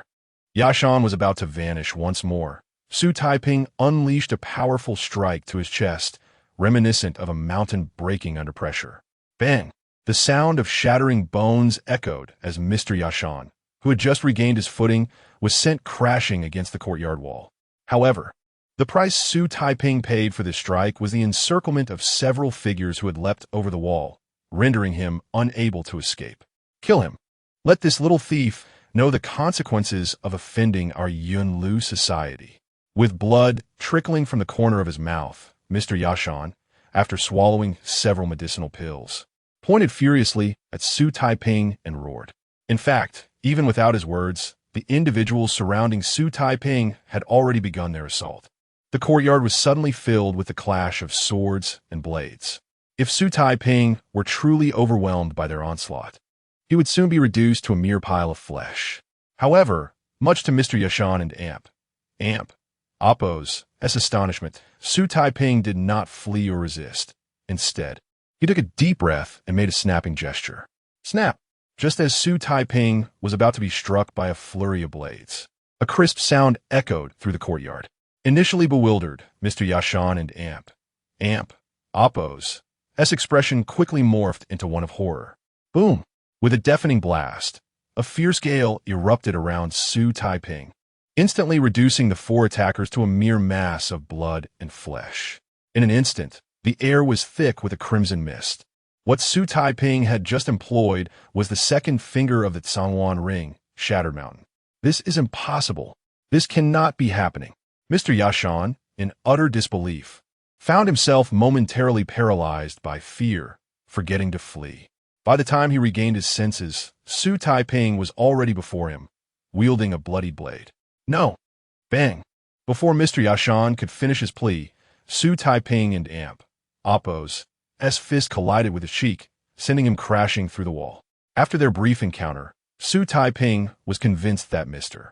Yashan and Appo's cultivation was at most at the open door stage, and he might not even possess the strength of a minor practitioner at that level.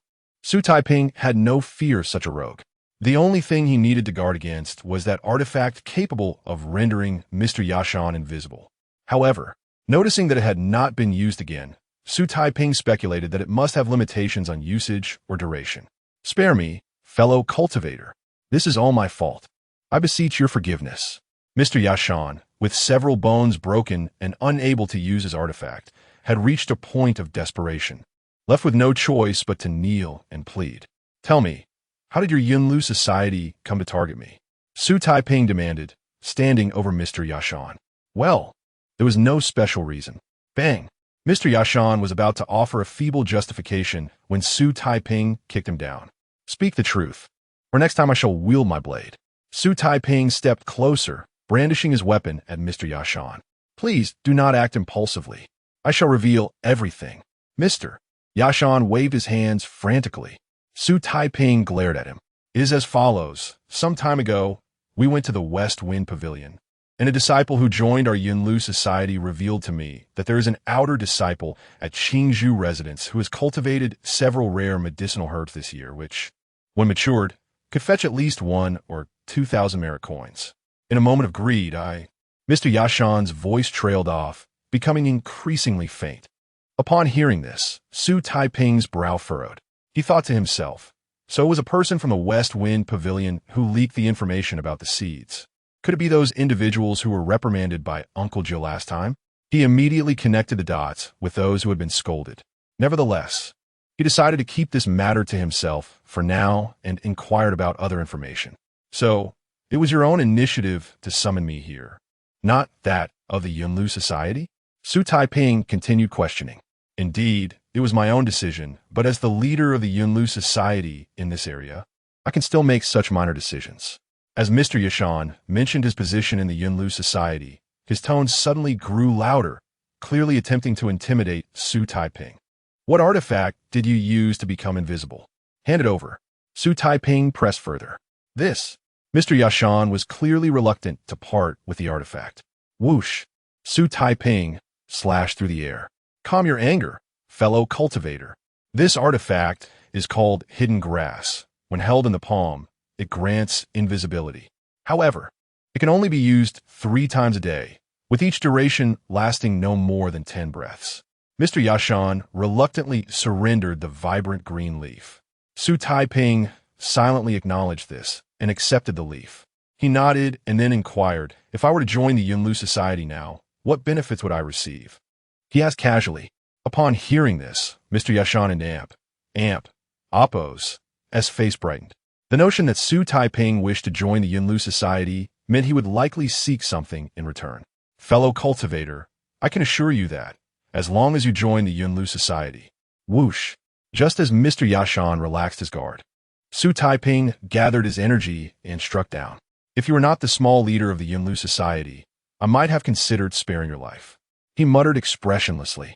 After encountering the specters and tiger demons, Xu Taiping had come to understand that to survive in the realm of cultivation, one must not be overly merciful.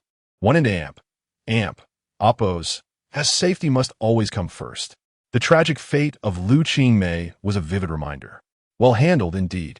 The ethereal figure of Lingwei Fairy emerged from a gourd. She had remained a spectator since her initial comment and was quite pleased with the outcome. I wasted several golden bell talismans. Xu Taiping expressed his regret, feeling that had he managed the situation better, he could have spared those talismans.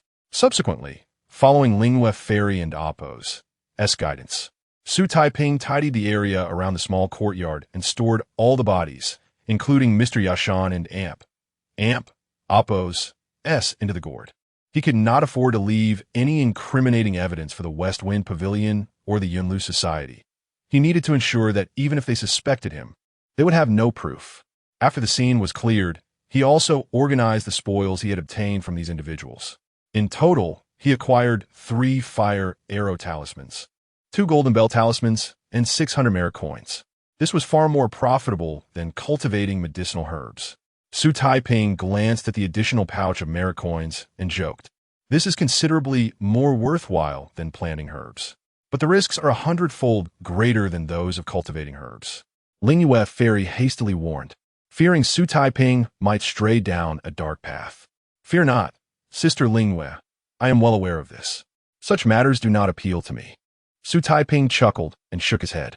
Lingwei Fairy nodded and then pointed to the fire gourd at Xu Taiping and Appo's waist, saying, "From here on, you can focus on your cultivation with peace of mind until the grand competition in 2 years." The following night, deep into the second night, after returning to Qingzhou residence, Xu Taiping opened the fire gourd and carefully poured a small cup of the long-soaked dragon gallbladder wine. "Sister Lingwei, shall I drink this?" He hesitated, raising the cup and looking toward Lingwei Fairy. Tonight, he intended to test the effects of this dragon gallbladder wine. Chapter 60. 2 years later, on a stormy night, the white featherfalls drink just half a cup, and with me here, nothing will go awry. The fairy Lingwei smiled and nodded. Xu Taiping nodded in response, then raised his cup and downed it in one gulp. In truth, this was the first genuine drink of his life. Boom! As the dragon gallbladder wine settled in his stomach, Xu Taiping's aura surged uncontrollably, enveloping him in a misty haze.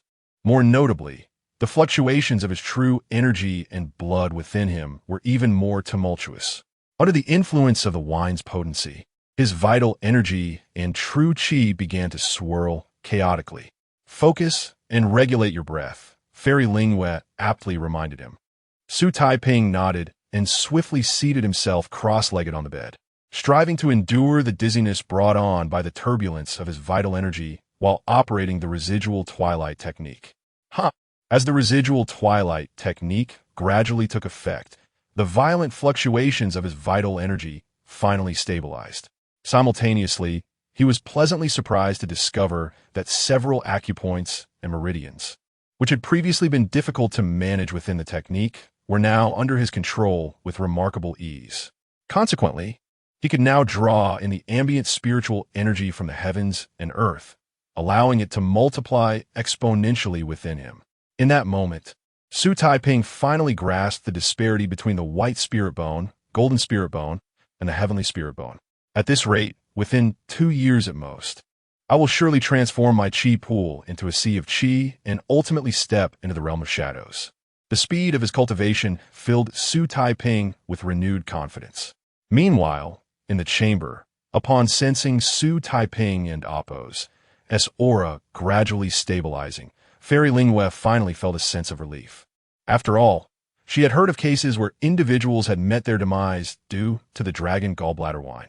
Sure, just as Fairy Lingwei prepared to return to her gourd to nurture her spirit, the little monkey Ping and Amp, Appo's, and suddenly leaped onto the table and began licking the cup that Xu Taiping had used.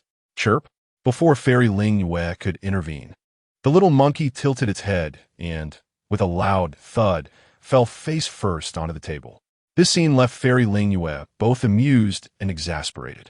Indeed, although this little monkey had a mixed lineage, it still possessed a trace of the mountain-moving ape bloodline. Perhaps I should teach it the techniques of the ape demon? Gazing at the little monkey sleeping soundly on the table, a whimsical idea struck Fairy Lingwei. Although the ape demon technique had demon in its name, it was not truly demonic. It simply bore immense power, which led to its classification as such. Just like the green bull fist, which was also known as the bull demon fist in other regions. It was still too early for the third transformation of the earthly fruits. Since I have time to spare, why not let the little monkey practice in my gourd? After contemplating, the playful Fairy Lingwei made up her mind, controlling the gourd to open its mouth and directly drawing the little monkey inside.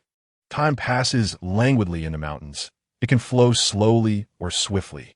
In the blink of an eye, 2 years had gone by. Boom!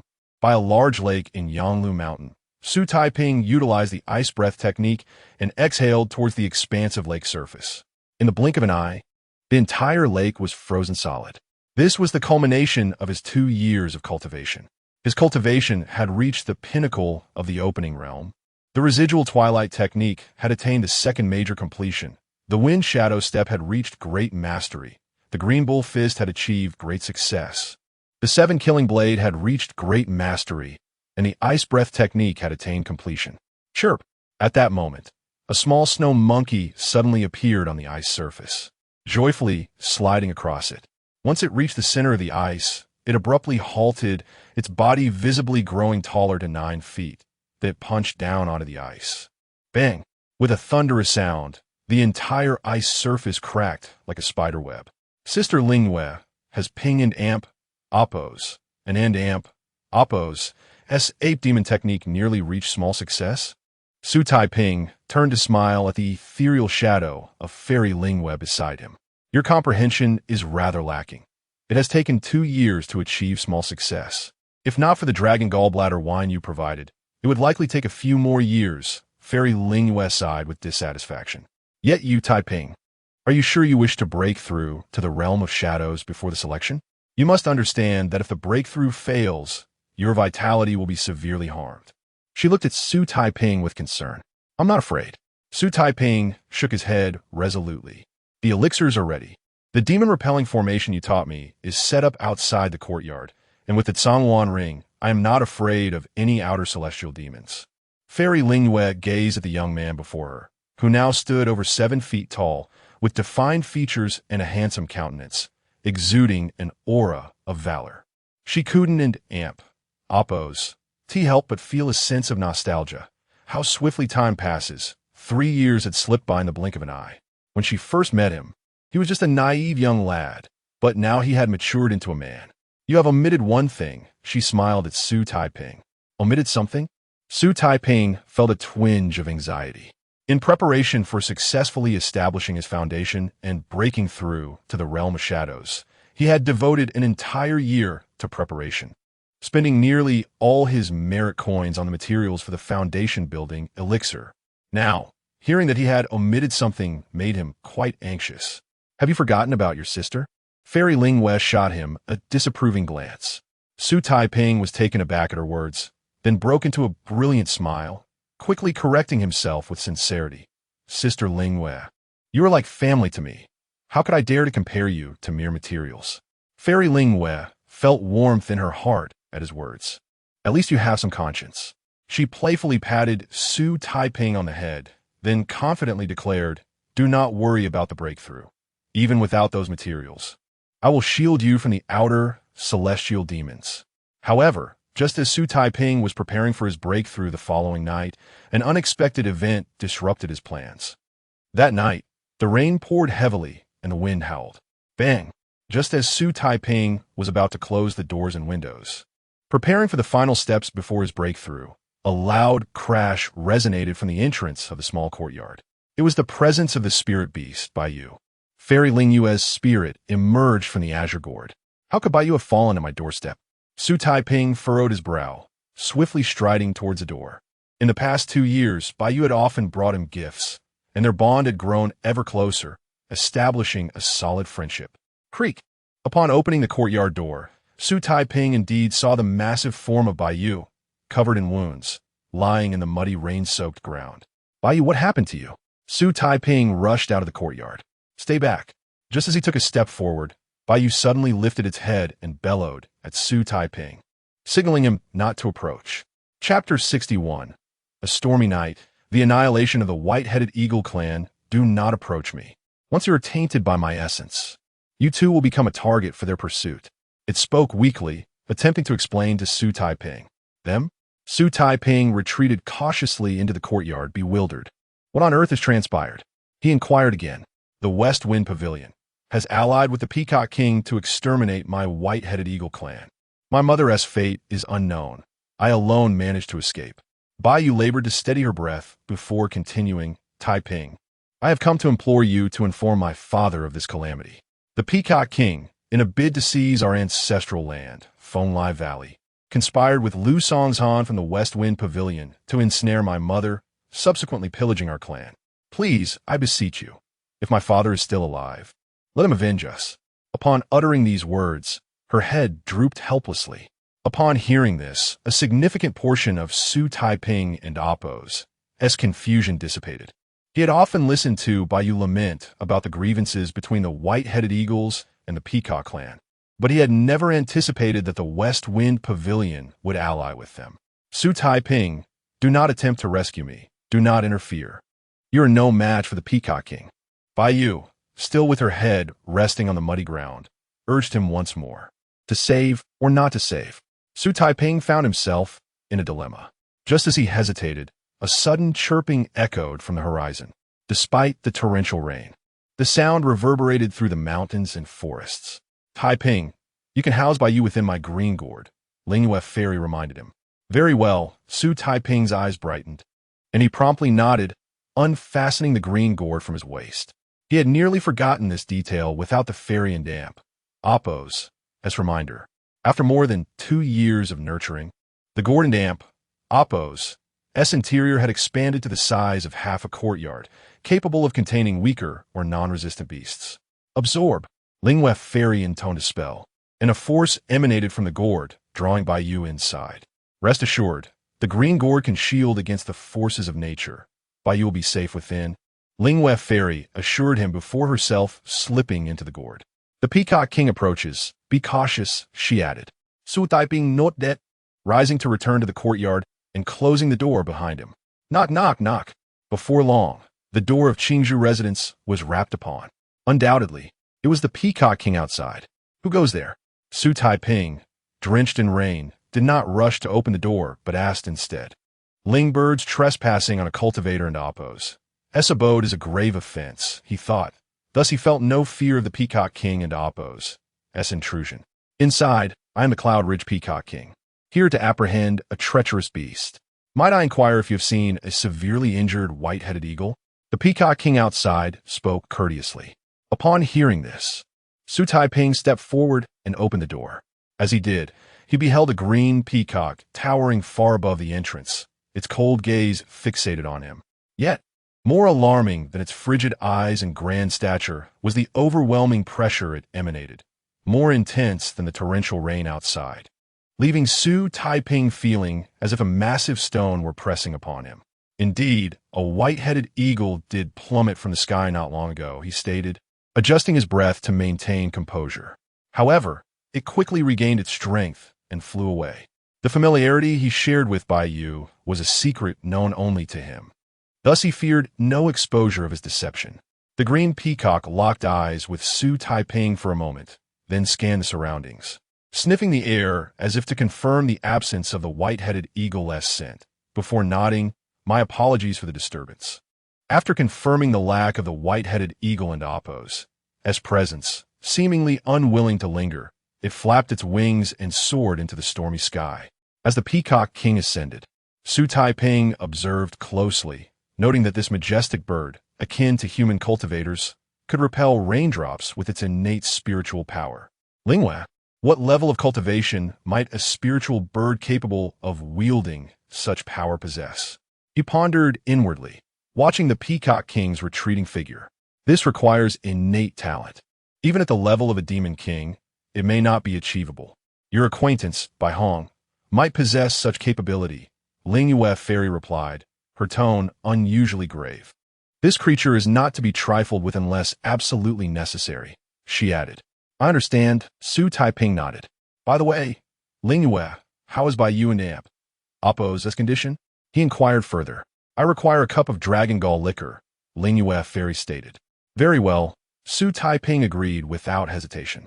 Over the past 2 years, he had consumed little, averaging about 3 jars a year.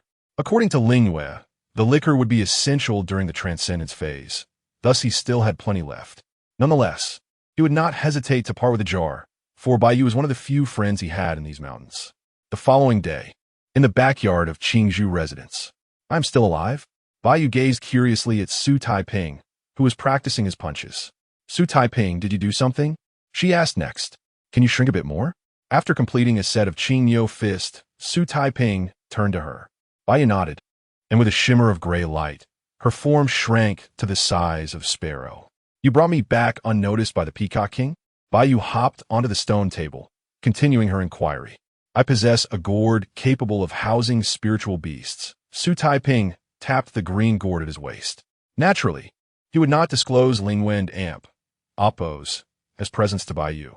However, the gourd itself was no secret, as everyone possessed a few life-preserving treasures. Could it be a demon refining gourd? Bai Yu exclaimed, her eyes widening with alarm as she took a few cautious steps back. Indeed, she was not entirely mistaken, according to Lingyue. The gourd could currently house spiritual beasts. Thus, referring to it as a demon refining gourd was not without merit. However, the distinction lay in its purpose. The demon refining gourd was for refining demons, while the green gourd nurtured them, fundamentally different in essence. If it were a demon refining gourd, you would have long since turned into a puddle of blood within it, rather than chirping away as you are now. Xu Taiping shook his head. That is true. Bai Yu nodded, visibly relaxing. This is my secret. You must not divulge it to others, Xu Taiping reminded her. Am I the kind of being to betray a trust? Bai Yu retorted, regaining her proud demeanor. Chirp! At that moment, the little monkey Ping and cheerfully leaped onto the table with a large platter of meat. Bai Yu eat. I cooked it, the monkey said, pushing the platter toward her while munching on a rib. Over the past 2 years, it had grown quite familiar with Bai Yu, and their bond flourished due to their shared nature as spiritual beasts. Although Bai Yu lacked the appetite to eat, he did not wish to dismiss the kind intentions of the little monkey, so he took a piece and swallowed it. Bai Yu, what exactly transpired in Fenglai Valley last night? At this moment, Xu Taiping also seated himself at the table, reaching for a piece of meat before curiously inquiring of Bai Yu. Despite having rescued Bai Yu, he felt the need to understand the current situation. Otherwise, it would not bode well for his relationship with Bai Yu. Chapter 62. The Wind Whispering Bell. The Western Wind Pavilion proclaims to the assembly of cultivators. Last night, Bai Yu merely provided a vague account, leaving him still uncertain about the events that transpired. The Wind-Coming Valley mentioned by him is indeed the territory allocated to the White-Headed Eagle clan by the Qingxian sect. The Western Wind Pavilion, seizing upon the defection of a white-headed eagle from the Qingxian sect, falsely accused the White-Headed Eagle clan of collusion with the demonic sect, rallying all forces to besiege the Wind-Coming Valley. Had it not been for this, my mother, with her cultivation, could have led our entire clan to safety. Little did we know that the Peacock King, who has always held enmity towards us, took this opportunity to launch a surprise attack on my mother, leading to our clan's disarray and her subsequent capture, leaving her fate unknown. Bai Yu spoke with a hint of gloom. If it were an end amp, oppos, tea for my father accompanying Uncle Gio to the northern frontier, these people would not dare act so recklessly.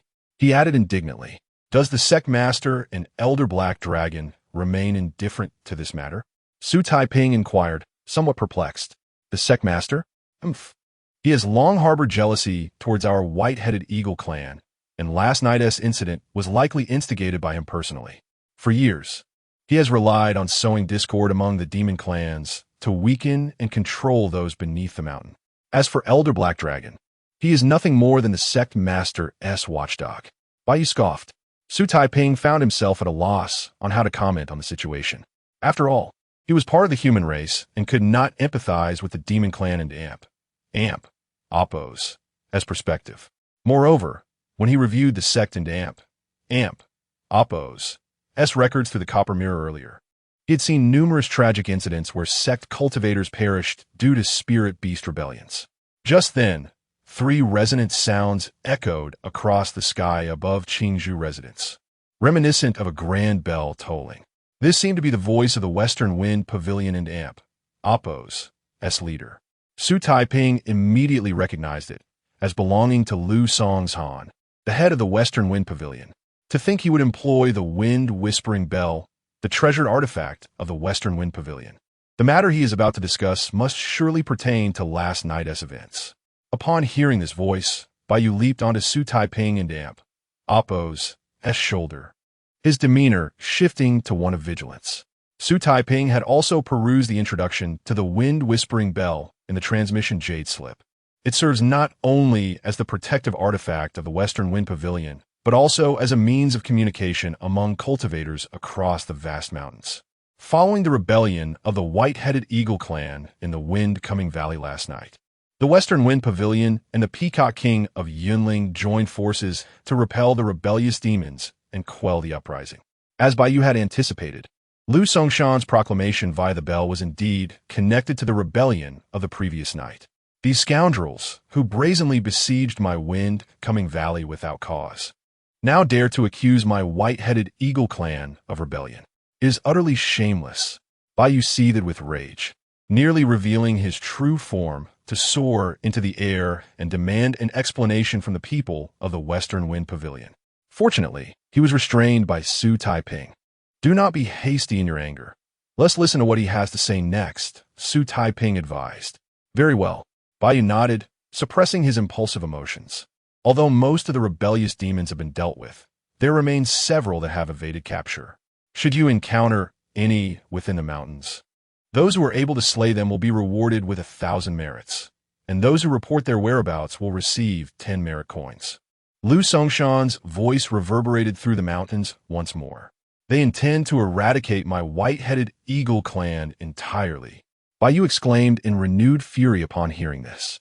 Ignoring the 1,000 merit coins for slayers, even the 10 merit coins for informants would amount to a considerable sum for cultivators outside the mountains.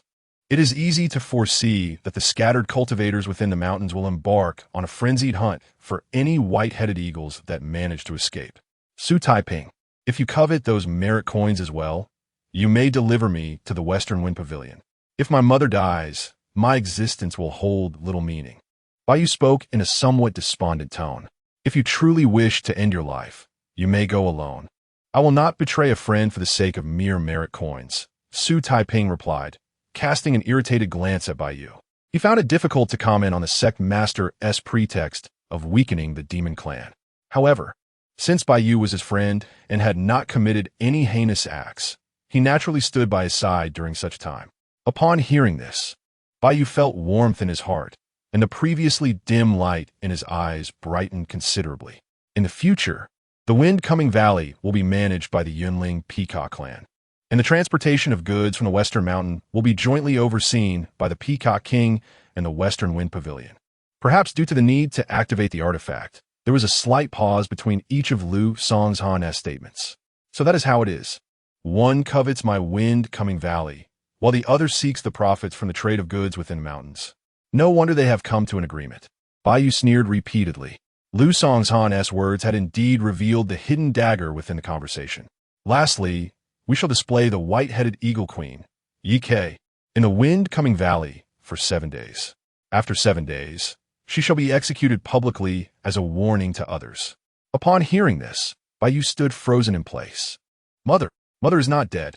He was initially shocked, then elated, and impulsively took to the sky, declaring, I will go rescue my mother. However, before he could ascend too far, Xu Taiping pulled him back with the green gourd. Xu Taiping, why do you restrain me again? Bai shouted from within the gourd. If you cannot even escape from my gourd, how do you intend to rescue your mother? Xu Taiping remarked, peering into the gourd at the flailing Bai. The gourd currently lacked considerable power. It was not only Bai, but even ordinary beasts could be our Chapter 63, The Despair of Wang Yu. Chu Lingwei faces the celestial demon, again a spirit beast with strength comparable to that of a Wang Yu realm cultivator, was undoubtedly enticing. However, Xu Taiping was not the type to be blinded by immediate benefits. What truly began to sway him was Bai and Appo's unwavering determination to forsake her freedom in order to see her mother. He could not bear to trample upon such resolve. I will think of a way. Finally, Xu Taiping nodded. That night, under the flickering candlelight in his chamber, Xu Taiping asked the ethereal Lingwei, Sister Lingwei, should I harden my heart a bit more? Taiping, having compassion is not a flaw. Otherwise, how would one differ from demons? Just remember, when showing mercy to others, you must never act against your true nature. If you believe that helping Bai see her mother does not betray your heart, then go forth without hesitation. We cultivators seek to thrive upon the great path, not merely to survive. This cultivation journey is like navigating a boat through a vast ocean at night. That heart of yours is like the bright moon and stars in the sky. Lose it, and you shall inevitably become lost amidst the endless sea. Abandoning one and Appo's true heart in the pursuit of the great path means forsaking everything. Lingwei sat beside Xu Taiping, gently guiding him with her words. Upon hearing this, the previously bewildered Xu Taiping and Appo's eyes sparkled with clarity. To thrive, not merely survive, to abandon one and Appo's true heart is to abandon all. He murmured, a newfound understanding dawning upon him. Sister, in my lifetime, I have encountered many cultivators, some powerful enough to peer into the mysteries of heaven. Yet, even when faced with foreseen perils and impending death, they would not forsake their path, but rather wield their swords and fists, carving mountains and vanquishing demons. They do this because they understand that once they abandon their path, their journey in cultivation will cease. What is the worth of 1,000 years of mere survival? The heavenly law regards you as nothing but fodder. Only by embracing death can we find our true path as cultivators. Lingwei suddenly cupped Xu Taiping and Appo's face, speaking with utmost seriousness. I understand, Sister Lingwei. Xu Taiping's gaze grew resolute once more. Of course, if your intention is to avenge Bai by slaying the Peacock King, then consider my words as having never been spoken. Lingwei continued with a smile. Slaying the Peacock King and helping Bai see her mother are not on the same level of difficulty. Xu Taiping replied, Sister Lingwei, I am not foolish enough to seek my own demise. Very well, let us prepare for your breakthrough into the Wang Yu realm. If you cannot succeed tonight, I will not allow you to take any risks. Ling Yue and Apos. S expression turned serious once again. Understood. Xu Taiping not that family. His reply of I will think of a way rather than a straightforward agreement stemmed from his anticipation of whether he could successfully establish his foundation and break through that night. If successful, he believed he would at least have a chance of escape when confronted by the Peacock King. Ling Yue shared this sentiment. Oh, little Taiping, those who sit in caves for a millennium to cultivate longevity are the most fragile. Their ascent often heralds their demise. And let us not speak of the Qing Xin sect. Even this realm is but a corner of the vast cultivation world, and the road ahead is long. Ling Yue gazed at the meditating Xu Taiping, her thoughts swirling. She had previously sought to protect him from danger because he had yet to reach the opening realm.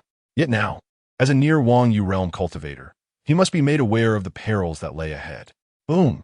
After consuming the foundation-building elixir, Xu Taiping's aura surged dramatically, enveloped by spirals of azure energy, emanating an invisible might. His spirit sensed the true energy within his dantian, which began to condense like raindrops. Moments later, he beheld a torrential downpour within his dantian, as the rain coalesced into streams, and the streams merged into rivers, transforming his once dry dantian into a network of flowing waters.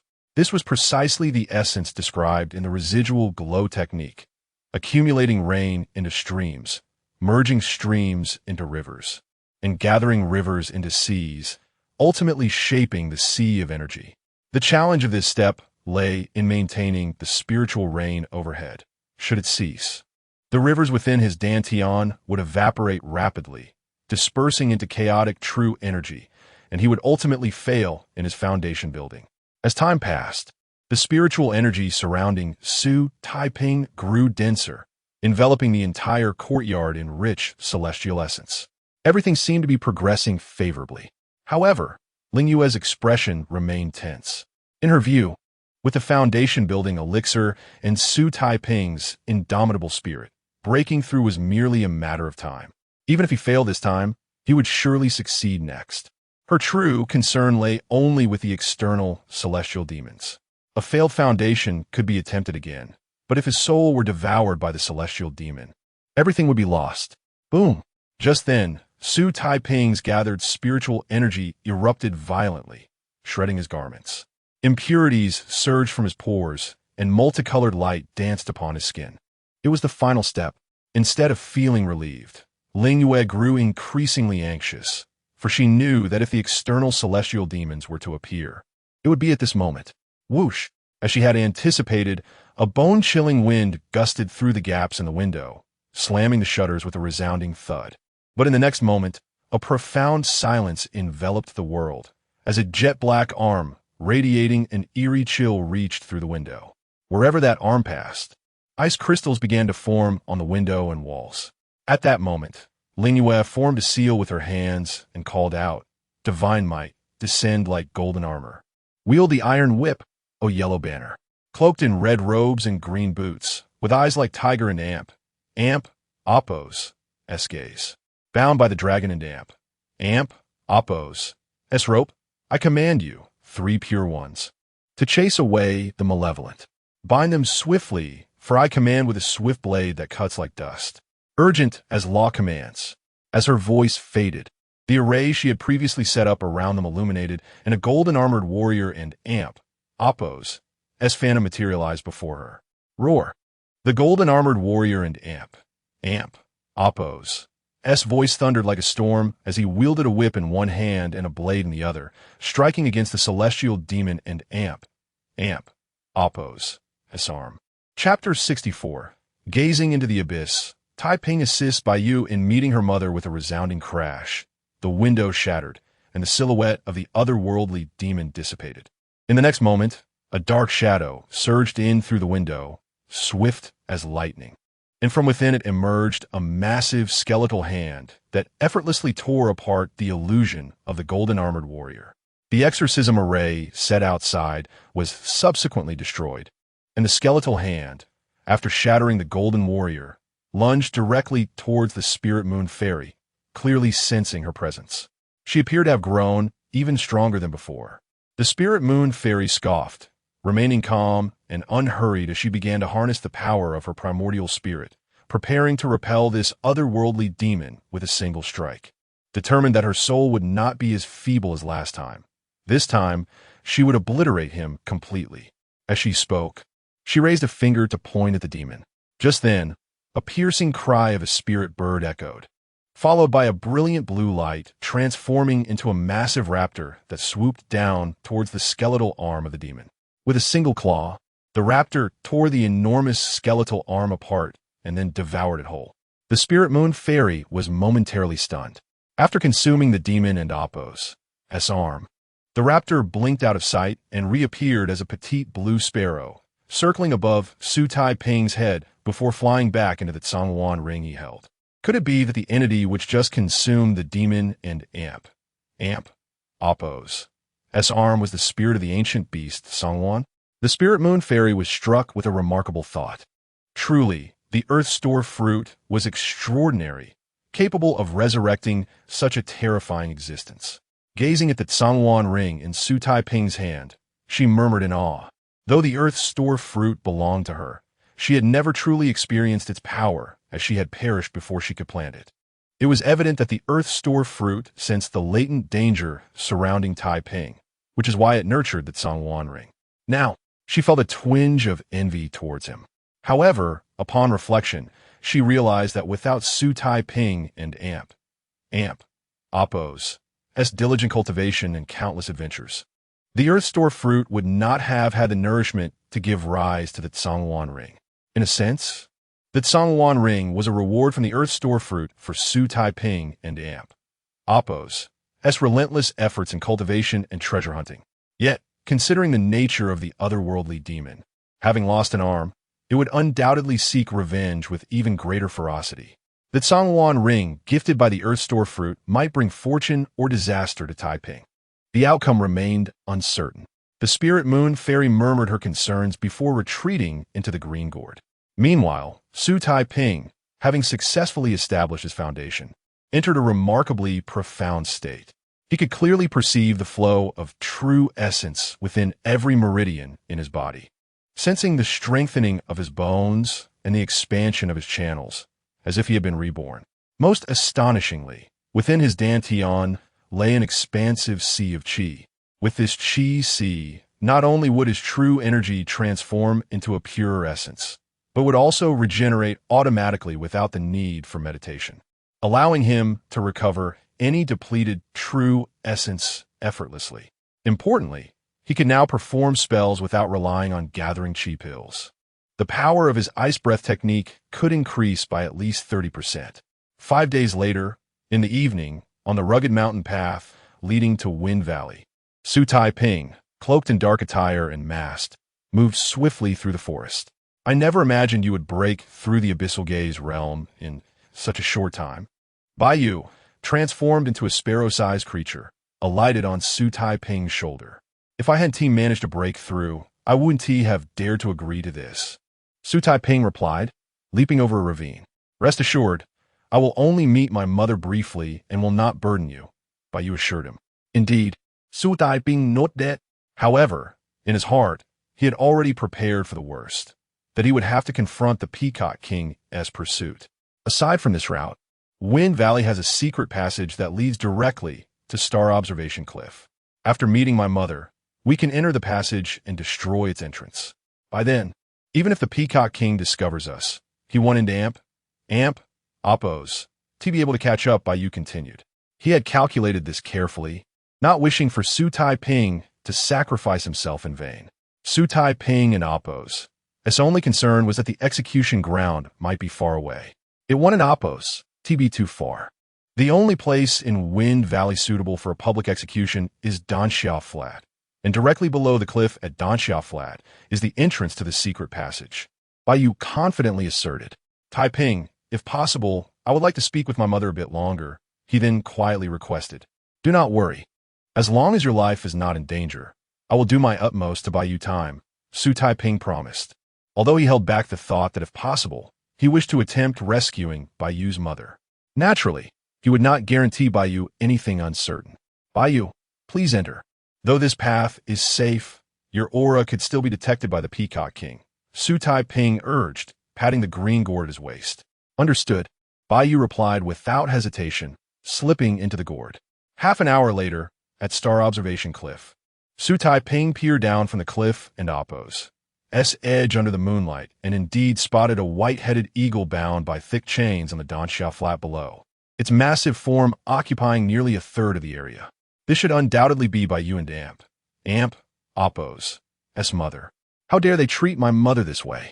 Bai exclaimed, her head peeking out from the gourd, her eyes blazing with fury. Calm yourself, Xu Taiping urged, covering the gourd in Amp, Oppo's opening and communicating with Bai through his consciousness. The secret passage you mentioned, is it located directly under this star observation cliff? Yes. All you need to do is leap down from here, and you will reach the entrance to the passage, Bai confirmed. Very well. Xu Taiping nodded quietly, then continued relaying his thoughts. Stay in the gourd for now. When I reach your mother, I will let you out. After saying this, he took out the shadow grass he had seized from Mr. Yashan and infused it with a strand of true essence. In an instant, Xu Taiping's form melded seamlessly with the surrounding rocks.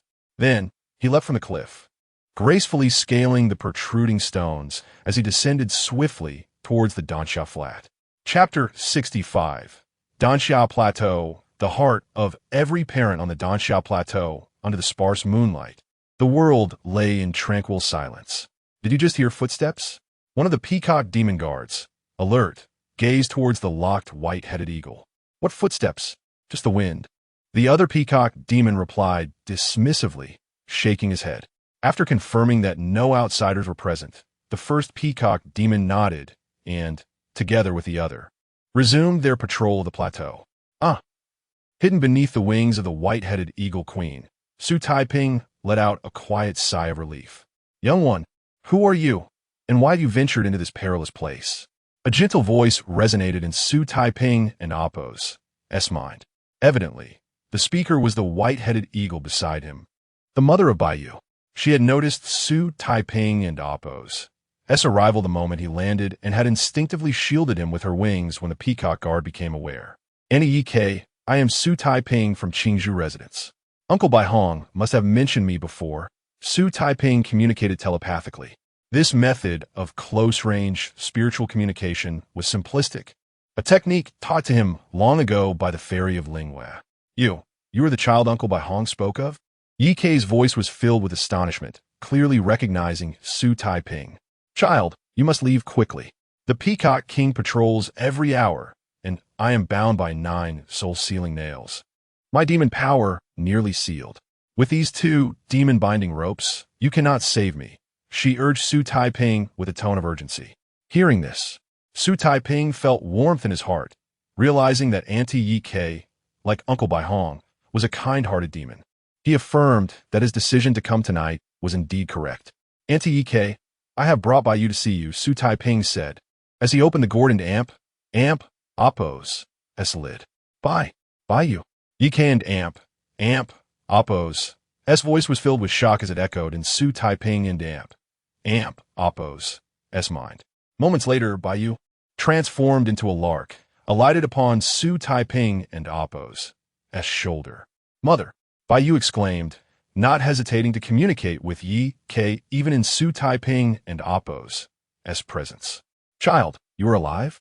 Yi Kei and Oppo's voice brimmed with joy and disbelief. Mother, it was Taiping who saved me. I begged him to bring me to see you, Bai communicated. You foolish child. You could have come alone, but you had to involve Taiping?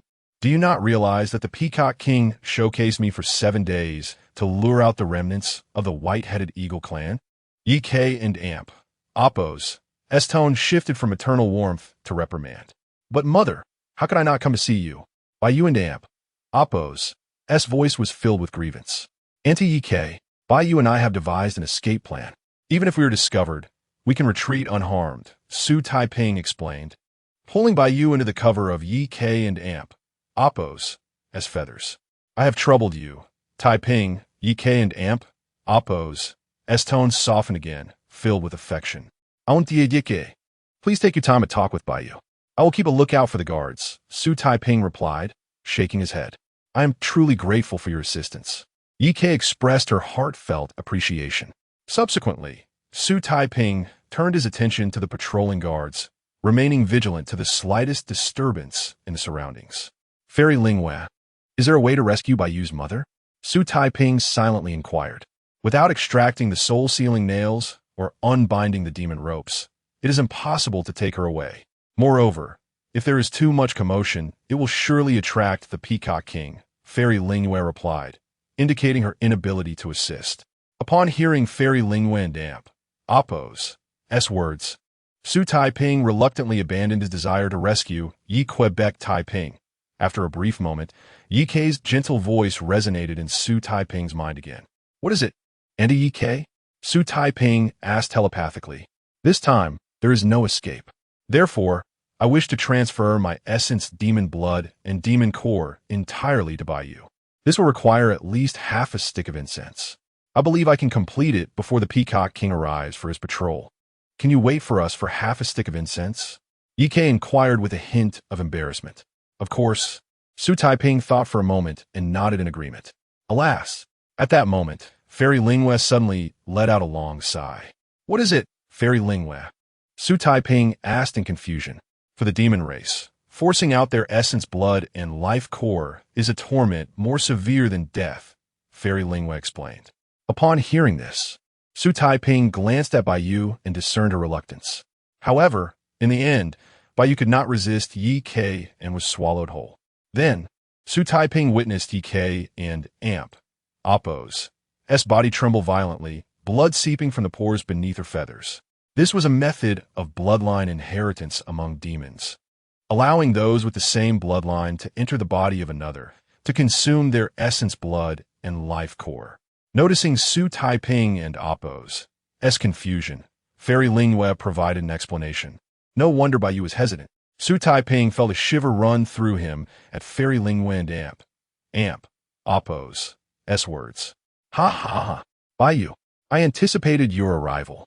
A piercing laugh rang out from above the Danxiao Plateau, accompanied by an overwhelming aura of pressure. It is the Peacock King. Xu Taiping immediately recognized the presence and became alert. How infuriating! Just a moment too late. Upon hearing this sound, the White-Headed Eagle K. Chapter 66. The Battle of the Sparrow King. Though the Night Sparrow spoke with unwavering determination, Xu Taiping could discern from her tone that she harbored a deep resentment for failing to transfer the demon blood to Bai Yu. Xu Taiping felt a similar sense of frustration. He longed to assist the Night Sparrow in fulfilling her wish. Yet the terrifying aura emanating from the Peacock King above him compelled his reason to triumph over his emotions. All right, Taiping.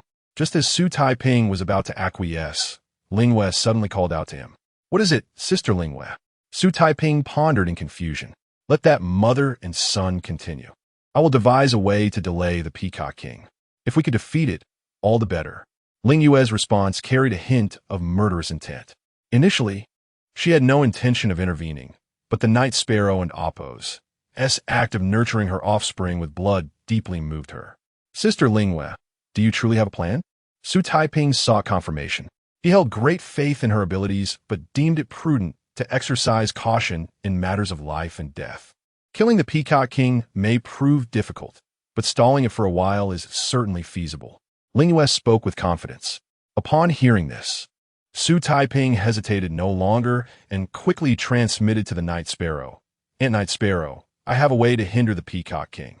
You and Bai Yu should continue the demon blood transfer. But, trust me, though the Night Sparrow hesitated, she ultimately chose to place her faith in Xu Taiping as he surged forth from beneath her wings. What reckless youth dares to rescue a captive? A group of Peacock demon guards soon detected Xu Taiping's presence.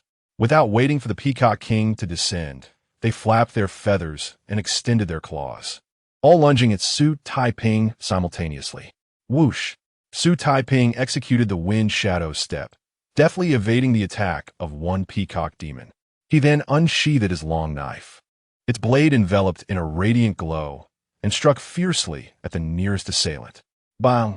The peacock demon was sent flying by the force of his blow. Having transcended the realm of the wishing ghost, such ordinary demons were no match for Xu Taiping. Engage these peacock demon guards while I prepare to confront the Peacock King. When it descends, lend your body to me, and I shall wield it to battle the Peacock King. Lingwei explained to Xu Taiping. Agreed. Though Xu Taiping harbored doubts about the feasibility of such a feat, he nodded resolutely, choosing to trust Lingwei. As they conversed, he punched another peacock demon with a decisive blow. Being cautious not to reveal his identity, he refrained from using the specific techniques of the Azurok's fist.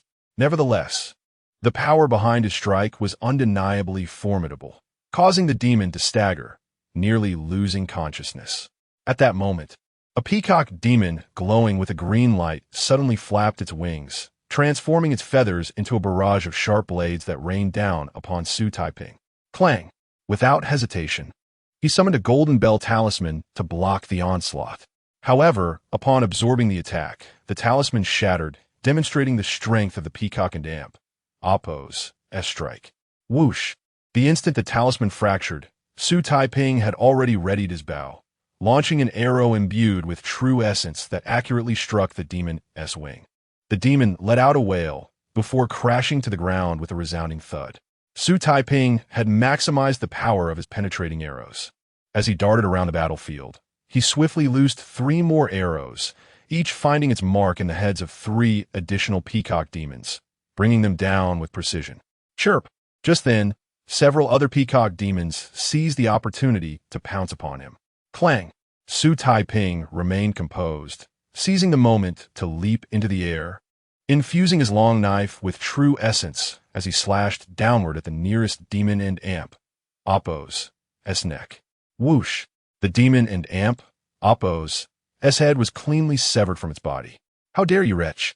The Peacock King, witnessing Xu Taiping's repeated slaughter of its kin, bellowed furiously from above. With a powerful flap of its wings, it propelled itself downward towards Dan Xiaoping like an arrow released from a bow. Boom! Its claws lunged at Xu Taiping with ferocity. In the face of this onslaught, Xu Taiping did not flinch. Instead, he raised 2 fingers and pointed directly Chapter 67, the thousandfold force, the divine powers of the Spirit Moon Fairy with a swift motion.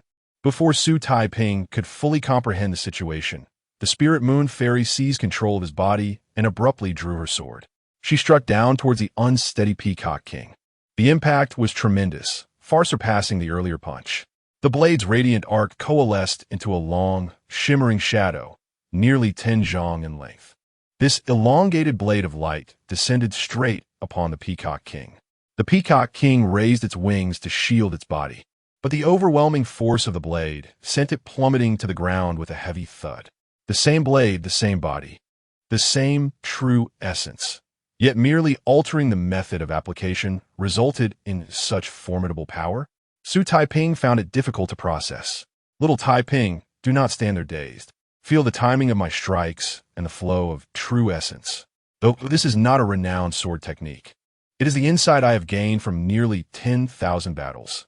The Spirit Moon Fairy's voice resonated once more in Xu Taiping's mind.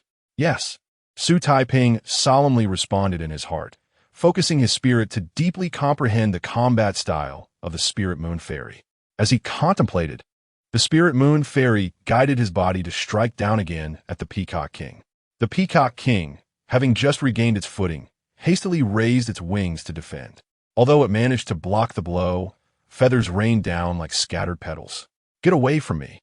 In response, the Peacock King roared in fury, spinning its body to unleash a barrage of feathers like a rain of arrows, accompanied by a piercing sound. Faced with this assault, Xu Taiping and Amp, Oppo's S-wind shield conjured by the Tsang Wan ring shattered. Yet, the Spirit Moon Fairy showed no sign of retreat. Her sword erupted with brilliant light, and in an instant, she unleashed nearly 100 strikes, severing the incoming feathers. Finally, these 100 strikes converged into a single, powerful blow, striking down upon the Peacock King and Amp, Oppo's S-wings once more. The Peacock King and Amp, Oppo's S-wings, harder than black iron, withstood the fierce assault. However, it was not unscathed. The rain of feathers and the blood seeping from its wings were undeniable evidence of the damage incurred. With a crack, the Spirit Moon Fairy intended to swing her sword again, but the steel blade shattered under the strain. Seeing this, the Peacock King rejoiced, struggling to rise. Yet, as it began to stand, the Spirit Moon Fairy discarded the broken sword and delivered a heavy punch, propelled by a fierce gale. With a resounding crash, the Peacock King trembled violently, and a cloud of blood mist erupted around it. "Who are you?" The Peacock King had never imagined that a mere cultivator of the Wangu realm could wield such terrifying power. In response, the Spirit Moon Fairy delivered another punch, causing another explosion of blood mist, sending the nearby peacock demons reeling from the shockwave. Xu Taiping was astonished, realizing that the Spirit Moon Fairy and Appo's punch, despite utilizing only a small amount of true essence, possessed extraordinary force. He began to carefully analyze the flow of true essence within himself and the mechanics of the Spirit Moon Fairy and Appo's strikes. This technique, known as the thousand-fold force, appeared as a single punch, yet it rapidly concentrated the power of hundreds, even thousands, of punches into one moment of explosive force. Anticipating Xu Taiping and Appo's confusion, the Spirit Moon Fairy pressed her fingertip against the Peacock King and Appo's wing, then suddenly clenched her fist and unleashed her strength upon it. With a resounding impact, blood mist erupted from the Peacock King and Appo's body once more. The anguished cry from the Peacock King underscored the immense power behind the Spirit Moon Fairy and Appo's strike. At that moment, Xu Taiping observed a slight tremor in the fist he controlled, a deliberate slowdown by the Spirit Moon Fairy to demonstrate the technique. No matter who you are but a cultivator of the Wangu realm. The Peacock King suddenly roared, its blood energy igniting into flames, resembling a phoenix reborn from the ashes. It thrust its wings forward with great force, aiming to strike Xu Taiping. In response, the Spirit Moon Fairy swiftly raised her fingers, forming a seal and commanding, "Stay still." As her words echoed, a radiant rune materialized above the Peacock King, followed by a semi-transparent golden hand descending from the heavens, forcefully pressing down upon the fiery creature. This marked the Spirit Moon Fairy and Appo's first use of spellcraft, yet it drained a significant portion of Xu Taiping and Appo's true essence. It became clear to him why the Spirit Moon Fairy had relied solely on her fists and blades. His own true essence could not sustain the spell she wielded. Regretfully, he realized that had his cultivation been higher, the Peacock King would likely have met its demise by now. Nevertheless, the fact remained that a mere cultivator of the Wangu realm could render a Peacock King utterly defenseless, reflecting the Spirit Moon Fairy's martial prowess. Taiping, this is a rare opportunity. Now it is your turn to try. The Spirit Moon Fairy suddenly relinquished control of Xu Taiping and Appo's body, exuding confidence. All right, Xu Taiping gladly accepted. He recalled the sensations from earlier as the Spirit Moon Fairy guided his body in combat. Raising his palm near the Peacock King and Appo's wing before suddenly clenching his fist with force. With a thunderous crash, the Peacock King and Appo's wing trembled but sustained no substantial damage. Not bad. You managed to converge 3 punches into one right from the start. You have grasped the technique well, the Spirit Moon Fairy remarked with satisfaction. Achieving the convergence of countless punches into a single strike like you do is far too challenging. Xu Taiping shook his head. You have employed some form of dark sorcery to amplify your strength. Now that your power is diminished. Chapter 68. The teleportation token gifted by Yunyang subsequently. Lingwei Fairy seized her trivial chatter and unleashed a barrage of punches upon the Peacock King, leaving it gasping for breath. This was not due to any sadistic tendencies on her part. Rather, Xu Taiping's body was profoundly weak, with insufficient true essence to support the execution of higher-tier spells. Thus, she resorted to her current method, gradually exhausting the Peacock King with relentless force. Who dares to offend my Qingxian? At that moment, a thunderous roar echoed from the horizon, and Xu Taiping beheld a colossal dragon, adorned in lightning, soaring through the western sky. Could this be the true form of the Black Dragon Elder? Xu Taiping pondered in astonishment. I have long awaited your arrival, little mudfish. Lingwei Fairy appeared to anticipate the Black Dragon Elder and Appo's intervention, a disdainful smirk playing upon her lips. In front of the distant black dragon elder, she struck the Peacock King with another forceful punch. Impudence! The black dragon elder bellowed, his massive form breaking through the clouds and swiftly descending upon the Danxia plain. He opened his great maw and unleashed a torrent of black flame-like dragon breath towards Xu Taiping below. Boom! The fiery pillar shot straight towards the ground. Meanwhile, Lingwei Fairy merely directed Xu Taiping's body to lift an arm, extending 3 fingers in a decisive slash towards the black dragon elder. Tear the sea. As her words fell, a formidable blade of air erupted from the Zhongyuan ring, resembling a colossal sword that spanned the entire Fenglai Valley, slicing fiercely towards the dragon breath. Boom! With a resounding crash, the dragon breath emitted by the black dragon elder was obliterated by the 3-fingered strike, while the black dragon elder, using his claws to intercept the blow, found his body uncontrollably retreating thousands of feet into the air, losing one of his formidable claws in the process.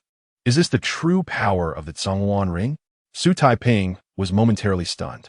To fully harness the power within a magical artifact, one must possess ample true essence. But the strength of the divine soul is equally crucial. My divine essence is far superior to yours, thus yielding greater power. As Lingwei Fairy flew towards the stargazing cliff, she elaborated to Xu Taiping, "Is it merely greater?" Xu Taiping nodded, a bitter smile forming within his heart. The Zhongyuan ring in his hands was worlds apart from that in Lingwei Fairy and Appo's possession. Ask about that mother and son. The 3-fingered strike merely delayed the black dragon elder for a moment, and your true essence is now depleted. You can no longer withstand another strike from him, and my time possessing you is nearly at an end, Lingwei Fairy informed Xu Taiping. Very well, I shall inquire, Xu Taiping replied, reclaiming control of his body and landing before the night sparrow. However, upon his arrival, the night sparrow's head hung lifelessly, void of breath, while Baiyu stood motionless beside her. Baiyu, we must depart, Xu Taiping called out. He could surmise what had transpired. Xu Taiping, Baiyu suddenly turned. Tears brimming in her eyes, I no longer have a mother. Xu Taiping and Appo's heart trembled, but he quickly steeled his gaze, grasping Baiyu firmly. Sister, we must leave. Lingwei Fairy once again took command of Xu Taiping's body, and with a swift motion, they vanished from the Danxia plain. Seal the mountain. Seal the mountain. Do not let him escape. The black dragon elder's roar reverberated throughout Fenglai Valley. Yet, Xu Taiping had already led Baiyu into a hidden passage. That night, amid a tempest, countless spirit beasts and cultivators mobilized, scouring the land for the fugitive. They eventually arrived at the Qingzhou residence. But Xu Taiping had already changed his attire and concealed the green gourd, leaving them empty-handed. Creak. After sending away another batch of searching cultivators, Xu Taiping closed the courtyard door and returned to his chamber. Xu Taiping, my mother entrusted me to give you something, Baiyu's voice, tinged with fatigue, resonated from the green gourd. What is it? Xu Taiping opened the gourd and released Baiyu. My mother said your skills and the spells you wield do not resemble those of the cultivators of this continent. Perhaps this half of a teleportation token from another land will be of use to you.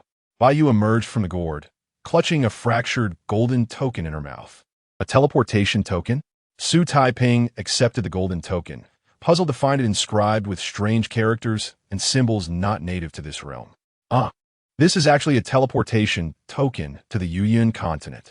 Just as Xu Taiping pondered its significance, Lingwei Fairy's voice echoed in his mind. What is a teleportation token? Xu Taiping inquired within his thoughts.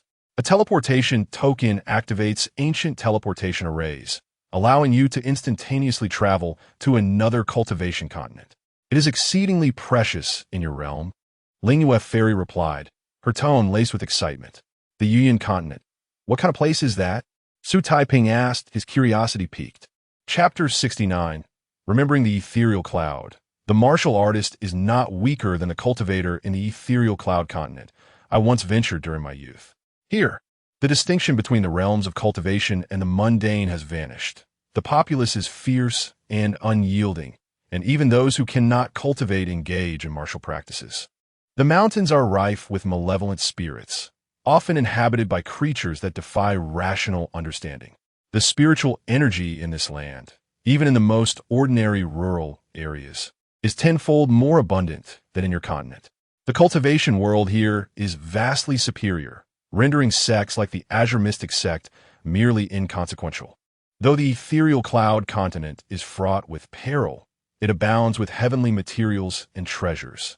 Numerous ancient immortal estates lie buried in its mountains and fields, and encountering them is indeed a significant fortune. For those seeking the path to immortality, this land serves as an excellent training ground, much like my own experience, which allowed my cultivation to ascend an entire realm. The Spirit Moon Fairy reminisced with a hint of nostalgia. To think such a place exists within this universe. Upon hearing this, Xu Taiping felt a stirring sense of longing. However, after a careful glance at the half of the teleportation token in his hand, he expressed a slight regret. Yet, this token is only half. Seeking the other half may prove challenging. Do not fret about that. The token itself is a magical artifact. Even if fragmented into numerous pieces, they can still resonate with one another. I can teach you how to locate it later, the Spirit Moon Fairy assured confidently. Xu Taiping and Appo's heart soared at her words, and he promptly expressed his gratitude. He then turned to Baiyu and remarked, Baiyu, I shall accept this item. It is indeed of great use to me. Baiyu nodded, his gaze tinged with melancholy. He remained engulfed in the grief of his mother's passing, utterly disinclined to contemplate other matters, including why Xu Taiping possessed the capability to contend with the Peacock King. Witnessing this, Xu Taiping felt a pang of sympathy. Having lost loved ones himself, he could deeply relate to Baiyu's current emotions. I am sorry for not being able to slay the Peacock King today, Xu Taiping expressed, a note of apology in his tone. Upon hearing the words Peacock King, Baiyu and Appo's previously dim eyes suddenly flickered with renewed light. No, it is fortunate that you did not kill it. This way, I have the chance to avenge my mother and my kin. After uttering these words, his demeanor softened slightly. He then raised his wing, presenting a drop of primal demon blood imbued with profound spiritual energy before Xu Taiping. Taiping, I owe you much for allowing me to see my mother and inherit her primal demon blood and demon core. You must accept this drop of blood. Xu Taiping contemplated for a moment, but refrained from accepting the drop of primal demon blood meant for their soul contract. Instead, he solemnly inquired, Have you made your decision? I will not force you into this soul bond. I have made my decision. If I cannot uphold this promise, I shall feel remorse before my mother's spirit, Baiyu declared resolutely. Upon hearing this, Xu Taiping no longer hesitated. He nodded and extended his hand to accept the drop of primal demon blood. From this day forth, I, Baiyu, willingly pledge to be Xu Taiping's spirit companion for a century. Henceforth, Xu Taiping shall be my master, Baiyu vowed. Baiyu, we are not master and servant. There is no need for such titles. This soul bond is merely a promise, Xu Taiping replied, shaking his head. Baiyu gazed deeply at Xu Taiping, then nodded earnestly.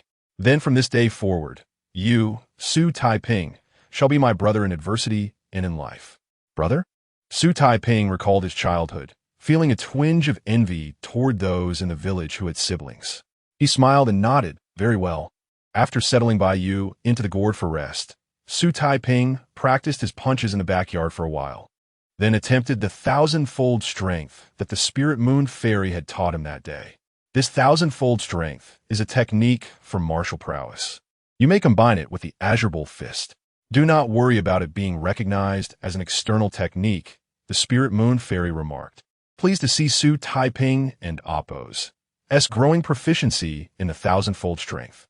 Xu Taiping nodded and, curious, asked Sister Lingwei, I recall that last time. The Ziyang True Monarch mentioned that martial artists stand no chance against cultivators. Yet today I saw you use the thousand-fold strength to subdue the Peacock King. It seems martial practitioners are not as powerless as claimed. You have made a commendable observation, the Spirit Moon Fairy replied with a warm smile. Once cultivation and body refinement reach a certain level, there truly is no distinction between the two. However, in your realm, the spiritual energy is too sparse, and the heavenly materials are scarce, making it challenging to cultivate a formidable martial physique. In our world, the demon race and Appo's unyielding bodies and the human race and Amp, Oppos, indestructible forms are among the most formidable existences. She began to elaborate.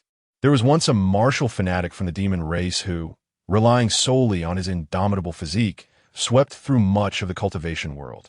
Even high-level cultivators could not withstand his punch. Is it truly possible for martial practitioners to dominate so much of the cultivation realm? Xu Taiping found it hard to fathom. This is not unusual, the spirit moon fairy nodded. Do you recall the body refinement techniques I taught you 2 years ago and the items you have been wearing? She suddenly smiled at Xu Taiping. Of course, I remember, Xu Taiping nodded. He patted his abdomen and thigh, producing a clear metallic sound, and continued. I have not removed those items except when bathing, and I have practiced the body refinement techniques daily, although it was painful at first, especially after wearing those items. Making even ordinary movements cumbersome, I have adapted significantly over the past 2 years. 2 years ago, after Xu Taiping began consuming dragon gallbladder wine, further enhancing his physique, the spirit moon fairy had imparted to him a set of body refinement techniques. According to her, these techniques were rather rudimentary, but well suited for beginners to strengthen their bones and muscles. He had diligently practiced them for 2 full years. I never expected you to persist, but now that you have, your bones and muscles are quite well tempered. Once we ascend the mountain, I shall teach you a set of body refinement techniques passed down from ancient human emperors, the spirit moon fairy said, visibly pleased. Chapter 70. The Art of Mist Manipulation. The selection day of the 7 Peaks approaches. Thank you, Sister Linghua. Xu Taiping had long anticipated the human emperor's body refinement technique that Fairy Linghua had previously mentioned.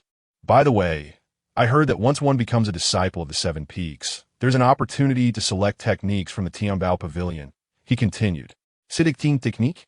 That could be entrusted to me, for when it comes to discernment, your sect leaders may not compare to me, Fairy Linghua confidently replied. Indeed, Xu Taiping acknowledged.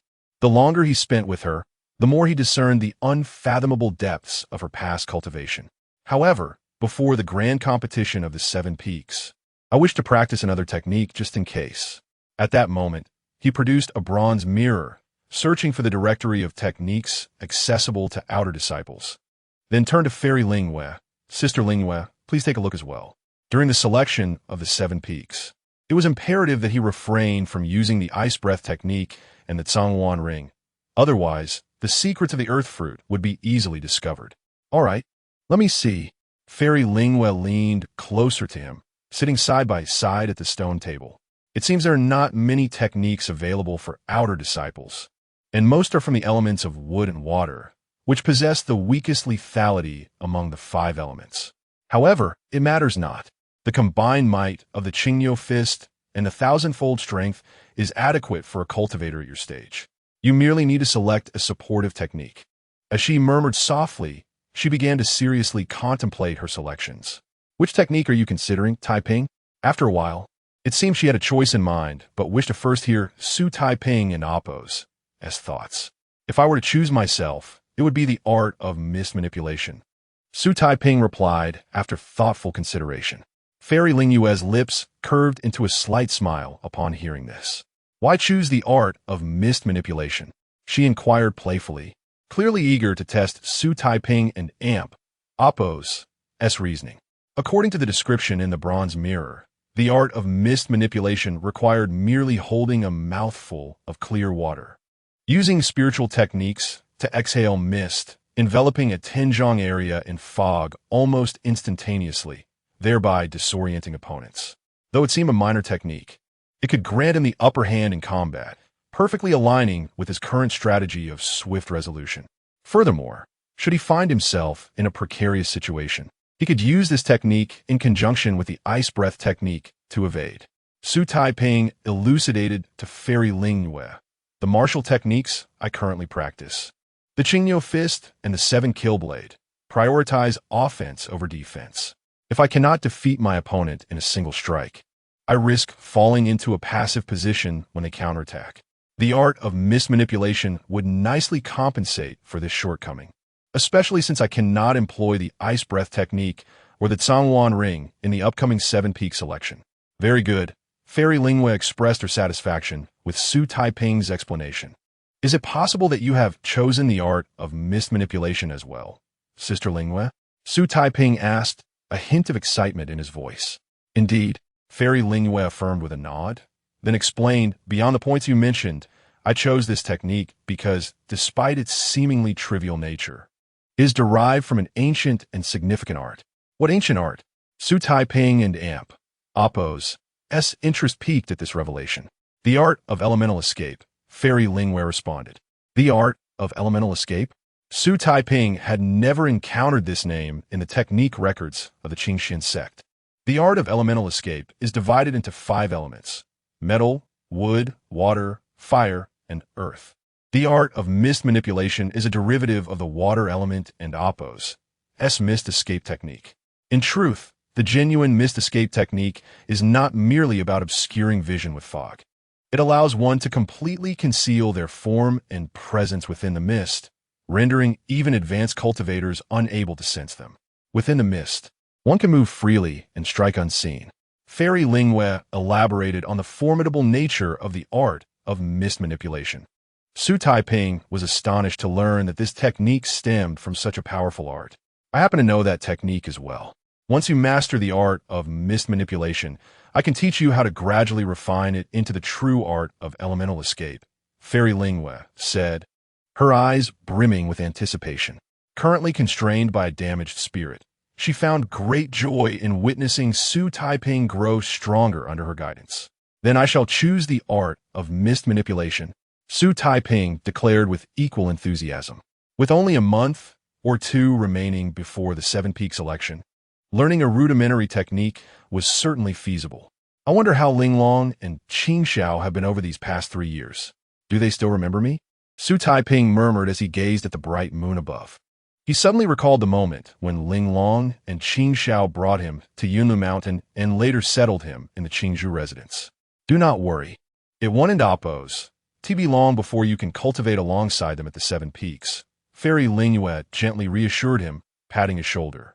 Xu Taiping nodded, feeling that he should fulfill the promise he made to Linglong and Qingxiao 3 years ago, to win this election and ascend to the 7 Peaks. He shook his head to clear his thoughts, then rose to head to the back courtyard, commencing his daily training.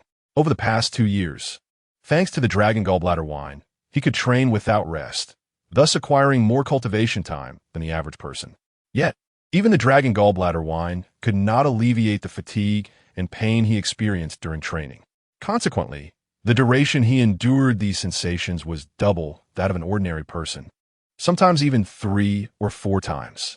Nevertheless, Xu Taiping never missed a single day of training. Those who toil earn their reward. As Fairy Lingwe watched Xu Taiping tirelessly practice with his blade in the courtyard, she murmured softly to herself. 2 months later, on the 7th peak of Yunlu Mountain, Senior brother, on the ethereal rainbow jade bridge of the 7 Peaks, a girl clad in a red dress soared like a crimson cloud across the archway, heading directly toward a suspended sword-testing platform at the other end. Linglong, how many times must I tell you? The hour of Chun is when I tend to my sword. Do not come up here. A striking young man in a blue robe, who had been meditating, opened his eyes and stood. A flying sword that had been orbiting above his head swiftly transformed into a streak of light, piercing into his chest. These 2 individuals were none other than Zhao Linglong and Duga Qingxiao, who had once introduced Xu Taiping to the sect.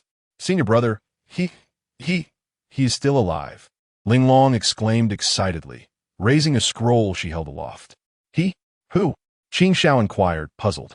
Xu Taiping. Linglong finally shouted the name she held back for so long. Is it the Xu Taiping from Qingyou village? Qingxiao was equally taken aback upon hearing this. Chapter 71. The 7th Peak. Linglong Qingxiao contemplates Taiping in recent years. Dugu Qingxiao and his companions had inquired about Xu Taiping's whereabouts, but the responses they received were consistently vague.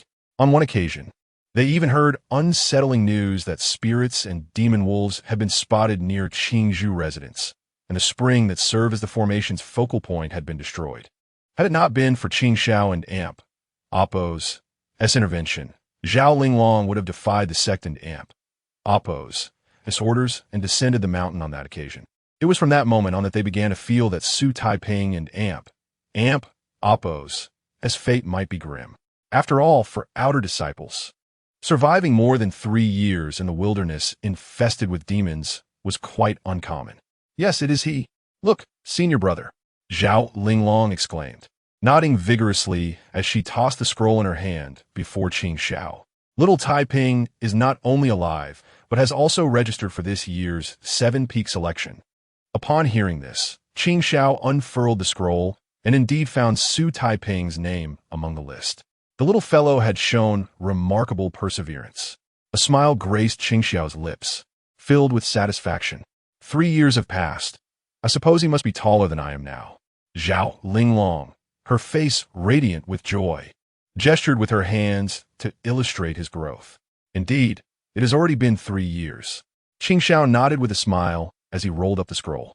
Senior brother, even if Taiping does not pass this selection, I still wish to ask Father to bring him up to the mountain. Even if he cannot become a formal disciple, assisting in managing the medicinal garden and spiritual beasts would still be beneficial. Zhao Linglong suddenly gazed seriously at Qing Xiao, the boy she had personally guided up the mountain, severing his ties to the mundane world, deserve her support. Qing Xiao pondered for a moment before affirming, Taiping came up the mountain with both of us. We cannot abandon him. I will join you in pleading with Master.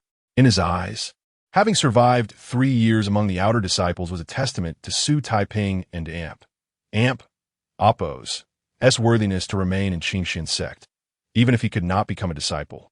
Serving as a helper would suffice. Wonderful. With you by my side, brother, Father will certainly agree. Zhao Linglong exclaimed, her spirits lifted. The two were not underestimating Xu Taiping. They were simply aware that, given the potential of the white spirit bone, it was likely he could only break through to the open door realm within 3 years. Among the outer disciples, many have been striving for over 10, 20, or even 30 years. One disciple from the 7 Peaks had only passed the selection at 50, ultimately becoming their junior brother. To stand out among thousands of outer disciples and be chosen as one of the final 7 was no small feat moreover. There were even former formal disciples who had been expelled for violating sect rules. This was why they were already considering Xu Taiping and Oppos as future prospects. By the way, brother, the 7-peak selection is held at the town sword platform on the 1st peak, right? Should we sneak down the mountain to take a look? Zhao Linglong gazed at Qing Xiao with eager anticipation. In Oppos, as still too early, Qing Xiao shook his head. He explained, due to the large number of participants, the selection will be divided into 4 regions: South Mountain, West Mountain, East Mountain, and North Mountain. Each region will select 28 from hundreds of candidates. This is the 4-mountain assembly. Following that, 112 selected will proceed to the Longmen Hall for a second round of trials, where another 28 will be chosen, known as the Longmen Assembly. Ultimately, the final 28 will ascend the main Peaks Town sword platform for the last round of trials, witnessed by the Sect Master and the 7 Peak Masters, for which the strongest 7 disciples will be selected, referred to as the 7 Peaks Assembly. Having previously been involved in the 7 Peak selection, Qing Xiao was well acquainted with the entire process. This would take at least a month. Zhao Linglong, usually uninterested in such matters, had only attended the final round for the spectacle and had not anticipated the complexity of the selection. It takes so long? She mused, feeling a pang of melancholy as she longed to see little Taiping. Wait, does that mean we can only plead with Father once little Taiping endures until the 7 Peaks Assembly? Zhao Linglong's worry resurfaced. Not necessarily, Qing Xiao replied, shaking his head. As long as he can last until the Longmen Assembly.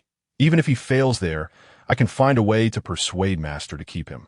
Upon hearing this, Zhao Linglong secretly breathed a sigh of relief, her excitement bubbling as she whispered, Little Taiping, you must persevere.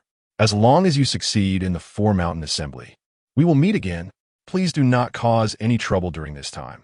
If Master restricts your movements, we will be unable to witness your trials. Seeing Zhao Linglong so animated, Qing Xiao felt concerned that she might attempt to slip down the mountain again. But brother, I desperately want to see little Taiping and Oppos' trials. Can you think of a way? Zhao Linglong implored, tugging at Qing Xiao and Oppos' sleeve. Sighing, Qing Xiao contemplated, I will see if I can borrow the mountain patrol mirror from Master. It should be able to reveal the trials during the Long Men Assembly. As for the Four Mountain Assembly, we will have to wait for the results from the brother responsible for monitoring. You are truly the best, brother, Zhao Linglong exclaimed, embracing Qing Xiao. Do not disturb my sword training. Qing Xiao feigned annoyance, pushing her away. On the 9th day of the first month at the West Wind Pavilion, today marked the first day of the Four Mountain Assembly. These individuals seem to be much older than I am. Upon arriving at the martial arts arena of the West Wind Pavilion, Xu Taiping felt a sense of disconnection from the surrounding crowd. The cultivators in the arena were either tall and robust youths, middle-aged men, or venerable elders, with him being the only young lad among them. Qingzhou residence, Xu Taiping. He approached the registrar and Apos S table, holding a copper mirror. Qingzhou residence, Xu Taiping. Sign here, number B27. The registrar glanced at Xu Taiping and Amp, Apos S copper mirror, and handed him a bamboo slip inscribed with B27. Locate your number on the notice board ahead to find your designated arena for the trial, as well as your opponent's number. The registrar pointed toward a large notice board at the entrance of the arena without looking up. Thank you. Xu Taiping nodded and walked toward the notice board with the bamboo slip in hand. Hey, little fellow, are you here to participate in the Seven Peaks election too? Before Xu Taiping could reach the notice board, a burly man with a bald head and a thick beard suddenly wrapped an arm around him. Chapter 72. The Gathering at the Four Mountains. Xu Taiping and Apos S initial encounter with a rival brother tiger, this little brat and Apos S thighs aren't an Apos T even as thick as my arms. Is he looking for trouble? Perhaps he and Apos S brought here by some influential adult. Little one, this ISN and Apos T a place for you. Hurry and find your mother. Jeered a group of burly men surrounding the muscular figure known as Brother Tiger. Although some of them were not particularly tall, each possessed a robust physique and bulging muscles, clearly indicating their dedication to martial training. In contrast, Xu Taiping, while not short, appeared rather slender, and his somewhat delicate features only accentuated his youthfulness. Brothers, please step aside, Xu Taiping calmly requested, disregarding their mockery and gesturing for them to clear the way. So you really are here to compete, huh? Brother Tiger, stroking his smooth bald head, gazed curiously at the sign Xu Taiping held. Indeed, Xu Taiping nodded, then swiftly maneuvered around him, striding toward the notice board. How intriguing. I can't wait to see who this little fellow will face in the next round, Brother Tiger chuckled, following Xu Taiping to the board. I'm coming to see too. Curious to know which fortunate soul will face this little brat. The others chimed in, joining the pursuit. His opponent for the 27th match seems to be. Before Xu Taiping could search for the information himself, the crowd eagerly assisted him. It and Apos S the Xian Tier Arena, number B23. Someone finally exclaimed, having located Xu Taiping and Apos S opponent and Apos S sign. B23? ISNT that, Brother Tiger? The crowd erupted in astonishment. Xu Taiping, upon hearing this, turned his gaze toward the bald, bearded figure. Well, would you look at that? It truly is me. Brother Tiger laughed heartily upon looking at the sign in his hand, confirming it was indeed B23. Xu Taiping remained largely unfazed. He had approached the notice board merely to ascertain the location of his upcoming duel and the identity of his opponent. The specifics of who he was to face did not concern him, for he had diligently prepared for this competition over the past 3 years. Little brat, are you scared? The crowd, seeing Xu Taiping silent, resumed their taunts. With those spindly arms and legs, you probably can and Apos T withstand even one kick from me. I suggest you concede now. It won't be humiliating. Brother Tiger grinned at Xu Taiping, clearly more at ease now that he knew his first-round opponent was Xu Taiping. See you on the arena. Xu Taiping replied earnestly to Brother Tiger. Brother Tiger paused, then burst into another round of laughter, pointing at Xu Taiping as he began to walk toward the arena. Did you all hear that? The little brat says we'll meet on the arena. Let us go. We're headed to the Xian Tier Arena as well. Let us all watch, the crowd echoed. Brother Tiger, do be gentle. Otherwise, my friends and I will have no entertainment left. They joked, and laughter erupted among the group. Though most of them hailed from martial backgrounds and were not inherently malicious, They had long cultivated a tendency to bully the weak. How could they easily let go of an opportunity to ridicule someone? Thus, they clustered around Brother Tiger, heading toward the Xian Tier Arena together. By the Xian Tier Arena, the examiner from the West Wind Pavilion took Xu Taiping and Sun Hu's signs and marked the roster, instructing them to wait nearby.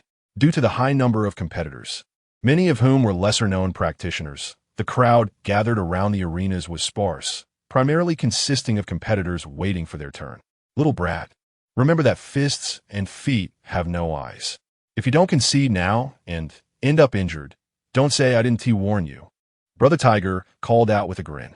Xu Taiping remained focused, ignoring him as he intently observed the arena. At that moment, an elderly man with white hair and a middle-aged warrior wielding a broadsword were engaged in combat. It was none other than Elder Qin and the master of the Zhao Manor, both of whom were vying for a chance to enter the Dragon Gate. It was unfortunate that they faced each other in the first round.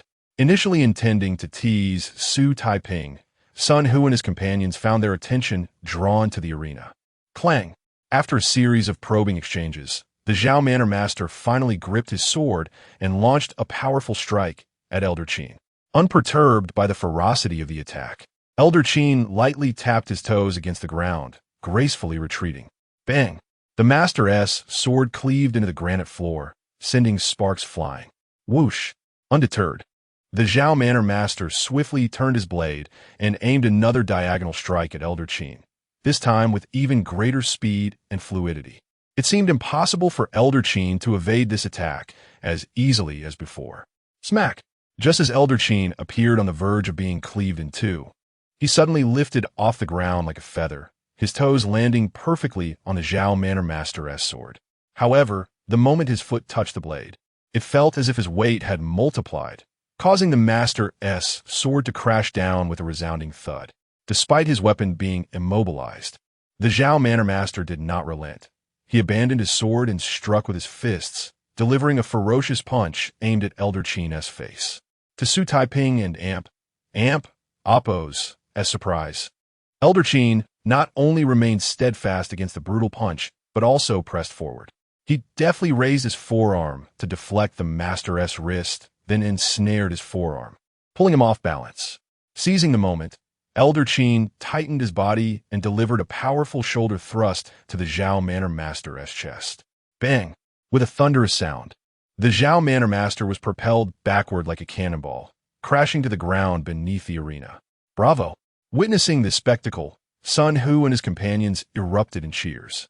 It seemed certain that Elder Qin would advance to the Dragon Gate competition, as long as he did not encounter anyone from the Wangyu realm or those skilled in sorcery. He might even have a chance at the Seven Peaks gathering. The previous rounds had all featured outer disciples. Where would they find so many with experience in the Wangyu realm or knowledge of magical arts? The crowd buzzed with excitement, marveling at the peculiar martial technique, seemingly weightless, yet capable of delivering tremendous force, sending opponents flying. Xu Taiping, equally astonished, murmured to himself, "Little brat, that S called transformation force. Elder Qin has mastered it over 50 years. He has truly achieved perfection. Anyone who faces him is in for a tough time." Sun Hu chuckled. That S merely scratching the surface, chimed in Lingwei, the slumbering fairy from the gourd, her voice laced with laziness. "Sister Lingwei, you understand transformation force too?" Xu Taiping inquired curiously through spiritual communication. It's a technique within martial arts that employs a light touch to unleash immense power, a skill in redirecting and channeling energy. However, this old man has only mastered the surface of the art. Otherwise, dealing with someone wielding a knife would not be such a hassle. The fairy Lingwei yawned and remarked, "If you encounter him, just remember this phrase from your sister. In the realm of martial arts, speed is invincible." She then added with a hint of profundity, "Speed is invincible." Xu Taiping pondered this deeply. Xu Taiping from Qingzhou residence, Sun Hu from Qian Manor. Please ascend the stage for the contest. At that moment, the examiner by the arena called out the names of Xu Taiping and Sun Hu. Chapter 73. Battling Sun Hu, what shall I call him? I'm Sun Hu. Upon hearing this declaration, Sun Hu bellowed and leaped fiercely from the ground, soaring onto the platform that stood at least 10 feet high, resembling a ferocious tiger in his ascent. This leap was filled with formidable spirit. Excellent. Brother Hu, you must set a fine example for us. Sun Hu and Amp, Oppos, S comrades erupted in cheers, their excitement palpable. To them, it was an undeniable fact that Sun Hu would triumph in this round of competition.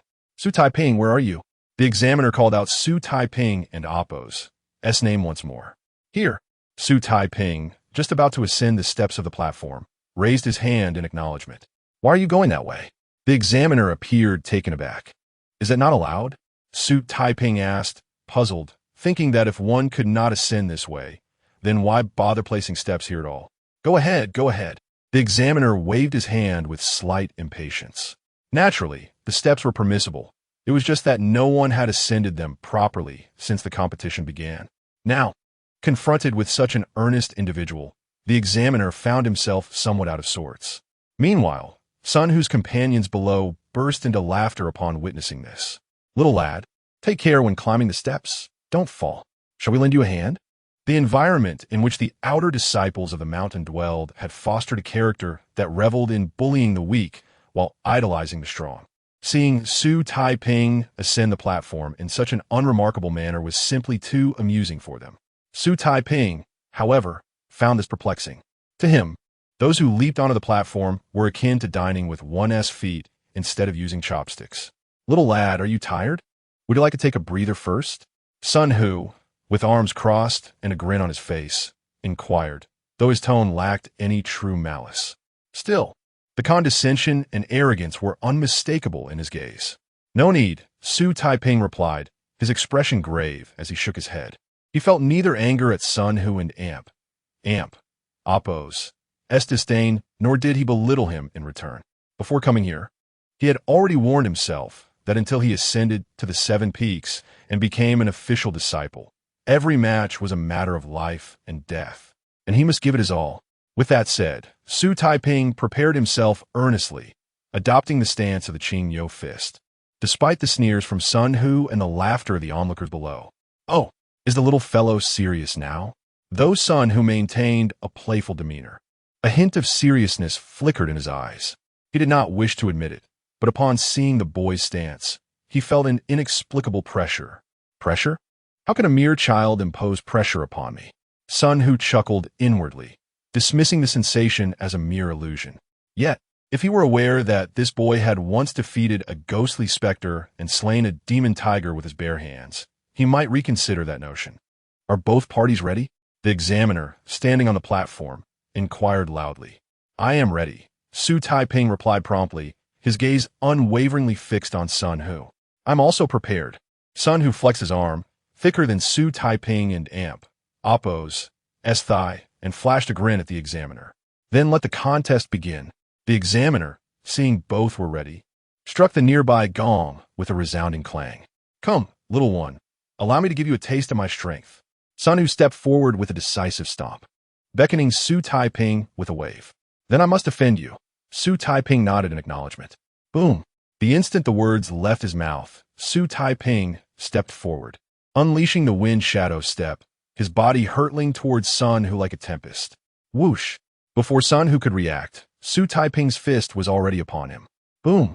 Despite Sun Hu's protective energy shield being activated, it could not withstand the force of Xu Taiping's bullhorn strike.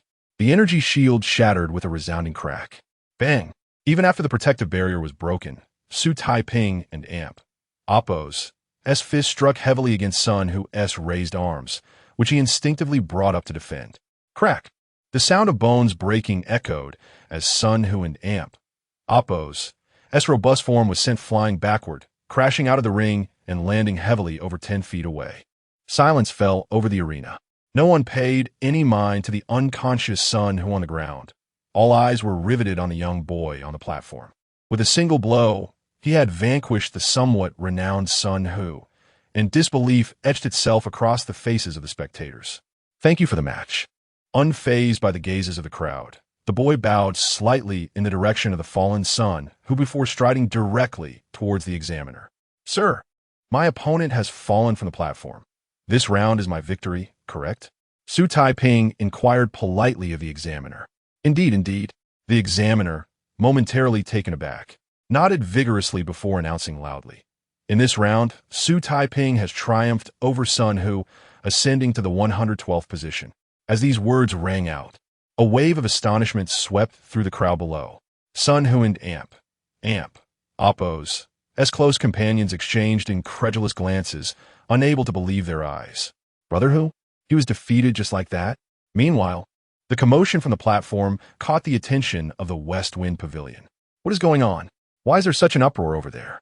Zhuju and Zhou Gu, responsible for patrolling, looked quizzically towards the Xian character platform. Having been reassigned from the lucrative duties of the Fierce Wind Hall due to a previous incident with Jiu Shu, they had returned to the West Wind Pavilion as ordinary guards. After much pleading with the pavilion master, they had finally secured positions to oversee the Four Mountains meeting. You two are unaware, are you? A familiar patroller approached them. A dark horse has emerged from the Xian character platform. A mere 15-year-old boy, who managed to knock Sun Hu of Qianzhuang out of the ring with a single punch, severely injuring him in the process. One punch to severely injure Sun Hu? Zhuju and Zhou Gu exchanged astonished glances. Sun Hu was somewhat renowned among the outer disciples, and thus hearing that a 15-year-old could incapacitate him in such a manner was difficult for them to fathom. I recall that Sun Hu broke through to the opening realm last year, did he not? Zhuju asked Zhou Gu. Indeed, Zhou Gu furrowed his brow. Although Sun Hu was merely a white spirit bone, his martial prowess was remarkable, having already reached the copper skin iron bone stage. It was hard to believe that he could be defeated by this boy. Lu brother, what is the name of that boy? Zhuju quickly inquired of the patroller. It seems his name is Xu Taiping, the patroller recalled thoughtfully before responding. Chapter 74. Schemed against. Xu Taiping faces Qin Yuan. What is his name? Zhou Gu seemed incredulous, repeating the question to the examiner. Xu Taiping, why do you ask? The examiner looked at Zhou Gu with some confusion. Zhuju exchanged a shocked glance with Zhou Gu. Brother Zhua, do you happen to know this young man? The examiner gazed curiously at the two. No, not really. We merely encountered him in the area we were patrolling. Zhou Gu laughed lightly, concealing the truth. That could be considered a form of acquaintance. Brother Zhou, you two should consider associating more with this young man. If he wins again in the next round, he is likely to become the youngest cultivator from our West Wind Pavilion to attend the Longmen Gathering in a century. He will undoubtedly be given significant responsibilities then. The examiner smiled at both of them. Lu Gu is absolutely right. Zhou Gu and Zhuju nodded with forced smiles, yet a glint of malice flickered in their eyes. Moments later, in the Qingxin courtyard of the West Wind Pavilion, temporarily converted into a resting area for the outer disciples participating in the competition. It's him. Though he has grown taller, it's definitely him. In a secluded corridor, Zhuju pointed across the pond at a young man sitting in a square pavilion, sipping tea, speaking with conviction. The young man enjoying tea in the pavilion was none other than Xu Taiping. Brother, we were both harmed by him last time, losing the lucrative position in the Lianfeng Hall, and now we find ourselves in such dire straits. We cannot let this grievance go unavenged. Zhou Gu spoke to Zhuju with agitation. Do not act impulsively. Although the Four Mountains Conference is hosted by the West Wind Pavilion, there are surveillance mirrors watching over everything. If we are caught, we will be unable to remain on Yunlu Mountain. Zhuju glared at Zhou Gu. However, brother, if this brat wins in the Four Mountains Conference, he will surely enter the West Wind Pavilion. How shall we then coexist with him? Zhou Gu lamented. Winning in the Four Mountains Conference is no easy feat. Zhuju shook his head. If he attempts to sabotage the selection at the Seven Peaks and is discovered, he will be expelled from the mountain. He lacks the resolve to do so. This brat defeating Sun Hu might be due to the guidance of Uncle Jiao. With his assistance, victory would not be difficult, Zhou Gu reminded Zhuju. Upon hearing this, even the relatively composed Zhuju wavered. Brother, I have a plan. Seeing Zhuju and Oppos' change in demeanor, Zhou Gu stepped forward and whispered in his ear. In the next round, we will decide opponents by drawing lots. I know the lad responsible for drawing lots. We can manipulate a bit to arrange for this brat to face an unbeatable opponent. Thus, he will be halted in this round and must remain below for another 3 years. At that time, he will be at our mercy. Upon hearing this, Zhuju raised an eyebrow, clearly intrigued. Who do you think we should arrange for him to compete against? Qin Yuan. Zhou Gu replied with a sly smile. Upon hearing this name, Zhuju and Amp, Oppos, as eyes brightened. Brother, rest assured, the folks on the mountains scarcely pay attention to the Longmen gathering, let alone a trivial Four Mountains conference. Seeing Zhuju still hesitating, Zhou Gu urged, what he says is true, unless it's the final Seven Peaks conference. The people on the mountain rarely concern themselves with previous matches.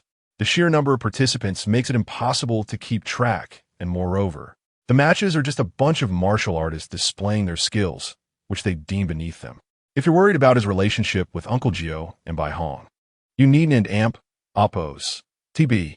Last time, the pavilion master investigated, and this lad has no background whatsoever. Uncle Gio's visit to Qingzhou residence was purely coincidental. Furthermore, Uncle Gio and Bai Hong are currently in dire situations themselves. Whether they can return from the northern territories is uncertain. Zhou Gu added. Upon hearing this last point, Zhuju finally resolved himself, nodding subtly. Very well, our luck cannot be that bad. In his view, with thousands of matches in the Four Mountains Conference, the people on the mountain would not be able to focus on such an inconspicuous match. Thus, the likelihood of their manipulation being discovered was minimal. After reaching an agreement, the two departed the Qingxin courtyard to seek out the disciple in charge of drawing lots. However, they were unaware that although separated by a small pond from the pavilion where Xu Taiping was resting, their conversation had been overheard in its entirety by the Spirit Moon Fairy. The Spirit Moon Fairy relayed every word of their conversation to Xu Taiping. Should we devise a plan to expose their scheme? The Spirit Moon Fairy was quite curious about Xu Taiping and Amp, Oppos, as thoughts at that moment. No need, Sister Linghua. Xu Taiping shook his head. He emptied his cup of tea, then rose and declared, my goal is the Seven Peaks Conference. If I cannot even defeat Qin Lao, revealing their plot would hold no significance. Moreover, having spent 3 years below the mountain, Xu Taiping was acutely aware that as a cultivator without any connections, even if he went to the West Wind Pavilion to report them, he would likely be ignored, or worse, accused of slander. Therefore, it would be far more effective to silence them with his fists in the arena. After a short incense stick-s time, the brief respite concluded, and the array of cultivators who had advanced reconvened at the martial arts arena. Many who had been eliminated lingered to watch the spectacle, and once again, the arena was filled to capacity. Xu Taiping's opponent is Qin Lao. The lad's luck seems rather unfortunate. Many spectators murmured, noting that had he not faced Qin Lao, he would surely have qualified for the Longmen gathering. After the lots were drawn, a cacophony of discussions erupted in the arena. Due to Xu Taiping and Amp, Oppos' impressive performance in the previous match, many had gathered early by his stage. When they learned that his opponent was Qin Lao, they expressed their glee and disappointment. To their astonishment, the two schemers had indeed succeeded. Xu Taiping, however, remained remarkably composed, though a sense of curiosity stirred within him about how those two had managed to orchestrate this outcome. Chapter 75. The Indomitable Technique, Young Man. Your punches are far too sluggish. One must devise a way to ensure that you draw the corresponding number against that Elder Qin, ideally after knowing the matchups in advance. If prepared beforehand, it would be a straightforward endeavor. The fairy Linghua conveyed this through a mental transmission to Xu Taiping. Upon hearing this, Xu Taiping subtly nodded in understanding. Young friend Taiping, please. Just then, the white-haired Qin Yuan approached Xu Taiping and gestured for him to take the stage. Please, Elder Qin, you go first. Xu Taiping modestly declined. Very well, I shall ascend first and await you, young friend Taiping. Elder Qin responded with a hearty laugh, and with a light push off the ground, he gracefully floated onto the arena like a feather. This maneuver immediately elicited a chorus of applause from the spectators, who then turned their attention towards Xu Taiping. Why is everyone hesitant to take the stairs? Xu Taiping remained perplexed. Taiping, this time do not take the stairs. We must not lose our momentum. To Xu Taiping and Oppos, as surprise, Fairy Linghua and Oppos, as competitive spirit had evidently been ignited. Very well. Xu Taiping withdrew his foot that had been poised to step onto the platform. While he could disregard others' opinions, he felt compelled to heed Ling Yue's words. Then, the audience witnessed Xu Taiping and Amp, Oppo's sleeves suddenly billow, and with a resounding boom, he transformed into a gust of wind, vanishing from sight and reappearing on the stage. This was the result of his mastery of the second step of the wind shadow technique. What profound, true energy! Some cultivators, who had previously doubted Xu Taiping and Oppo's abilities and believed he had merely been fortunate to defeat Sun Hu, fell into a contemplative silence upon witnessing his prowess. Young friend, at such a young age, your true energy is remarkably deep. The younger generation is indeed formidable. On the stage, Qin Yuan smiled warmly and nodded at Xu Taiping. However, the keen-eyed Xu Taiping noticed that, despite his well-concealed demeanor, glimmers of hostility occasionally flickered in Elder Qin and Oppo's gaze. Elder Qin, you flatter me. It is merely a trivial skill. Xu Taiping remained unfazed by the praise from Qin Yuan. At your age, still vying for a position as an official disciple, one must possess a resolute and ruthless disposition. Taiping, do not be deceived by his smiling facade. Fairy Lingyue cautioned Xu Taiping. I won't be, Sister Lingyue. Xu Taiping mentally reassured her. Having given his all against an opponent like Sun Hu, he was certainly not intimidated by the elder before him. Gentlemen, are you prepared? The examiner on the stage customarily inquired of the two participants. I am prepared. I am ready as well, replied both without hesitation, as they assumed their respective stances. The examiner nodded and then struck the bronze gong on the stage, declaring, the match begins. Please enlighten me, Elder Qin. Xu Taiping offered a courteous glance towards Qin Yuan. Too kind, too kind. Qin Yuan shook his head with a broad smile. Yet, the moment his words fell, he suddenly vanished with a boom, appearing before Xu Taiping as if by teleportation. Boom!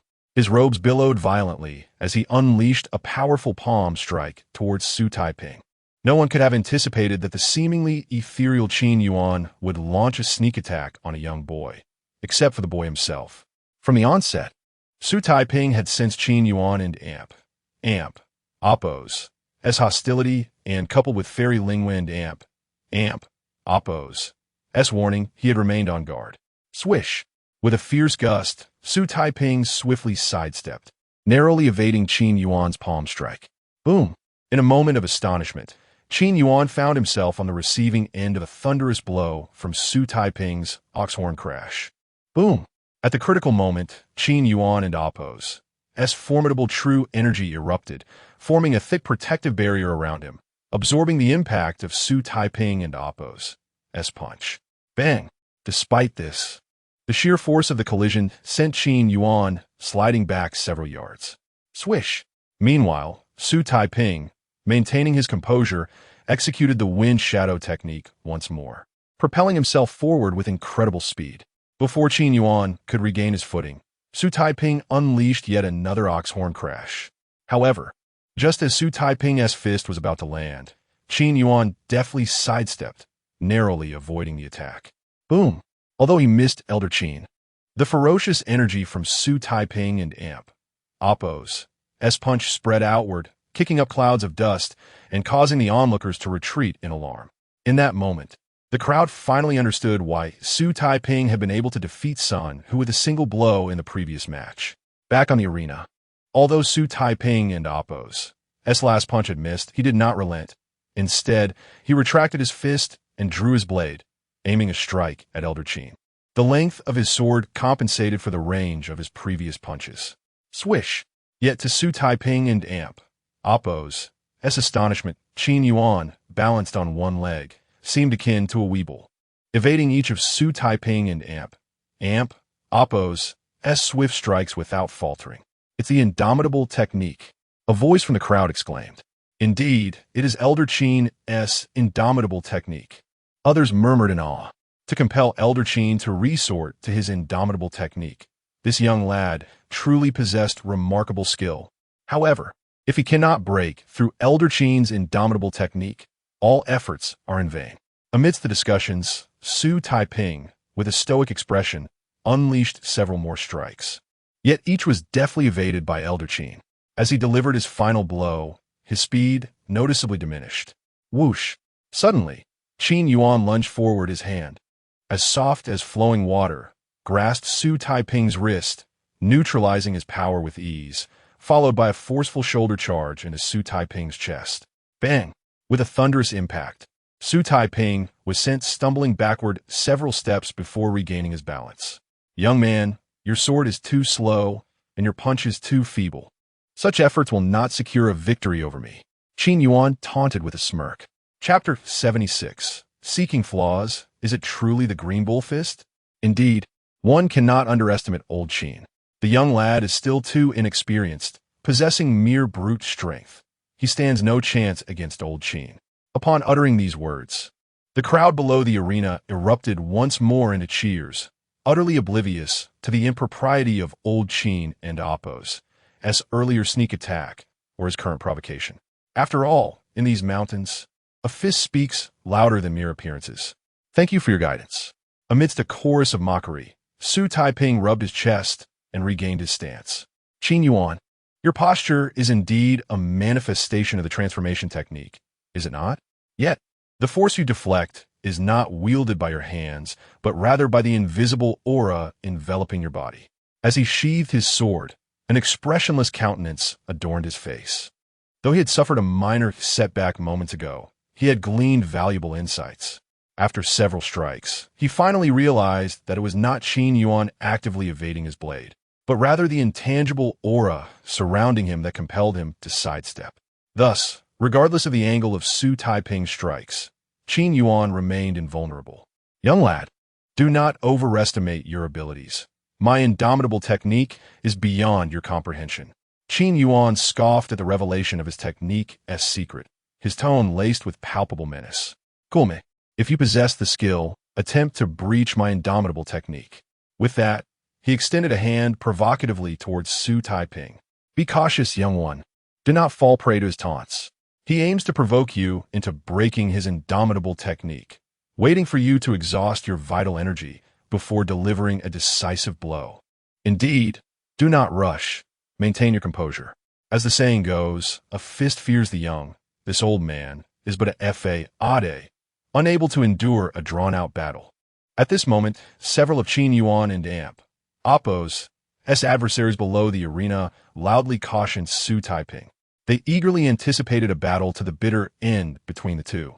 Xu Taiping, however, remained utterly focused, ignoring the surrounding chaos.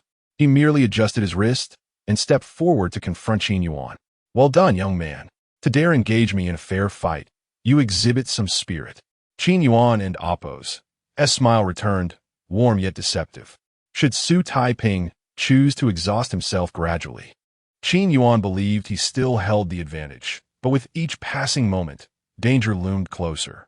Now witnessing Xu Taiping and Appo's determination to break his indomitable technique, he felt a stir of joy. Once I deplete your essence, I shall deliver the final blow. A sly grin crept across Qin Yuan and Appo's lips as he raised his palms, a glint of cunning flickering in his eyes. Xu Taiping could sense the old man's intentions, yet his mind was consumed by the words of the celestial fairy Lingwei. In the world of martial arts, only speed can shatter. How swift must he be to outpace the manifestation of Qin Yuan and Appo's technique? As he pondered with eager anticipation, Xu Taiping circulated his vital energy, leaning slightly forward, and then activated the wind shadow step, lunging ahead. Boom! With a thunderous sound, Xu Taiping and Appo's figure abruptly appeared behind Qin Yuan, his fist roaring like a bull as it descended upon him. Bang! As before, Qin Yuan deftly evaded the blow, the force of Xu Taiping's punch slicing through the air beside him. However, unlike previous attempts, Xu Taiping's follow-up strike was already in motion. He unleashed the ultimate technique of the Green Bull Fist, charging bull break. Boom! Regrettably, Qin Yuan's indomitable form still eluded this strike. The power of these two punches was staggering. Even the wind generated from the arena reverberated in the chests of many onlookers below. For a moment, the crowd gasped in astonishment and lamentation, feeling that this youth was tragically unfortunate to encounter Qin Yuan so early. Otherwise, he might have made it to the Dragon Gate conference. Among the spectators, Zhou Gu and Zhu Ju exchanged glances, smirking in unison. Youngster, you wish to attend the Dragon Gate conference? To become a disciple of the mountain? Dream on. Zhou Gu hissed through clenched teeth. Yet soon, the expressions of Zhou Gu, Zhu Ju, and the surrounding cultivators shifted once more. The raucous din around the arena began to fade, leaving only the resounding boom of Xu Taiping's fists cutting through the air. Before them, Xu Taiping relentlessly unleashed his fists, resembling an indefatigable bull charging at Qin Yuan. How is this possible? That must be the 16th punch already. Why does the young man's momentum not only persist but intensify? Finally, in the midst of silence, someone voiced the collective doubt of the spectators. Is this truly the Green Bull Fist? One questioned. The Green Bull Fist was but a commonplace martial art. Many present had practiced it. And Xu Taiping and Appo's charging bull break was within the capability of several. However, the crux lay in the fact that the charging bull break was the ultimate technique of the Green Bull Fist, requiring profound vital energy to execute fully. Most could manage only 4 or 5 punches at best, unlike Xu Taiping, whose assault resembled a torrential storm. After Xu Taiping unleashed yet another series of punches, the confusion and disbelief on the faces of the crowd transformed into sheer astonishment. They realized that Xu Taiping's charging bull break was not only tempestuous, but that the force behind each punch compounded upon the last. Bang! In that moment of collective shock, they witnessed Qin Yuan and Appo's form being struck by Xu Taiping and Appo's fist. The indomitable Qin Yuan had failed to completely evade the young man and Appo's assault. Even as he was grazed, Qin Yuan and Appo's shoulder was immediately torn open, blood spilling forth, a testament to the power of that blow. The most alarming aspect was that Xu Taiping and Appo's relentless assault showed no signs of waning. His speed reached a level where many could scarcely perceive his movements. Boom!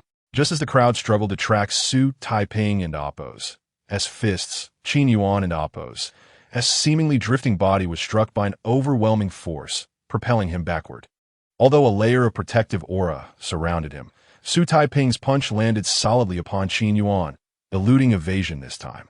His striking speed had finally surpassed the response time of Qin Yuan and Appo's aura. How is this possible? Witnessing this scene, many cultivators below the arena could not restrain their astonishment. Old Qin's indomitable technique had indeed been shattered. Chapter 77, The Water of Ruoshe, comprehending the true essence of the Qingyo fist bang. Although Qin Yuan was struck by Xu Taiping's punch, the unique force he cultivated managed to absorb a significant portion of Xu Taiping and Appo's power. Just as he was about to be propelled off the stage, he executed a technique, causing his body to plummet abruptly to the ground, firmly anchoring himself. Boom! As soon as Qin Yuan's feet touched the ground, Xu Taiping's fist was already upon him. At that moment, Xu Taiping and Appo's punch was even more formidable than before. The resonating sound of roaring bulls, summoned by his punch and Appo's power, made it seem as though he were leading a herd of raging bulls into battle. Bang! With a flurry of punches, Qin Yuan's evasive maneuvers were no longer as composed as before, and he was struck several times, flowing water towards the sea. Just as everyone believed Xu Taiping's next punch would utterly defeat Qin Yuan, he suddenly let out a furious roar. His aura surged, and streams of true energy, resembling flowing water, coiled around him, forming a massive water sphere that enveloped him entirely. Bang! Xu Taiping's fist crashed into the water like true energy. Unlike before, this punch sank deep into the sphere, dissipating much of its force. It merely managed to dent the water-like energy without inflicting any harm on Qin Yuan. Qin Yuan still had his trump card. Could this be the Ruoshe true energy? To think that Qin Yuan had mastered the Ruoshe technique. At this moment, the situation took an unexpected turn, leaving the spectators in astonished disbelief. This was originally meant for the Seven Peaks Conference. What a stroke of fortune for you! With a cold snort, Qin Yuan clasped his palms together and chanted an incantation, causing the water-like true energy surrounding him to coalesce once more, forming a gigantic water sphere that shielded him. Bang! Meanwhile, Xu Taiping seemed utterly oblivious to Qin Yuan and Amp, Oppos, as transformation and continued to unleash his punches with unabated ferocity. The air resonated with deep, powerful collisions, plunging both Qin Yuan and the onlookers into silence once more. They had initially believed that Xu Taiping and Amp, Oppos, earlier punch had reached the peak of his power, but little did they know it was merely the beginning. 69 punches, 70 punches. Could it be that this young man truly intended to unleash all 108 punches? A cultivator who had been silently counting Xu Taiping and Oppos, as punches exclaimed in confusion. Impossible. Under such force, the Qingyo fist could never unleash 108 punches. Someone vehemently refuted. Yet these dissenting voices gradually faded into insignificance amidst Xu Taiping and Oppos' relentless strikes, which fell like a mountain being hewn by stone. Bang! When Xu Taiping and Amp, Oppos' 100th punch landed, the water-like true energy surrounding Qin Yuan was shattered with a resounding crash. At that moment, Xu Taiping simply stood before Qin Yuan, and no sign of his punching motion could be perceived. In the realm of martial arts, speed reigned supreme. Sister Lingwei, I believe I have grasped the essence. It was only after delivering 100 punches with all his might that Xu Taiping finally understood the profound meaning behind Lingwei and Amp, Oppos' words regarding speed. He also comprehended why the second ultimate move of the Qingyo fist was known as the charging bull formation. Suddenly, after the thunderous sound of 7 successive explosions, the spectators gaped in astonishment as a massive illusory blue bull materialized behind Xu Taiping. Boom! With a tremendous explosion, the illusory blue bull charged towards Qin Yuan with the momentum of Xu Taiping and Amp, Oppos' final punch. Bang! Another deafening crash erupted. The water-like true energy that Qin Yuan had painstakingly gathered was obliterated by Xu Taiping's last punch, resulting in a violent explosion of blood mist as he was hurled off the stage. Qin Yuan has been defeated. The indomitable technique and Ruoshui true energy of Qin Yuan were vanquished by the Qingyo fist. Was this truly the Qingyo fist? A wave of astonishment washed over the crowd as they gazed at Xu Taiping on the stage, their eyes filled with disbelief. At that moment, Xu Taiping's gaze remained fixed on Qin Yuan, who had crashed to the ground. Insights surged within him, particularly regarding the question that had lingered in his mind since he first practiced the charging bull formation. Why were there 108 punches? At this moment, clarity dawned upon him. The first 107 punches served merely to accumulate energy for the final strike, akin to a herd of bulls charging into battle at the last moment. However, to achieve this, one must elevate the speed and force of the preceding 107 punches to their utmost limits. Congratulations, young Taiping. Not only have you triumphed in this contest, but you have also grasped the true essence of the Qingyo fist. The voice of Lingwei Fairy echoed in his mind, filled with warmth. Furthermore, for the upcoming contests, it would be wise to employ the methods I have taught you, keeping your cultivation level suppressed below the great perfection of the open door realm. Although you currently possess the cultivation of the wishing realm, you lack corresponding martial skills and techniques. Relying solely on your cultivation will not lead you far, she added. Thank you for the reminder, Sister Lingwei. Xu Taiping silently expressed his gratitude. As Lingwei Fairy had pointed out, he could have easily won against Qin Yuan by simply suppressing him with his cultivation level. However, that would have been a short-sighted strategy, as he would face many more contests ahead. Once his full hand was revealed, he would undoubtedly become a target. According to plan, all the contests prior to the Seven Peaks Conference would serve as sharpening stones for honing his martial skills. He needed to ensure that his weapons were honed to their sharpest before encountering true masters. As Xu Taiping descended from the stage, he murmured to himself. Meanwhile, below the stage, disbelief lingered. Is this truly a victory? That was Qin Yuan. Zhou Gu, still reeling from the announcement of Xu Taiping and Oppos' victory, wore a face of incredulity. I remember at last year's Longmen Conference, Qin Yuan lost because he was overwhelmed by a superior cultivation level. How could he lose today due to martial skills? Left Zhu also found it hard to accept. Brother, don't concern yourself with how he won. We should be considering how to deal with this young man next. What can we do? Qin Yuan is already the strongest among us. Left Zhu shot Zhou Gu an exasperated glance. Chapter 78. The Cursed Tongue, you two fools. However, we cannot simply let that boy go. Zhou Gu remained somewhat unwilling. What do you suggest we do? Eliminate him? So Zhu scoffed at Zhou Gu. If he were still the nameless nobody he once was, it would be another story. But today, he has made a remarkable impression, and the higher-ups will surely take notice. To act against him now would be courting death. I should have seized the opportunity to eliminate him back then. Zhou Gu raked his fingers through his hair, speaking with palpable anger. Can you trust the person who helped you switch the signatures? Zhu suddenly inquired. Of course, I trust them, Zhou Gu assured Zhu, thumping his chest. That's good. Today's contest was too conspicuous. The people on the mountain will definitely pay attention. We must leave no traces. Zhu nodded, his brow furrowed. Brother, surely it won an amp, oppos, come to that. If they investigate, they will only look into whether that boy used any elixirs to cheat. They would bother with the signature switch, right? We can't end amp, oppos, be that unlucky. Zhou Gu laughed, slapping Zhu on the shoulder. Close your cursed mouth. Zhu shook off Zhou Gu and amp, oppos, hand, shooting him a helpless glare. The following day, Senior Brother, how did the battle go yesterday at Xu Taiping? Early in the morning, Zhao Linglong rushed to the giant pain of Qifeng, eager to inquire about the events of the Four Mountain Conference from Duga Qingxiao. You arrived just in time. Qingxiao stood at the center of the giant pain, smiling as he raised a letter. I just received this. Let me see, Zhao Linglong exclaimed, leaping forward to snatch the letter from Qingxiao's hands. He merely sidestepped and playfully flicked her forehead, saying, We'll read it together. Why do you have to hit me if we're reading together? Zhao Linglong pouted, covering her forehead. Ignoring her, Qingxiao opened the envelope. Huh, this handwriting looks so familiar, Zhao Linglong remarked in surprise. It was sent by your sister Ziyuan from the 6th Peak. Her junior brother was assigned to oversee this four-mountain conference at the West Wind Pavilion, Qingxiao explained while unfolding the letter. What do you mean, and amp? Amp? Oppos, my sister and amp. Amp? Oppos.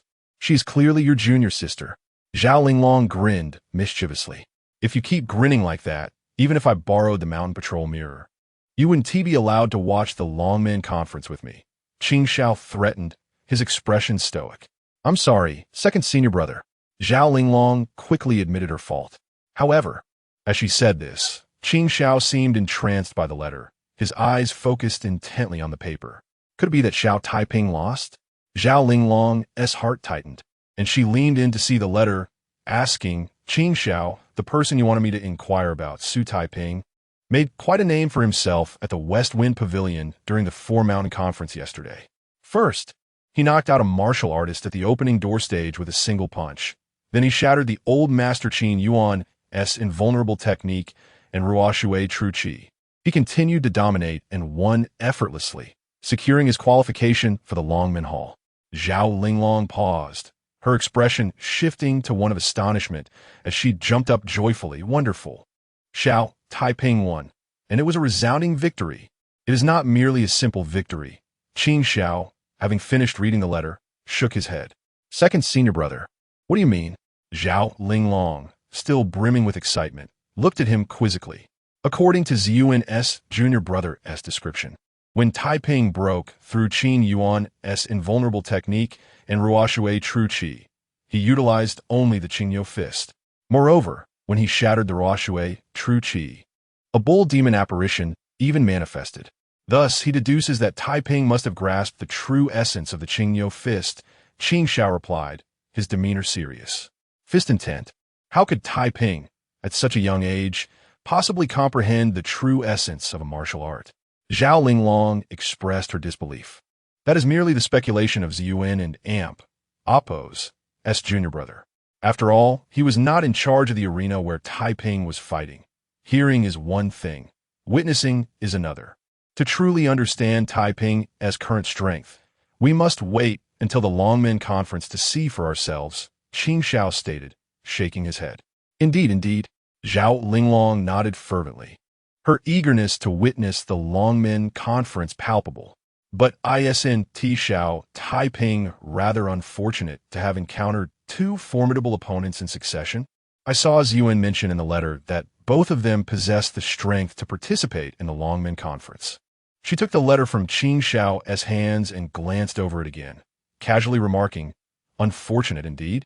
Upon hearing this, Qin Xiao's brows furrowed. "Yes, such bad luck.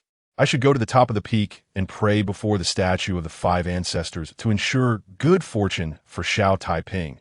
Zhao Linglong contemplated seriously. "This does not seem like mere misfortune," Qin Xiao replied, shaking his head. Just as Zhao Linglong brought it up, Qin Xiao's keen intuition as a senior cultivator responded instinctively. "Not misfortune? Second senior brother, do you mean to suggest that this is deliberate?" Zhao Linglong suddenly realized. Although she was often carefree, she had trained for many years and possessed a degree of vigilance. "Sister, you need not worry. I will handle this." Qin Xiao took the letter from Zhao Linglong, expressionless as he returned it to its envelope. Although the selection of the seven peaks relies solely on Xu Taiping himself, if anyone believes they can manipulate him because he lacks support, they are gravely mistaken. Qin Xiao and Appo's tone turned cold. He was a person who appeared aloof, yet was warm-hearted within. Having decided to assist Xu Taiping, he would see it through to the end. Some matters, if those in power wish to investigate, no one can conceal. Bang! At the West Wind Pavilion, the pavilion master Lu Songshan kicked Zhou Gu, sending him flying, and then with a resounding slap, he struck Zhuju across the face. "You two fools!" Lu Songshan's forehead pulsed with veins as he pointed an accusatory finger at Zhou Gu and Zhuju, berating them. "You dare treat such a critical matter as the Four Mountain Conference as a joke? You even resorted to signature switching? You have some audacity." He nearly shouted these words. "Pavilion Master, this was all my plan. It has nothing to do with Brother Zhua. I implore you to plead with the higher-ups to only expel me from the mountain." Zhou pleaded as he got back on his feet. Chapter 79, The Dragon Gate Society. Is Uncle Jiao Baihong still alive? Why do you suddenly feel loyal now? Why didn't you use your brain before taking action? Was the meal at Qingzhou residence free?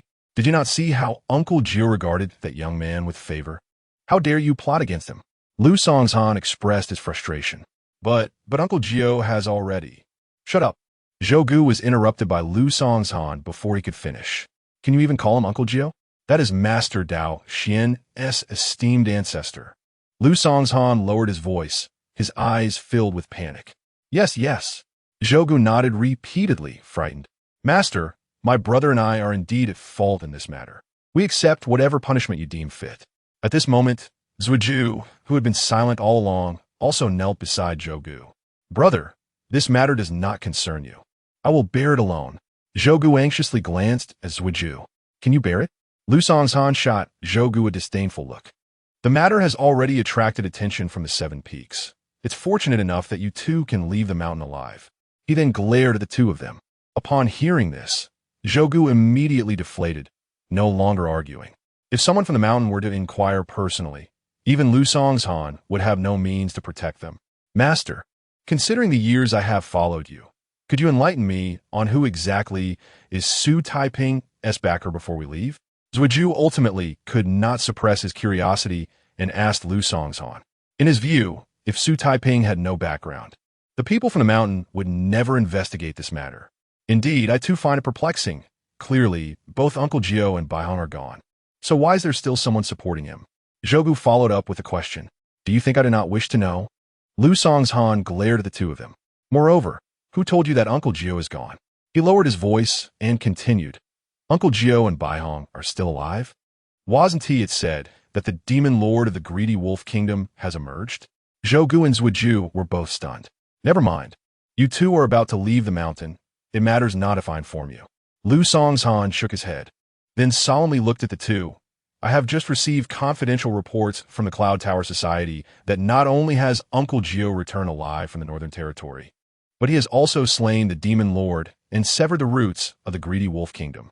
Upon hearing this, Zhou and Zhuju exchanged incredulous glances, as if struggling to believe their ears. Thus, seizing this opportunity to leave the mountain may not be a bad thing. You might also help me manage affairs at the Seven Swords Manor. If the matter concerning Feng Lai Valley is not handled properly, I might have to return to Seven Swords Manor one day as well. Lu Song's Han squatted down and whispered into the ears of the two. Yes. The two nodded in unison, still in shock. A few days later, Qingzhou residence. Creek. Xu Taiping, with a bow and arrows on his back, a long knife at his waist, and a gourd hanging by his side, locked the gate of Qingzhou residence and added a lock. Tomorrow marks the first round of the Dragon Gate Society selection. He must arrive at Dragon Gate Hall ahead of time. Chirp. The little monkey pinged and popped out from the hood of his cloak. This time, when you accompany me, be on your best behavior. In crowded places, go into the gourd, understood? Xu Taiping gently patted the little monkey's head and said with a smile. Although spirit pets were not rare in Yunlu Mountain, he still worried about those with ulterior motives, so he chose to bring the little monkey along. Understood. The little monkey nodded obediently. Boom! Just then, a celestial crane descended from the sky, flapping its wings and stirring up a gust of wind at the courtyard gate. Xu Taiping of Qingzhou residence. The day of the Dragon Gate Society competition is approaching. Hurry and follow me to Dragon Gate Hall. The celestial crane spoke with an air of arrogance. Thank you for your assistance. Xu Taiping cupped his hands in gratitude towards the crane, then lightly leaped, landing gracefully on the crane's back. 3 years have passed. 3 years ago, when I first arrived at Yunlu Mountain, the first significant location I reached was Dragon Gate Hall, where I was deemed to possess the white spirit bone and thus could not become a disciple of the mountain. Gazing at the golden-hued sea of clouds under the sunlight, Xu Taiping suddenly felt a surge of emotions. This time, the qualification to ascend the mountain shall be fought for by me alone. He clenched his fist and murmured to himself. The following day, Qingxian Sect, 7th Peak, Yuxian Residence. This residence, perched on a floating mountain on the west side of the 7th Peak, is the dojo of Zhao Linglong's senior brother, Duge Qingxiao. Compared to the simple environment of the outer disciples, this place is nothing short of a paradise. Senior brother, why is there still nothing in a mountain patrol mirror? Little Taiping's competition is about to begin. In the bamboo forest of the back courtyard, Zhao Linglong, dressed in a vibrant green dress, held a bronze mirror in both hands, her delicate face reflected in the mirror, furrowed in concern. Wasn't it said to wait until I arrived to speak? Qingxiao walked in from a courtyard gate at that moment. Following him were a graceful woman and a stunningly beautiful young girl. Sister Xian, Sister Buyu. Upon seeing the woman and the girl, Zhao Linglong, who had been bored, instantly perked up. She immediately set down the bronze mirror, flying through the bamboo grove to join them. Linglong, it's been a year. How have you been? Xian smiled at Zhao Linglong. How could I be well? After parting from you last year, I was first confined by my father in the Yangxin Pavilion for half a year, and then, due to a small matter, I was placed under house arrest for another half year. In the blink of an eye, a whole year has passed. Zhao Linglong sighed as she walked, holding Xian's hand. Losing a fire spirit sparrow is considered a small matter? Duge Qingxiao shot Zhao Linglong a disapproving glance. Sister Xian, please talk to my senior brother. He is always harsh with me for no reason. Zhao Linglong shook Xian's arm. The matter has passed. Linglong has learned her lesson, so let us not dwell on it. Xian turned to smile softly at Duge Qingxiao, her gaze so tender it could melt hearts. I know. Duge Qingxiao was momentarily taken aback, then turned away. Xian noticed this, and a smirk of success crept on her lips. I feel a bit out of place here with Sister Buyu. Zhao Linglong released Xian's hand, and instead took hold of Lin Buyu's arm. Qingxiao glared fiercely at Zhao Linglong, while Xian stifled a giggle, then shifted the topic to the silent Lin Buyu. By the way, Buyu, do you still remember Xu Taiping? Who entered the mountain with you?